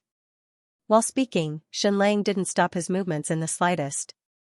He directly pressed the red-hot branding iron toward de Bus' unparalleled beautiful face. Moreover, he pressed it toward the location of her eyes. Surrender, surrender, surrender. Duchess de Bus shouted loudly. At this moment, the branding iron was only an inch away from her face, and she could already feel a strong burning sensation. If she was any later, this perfect face would be permanently burned into a brand, completely disfigured. Why didn't you say so earlier? Xianxia withdrew the branding iron, preserving de Bus' beautiful appearance. Of course, even if you had said it earlier, the 2 marks would still be needed. Shenlang said, so it's not too late for you to say it now. Don't you think so, dear? Madman, you are a complete and utter madman, Deborah cursed inwardly. Shenlang smiled and said, I knew it. You're not a hero who doesn't fear death. You're a powerful warrior, an ambitious person, but definitely not a hero. Then, Shenlang took out a box of ointment and applied it to the wound on Debbie's buttocks, causing her to twitch in pain. Shenlang, you can't rule by Jin City. You're an Easterner, Duchess Debus said. I know. Shenlang said, but I have you, dear. We had a formal wedding, and we haven't divorced yet. So, until now, we are still legally married. Have you forgotten? So, what's yours is mine. Of course, what's mine is still mine. Duchess Debus said, what do you want? Shenlang said, countless grains, meat, steel, copper, ships, blacksmiths, shipbuilders. I want all the resources of Baijin City. Duchess Debus said, let me go, and I'll give you these things. Shenlang said, Debus, you're a smart woman. In fact, there aren't many women as smart as you. So, you know how to weigh the pros and cons. Next, I'll analyze it for you. If you don't agree, what will be the consequences? And if you agree, what will be the consequences? First, you need to dismiss all the troops and let them go back to where they came from. What are you doing? What are they doing? We're fighting, what are these people doing?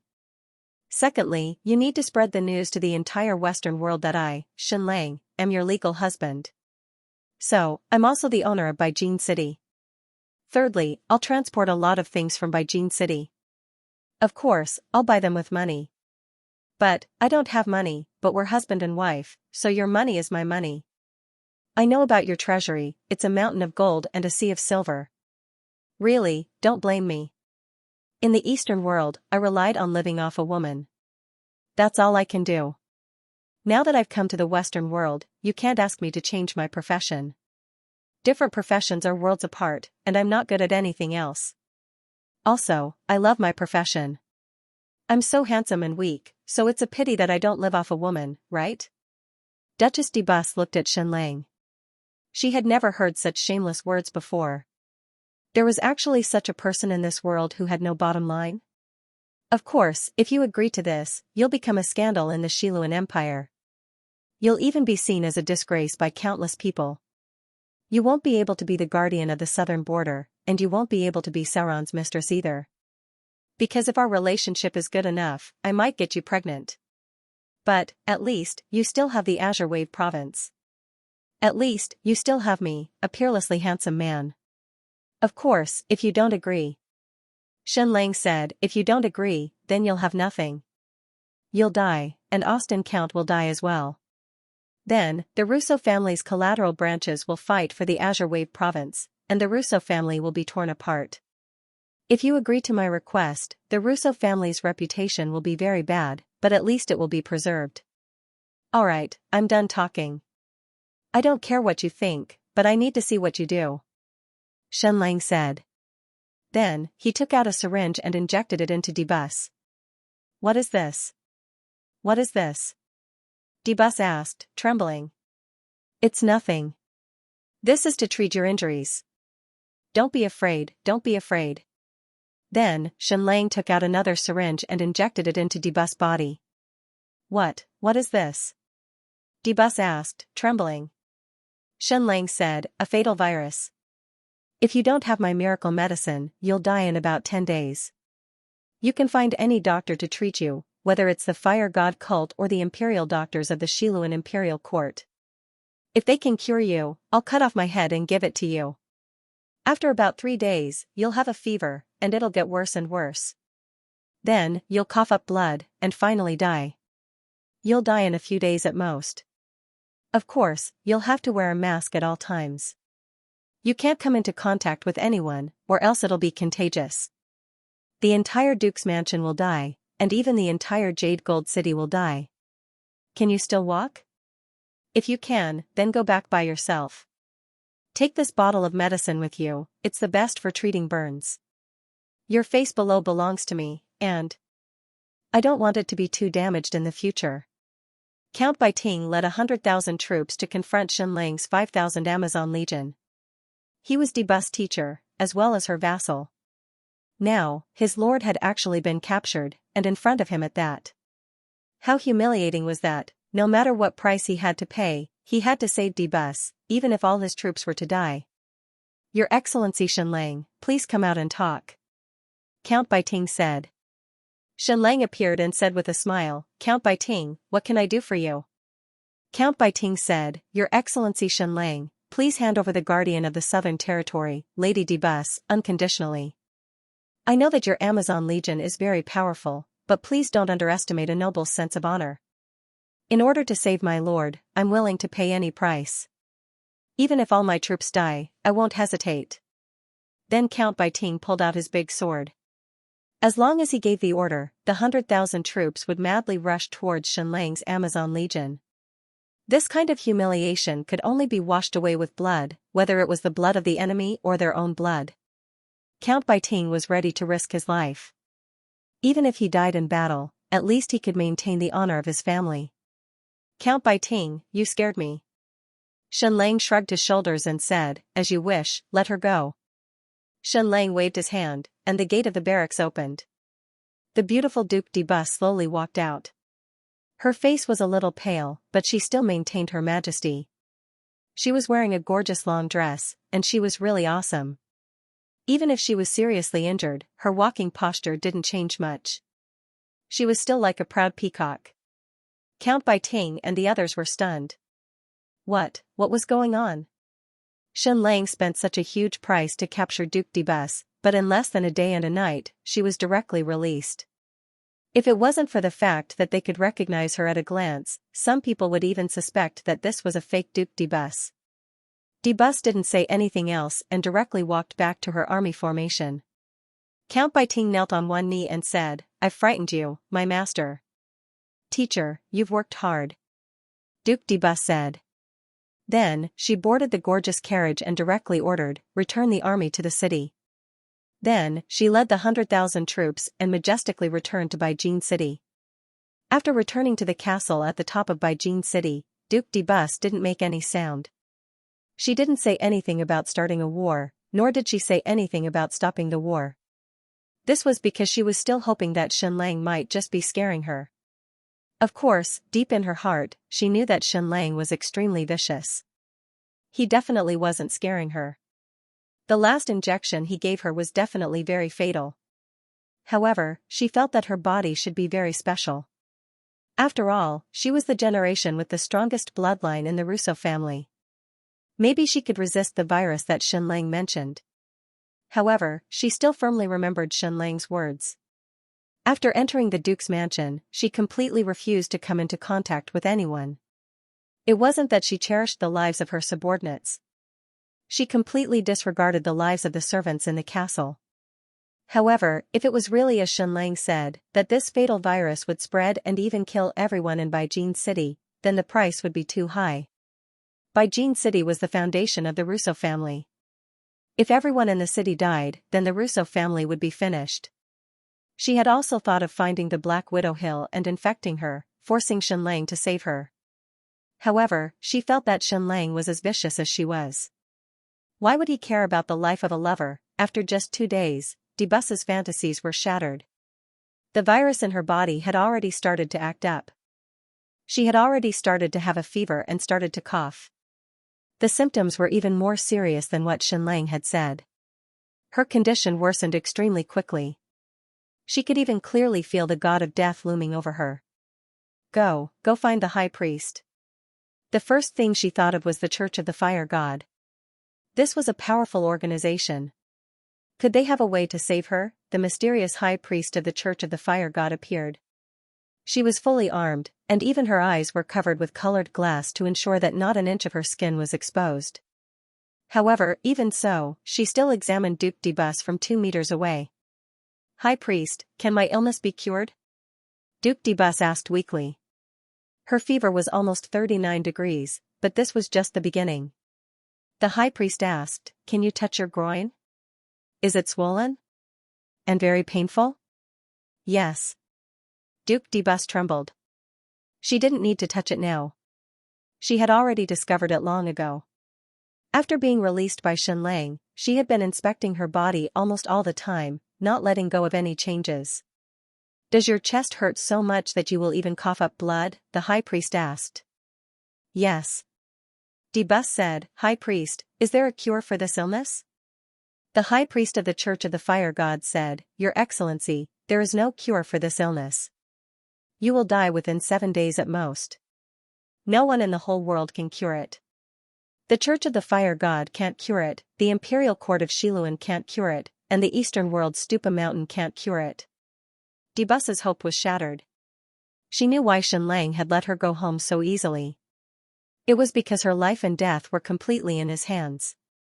The high priest of the Church of the Fire God said, Your Excellency, you need to be isolated from now on. No one can come into contact with you. Otherwise, 1/3 of the entire population of Baijin City will die, or even more. If you have any last words, say them quickly. For example, who do you want to make the heir of the Russo family? Cough, cough, cough. Duke Debus coughed violently again. She waved her hand and said, I understand. The high priest of the Church of the Fire God said, Your Excellency, I will take my leave. Duke Debus said, Why? Are you leaving just because I am infected with this terrible disease? That's not the case. The high priest of the Church of the Fire God said, Last night, apart from you being captured, something very strange happened too. I need to report it to the Fire God Shrine immediately. This is already beyond my authority to handle. Duke Debus trembled. What do you mean? The high priest of the Church of the Fire God was silent for a moment, and said that His Excellency Xianxia is very, very special. His existence has already subverted some of the theories of the Church of the Fire God. Matters regarding him have already required the Supreme Council to adjudicate. Duke Debus said, Then can I still kill him? The high priest of the Church of the Fire God said, I don't think so.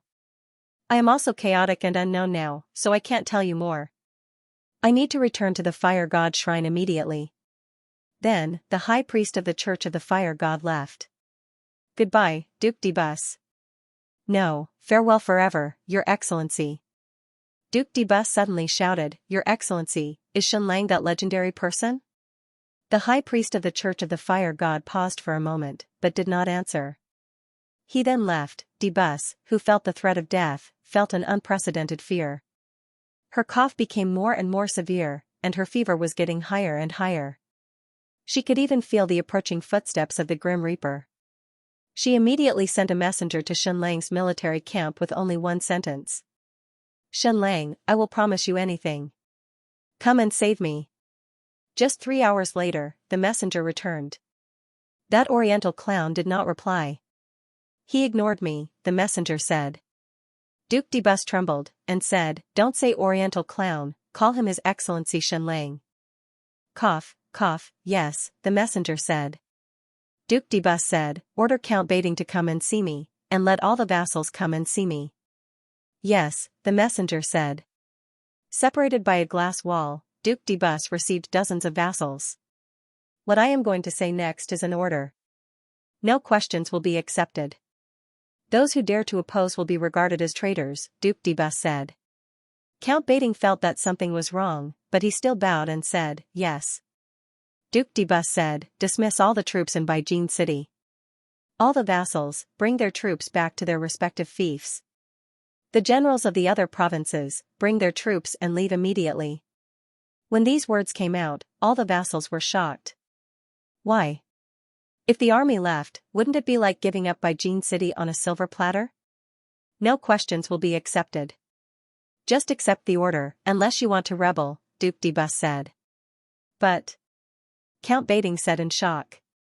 Duke Debus said, Teacher, are you going to disobey the order? Count Baiting said, Yes, but I must stay. Duke Debus said, Yes, but please dismiss all the troops as soon as possible. This is my city, and I am the ruler. No disobedience is allowed. Yes. Although all the vassals were puzzled, they could only choose to obey the order. Moreover, they had sent their troops because they were intimidated by Duke Debus' prestige. The Amazon army was so powerful, and many of the vassals wanted to protect their own strength. They were not willing to start a war with such a heaven-defying army. The armies of the other provinces were even more so. "But your grace, if our army retreats, what will we do if that easterner attacks Beijing city?" a vassal asked. Duke de Bus said, "I have already stopped fighting with Sir Xianxia. Moreover, this is my Beijing city, not anyone else's." "Yes." Duke de Bus said, "Retreat immediately. Retreat now. Don't waste a single moment." 2 hours later, the 200,000 soldiers of Beijing city started to retreat. They were in a sorry state. They didn't even have time to board the ships and left directly by land. The entire retreat was naturally a very long process. However, in at least 2 hours, there was no one on the walls of Beijing city. There was no defense at all. Then, de Bus looked for an emissary and said, "Quickly go to Sir Xianxia's camp and tell him that I promised him anything. Beg him to come and save me quickly. Remember, you must address him as Sir Xianxia." "Yes." The emissary rode a fast horse and left Beijing city once again, heading towards Xianxia's camp. This time, he was even faster. He returned in just over 2 hours. "Sir Xianxia still has no reaction." The emissary trembled. De Bus almost fainted. Her fever had already reached 40 degrees Celsius. She started to feel dizzy, and her coughing became more and more serious. It was obvious that she was coughing up blood, and she felt waves of pain in her chest. The footsteps of the Grim Reaper were getting closer and closer. "Xianxia, you be ****, what exactly do you want? What do you want?" However, de Bus knew that only Xianxia could save her life now. She didn't want to die. "Gather all the officials of Beijing city. Gather all the lords, merchants, and higher-ups in Beijing city. I have something to say." Duke de Bus said, quickly. "You must be fast." 4 hours later, once again, Duchess de Bus summoned all the big shots in Jade Gold City through the glass wall. "Here, I solemnly announce that Sir Xianxia is my legal husband and my only direct relative. In the future, our children will inherit the Russo family and the Jade Wave province. Not only that, Sir Xianxia will share Duke Russo's reputation and authority with me. All of the Russo family's wealth and authority in the Jade Wave province will be shared by Sir Xianxia. Sir Xianxia is my one and only husband. From now until the end of my life, he will always be like that. From today onwards, not only will I be your lord, but Sir Xianxia will also be your lord. Historian of the Russo family, print what I just said into an official document and spread it throughout the entire Jade Wave province." As soon as these words came out, the expressions of the officials and lords present completely changed. They had all attended the wedding of Duke de Bus and Xianxia, but everyone knew that Xianxia was just a sacrificial victim. It was just a contract signed between Duke de Bus and the god of fire.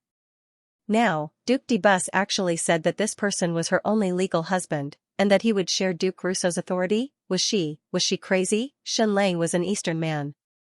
If Duke de Bus did this, wouldn't she be the same as the Amazon tribe and become the shame of the Western world? If that was the case, would everyone still be loyal to this Duke de Bus? Of course, many people thought so in their hearts, but they absolutely did not dare to say it out loud.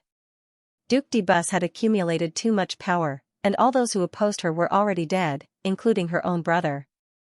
Print my words into an official document immediately and paste it on every street in Beijing city. In addition, order the Bloody Baron and all the Russo family's fleets to immediately lift the blockade on the Eastern Empress city. Duke Russo's mansion was very fast. In almost 3 hours, the entire streets and alleys of Beijing city were covered with Duke de Bus's Grand Duke's orders. Everyone was shocked. This world was changing too fast. Before, Xianxia was still the Eastern clown, and the Russo family's mortal enemy. Now, he had become Duke de Bus's only legal husband, and the other half of Beijing city's owner. Wasn't this too ridiculous? Would those lords be willing to let this happen? Would they not rebel? Would they not overthrow Duke de Bus? In fact, the entire upper echelons of Beijing city were already surging with undercurrents. Although de Bus was the ruler, her subordinates wouldn't accept such an order. Some of the Russo family's vassals and some important figures in Beijing city had already begun to secretly contact each other. Now it's already very clear that Duke de Bus will not live for long. She wants that Eastern clown to save her, that's why she issued a series of absurd orders. Our loyalty is to the Russos, not to Deborah. When she can no longer represent the interests of the Russo family, and when she can no longer represent the interests of the Xiluan dynasty, she is no longer worthy to be our ruler. Count Doyle, you are Duke de Buss's cousin. Other than Count Austin, you are the person with the noblest bloodline in the Russo family. You should lead us to resist Duke de Buss's reckless orders. We will definitely not allow an Eastern clown to ride on our necks and act like a tyrant. I would rather Beijing City be destroyed than to let it fall into the hands of Eastern clown Shenlang. I would rather Duke de Bus die than to allow her to kneel before the legs of an Eastern clown. The others are all cowards, especially Count Baiting. He is a foolishly loyal fool. Only we are the true loyal vassals of the Russo family, the vassals of the Xiluan dynasty. We must act. We must act quickly. If we wait for that Eastern clown to react, everything will be too late. Act? What act? Kill Duke de Bus. What? She is our ruler after all, the Lord Protector of the southern border of the Xiluan Third Empire. But if she doesn't die, who can stop her orders? Who can overturn her orders? Only after she dies and Count Doyle Russo becomes the governor of the Azure Wave province, the Duke of the Russo family, can he overturn all of her orders. This is all thanks to that Eastern clown. He sent Amazon experts to descend from the sky and killed almost all the warriors in the Duke's mansion. Now, Duke de Bus's mansion is very empty. Our army can just rush in and kill Duke de Bus to restore order. But Duke de Bus's martial arts are very powerful. She is now in a dying state. She can't even lift her greatsword. All the vassals, officials, and generals who rebelled looked at one person. Duke de Bus's cousin, Count Doyle Russo. He used to be a Navy general under Duke de Bus and the Lord of Blue Jade County. Everyone had been loyal to the Russo family for hundreds of years. Only with Count Doyle's approval would they dare to rebel. As long as Duke de Bus was killed and Count Doyle was promoted, everything they did would be righteous and no longer rebellious. Count Doyle, for the hundreds of years of honor of the Russo family, you can't hesitate anymore. Count Doyle, I know you admire Duke de Bus very much. If not for the fact that they are cousins, you would have already proposed to her. But now she is submitting to an Eastern man. Are you going to watch this happen? Are you going to watch the Russo family and the Azure Wave province fall into the hands of the Eastern clown Shenlang? Count Doyle Russo was caught in a difficult decision. De Bus was too powerful and too beautiful. Count Doyle had admired this cousin since he was young. Even though he was married and had children, he still wanted to have some intimate relationship with de Bus. So even though he was the Lord of Blue Jade County, he abandoned his fief and followed behind de Bus, becoming the commander of her navy. He wanted to be intimate with her one day. But now, de Bus was going to die. The Eastern clown Shenlang was going to become the lord of the Russo family? No, absolutely not, these vassals were right.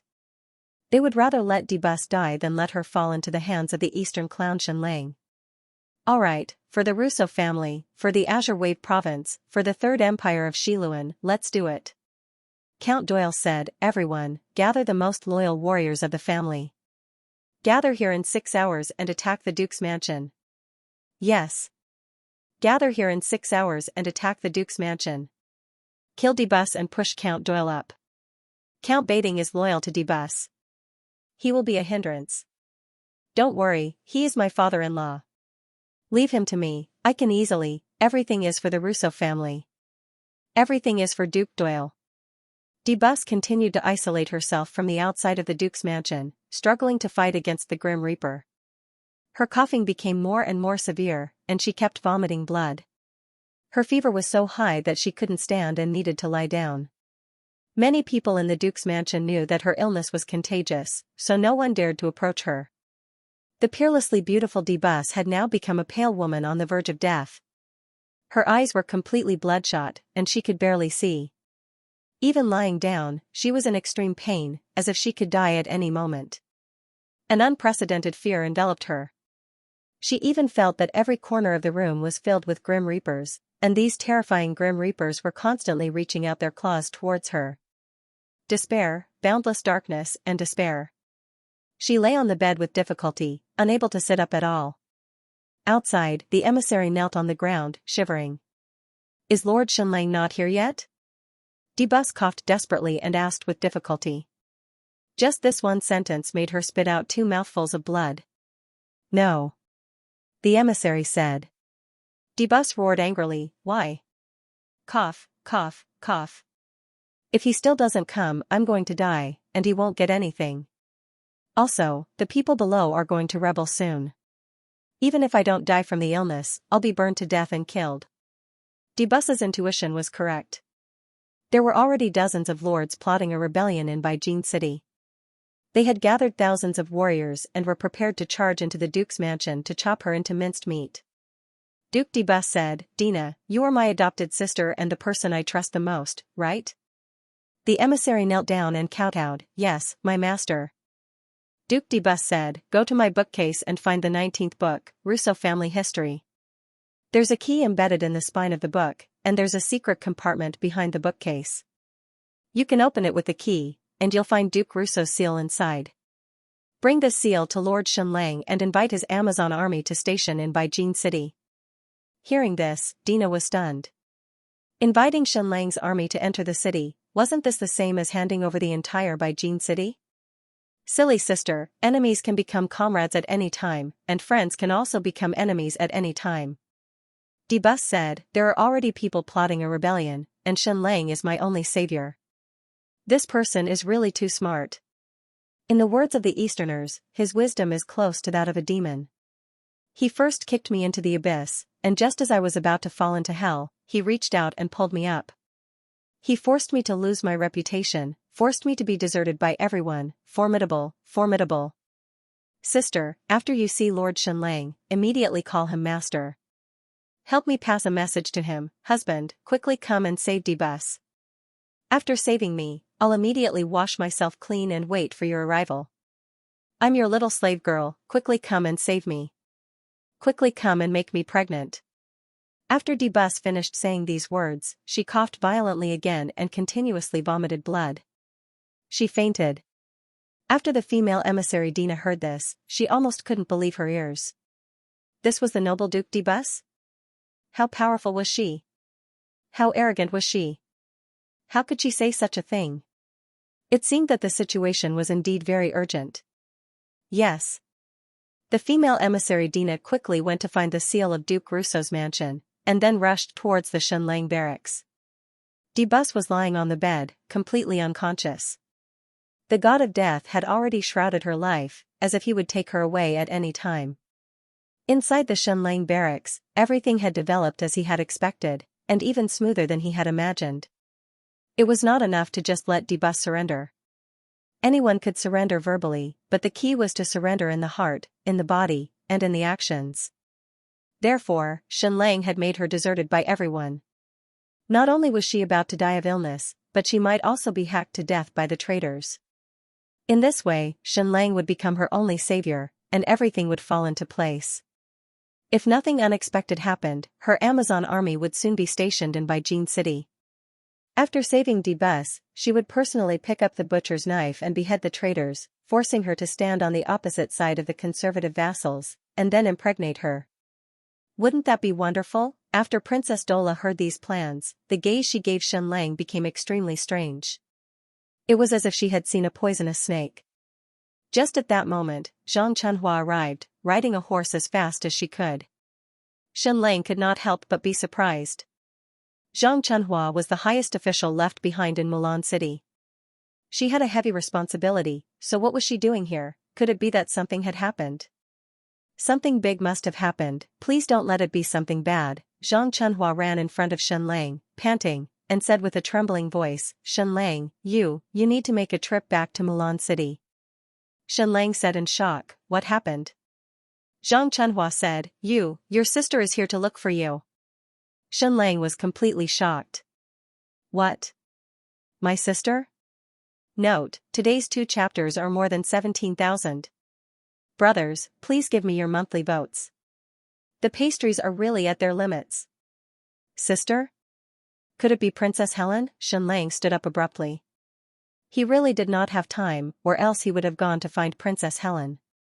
This was because she was the true master of the southern world of the Xiluan dynasty. The north hated Helen and called her the rebel queen. However, the new nobles of the south supported her. It was because of Helen that the south of the Xiluan dynasty truly developed. Countless families rose, and many Quitus were promoted to the middle class. Not only that, Helen allowed the Xiluan people and the Quitus to intermarry. That was why many nobles in the south were named Xylans, and even had the skin of a Xiluan person. However, they had the blood of the Quitus in them.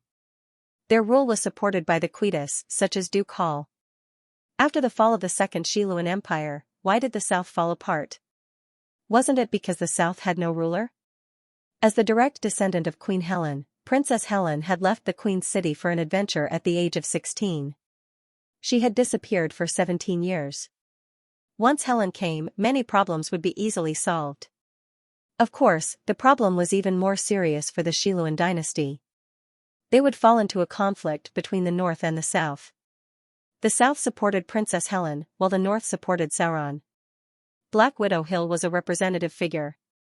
She was a tycoon of the Quitus and held great resources, but she had no power. She supported Princess Helen from the bottom of her heart. At this moment, a horse rushed into the camp. A woman dismounted and rushed to Xianlang. She knelt down and offered a box with both hands.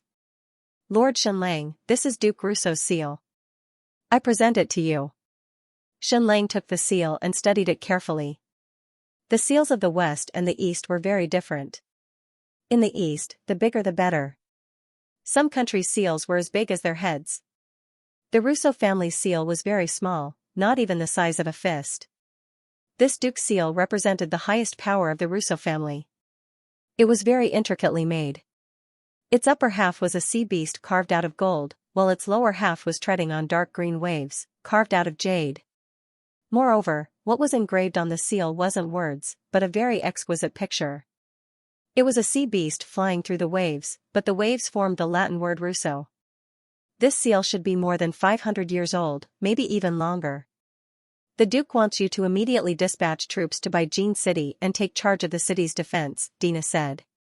With this Duke's seal, you can carry out Duke Rousseau's authority. Xianlang said, You want me to lead an army to Beijing City? Isn't that inappropriate? You're still putting on an act at a time like this.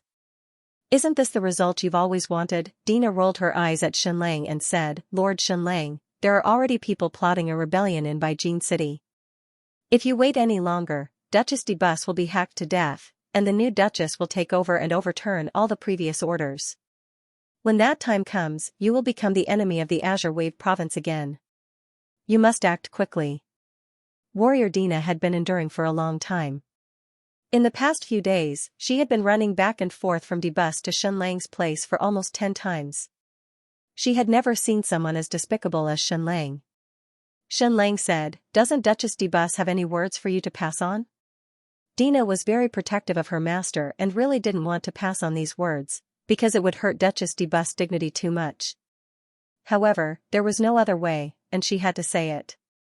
Duchess de Bus has a message for me to pass on to you. Listen carefully.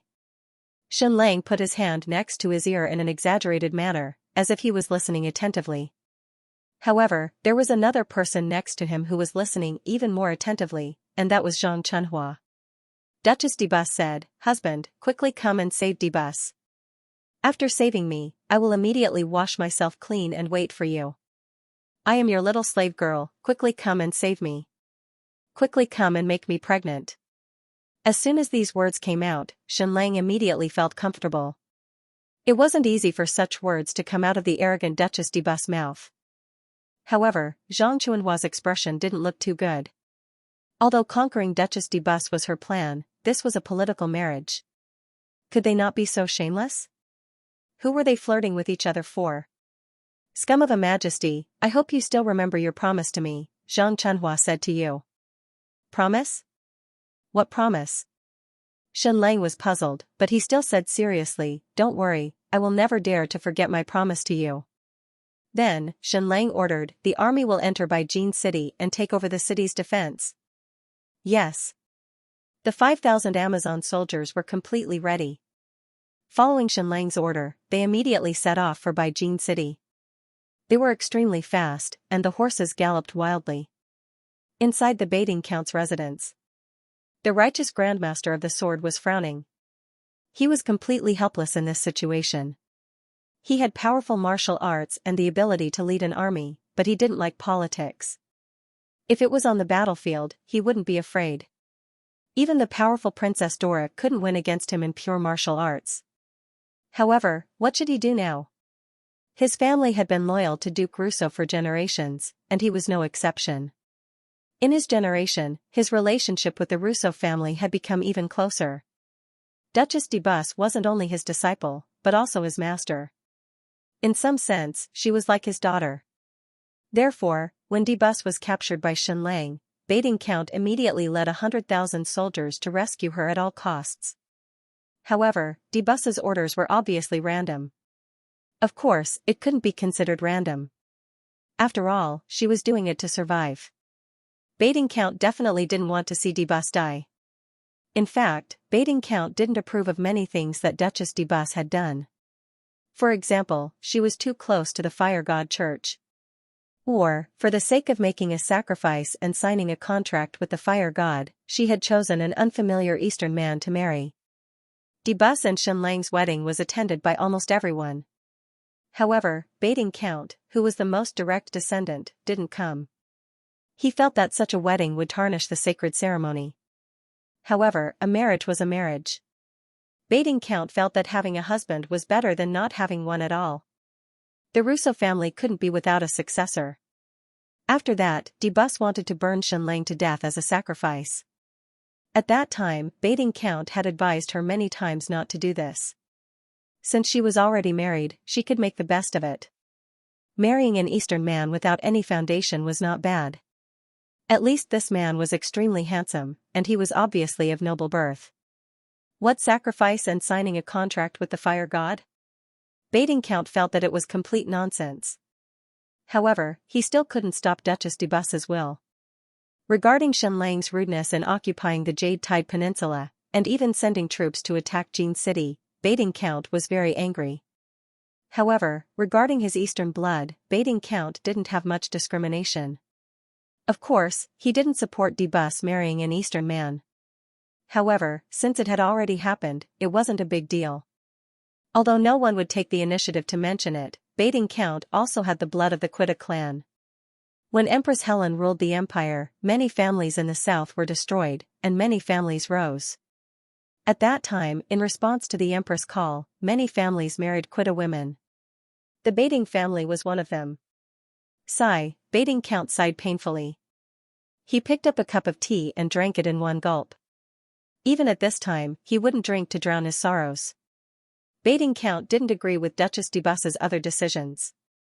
For example, she became the guardian of the southern border, and she tried to become the mistress of Sauron the Great. Regarding Duchess de Bus sending troops to attack the Witch Empire and trying to establish the Third Empire of Xiluan, Baiting Count was very appreciative. For the sake of the empire, any hero should rise one after another. However, de Bus was too selfish. A family could be ambitious, but this step was too big. De Bus was very capable, but the Russo family didn't have that many talents in reserve. They didn't have the ability to rule the entire southern border. However, all of this wasn't important anymore. Now that Duchess de Bus was on the verge of death, the high priest of the fire god religion was helpless, and the doctor in the Duke's mansion couldn't even tell what kind of illness it was. It was obvious that only Xianlang could save her. If he wanted Xianlang to help, he would have to hand over Jin City. His Amazon army was about to enter the city. Next, Baiting Count was faced with a choice.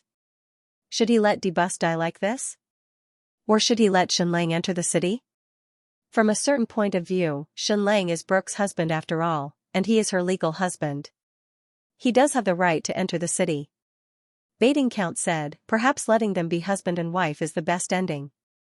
The master of Jin City, the master of Jade Wave Province, is still the Russo family. There hasn't been any change.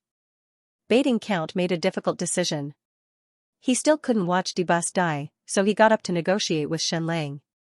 At this time, his daughter walked in and said softly, "Father, you drank too much green tea. It's very harmful to your stomach. It's better to drink black tea." After saying that, his daughter poured a cup of black tea for Count Bailey. She even added milk in it. Baiting Count didn't like this kind of milk tea the most. It wasn't suitable for warriors. However, since it was poured by his daughter, he still drank it in one gulp. His daughter was born gentle and timid, so he loved her very much. "Daughter, it's very chaotic right now. Don't go out. Also, tell your husband not to go out. Don't get involved in things that you shouldn't get involved in." Baiting Count meticulously put on his noble robe, put on his gloves, and tied his sword. After a little hesitation, he put down his sword. Since Xunlang had become the husband of the Grand Duchess, he could be counted as half a king. It wasn't appropriate for him to bring his sword to negotiate. However, when he put down his sword, he suddenly felt a sharp pain in his stomach. He let out a painful roar and vomited a mouthful of blood. "Sissy, you poisoned me?" Baiting Count roared in disbelief. His daughter Sissy was completely shocked. She rushed to her father and cried, "Father, I didn't, I don't know." "I don't know," Baiting Count said while vomiting blood. "Who told you to make me milk tea?" Vinci. Sissy cried, "He said that you drink too much tea and it's harmful to your stomach. He told me to make you a pot of milk tea." Baiting Count fell to the ground and gasped, "My dear daughter, don't be afraid, stay at home and close the door. Don't go anywhere, something happened. Someone wants to rebel. Someone wants to kill the Grand Duchess." Baiting Count vomited another mouthful of blood and touched his daughter's face. "Daughter, remember what I said. Don't go out. I'm going to protect the Grand Duchess." Then, he picked up his sword again and staggered out of the door. He vomited blood while running toward the Grand Duchess's mansion. "Father! Father!" His daughter Sissy chased after him. She didn't listen to her father's words this time. Instead, she ran to her father's loyal subordinates to ask for help. Baiting Count stumbled and ran all the way. He wanted to protect the Grand Duchess. He hoped that it was not too late. But the poison was destroying his life. He vomited blood while running. He couldn't breathe, and his vision turned black. Then, he saw an army. The rebel army. Everyone's face was covered with black cloth. There were thousands of them running toward the castle at the top of the mountain. Even though their faces were covered, Baiting Count recognized his son-in-law Vinci immediately. He also recognized Doyle Rousseau, who was also his disciple. "Doyle, what do you want to do?" Baiting Count shouted, "Do you want to rebel? Do you want to kill your own master?"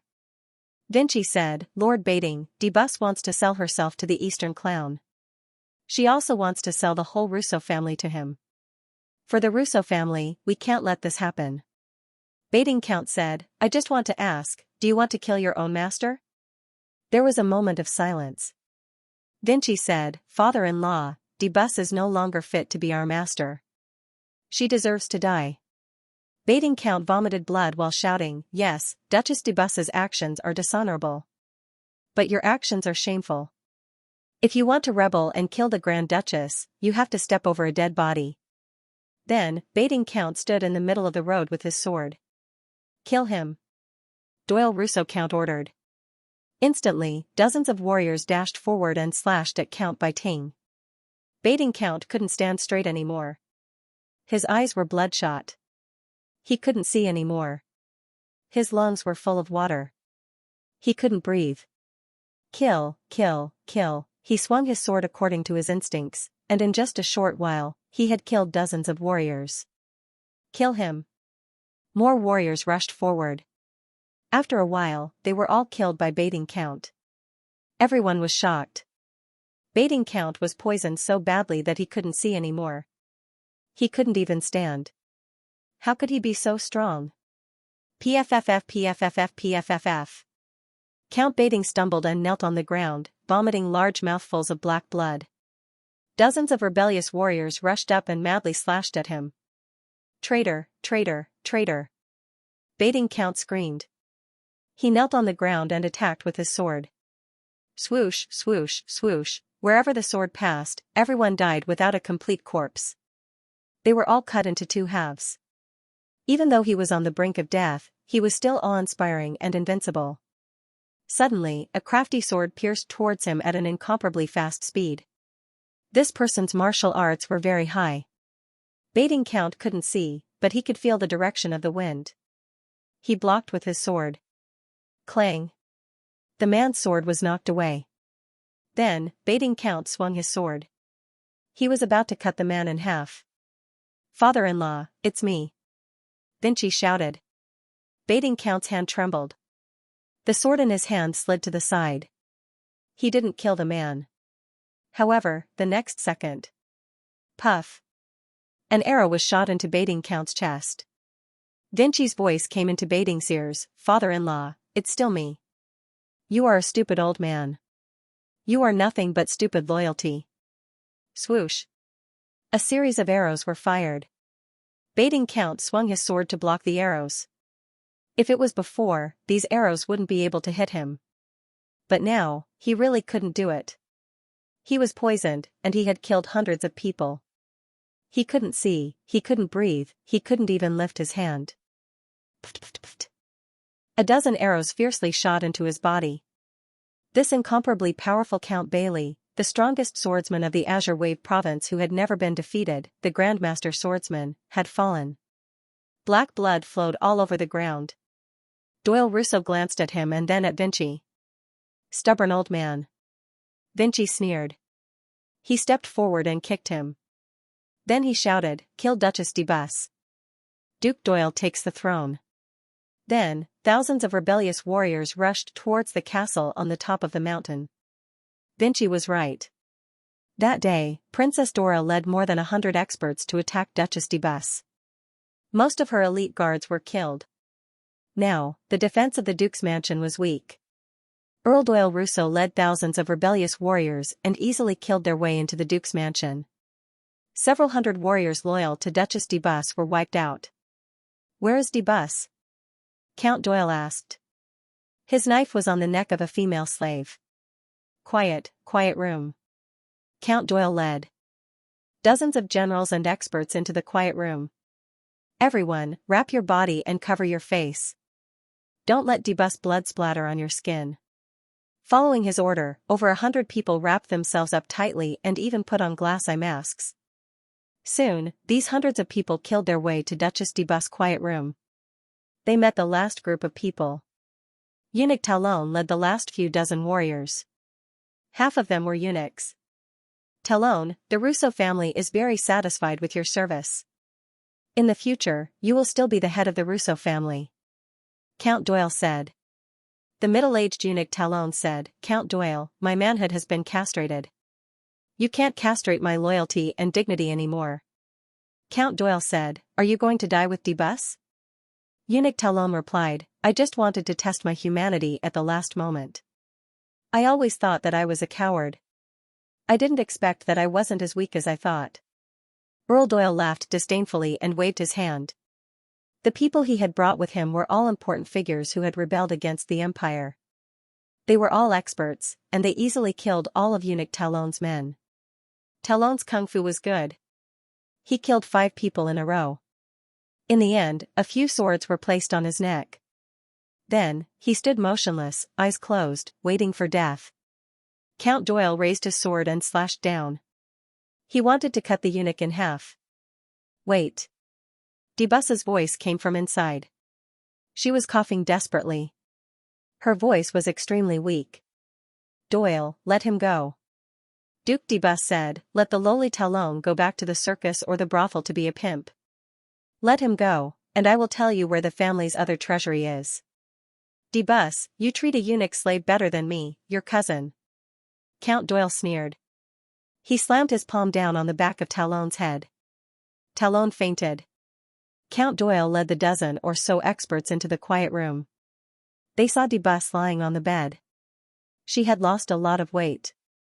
Her lips were pale, and her eyes were bloodshot. She couldn't see anything. This once powerful woman was beyond cure. She was not far from death. There were stacks of silk next to her. they were all stained with blood. Every time she coughed, it was blood. Debus stood up from the bed with difficulty.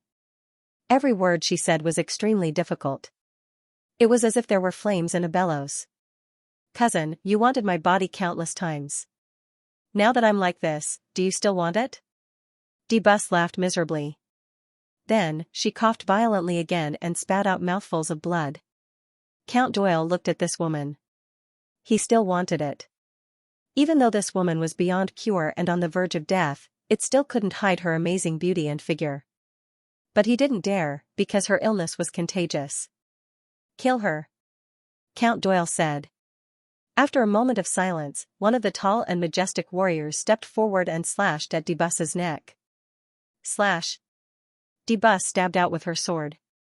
Her movements were even faster, and she directly pierced the warrior's heart. This majestic samurai was killed before he could even slash down with his sword.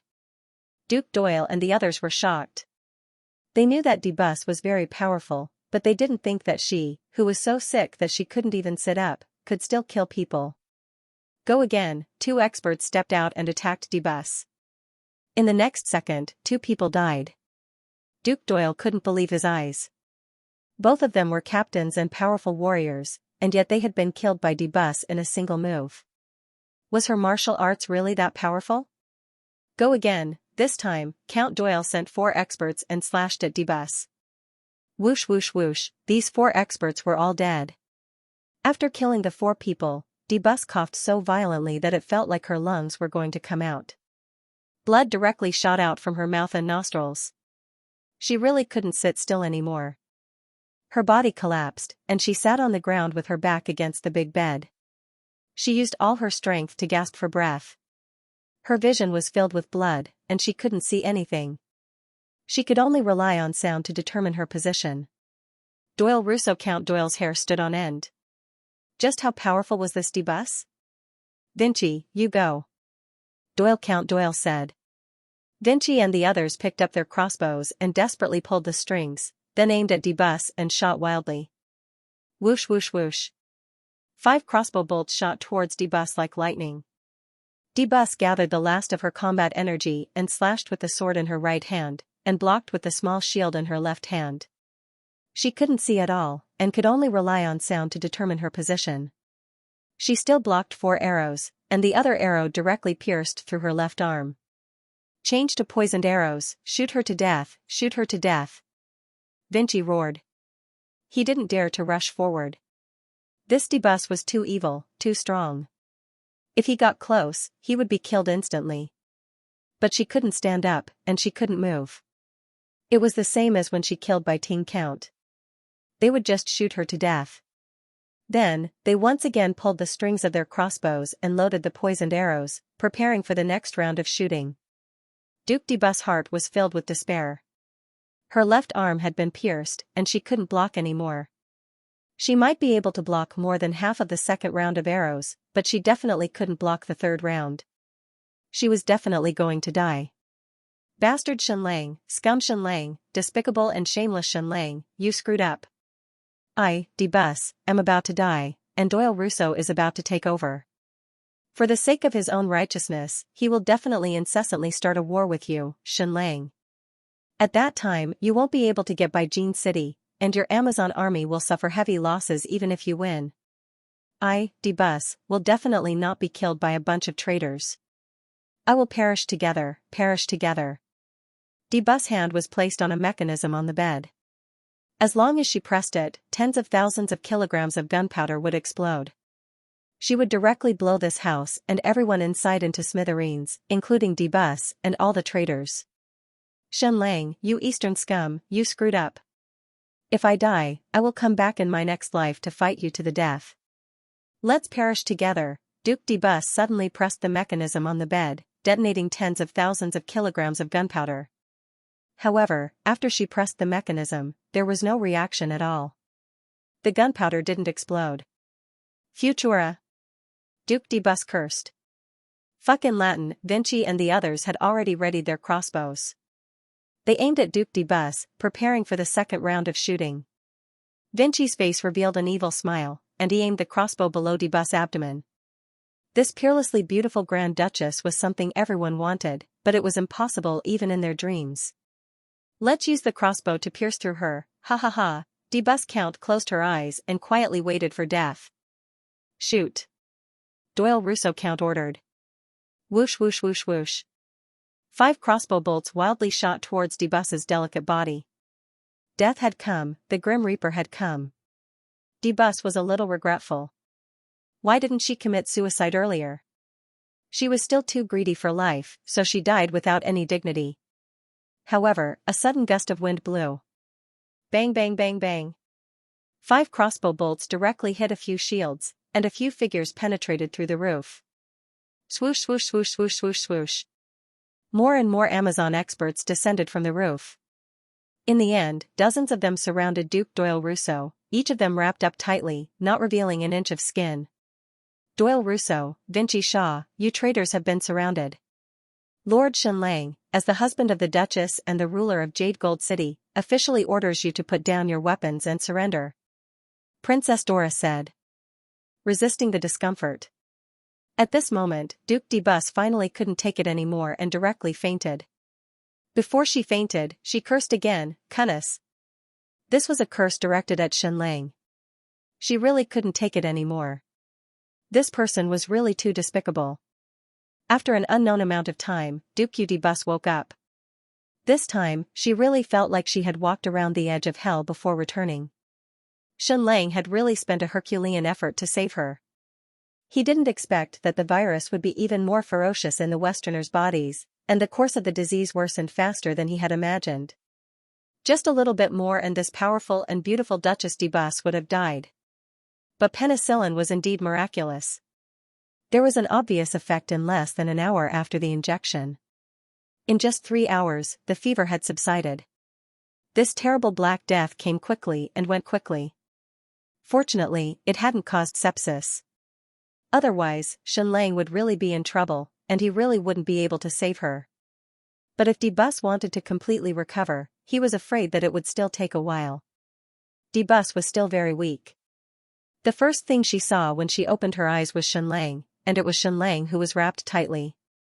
Bitch, lunatic, you're a complete lunatic. Duke Debus scolded. Xianxia, good scolding, good scolding.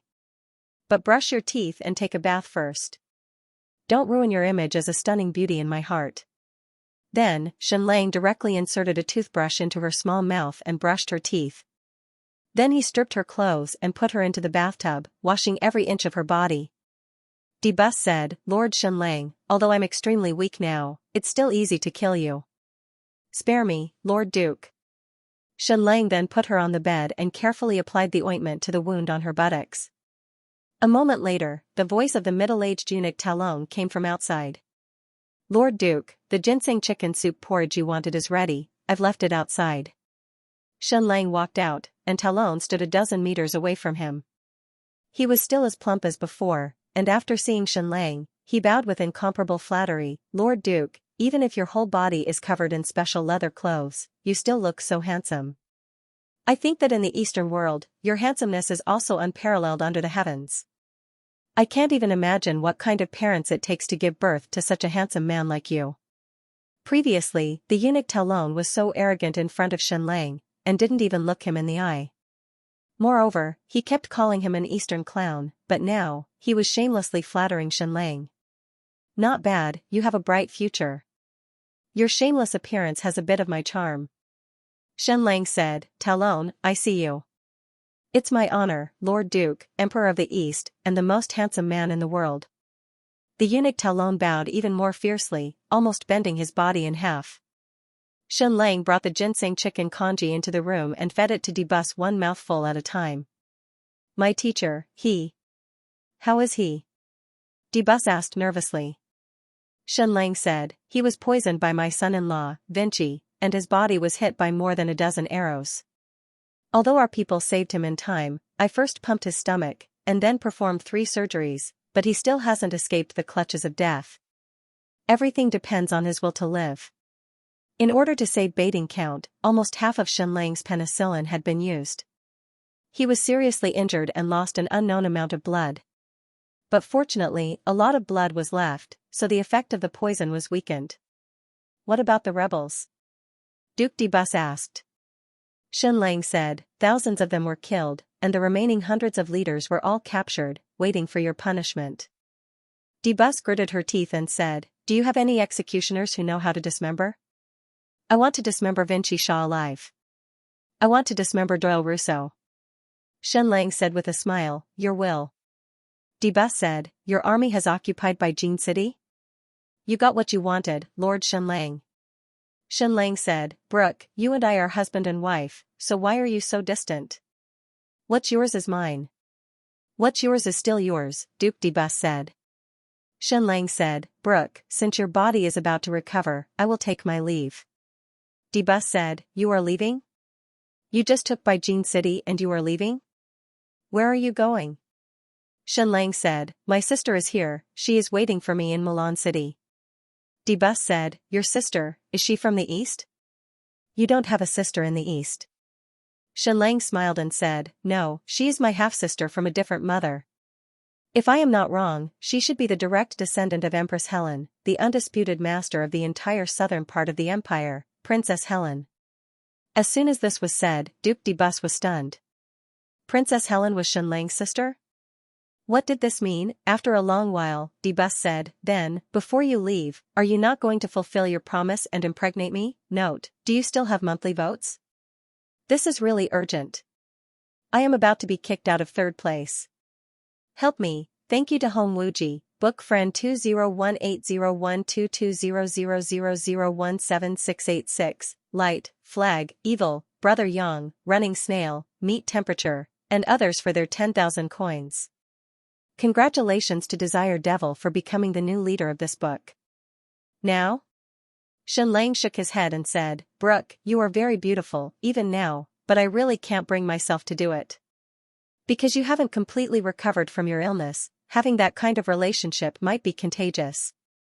In addition, the brand on your buttocks hasn't completely healed, and it's still a little red and swollen. It really hurts my interest. As soon as these words came out, de Bus clenched her fist fiercely, making a cracking sound. Her pink fist almost smashed Xianxia's head into pieces. Huff, huff, huff. She tried hard to breathe so as not to suffocate, but after all, she hadn't fully recovered and coughed violently again. Xianxia hurriedly patted her back and scolded, why are you so angry? I'm a straightforward person, and I hate beating around the bush. Duchess de Bus didn't say a word and finished all the ginseng chicken porridge.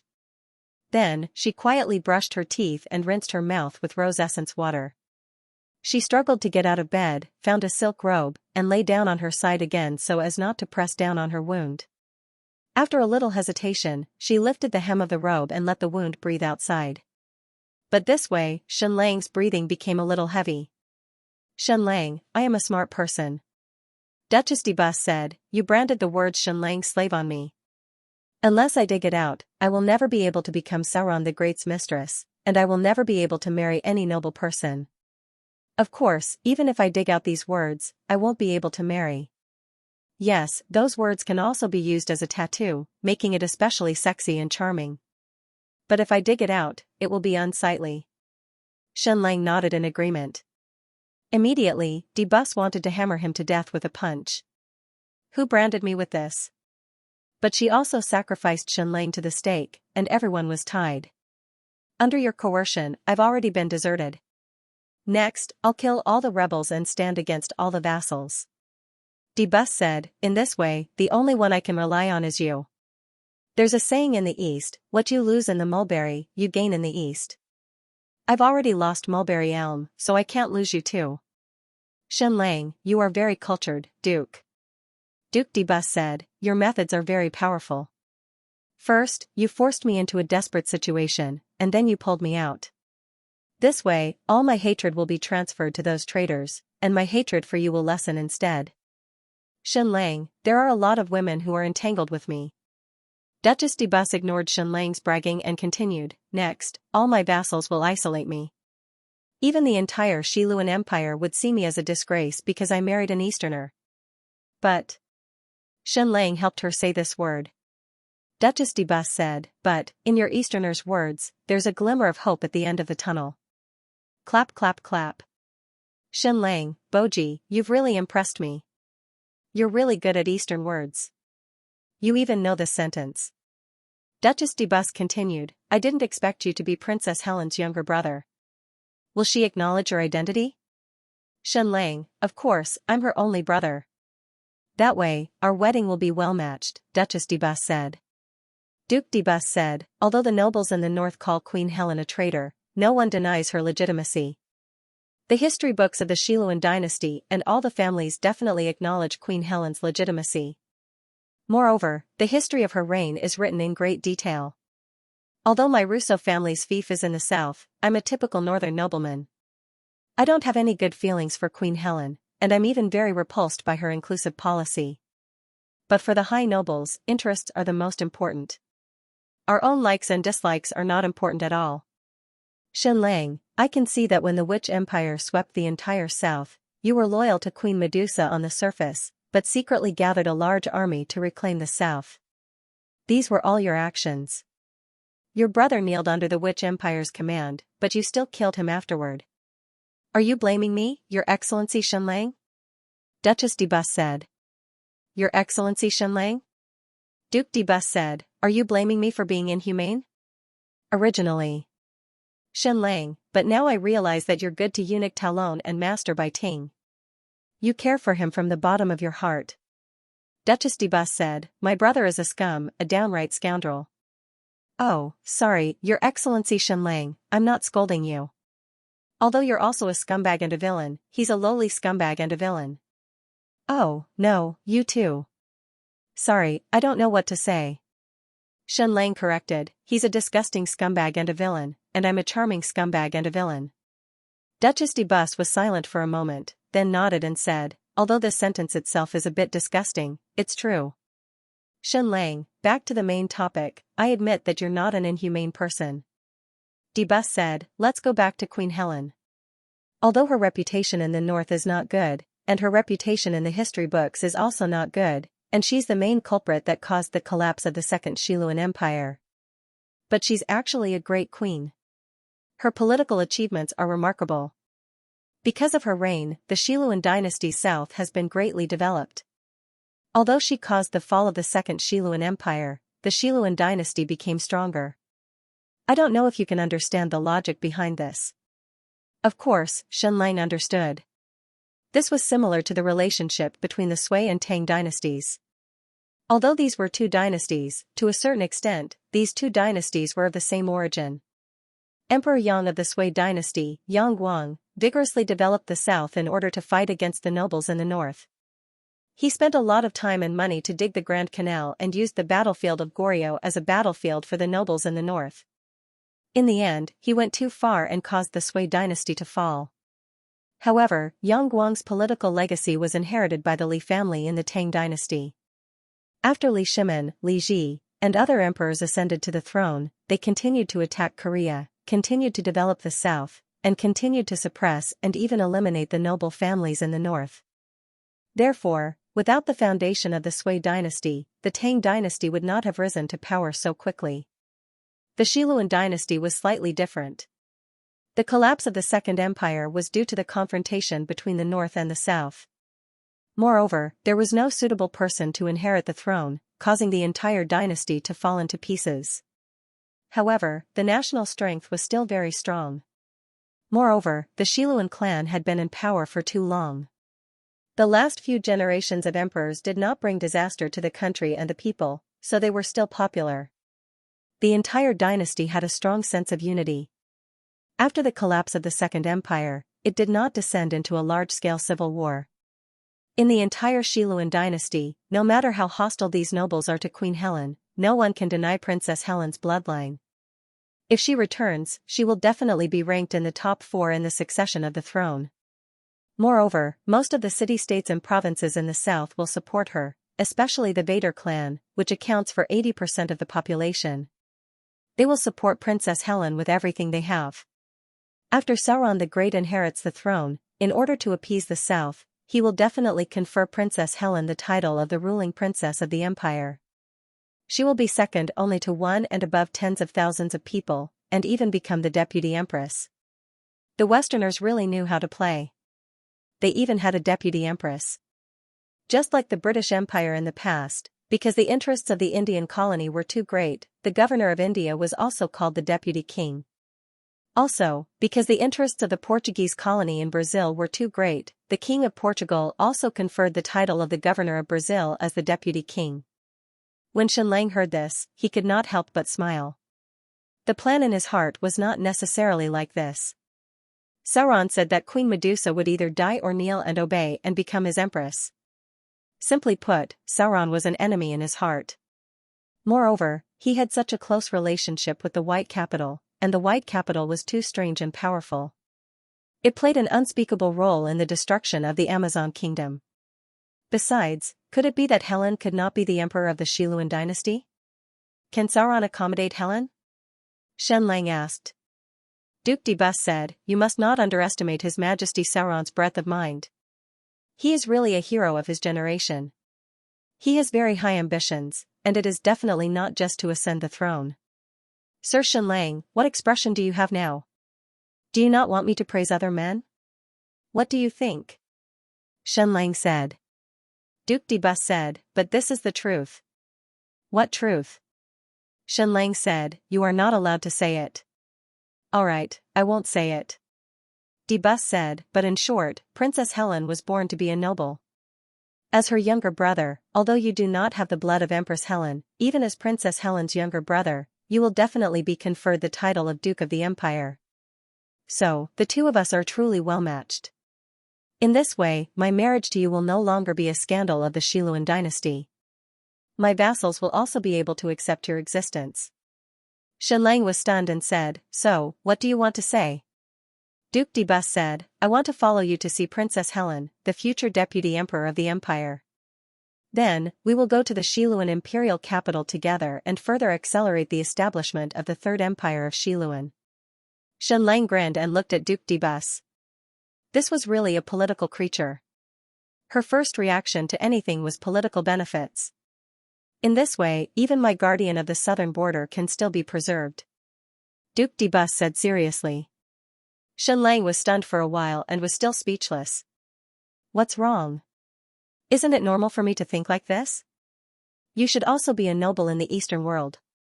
You should understand my thoughts. Duke de Bus said, by the way, you should be a noble in the Eastern world, right? Xianlang said, haven't you heard of my nickname? The future emperor, my Mulan city is called the Empress City. Duke de Bus was speechless and said, it's because you, the Eastern emperor who is like a child's play, makes me wonder if you are a noble. Talon even wonders if there is an emperor in every town in the Eastern world, and if 10,000 people can be called an emperor. Eh? Well, I admit that there is such a situation.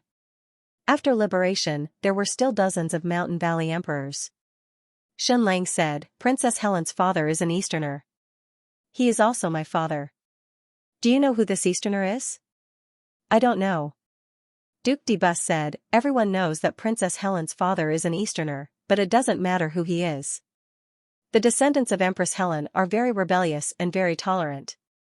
It is normal for them to have some kind of relationship with other races. Oh, I'm sorry, my words may have hurt your race's feelings.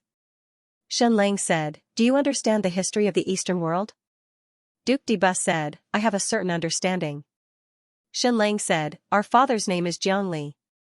Then, Duke de Bus was stunned and looked at Xianlang in disbelief. She even got out of bed again and looked at Xianlang up and down for a while. She closed her eyes and began to think, but when she opened her eyes again, she still found it inconceivable. You don't look like a liar, but shouldn't the descendants of His Majesty Zhongli be like great Emperor Sauron?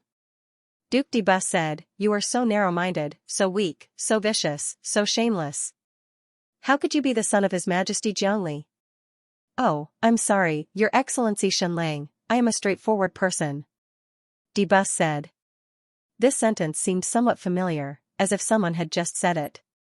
It was really a debt of 6 months, and it was paid back quickly. Xianlang shrugged his shoulders. In any case, he was already used to it. In the past, he might have said, do you think I want to be the son of Zhongli? If I didn't have this identity, I don't know how great it would be. I could do well in the state of you, and even in the great Yan Empire. But now, he couldn't even be bothered to say these words. However, listening to Debus' tone, she had also heard of Jiangli. You also know Jiangli? Shenlang asked. Debus went in front of the bookshelf and took down a book.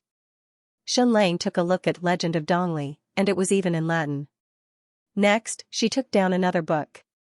Hey, even the Romance of Dongli, and it was also in Latin. This cultural export was not bad. Are these two books very popular in the Xiluan dynasty? Shenlang asked. Duke Debus said, any aristocrat has read them, and more than once. Although His Majesty Jiangli failed and even died a violent death, his great achievements won him glory. What? Shenlang asked. The qualifications of the Emperor of the East. Duke Debus said, all of us think that if it wasn't for his sudden death, the current Emperor of the East would be Jiangli, and not His Majesty Ji. And once His Majesty Jiangli rules over the world, that is a... Debus racked her brains, but couldn't think of a suitable word. His position is very good. Shenlang said. Yes, he is a very good emperor.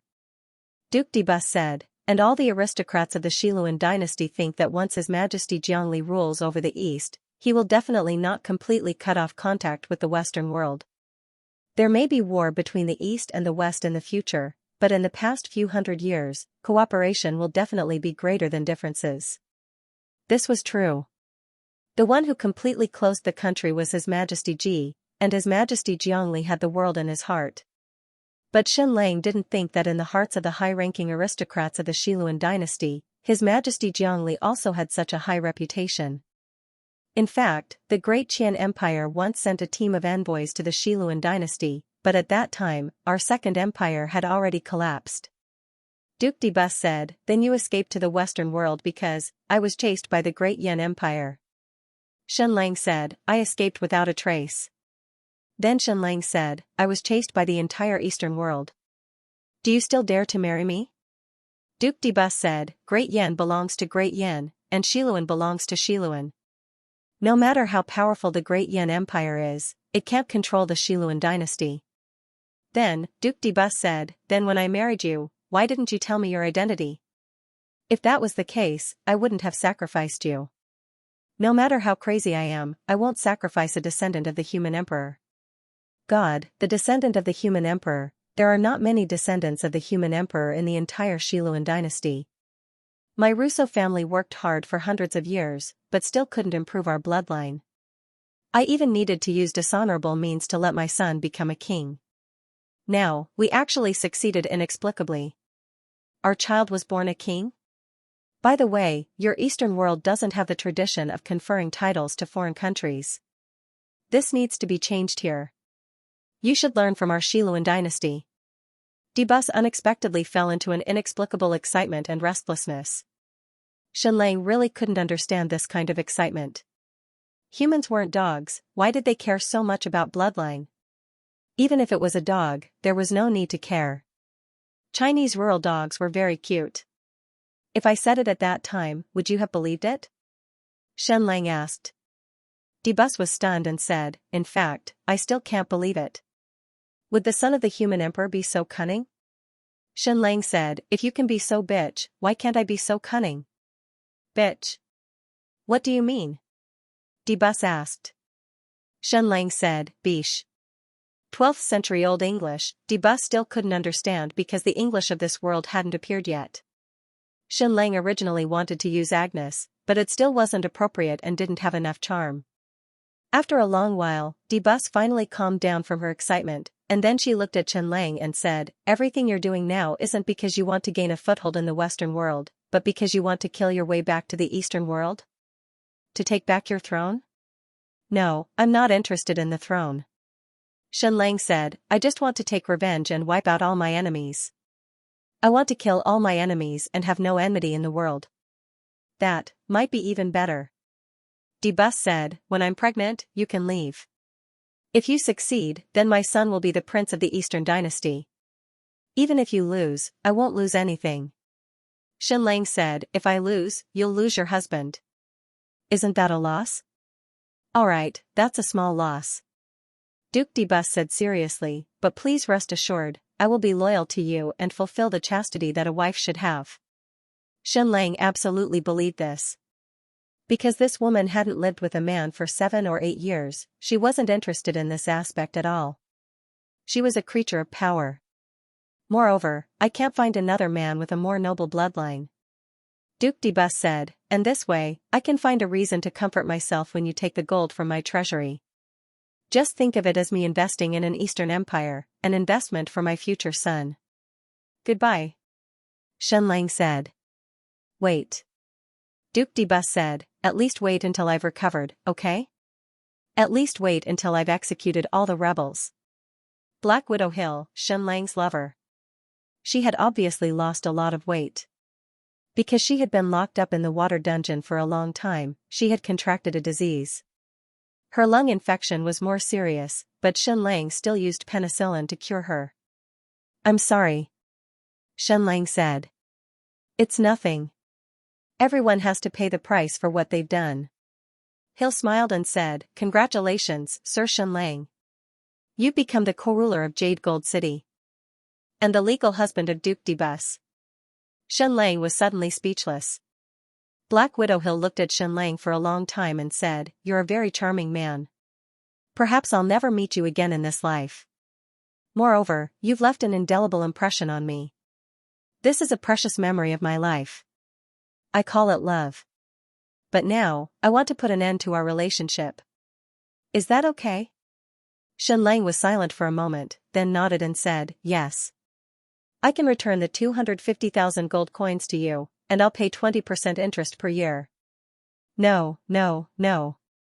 Feelings are feelings, business is business.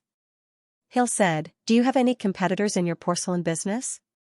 Xianxia shook his head and said, no. Hill said, that's still my exclusive business. I'll soon send someone to your island to transport the porcelain. My investment must be profitable, and I'll be in the porcelain business for the rest of my life. I'll be rich enough to rival a country. Xianxia said, that's for sure. Hill said, also, I want to tell you that I ended our relationship not because I don't love you, but because I'm scared.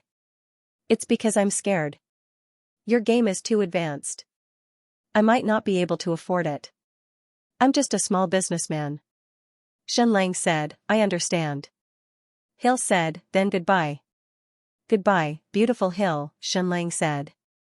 Hill said, we'll meet again in the future, but it'll be me and your subordinate who will do the handover. Our statuses are no longer equal, Your Excellency. Xianxia replied, everything is up to you, beautiful Hill. Hill suddenly said, how about we do it one last time before we end this relationship? Xianxia said, I'd love to.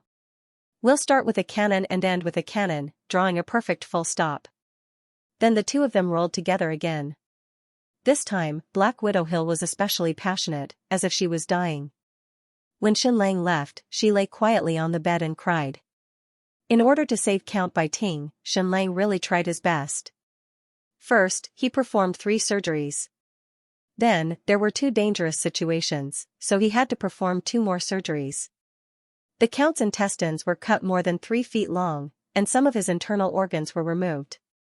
In fact, Xianxia thought that this person was definitely going to die. Even if he had penicillin, he wouldn't be able to withstand such frequent surgeries.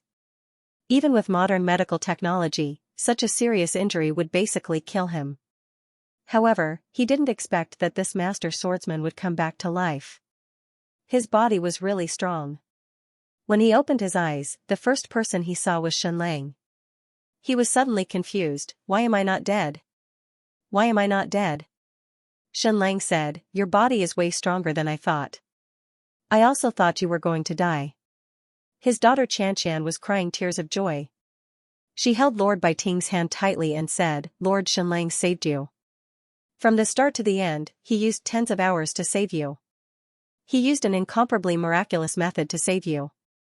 Everyone thought that you were going to die, including me. He used a lot of medicine that was 100 times more precious than gold on you.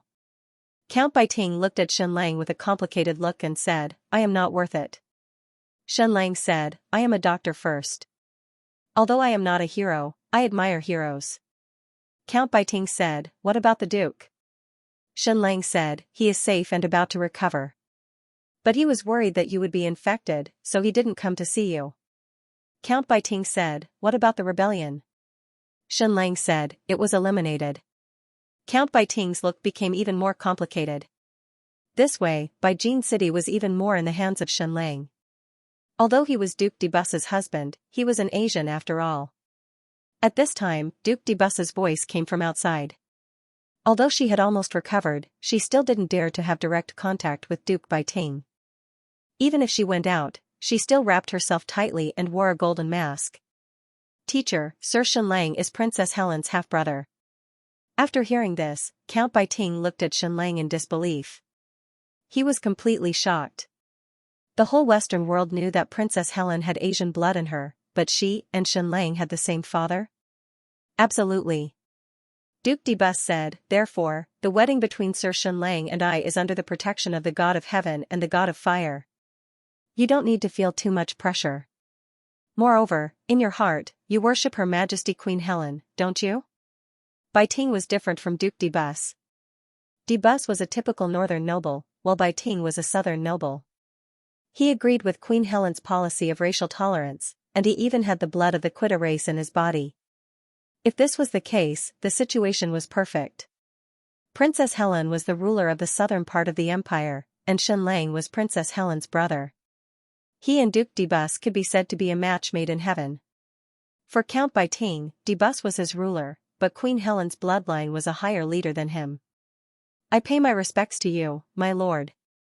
Count Baiting said to Shenlang enthusiastically. In fact, Shenlang felt a little helpless. This world was really unfair. The Eastern world was already like this, and the Western world was even more so. It was simply based on bloodline. Even if Shenlang had no relationship with Queen Helen, as long as he was Princess Helen's brother, many problems would be easily solved. Shenlang said, I wish you good health, my lord. Although Shenlang was in a hurry to return to Mulan City, Baijin City was especially important at this time. He needed this city's gold, blacksmiths, carpenters, and shipyards. Therefore, the following public ceremony was very important. The Duchess of de Bus wished to put an end to the whole affair by publicly exterminating all the treachery. And Shenlang had to appear with her to prove his identity as the ruler of Baijin City. In the central square of Baijin City, more than 1,000 people knelt neatly on the ground. The thousands of warriors who had participated in the rebellion had already been killed. At that time, there were only more than 100 rebels who had been arrested. After that, the number of people who had been arrested had directly spread to more than 1,000. This was the same in the east and the west. 2,000 Amazonian female warriors and 20,000 warriors of the Russo family stood in the square like nails, maintaining order and protecting the dignity of the Russo family. More than 100,000 people were watching this execution ceremony. And the person who presided over this execution ceremony was the highly respected Count Baiting. He was really an Iron Man. After waking up for less than 2 days, he went out in full armor. In his hand, he held his super big sword that weighed 1 to 200 pounds, not moving an inch. After waiting for 2 whole hours, the sound of music could be heard. Then, under the protection of 5,000 warriors, a gorgeous carriage pulled by 8 horses slowly arrived. Dressed in embroidered clothes, Shenlang got off the carriage first and extended his hand to hold Duke de Bus' hand. This was the first time that Duke de Bus had appeared in public since her illness. She was extremely beautiful and captivating. She even seemed to be more beautiful than before, like a raging flame that burned everyone's eyes. Thank you, my dear husband. After de Bus got off the carriage, she held on to Shenlang's arm and kissed him on the cheek. The two were very intimate, as if there was no one else around. Shenlang even whispered in her ear, causing Duke de Bus to tremble with laughter. This was another signal that Duke de Bus had changed from a super strong woman to a gentle and beautiful wife. Before, she was not a man, but she was very much like a man. But now, she expressed to the outside world that she fully fulfilled the responsibilities of a woman. In this relationship between husband and wife, she was willing to be equal or even the weaker party. My dear husband, you can't provoke me anymore. If I kiss you again, the lipstick on my lips will be ruined. This is a precious gift you gave me. Duke de Bus' voice was neither loud nor soft, but she was willing to let many people hear her. This woman was really a natural political creature. The two walked to the high platform and sat on chairs inlaid with gold and jade. Lord Xianxia, Lord Russo, all the rebels are here. Shall we carry out your thunderous authority? Count Baiting knelt on one knee. My love, what do you think? Duke de Bus asked in a sweet voice. Xianxia, ugly behavior must be punished. Especially Xianxia, he murdered his father-in-law, Count Baiting. His crime is even more unforgivable, and he should be executed by 1,000 cuts. Your will. Duke de Bus said, Count Doyle Russo, as my vassal and a member of my Russo family, actually conspired to commit treason and carried out the execution of the execution. The rest of the people should be beheaded. What do you think? This is a fair trial. Xianxia said. Duke de Bus said, Thank you, teacher. As you wish. Count Baiting said, and then he loudly ordered, My lord's command, Doyle Russo's execution is complete. Whether Doyle Russo wanted to beg for mercy or curse angrily, there was nothing he could do, because his tongue had been cut off. After all, he was a member of the Russo family, and it was best not to say anything unpleasant. In extreme fear, he was tied to a rope and pulled straight up in the air. But from his eyes, he probably wanted to beg for mercy. He was full of fear and regret. I was forced, I was tricked. I didn't want to rebel at first, spare me, spare me. He was crying, but he couldn't say another word. Count Baiting waved his hand, and the 5 horses charged forward. Suddenly, Doyle Russo's body was torn to pieces. Xianxia didn't look at it, but Duke de Bus showed a happy look. Begin. Count Baiting ordered again. Swish, swish, swish. More than 1,000 warriors raised their swords, and more than 1,000 rebels were beheaded. The whole square was filled with blood. Among the people who were watching the execution, some of them felt their pants heat up, and they immediately peed. Because they were also very close to being beheaded. The rebels had come to them before, but because of various reasons, they didn't participate. Finally, it was Vinci's turn. He was the ugliest person in this rebellion. The other rebels might have done it for the sake of justice, but he was the only one who did it for his own selfish desires. He murdered his benefactor, his father-in-law, and tried to use a crossbow arrow to pierce de Bus's abdomen, in an attempt to defile her. He was a completely ugly person, wicked beyond redemption, a hypocrite, and a venomous snake who was good at acting. Before the execution started, he was already scared to the point that he peed his pants. He desperately wanted to kowtow and beg for mercy, but he couldn't speak. He could only use his eyes to beg Count Baiting, trying to recall Lord Baiting's memory and be merciful enough to spare his life. Heaven to heaven, earth to earth, hell to hell, Count Baiting said, and then he waved his hand. Xianxia, the despicable rebel, the son-in-law of Count Baiting, let out an incomparably mournful scream. The execution had begun. More than an hour later, in a gorgeous room on the top of a mountain castle, Duke de Bus and Xianxia were madly burning. De Bus forced Xianxia to fulfill his promise, the promise about her stomach. Xianxia wondered if this woman was a bit of a pervert. She had just experienced a cruel execution, but she was even more excited. I surrender, Brooke, please let me go, I have to go, I have to go. De Bus bent down, stared at Xianxia like a lioness, and then bit him hard on the shoulder. Fortunately, she had completely recovered, otherwise Xianxia wouldn't dare to let her touch him. Husband, please convey my respect to Her Highness Helen, and my gift, you must also send it. Duke de Bus said, Are you sure you don't want me to go with you to pay a visit to Her Highness Helen? Xianxia said, Brooke, you are too snobbish. De Bus said disdainfully, If there is no one to maintain the hierarchy of the world, the order of the whole world will collapse. As a superior, you should be aware of this. My husband, you are very wild and unruly, which is very tempting, but the fewer people like you, the better. Otherwise, the untouchables of the world will not know the immensity of heaven and earth. Any fallacious reasoning or heresy that came out of de Bus' mouth seemed so righteous, even cold-blooded. 2 hours later, Xianxia and General Kuei Ning rode a horse back to Mulan City under the protection of 1,000 Amazon troops. Why didn't they leave the next day?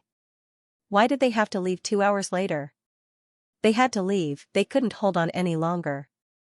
In Milan City, Xianxia rushed into the city lord's mansion and shouted, "Where is my sister? Where is my dear sister?" Bang, bang, bang, bang, a woman suddenly lashed out with her leg, kicking more than a dozen stone pillars into pieces. Was this another female Tyrannosaurus Rex? Such thick stone pillars, and you actually broke them all with your kick? Moreover, all of them exploded into pieces. My dear brother, you are finally back. I have been waiting for you for several days. This woman turned around and walked towards Xianxia, then suddenly hugged Xianxia and spun him around a few times.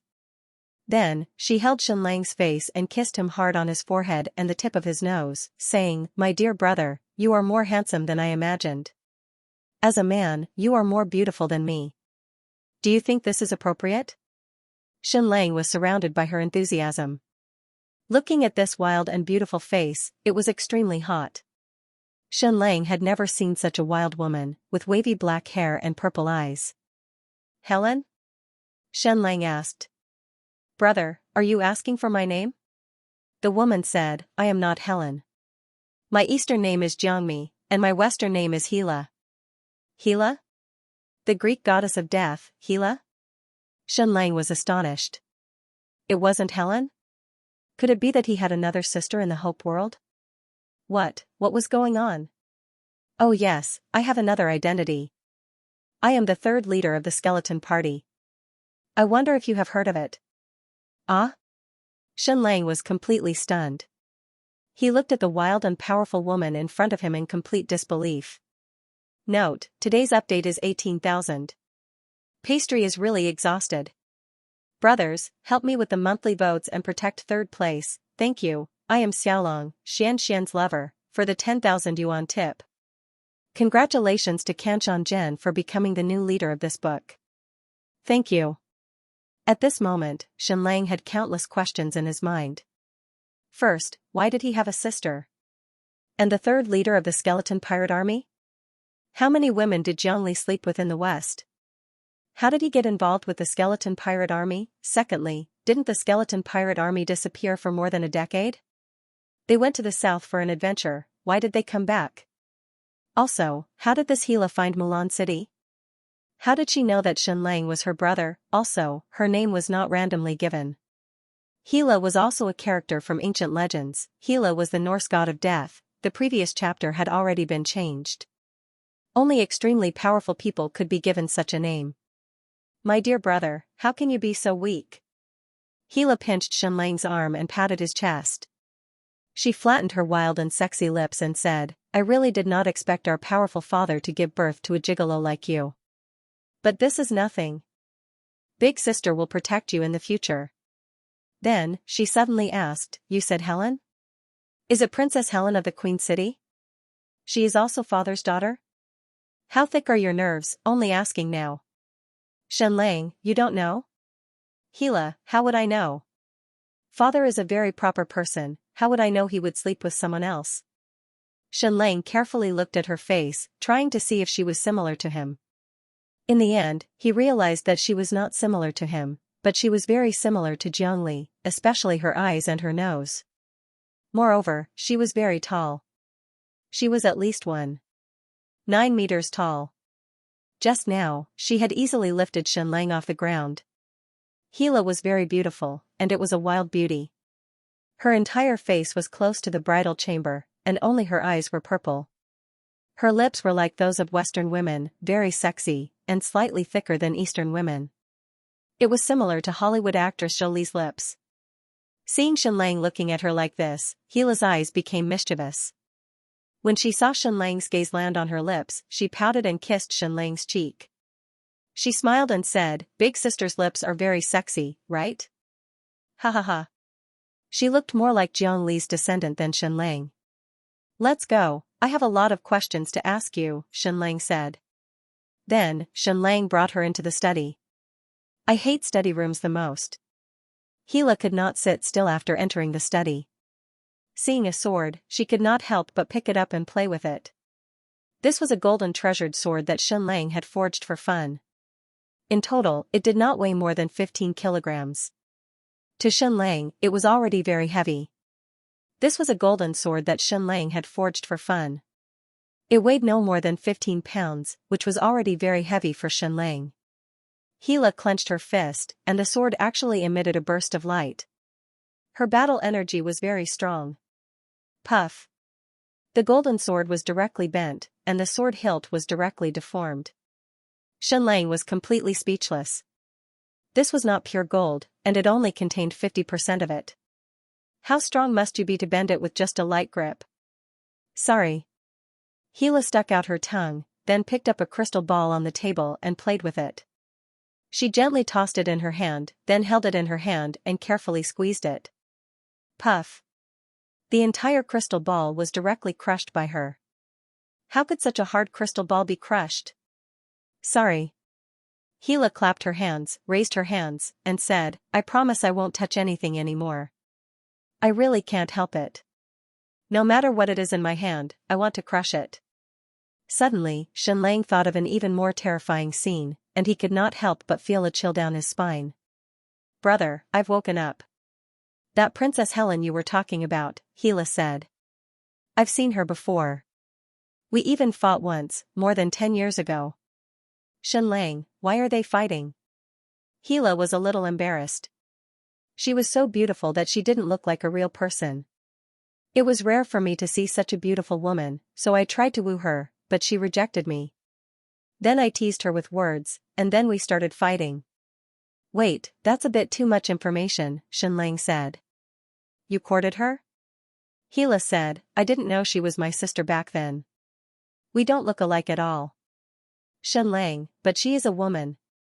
Aren't you a woman too? Gila asked, why? Can't I? My dear brother, you are too conservative in your thinking. Huh? Yes, yes. Gila, how old are you? Xianxia asked. Gila opened her eyes wide and looked at Xianxia seductively. Little brother, guess. 33? Xianxia asked. Gila immediately clutched her chest as if she had been shot by an arrow. My dear brother, am I that old in your heart? Xianxia, no, you look 25, but your temperament and charm are 28. But Princess Helen is already 33. You can't be younger than her, right? My dear brother, your mouth is so sweet. I like you. Gila went forward and kissed Xianxia again. Then, she pursed her lips and said, as for my real age, it's a secret. How old are you, brother? Almost 25, Xianxia replied. Then I'll be 25, Gila said. I'll always be older than you by a month. I'll just keep the title of sister. I don't believe you. Xianxia knew that this Gila was definitely older than Princess Helen. By the way, Gila, who won the fight between you and Helen? Xianxia asked. I don't want to talk about this. Gila turned her face away. Ugh, Xianxia was shocked. Was Princess Helen that strong? She was at most 17 at that time. Gila should be much older than her. Now that Gila was already this strong, wouldn't Helen be even stronger? Gila, how did you find me? Xianxia asked. How did you know I'm Zhongli's son? It's a long story, Princess Gila said. I came back in a hurry this time to catch up with a big festival, which is the Amazon Queen's reproduction ceremony. When I got to the Seed Island, I found a beautiful woman who made me fall head over heels for her. Wait a bit more. Xianxia's scalp went numb. The reproduction ceremony was to give birth to offspring. Why was a woman going there? Why? Can't I? You guys are too utilitarian, Gila said. The reproduction ceremony is not just to give birth. Finding love and joy is the most important, isn't it? Ugh. Alright, whatever you say, you have a reason. In the end, that woman was Queen Ida, and I immediately pursued her even more fervently. However, she was still very cold. I felt that she despised my poor birth, so I told her that although I was a pirate, my father's identity was very noble. He was a king in the Eastern world, Gila said. In the end, Her Majesty asked me who my father was. I shouldn't have said it, but she was so beautiful that I couldn't help but say my father's name. In the end, she was very excited, and I thought she was moved, but I didn't expect her to tell me that I have a younger brother in this Jade-Tide Peninsula. Xianlang looked at Hela in disbelief. He had thought that Hela had found the Black Pearl, and it was the Black Pearl who told her. After all, the Black Pearl was a descendant of the skeleton party. He did not expect her to find out from Queen Ida. This was too bizarre. Hela, how did father get involved with the skeleton party? Xianlang asked. Hela was stunned. What do you mean by involved? His father was the first leader of the skeleton party. Xianlang was stunned again. After a long while, he asked, wasn't the name of the first leader of the skeleton party Loki? Xianlang still remembered it very clearly because this name was from the god of evil in Norse mythology. Hela smiled. Can't father use the name of the Western world? Also, this name was given to him by my mother. Then who is your mother? Xianlang asked. A powerful female pirate called Angela, Hela said. She's 8 years older than our father, but she was still tricked into bed by him and became his lifelong admirer. Then where is your mother now? Xianlang asked. Already dead, Hela said. Her skeleton party pirates were originally running rampant in the Western world, but I heard that father died suddenly in the Eastern world. So she led the skeleton party army south to search for top-secret weapons in the lost countries and returned to the Eastern world to take revenge for her father. In the end, she failed and died. Xianlang fell silent. He did not expect this to be the truth. He was originally very curious.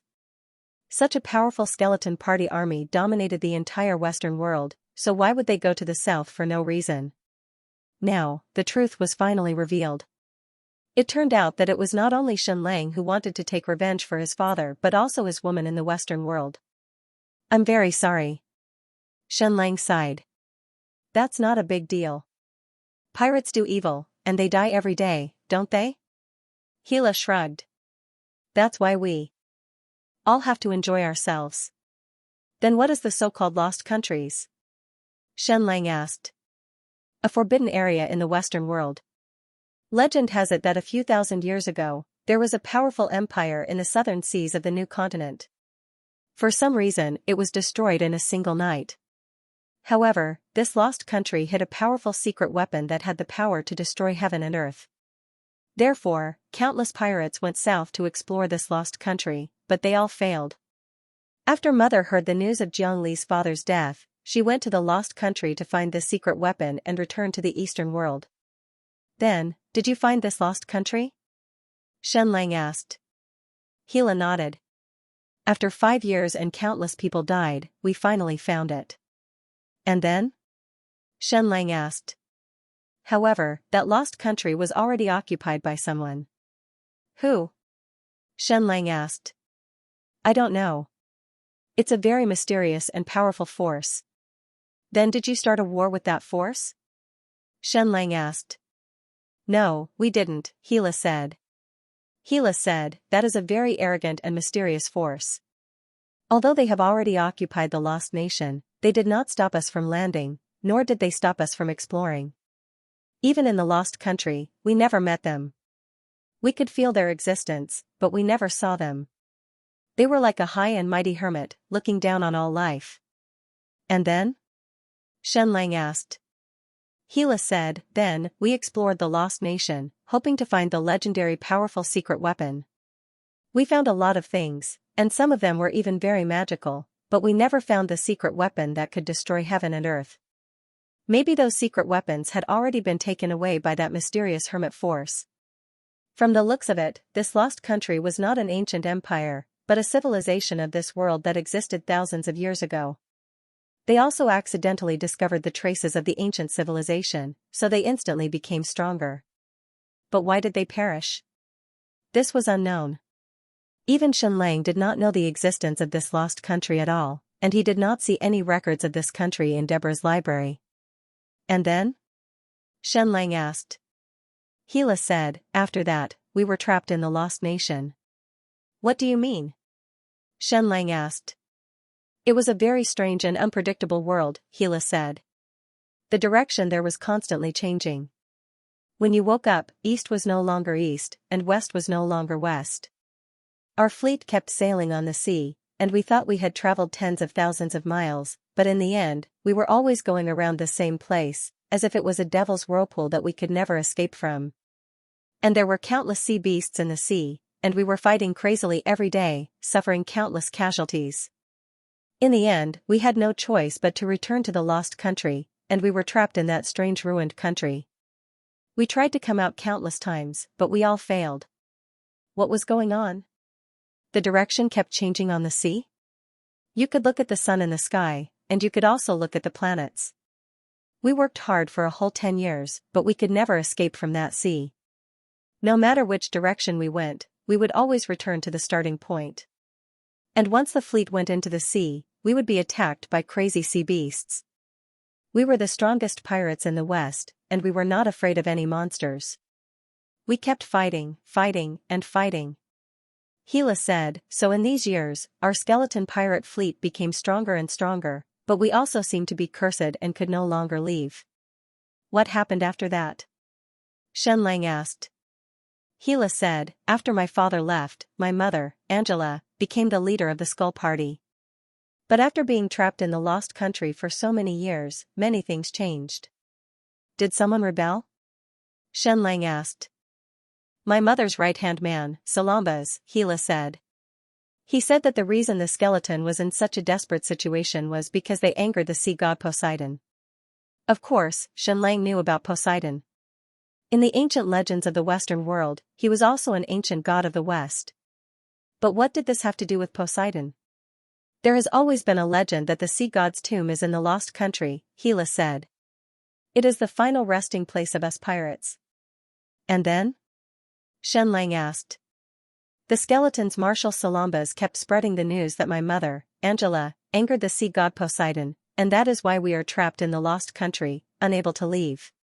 He wanted my mother to be buried at sea as a sacrifice to the sea god Poseidon, and then we could leave the sea.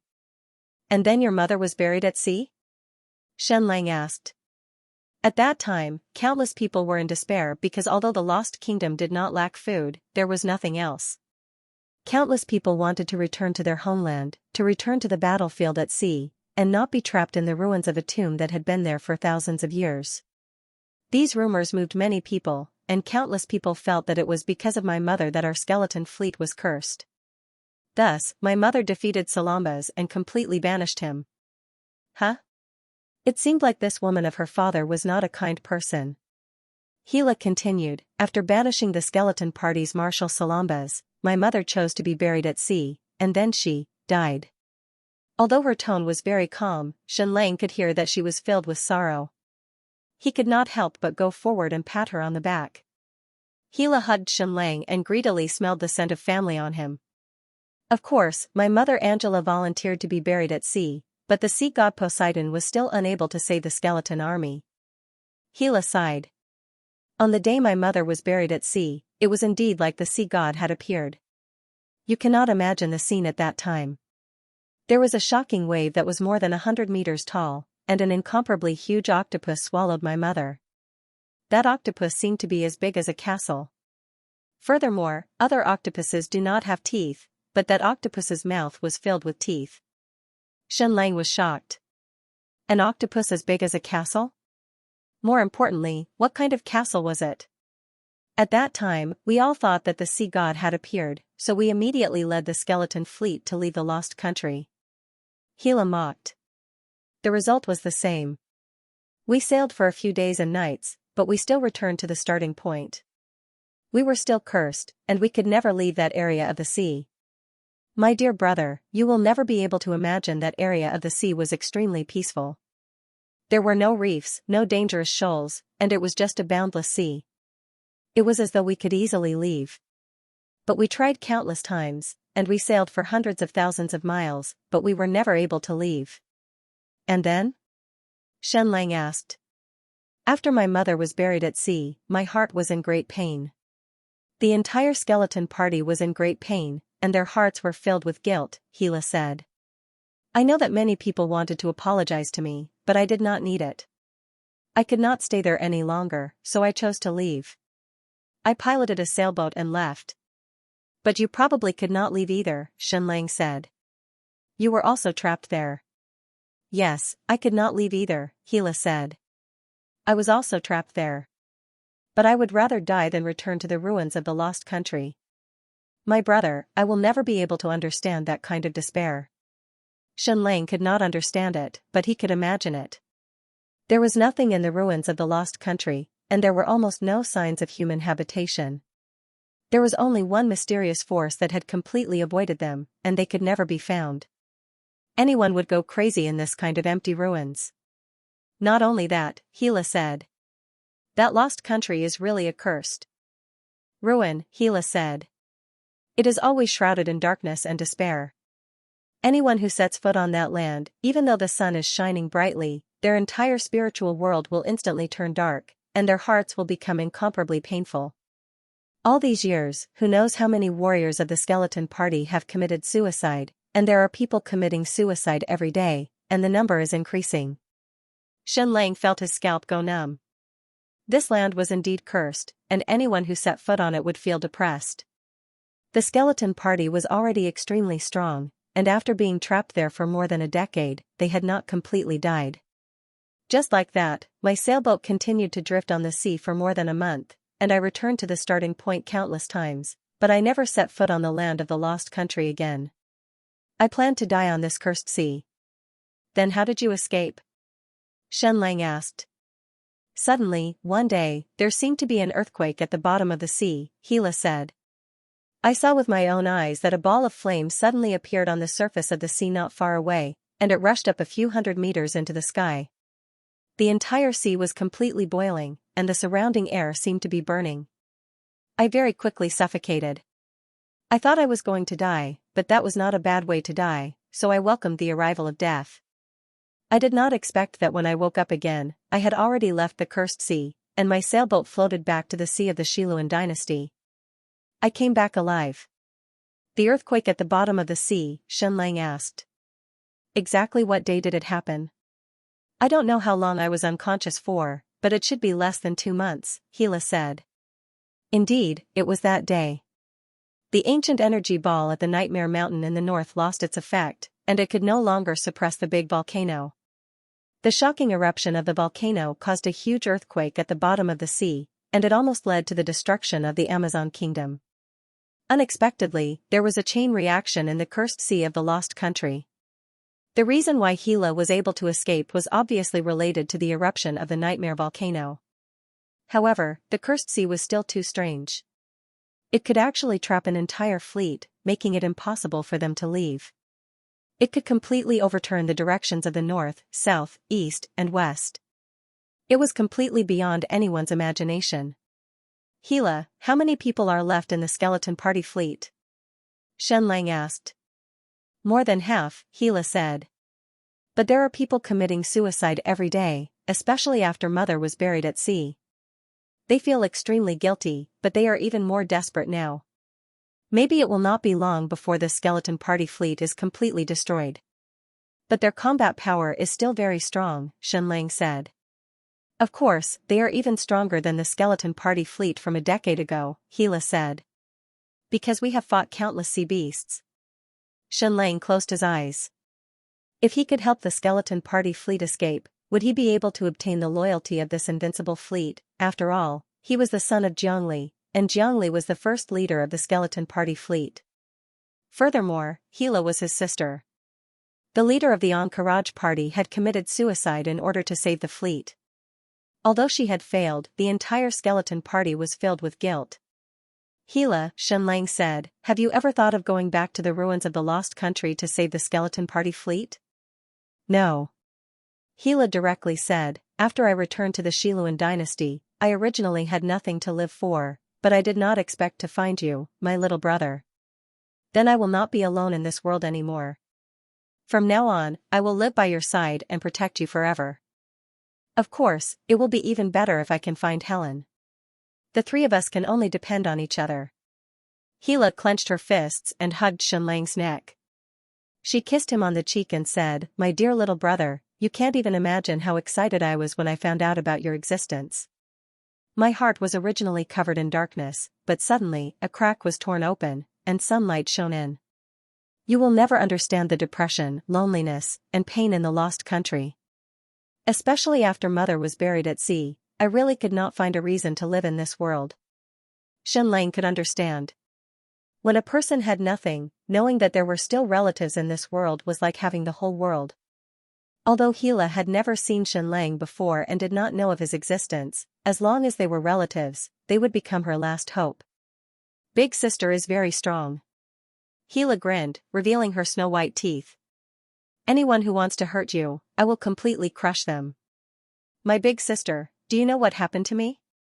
Xianxia asked. I don't know, Hila said. After coming to your small city, I have not communicated with anyone. I am either sleeping or training every day. I don't want to talk to anyone other than you. I have a small fleet under my command, the Black Pearl Pirates, Xianxia said. She is also a child of the Skeleton Party. Black Pearl? Hila thought for a long time and said, I think there is such a person, but I don't want to think about anything related to the Skeleton Party anymore. Xianxia could understand.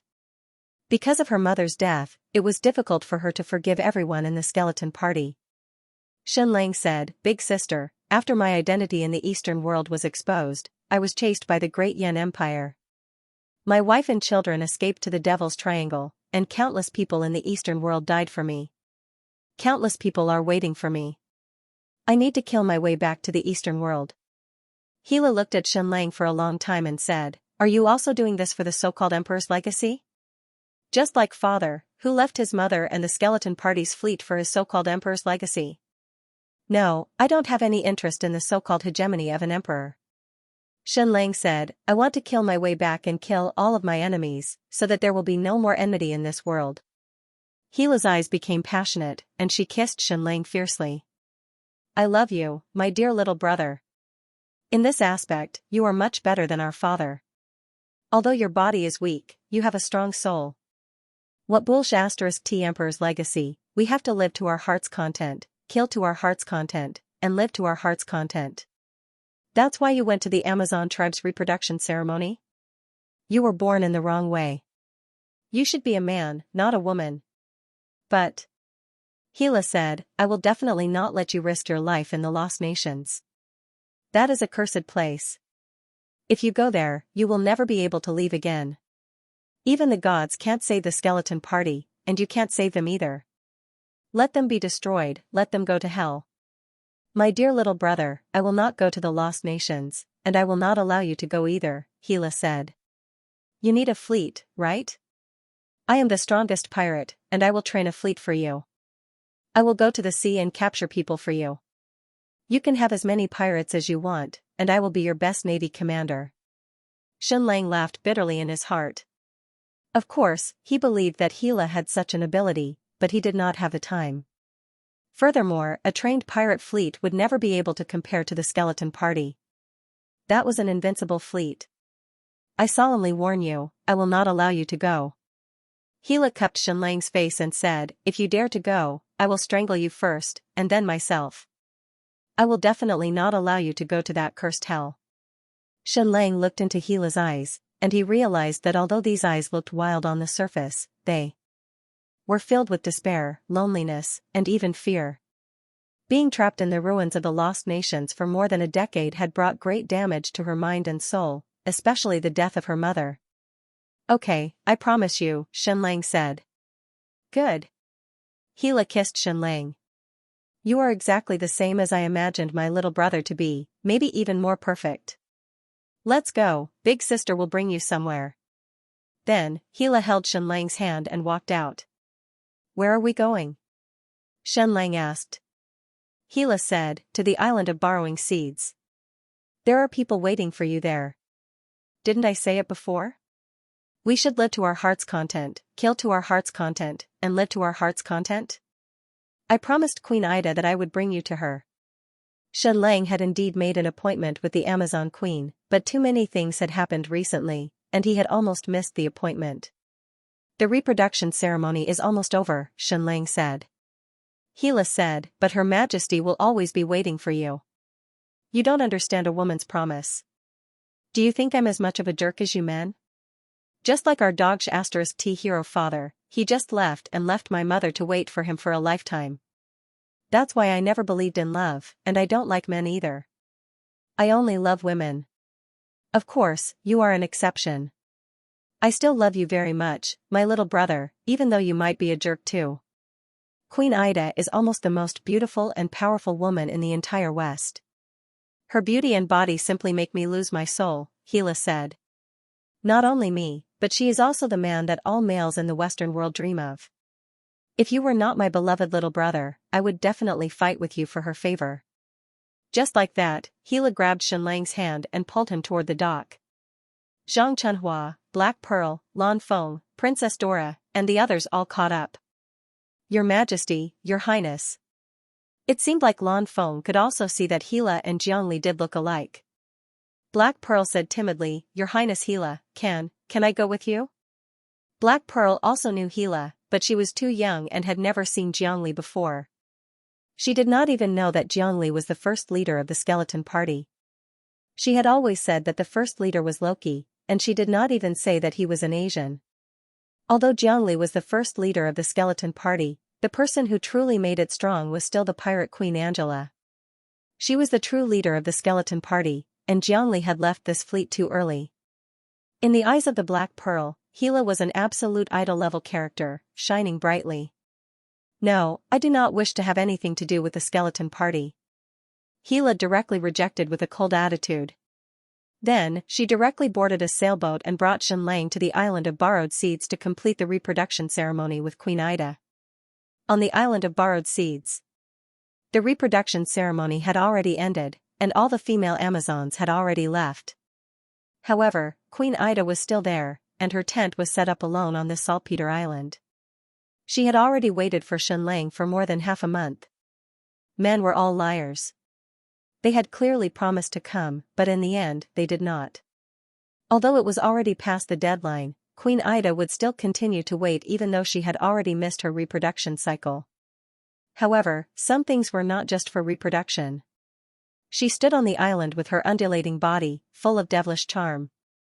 She was the most powerful woman in the Western world, and also the most desired woman. She looked to the east, waiting for Shenlang's ship to appear. However, at this moment, there was a sudden flash in front of her. A ship appeared, and a man with white hair and beard stood on the bow of the ship. It was the mysterious and strange Adolf, the powerful man who appeared with the snowy boat of the White Capital, the man filled with strange power that appeared when the Amazon kingdom was facing a catastrophe. Queen Ida, kneel and swear loyalty to me, Adolf said slowly. Are you waiting for that Eastern man, Shenlang? No, he is not worthy to be your man. I'll give you two choices. Either kneel and swear loyalty to me, and become my woman, or die. Note, monthly votes were overturned on the last day, tears streaming down my face. Brother, it will be April in 3 hours. You must give me the guaranteed monthly votes. I'm really begging you, don't make me cry until my tears dry. What kind of person was Queen Ida of the Amazon? She would kill at the slightest disagreement. If she could fight, she would not resort to words. She would just do it. Therefore, when she saw the white-haired and mysterious Adolf, she did not say a word and immediately pulled out her sword. Her whole body was like a cannonball as she charged forward. Bang! A loud sound was heard. Of course, her speed was not fast enough to cause a sonic boom. It was just that she was too fast, so the rebound force was so great that the boulder under her feet was crushed. Boom boom boom, in an instant, she rushed in front of Adolf and slashed down with the greatsword in her hand. In an instant, the small boat was once again smashed into pieces. This time, Queen Ida did not just slash with her sword. Instead, she slashed at least 100 times. Her sharp sword slashed wildly in the air, creating a loud whistling sound.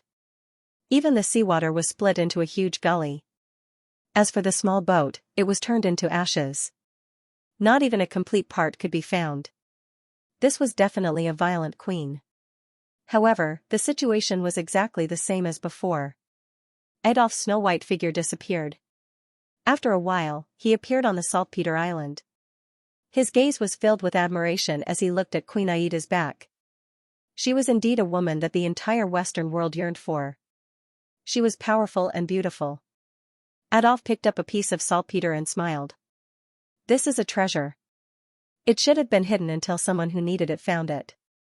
I didn't expect the Amazons to use it as a breeding island. Is it because it's white? But I'm also white. Even Queen Ida understood what he meant. He was profaning and teasing her. However, she was more concerned about the deeper meaning of the other party's words. She didn't understand the purpose of this saltpeter, but after listening to Xianlang's words, she understood that it was a necessary material for making explosives. Moreover, she had also promised to give this island to Xianlang. Now, listening to the other party's words, it seemed that he also knew what this thing could be used for. Queen Ida said coldly, "Who are you?" Adolf said, "I have already introduced myself. My name is Adolf." Then he sighed. "I really didn't expect that someone would intercept me and save the Amazon kingdom. What a heinous crime. Your Majesty, why would you fall for a man like Xianlang? You can't find a man more superficial than him in this world." Queen Aida's gaze turned cold. She would never say that she liked intelligent men because she had great power. Men and women were all about complementing each other. Gentle women liked strong men, and vice versa. Suddenly turning around, her body shot towards the saltpeter island like a cannonball. Once again, the greatsword in her hand madly slashed towards Adolf. Swish swish swish, Queen Ida slashed her sword a few dozen times. Not to mention a person, even a prehistoric dinosaur was slain by Queen Ida. Her sword was really powerful. However, Adolf's figure disappeared once again. From the beginning to the end, he did not make a move, and his hands were behind his back. What great power, and an extremely beautiful body. It's really a dream. Conquering a woman like you is really an unparalleled sense of accomplishment. Adolf sighed as he looked at Queen Aida's fiery back. The greatsword in Queen Aida's hand madly slashed at the saltpeter on the ground. Swish swish swish swish. Instantly, countless pieces of saltpeter shot towards Adolf like a rainstorm. This time Adolf did not dodge. However, all the pieces of saltpeter were shattered when they were an inch away from him. He still had his hands behind his back and did not move an inch, looking especially sage-like. Queen Aida's eyes narrowed. The Adolf in front of her had indeed far exceeded her imagination. This was not a matter of his martial arts, but she could not understand this situation. In terms of pure power, she was completely unafraid of anyone. Even in terms of pure speed, she felt that no one in the entire Western world could compare to her. Taking a deep breath, Queen Aida's body shot forward again, the greatsword in her hand slashing like lightning. Bang, bang, bang, bang, she did not have fighting energy, but because her strength was too great, every slash was like a hurricane. The saltpeter on the ground was swept up, and sand and stones were sent flying. The scene was extremely shocking. Adolf still had his hands behind his back. His body was like a shadow, constantly dodging and retreating. Every time, Queen Aida's sword was less than half an inch away from him. Queen Aida's speed became faster and faster as she madly pursued. The whole scene became even more breathtaking. The two figures were so fast that they could not be seen at all. Moreover, Queen Aida's strength was too amazing. Every place she rushed past was like a hurricane, plowing a deep crack in the ground. Two shadows could be seen drawing a long track on the ground, fighting from the saltpeter island to the sea. The two of them were too fast, and their strength was too great. They directly stirred up a wave, even leaving a deep mark in the sea. In the blink of an eye, Queen Ida had slashed out thousands of times. Her strength seemed to be endless. However, her sword could never reach that Adolf. It was always just a little bit away. The sage-like Caucasian man's gaze became more and more appreciative, because Queen Aida's strength and speed were too amazing. Don't waste your energy, Queen Ida. You will never be able to harm even half a hair on me. Adolf smiled. Just lie down and enjoy.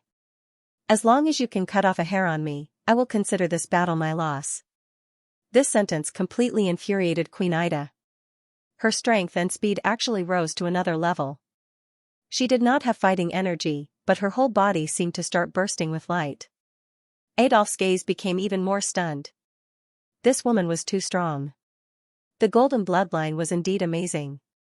Queen Ida once again slashed out a few thousand times, but her opponent was still unscathed. He did not even move from the beginning to the end. The trajectory of the two of them was more than tens of thousands of meters. Then, Queen Ida listened and looked at Adolf. She said slowly, "You are strong, very, very strong, but you are not that unpredictable. On the surface, it seems that I should be in despair because I cannot even touch the corner of your clothes after thousands of moves. However, this is only an ancient technique, right? Your bloodline talent does not surpass mine." "Yes," Adolf said, "you have the golden bloodline. This is already the top bloodline in this world. How can I surpass you? It's just that you people from the Amazon kingdom practice speed and strength and disdain all other techniques. You do not know the unfathomable depth of ancient martial arts. Of course, you are also unfathomable. This I completely believe." What he said was blasphemy against Queen Ida again. Queen Ida said coldly, "Then you should ask Xianxia, because he has already tested it." As soon as she said that, Adolf's expression changed slightly. Interesting, interesting. Adolf laughed and said, "I actually angered Queen Ida. Aren't you people so strong that you cannot offend me?" Queen Ida continued to stare at Adolf without moving, as if she was trying to find a flaw in him. Adolf laughed and said, "Your Majesty, why don't we continue the bet? If you can harm a single hair on my body, then I will immediately leave and never harass you again. However, if you can't do it, then I am very sorry. I will endlessly harass you from now on. Whether you are bathing or sleeping, it should be very difficult for you to defend yourself against me, right? Ha ha ha, in this way, you will fall into my hands one day." Queen Ida did not speak. If it were someone else, they would probably be in an absolute state of depression. Because the person in front of her looked completely invincible, but Queen Aida's fighting spirit was still soaring. Taking a deep breath, she closed her eyes and sat cross-legged on the ground, motionless. Swoosh. Adolf suddenly appeared behind her as if he had teleported. He sniffed fiercely and said, "It's really fragrant. It's fascinating." After a moment, Queen Ida stood up. She stretched out her hand and snapped her greatsword in half. Her greatsword was a super greatsword that weighed 300 to 400 caddies. She broke it piece by piece, breaking it into more than 100 slender swords. Swoosh swoosh swoosh, in the next second, these slender swords shot out like a storm, forming a huge circle in the air that spun wildly. This scene was so breathtaking that it was unbelievable. She had relied on her strength and speed to do this. Meanwhile, Adolf danced in the circle formed by more than 100 slender swords. He continued to teleport and dodge at lightning speed. Such a powerful technique still could not harm him at all. He was really too strong. Queen Aida's speed increased again. In an instant, the more than 100 slender swords no longer formed a circle, but became a three-dimensional sword formation. It was almost a 360-degree strangulation without any blind spots. She was controlling more than 100 slender swords by herself. She relied on her absolute control of strength and speed. Adolf was so amazed that he almost suffocated. Swoosh, at the last second, his whole body suddenly lay on the ground and slipped through the gap like a producer. In the blink of an eye, he disappeared dozens of meters away. Because if he did not leave, he would be cut by Queen Aida's sword formation. "You're very, very strong. It's beyond my imagination. A woman can actually be this strong without relying on inner force or battle energy." Adolf laughed. "But you still can't hurt a single hair on me." And at this moment, another big ship appeared on the sea. Xianxia and Gila had arrived. Xianxia saw this white-haired man, and his eyes narrowed. He said, "Sister, go help Queen Ida." As soon as he said this, Gila instantly disappeared before his eyes. She directly jumped into the sea and rushed to Saltpeter Island in the blink of an eye. She used battle energy, and her speed was extremely fast. She rushed behind Adolf. "Kill him," Gila said. Then, she and Queen Eda attacked Adolf in a frenzy. Finally, Adolf was not as relaxed as before. He still dodged quickly and did not counterattack.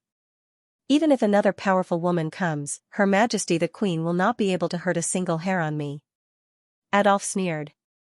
"So you'd better lie down and wait for me to measure you." The two women attacked him even more frantically, but they still could not hurt a single hair on his body. This Adolf was too strange. His body was like a shadow, and he was so fast that it was impossible to get close to him. On the sea, the sailboat continued to float towards Saltpeter Island. Gila suddenly shouted, "Xianlang, let's go. Go." This Adolf was too strong and too strange. Gila had never seen such a person before. Although it was important to help Queen Ida, protecting her brother was even more important. However, how could Xianlang leave? The sailboat floated over. Automatically. He could not jump into the sea and escape. This is the Easterner Xianlang. This is the man that Queen Ida is waiting for? Adolf sneered. Your Majesty the Queen, it will be very hard for you to be with such a man. It is impossible to enjoy yourself to your heart's content. If you are not careful, his weak body will be crushed. He will probably not even last a second in front of you. If you wait for such a man, it will be a complete disgrace. Shut up, Gila said. My brother is the most beautiful man in the world. Can you compare? It is innate. No matter how high your martial arts are, it will be useless. My brother is the man with the noblest bloodline in the world. Can you compare? This is also innate. No matter how high your martial arts are, what use is it? Ha ha ha. Adolf looked at Gila and said, another stunning beauty, and a wild beauty at that. How interesting. If I am not wrong, you are Gila, right? You actually came back? How did you come back? As soon as these words came out, not only Gila, but even Xianlang was stunned. How did this Adolf know Gila's identity? She had not appeared for more than 10 years. Gila, I have to tell you that whether it is in the Eastern world or the Western world, it is immoral for siblings to be too close, Adolf said sarcastically. As soon as these words came out, Gila was instantly angered. This person was too filthy and disgusting. How could he blaspheme her sibling relationship? Queen Ida, hold on. I will be right there. Gila said. She suddenly rushed in front of a stone wall, took out her machete, and chopped down a huge piece of saltpeter that weighed a few 100 pounds. Then, Gila carried this huge piece of saltpeter back to the battlefield and threw it into the air. Then, she jumped up and punched the huge piece of saltpeter with her fist. It was truly a storm of punches.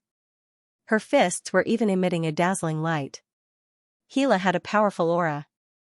Bang, bang, bang, this piece of saltpeter that weighed a few 100 pounds was instantly smashed into pieces by Gila's amazing fighting energy. Queen Ida also immediately understood. The thin swords in her hands slashed wildly. The two powerful women made their moves and turned this piece of saltpeter into fine powder in the air.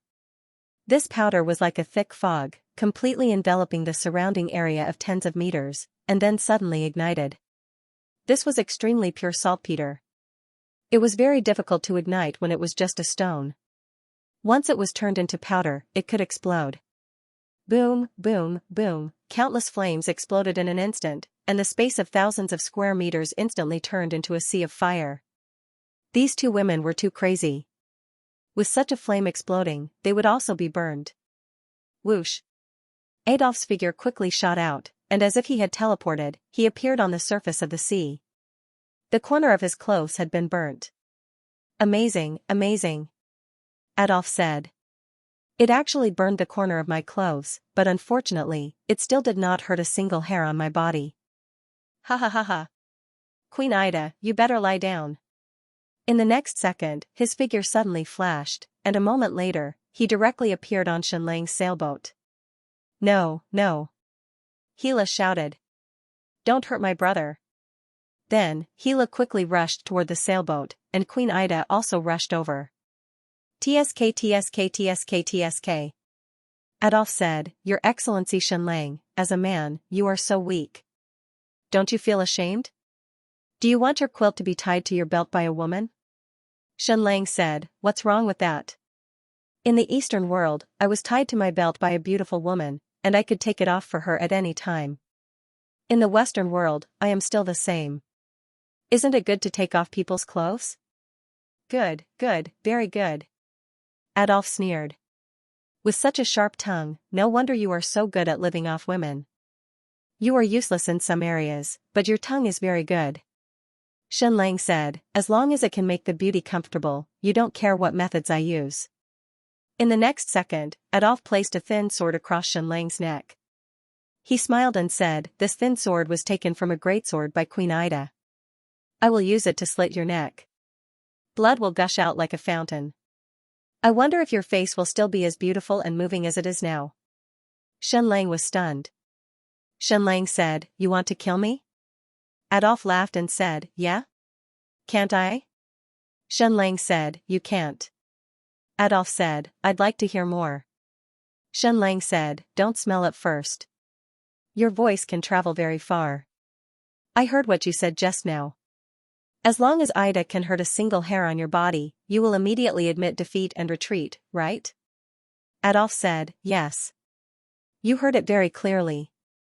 Shenlang said, "So powerful, so powerful. Gila and Ida are both top-notch powerhouses, and even when the two of them teamed up, they could not harm a single hair on your body. You are so powerful that it makes one's hair stand on end." Adolf said, "It is indeed difficult for ordinary people to understand this realm." Shenlang said, "Why don't we have a bet too?" Adolf said, "Speak." Shenlang said, "How is my martial arts?" Adolf shrugged his shoulders. Talking about Shenlang's martial arts was simply a kind of humiliation. Even saying that was a humiliation was not enough to describe Shenlang as weak as a chicken. That was because some chickens had very strong battle prowess. Shenlang might even be suppressed by them. Shenlang said, "Then what if I'm able to injure you? Does that count as your loss?" As soon as this was said, not only Adolf, but even Gila and Queen Ida were completely stunned, almost unable to believe their ears. Was Shenlang crazy? This Adolf's martial arts were completely unpredictable. How powerful was Queen Ida? How powerful was Gila? The two of them together could not even hurt a single hair on his body. In the end, the explosion of the powder only burned a corner of his clothes. And Shenlang probably could not even hurt a child practicing martial arts. Even if he was 10,000 times or 100 million times stronger, he would not be able to hurt a single hair on Adolf. Gila asked, "Your Majesty, does my brother like to brag that much?" Queen Ida said, "I don't know him very well." Gila said, "You don't? Are you still waiting for him here to procreate?" Queen Ida said, "Can't I do not understand?" Gila nodded and said, "Yes, very much so. If I knew him too well, it would be meaningless. Just like how my mother did not understand my father, but this did not stop her from loving him and waiting for him for the rest of her life." Queen Ida said, "But this brother of yours really likes to brag." Gila said, "I can see that. He's really crazy." Queen Ida said, "But the things he bragged about have all come true." Ha ha ha. Adolf laughed and said, "Your Excellency Shenlang, I know you have some so-called secret weapons, such as a strange nerve potion that can instantly freeze people, right? But that is useless against me." "I know." Shenlang said, "Your strength is suffocating. If that's the case, why don't you bet with me? If I can hurt you, you lose. How about that?" "Sure." Adolf said, "I'm happy to keep you company, Shenlang from the Eastern world. If you lose, don't blame me for snatching Queen Ida from you. My moral bottom line may be lower than you think. I will definitely get the woman I want, by any means necessary." Shenlang said, "What if I win?" Adolf said, "If you win, what do you want?" Shenlang said, "From now on, wherever I'm around, you have to stay 100 meters away from me. To put it in elegant terms, you have to stay away from me. To put it in a pretentious way, you are not allowed to exist wherever I am." Adolf said, "You really have a sharp tongue." Shenlang said, "I'm just asking if you're willing to bet or not."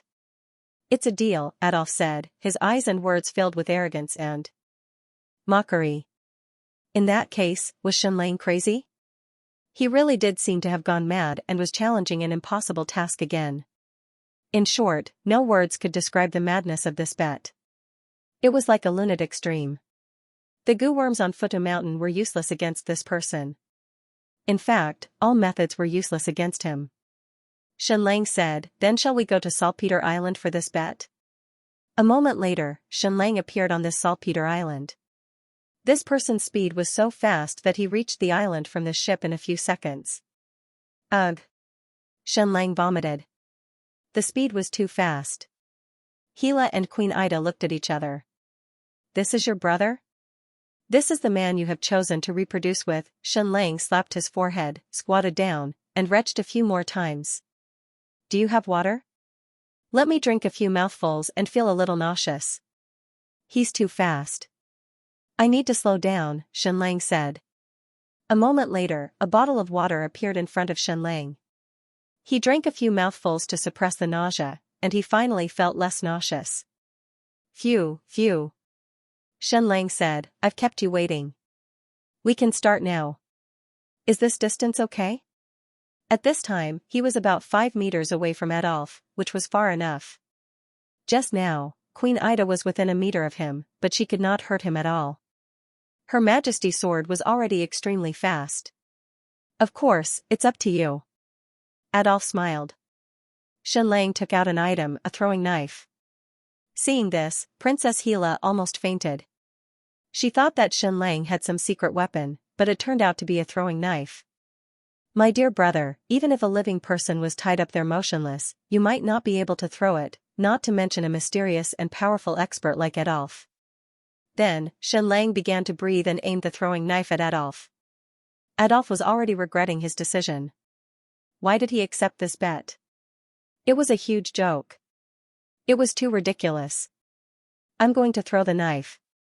Xianxia said, 5, 4, 3, 2, 1, Xianxia threw the knife straight out. It was crooked and could not even aim at a distance of 5 meters. It was too humiliating.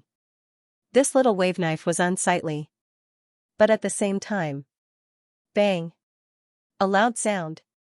Xianxia pulled the trigger from his sleeve because there was a handgun hidden inside. Swoosh! The bullet shot out at a speed of more than 200 meters per second. How cunning was he, however, Adolf sneered. Would such a trick work on him? It was truly laughable. He had long since discovered the lump of iron in Xianxia's sleeves. Would Xianxia's handgun be able to injure Adolf? No, not to mention a handgun, even a modern pistol or a modern rifle could not hurt Adolf. First of all, his fulgurating shadows was too fast. Secondly, this kind of powerful expert could predict. As long as Xianxia pulled the trigger, they would immediately dodge. So now, not to mention 5 meters, even if it was 2 meters, Xianxia's handgun could not hurt him. Adolf looked at the metal bullet shot out from Xianxia's handgun and was shocked. What was that? How could it be so fast? But before the bullet was shot, Adolf had already dodged in advance. However, something really strange happened. Adolf suddenly felt his body tremble violently, as if all his nerves were being pulled, and he could not move at all in an instant. Although this process was very short, less than 0.1 seconds. Swoosh! He used fulgurating shadows again and moved more than 10 meters away like lightning. However, the gun's bullet directly streaked across his face, leaving behind a bloody scar. This was clearly more serious than a strand of hair. You lost, Your Excellency Adolf, Xianxia said with a smile. Adolf stared at Xianxia in disbelief. Even Queen Ida and Hila could not believe what they were seeing. How was this possible? What happened just now? Xianxia's secret weapon was amazing, but it was still not fast enough. It could not have hurt Adolf at all. Why did Adolf's body stop for a moment just now? But no matter what, Xianxia had indeed won. He had once again completed an impossible task. He had injured the extremely powerful Adolf. Xianxia said, Your Excellency Adolf, if I'm not wrong, you have a special nightmare stone on you. It provides great power, and your fulgurating shadows was completed with the energy of the nightmare stone. Of course, there is also the ancient technique. You are very, very powerful, but not to the extent that it makes people despair, and not to the extent that Ida and Hila could not hurt you even if they worked together. Purely in terms of martial arts, you should be at the same level as Queen Ida, and with your ancient technique, you might be slightly stronger. Most of your unpredictable body movements came from the ancient nightmare stone. I happen to have a nightmare stone as well, which can cause a momentary disruption to your nightmare stone. That was why your movement was stagnant for a moment, and the nightmare stone released an electric current that struck your entire body. This is the power of wisdom. It is also because of this that I am qualified to measure Queen Aida's depth. Adolf stared at Xianxia for a long time. Suddenly, a smile appeared on his face. In the next second, he appeared behind Xianxia in a flash. His rapier was once again placed across Xianxia's artery. "Your Excellency Xianxia, you know too much." Adolf laughed coldly. "Those who know too much should die." As soon as he said this, Queen Ida and Gila rushed forward again, attacking Adolf. "I already said that you can't kill me, Your Excellency Adolf Wieder," Xianxia said. "My dear senior, my father Jiang Li's disciple in the Western world." As soon as this was said, everyone present was completely shocked, and they could not believe their ears. Especially Adolf himself, who looked at Xianxia as if he had been struck by lightning. Note: today's update is more than 16,000. Dear benefactor, I beg for a guaranteed monthly ticket. I kowtow to you. Bang bang bang, recommend my friend's new book, I have a blessing card. Interesting book. But that's not a big deal. The Spy is really a good book. I'm also following it and recommend it to everyone. This month, I've updated 495,000 words, which should be another shocking number. I don't know how many times I've told myself to take a break and stop working so hard, but every time, I couldn't convince myself. Every time I was exhausted, I'd sleep for a few hours, and then I'd grit my teeth and continue. Because I'm really not willing to give up, I've tried my best to improve. This book of mine doesn't have the support of a tycoon, so I can only rely on the votes of my fellow readers. I can only desperately update in exchange for monthly votes, in exchange for your support. God knows how much I want to move you, but the 16,000 word update every day seems to have hollowed me out. I can't even say anything touching when I'm begging for votes. Thousands of words can be condensed into one sentence. I implore my brothers to support me and vote for me. Pastries kowtow to my parents who provide for me. Thank you for your existence. I can't wait to remember each and every one of your names. I implore all of you for your monthly votes. Kowtow and thank you. Updated nearly an hour earlier. Adjustments will continue tomorrow. Of course, your real name should be Lance Wieder, Xianxia said. Why did you change it to Adolf? Is it because this name is so impressive? Also, you're not that old, so why is your hair all white? Adolf stared at Xianxia for a few minutes, and countless emotions flashed through his eyes. He was not shocked because of Xianxia's identity. He had long known that Xianxia was Jiang Li's son, and he even knew Gila's identity. He knew much more than he had imagined. He was shocked that Xianxia had exposed his identity. It had been a very long time since anyone had heard of his name. It had been 30 to 40 years since he had been Jiang Li's disciple. That's right, I was once Jiang Li's disciple. As the saying goes, a teacher for a day, a father for life. Adolf actually changed his language and spoke in Chinese. But there are many traitors in the world, and I'm not the only one, right? Ying Guang, Ying Wuming, and Jiang Li's relationship is much closer than mine. If they can betray me, why can't I? Well said, Xianxia said. I really admire your unpretentious attitude. You are my teacher's son, and Gila is my teacher's daughter. I don't think it's a big deal to kill you, right? After saying that, Adolf threatened Xianxia with a light cut on his neck, and a line of blood appeared. Xianxia said coldly, you know very well whether you can kill me or not. If it's just because of my father, of course you can kill me. But because of my mother, you can't kill me. At least, you don't have the right to kill me, right? If you could kill me, you would have done so long ago. Adolf's eyes narrowed, and he smiled. Dear junior brother, smart people die early. Don't try to guess by Jing's intentions. Then, he withdrew the sword from Xianxia's neck. The situation was more complicated than he had imagined. Xianxia, Adolf, my father was still very young when he traveled the Western world, and you were already a genius at that time, and a martial arts genius who committed all kinds of crimes. My father wanted to kill you several times, but considering that you had not committed any great crimes and that you were a rare genius in the world, he accepted you as his disciple. He wanted to polish your character, so you followed my father in the Western world for a few years, and your martial arts improved by leaps and bounds. Adolf smiled without saying a word. Xianxia said, also, you were originally a Quita, a brown person. In the Xiluan dynasty, brown people can't stand out. They can't practice high-end martial arts, and they can't hold important positions. In short, they are a low-class race. It was my father who changed your fate. He let you learn high-end martial arts, and in just a few years, you became a top expert in the Western world. My father's kindness to you is far more than that. He even brought you to Beijing, so you soared to the sky, turning from a lowly Quita into a disciple of Beijing, and you can do whatever you want in the entire Xiluan continent. But my senior brother, did you have to change your skin color and hair? You were originally quite good-looking with brown skin, and black hair would have been nice.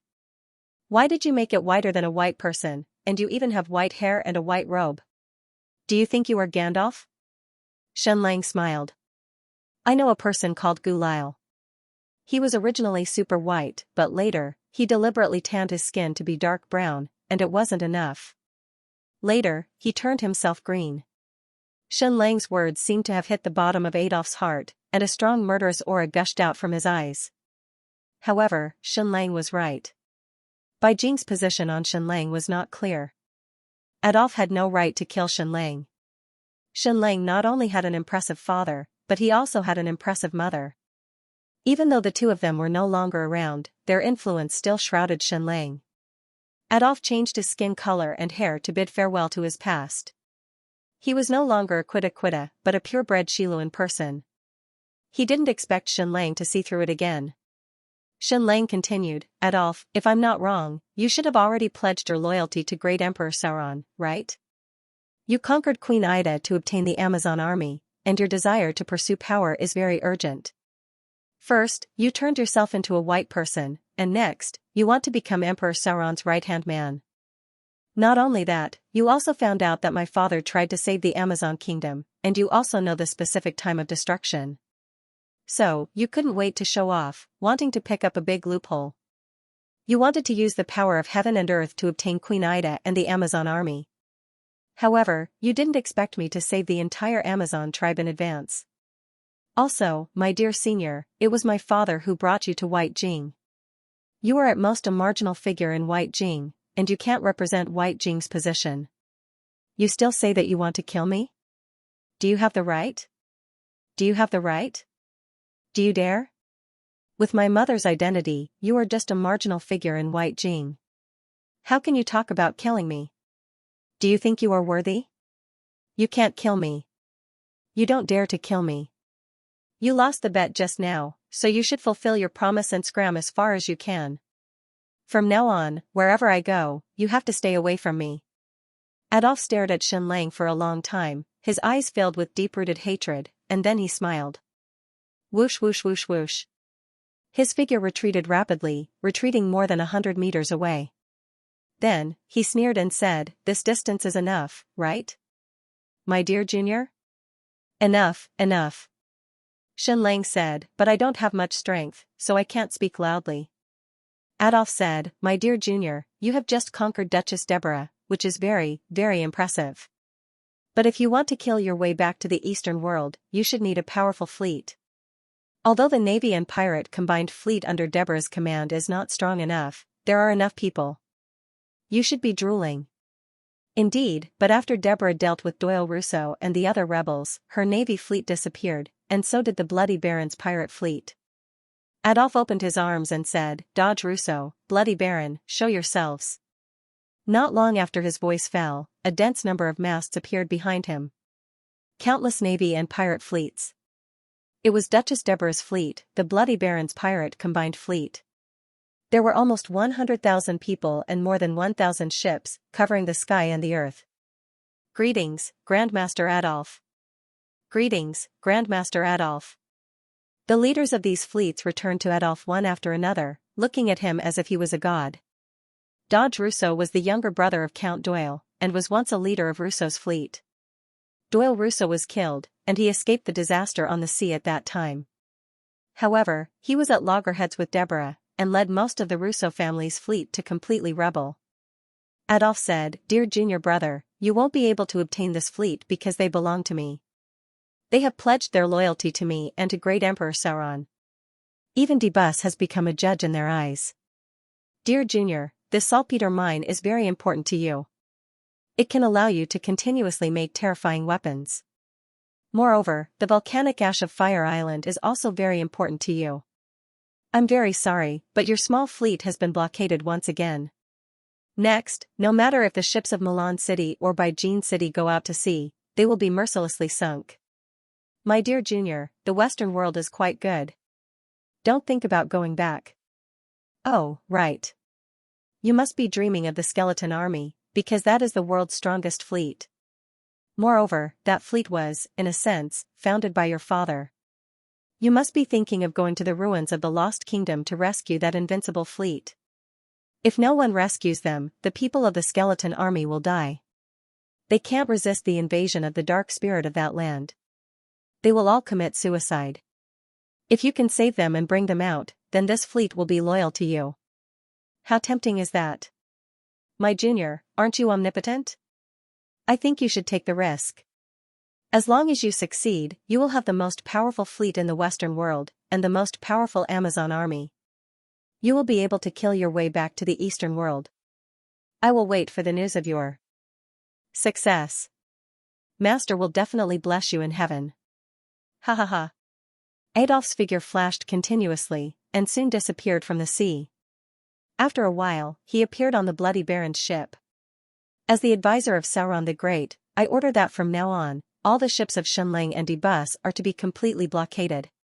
No one is allowed to go into the sea. Otherwise, they will be killed. Following Adolf's order, the familiar sound of a bell rang on the sea again.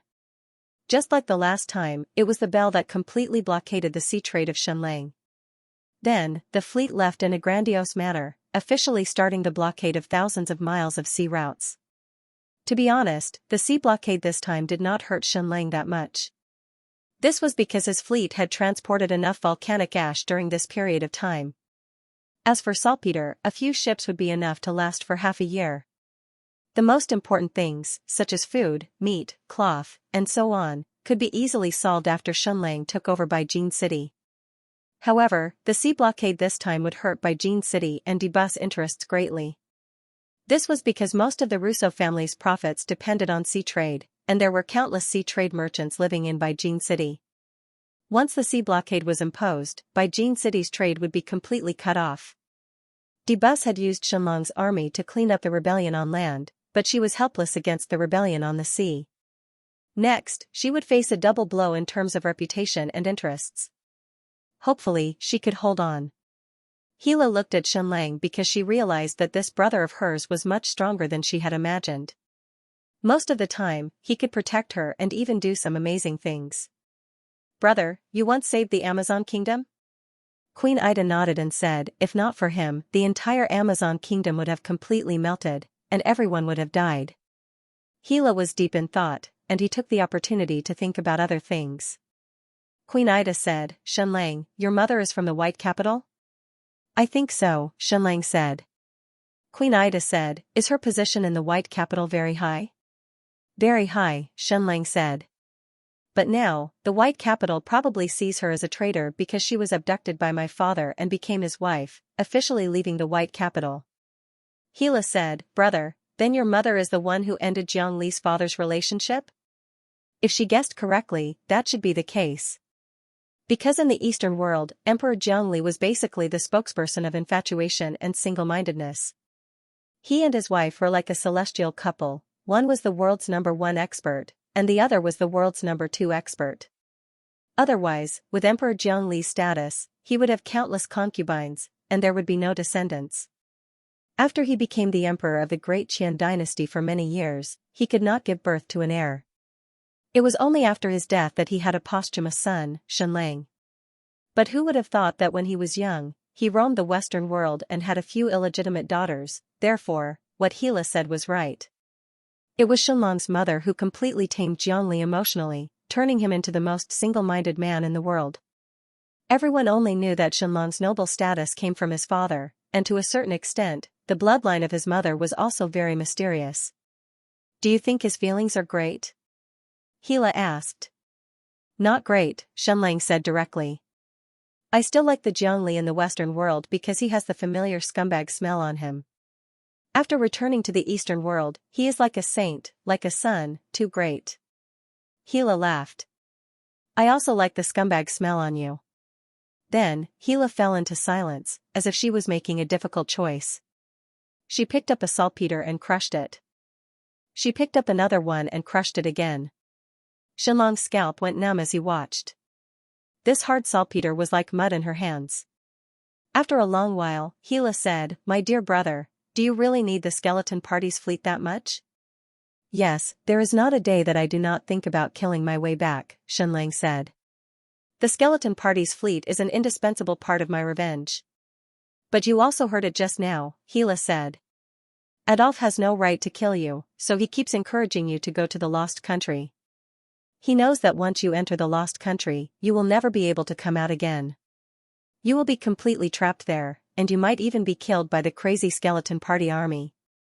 He hates you, and he wants to use this method to kill you indirectly." "I know," Xianlang said. "Then do you understand the Lost Country?" Gila asked.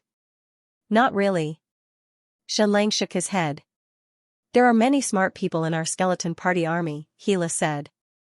"I am not smart enough, but my mother is. She tried hard for more than 10 years, but she was still unable to escape the Lost Country, unable to leave the Cursed Sea. After you go, how confident are you in saving the skeleton party's fleet?" Xianlang thought for a while and said, "About 70%. Gila was stunned. He actually had such a high confidence? She was once again caught in a difficult decision. She hated everyone in the skeleton party fleet because she felt that they were the ones who killed her mother. But this was where she grew up, and the entire skeleton party was her entire world, with countless of her brothers and sisters in it. Saying that the skeleton party would be completely wiped out was just words of anger. How could she not want to save the skeleton party? Previously, she did not understand Xianlong's predicament, but now, she knew Xianlong's strategy. Conquer the Amazon and obtain a powerful ground army. Conquer the skeleton party and obtain a powerful skeleton party army. Then equip all the fleets with powerful cannons before killing their way back to the east. And now, Xianlong's plan was already halfway to success. The Amazon army had been obtained, and the cannons were also being manufactured. Especially after conquering Beijing City, Xianlang had obtained countless steel and blacksmiths, greatly increasing the efficiency of manufacturing cannons. The only thing he lacked now was the skeleton party army, the strongest pirates in the world. "All right, then Big Sister will bring you there." Gila stood up and patted her butt. "I'll wait for you on the ship." "Hurry up." "No, it's better to slow down. If a man is too fast, he'll be laughed at." After Gila left, only Xianlang and Queen Ida were left on the entire Saltpeter Island. At this moment, after Adolf left, she sank into depression. She still had some doubts about her own strength. "You're extremely powerful," Xianlang said. "Adolf's strength is like a magic show. When you don't know the reason, it's simply unfathomable. But once you find out the truth, it's just SOSO. In terms of strength and speed, he can't compare to you. On the surface, it seems like you can't hurt him at all, but you're completely relying on the ancient civilization equipment of the White Capital." Xianlang said, "In the entire West, there are very few who can be your opponent. Only Queen Medusa, Princess Helen, and Sauron the Great." Xianlang was right. Queen Aida's strength was real, and Adolf was cheating to a certain extent. "Do you want to have me?" Queen Ida asked. "Yes," Xianlang said. Queen Ida asked, "Why?" Xianlang said, "Because you're the strongest and most beautiful woman in the entire Western world. Your figure is the best in the entire Western world, and you're the woman that everyone in the Western world yearns for even in their dreams." Queen Ida said, "It's because of my halo, right?" Xianlang said, "That's right, your beauty, your halo, your strength. It's because of these things that men have the desire to conquer." Queen Ida said, "I feel the same way about you. Your halo of wisdom attracts me. And you didn't break your halo today. You still used your wisdom to defeat Adolf. Look, you're still dazzling. You've become even more charming and attractive to me." Xianlang shrugged and said, "I can't help it. I'm just that outstanding." Queen Ida said, "But my halo was damaged today. It's a little dim."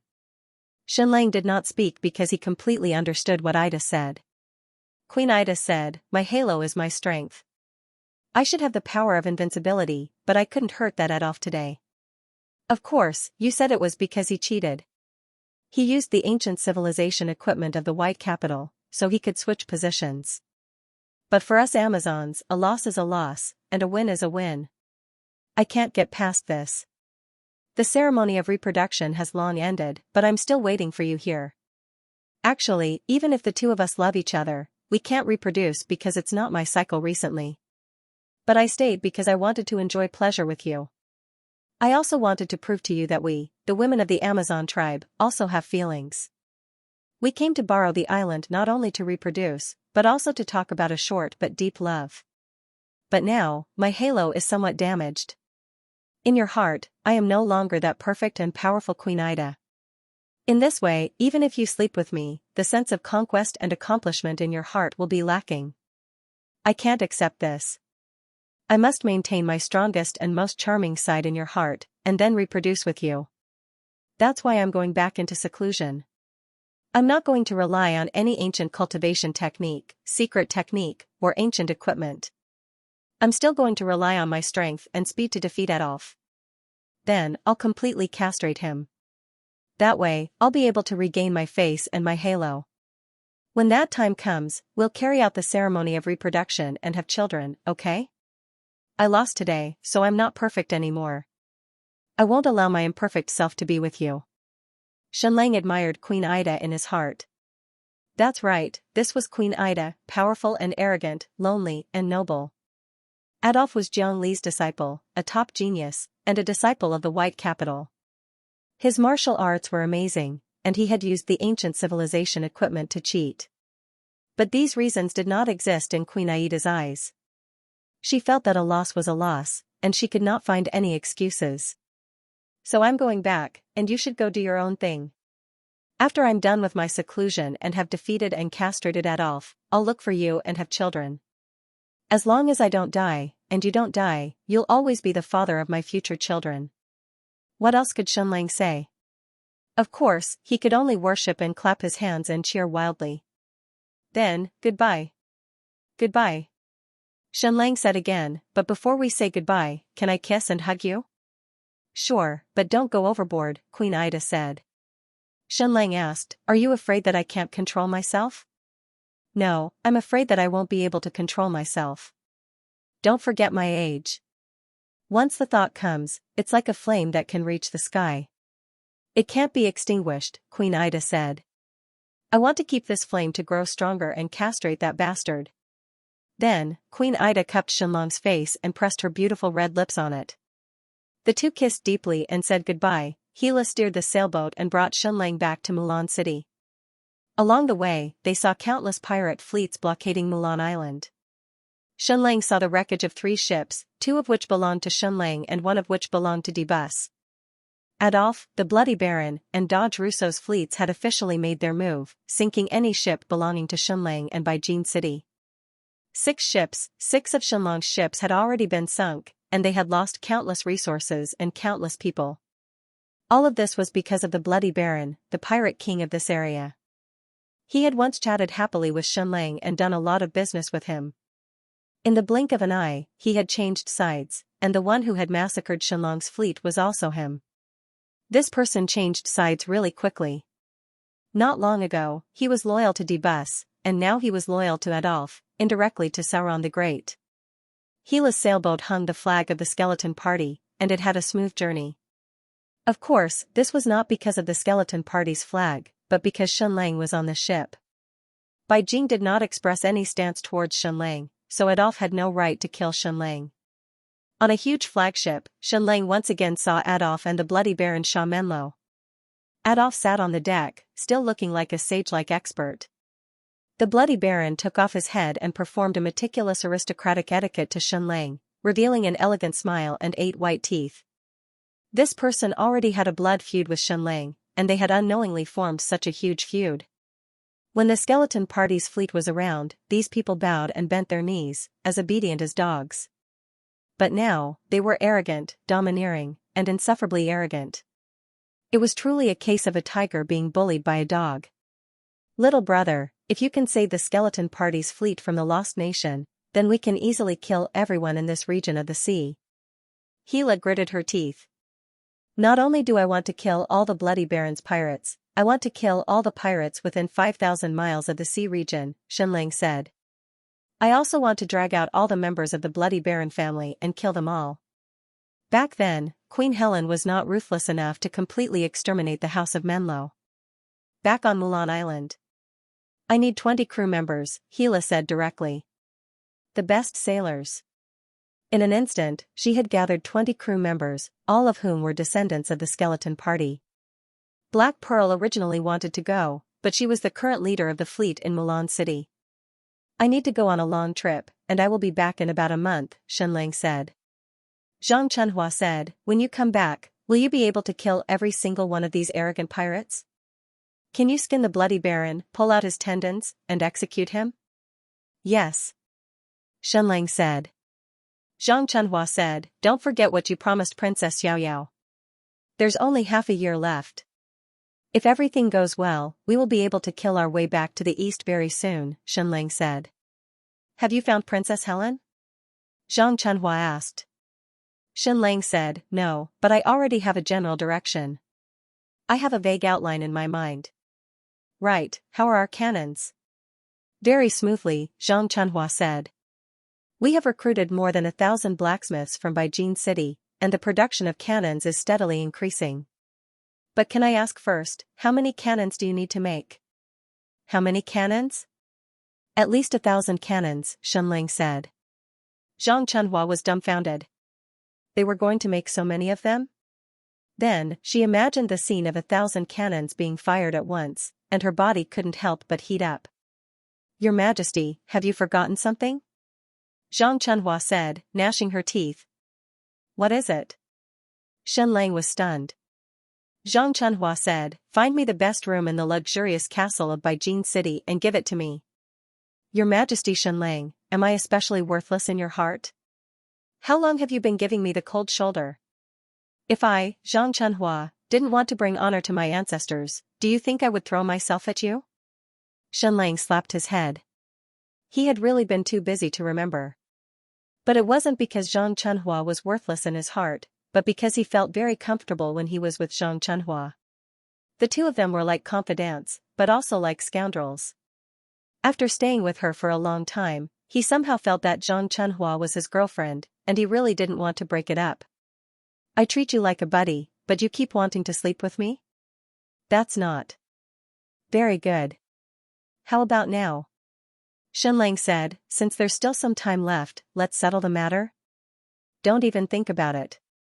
Zhang Chunhua said, if you sleep with me now, it'll be like a hero who will never return, and I'll be left with a posthumous child. It's inauspicious. Let's wait until you come back. Immediately, Xianxia wanted to tear off this vixen's beautiful and exquisite little mouth. Manage the house well. Do you know how to deal with Deborah? Xianxia asked. Zhang Chunhua said, think of a way to tear apart the conflict between her and the Russo family's vassals. It'd be best if you kill her once or twice, and then kill thousands or tens of thousands of people, and force her to be completely bound to us. A woman's heart is the most vicious. Xianxia pointed at Zhang Chunhua's little mouth. Zhang Chunhua opened her charming little mouth and bit Xianlong's finger. This is called a wife following her husband's lead. See, these words spoiled the atmosphere. Confidence did not cross the line. That kind of ambiguous feeling was the most wonderful. Do you remember what I told you?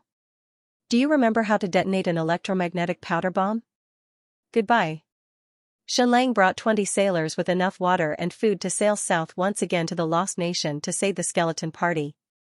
Under Adolf's orders, Bloody Baron and Dodge Russo's rebellious fleet did not stop or attack. They watched Xianlong's ship go south, as if they were watching Xianxia enter hell. Bloody Baron said, in this world, only smart people will send themselves to death. Xianxia is gone, and his little country is finished. Deborah might also be finished. Queen Ida belongs to you, and she's still pure and flawless. My respected master Adolf, Princess Dora also belongs to you. Adolf closed his eyes and said proudly, everything is for His Majesty.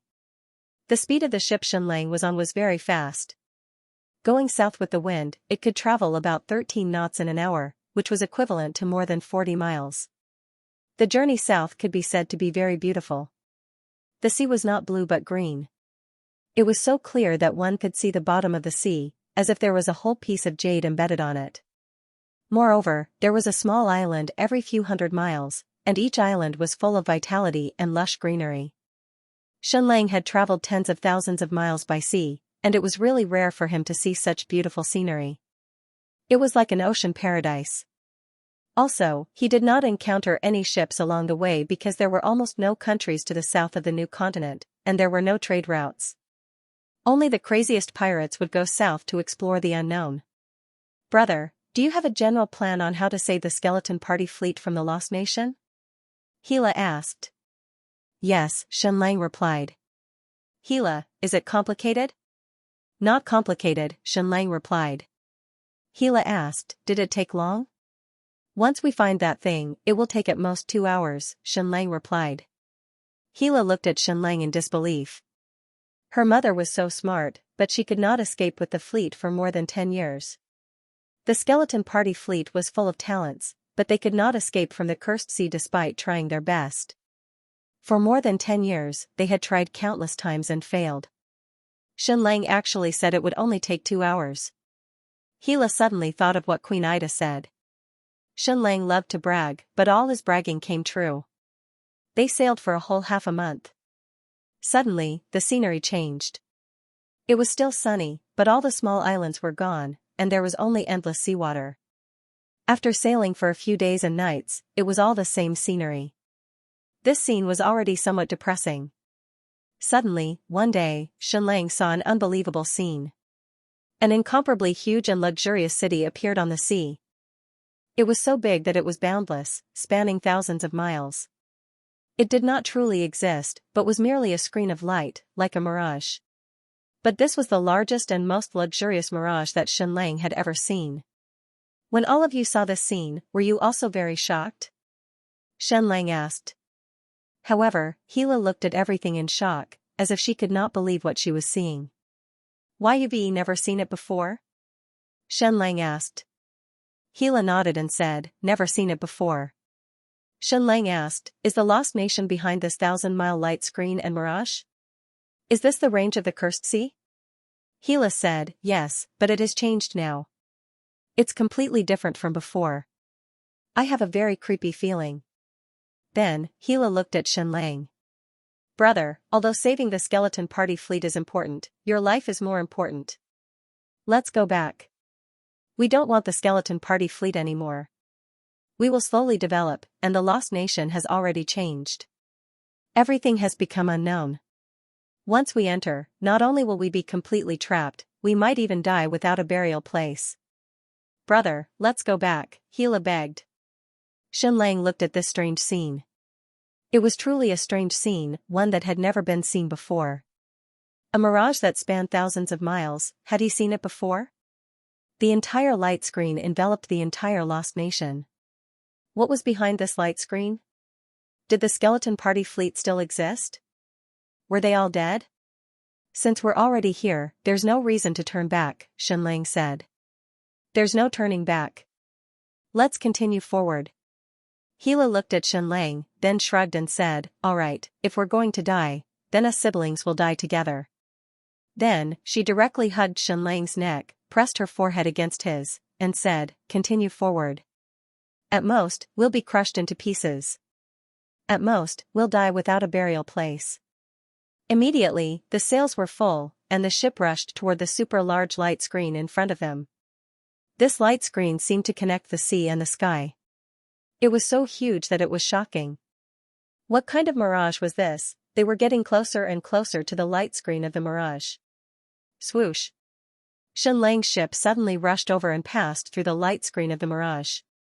Finally, Xianxia entered this strange lost nation, the cursed Hell Sea. Then, Xianxia looked at this unfamiliar world in disbelief. He was completely stupefied.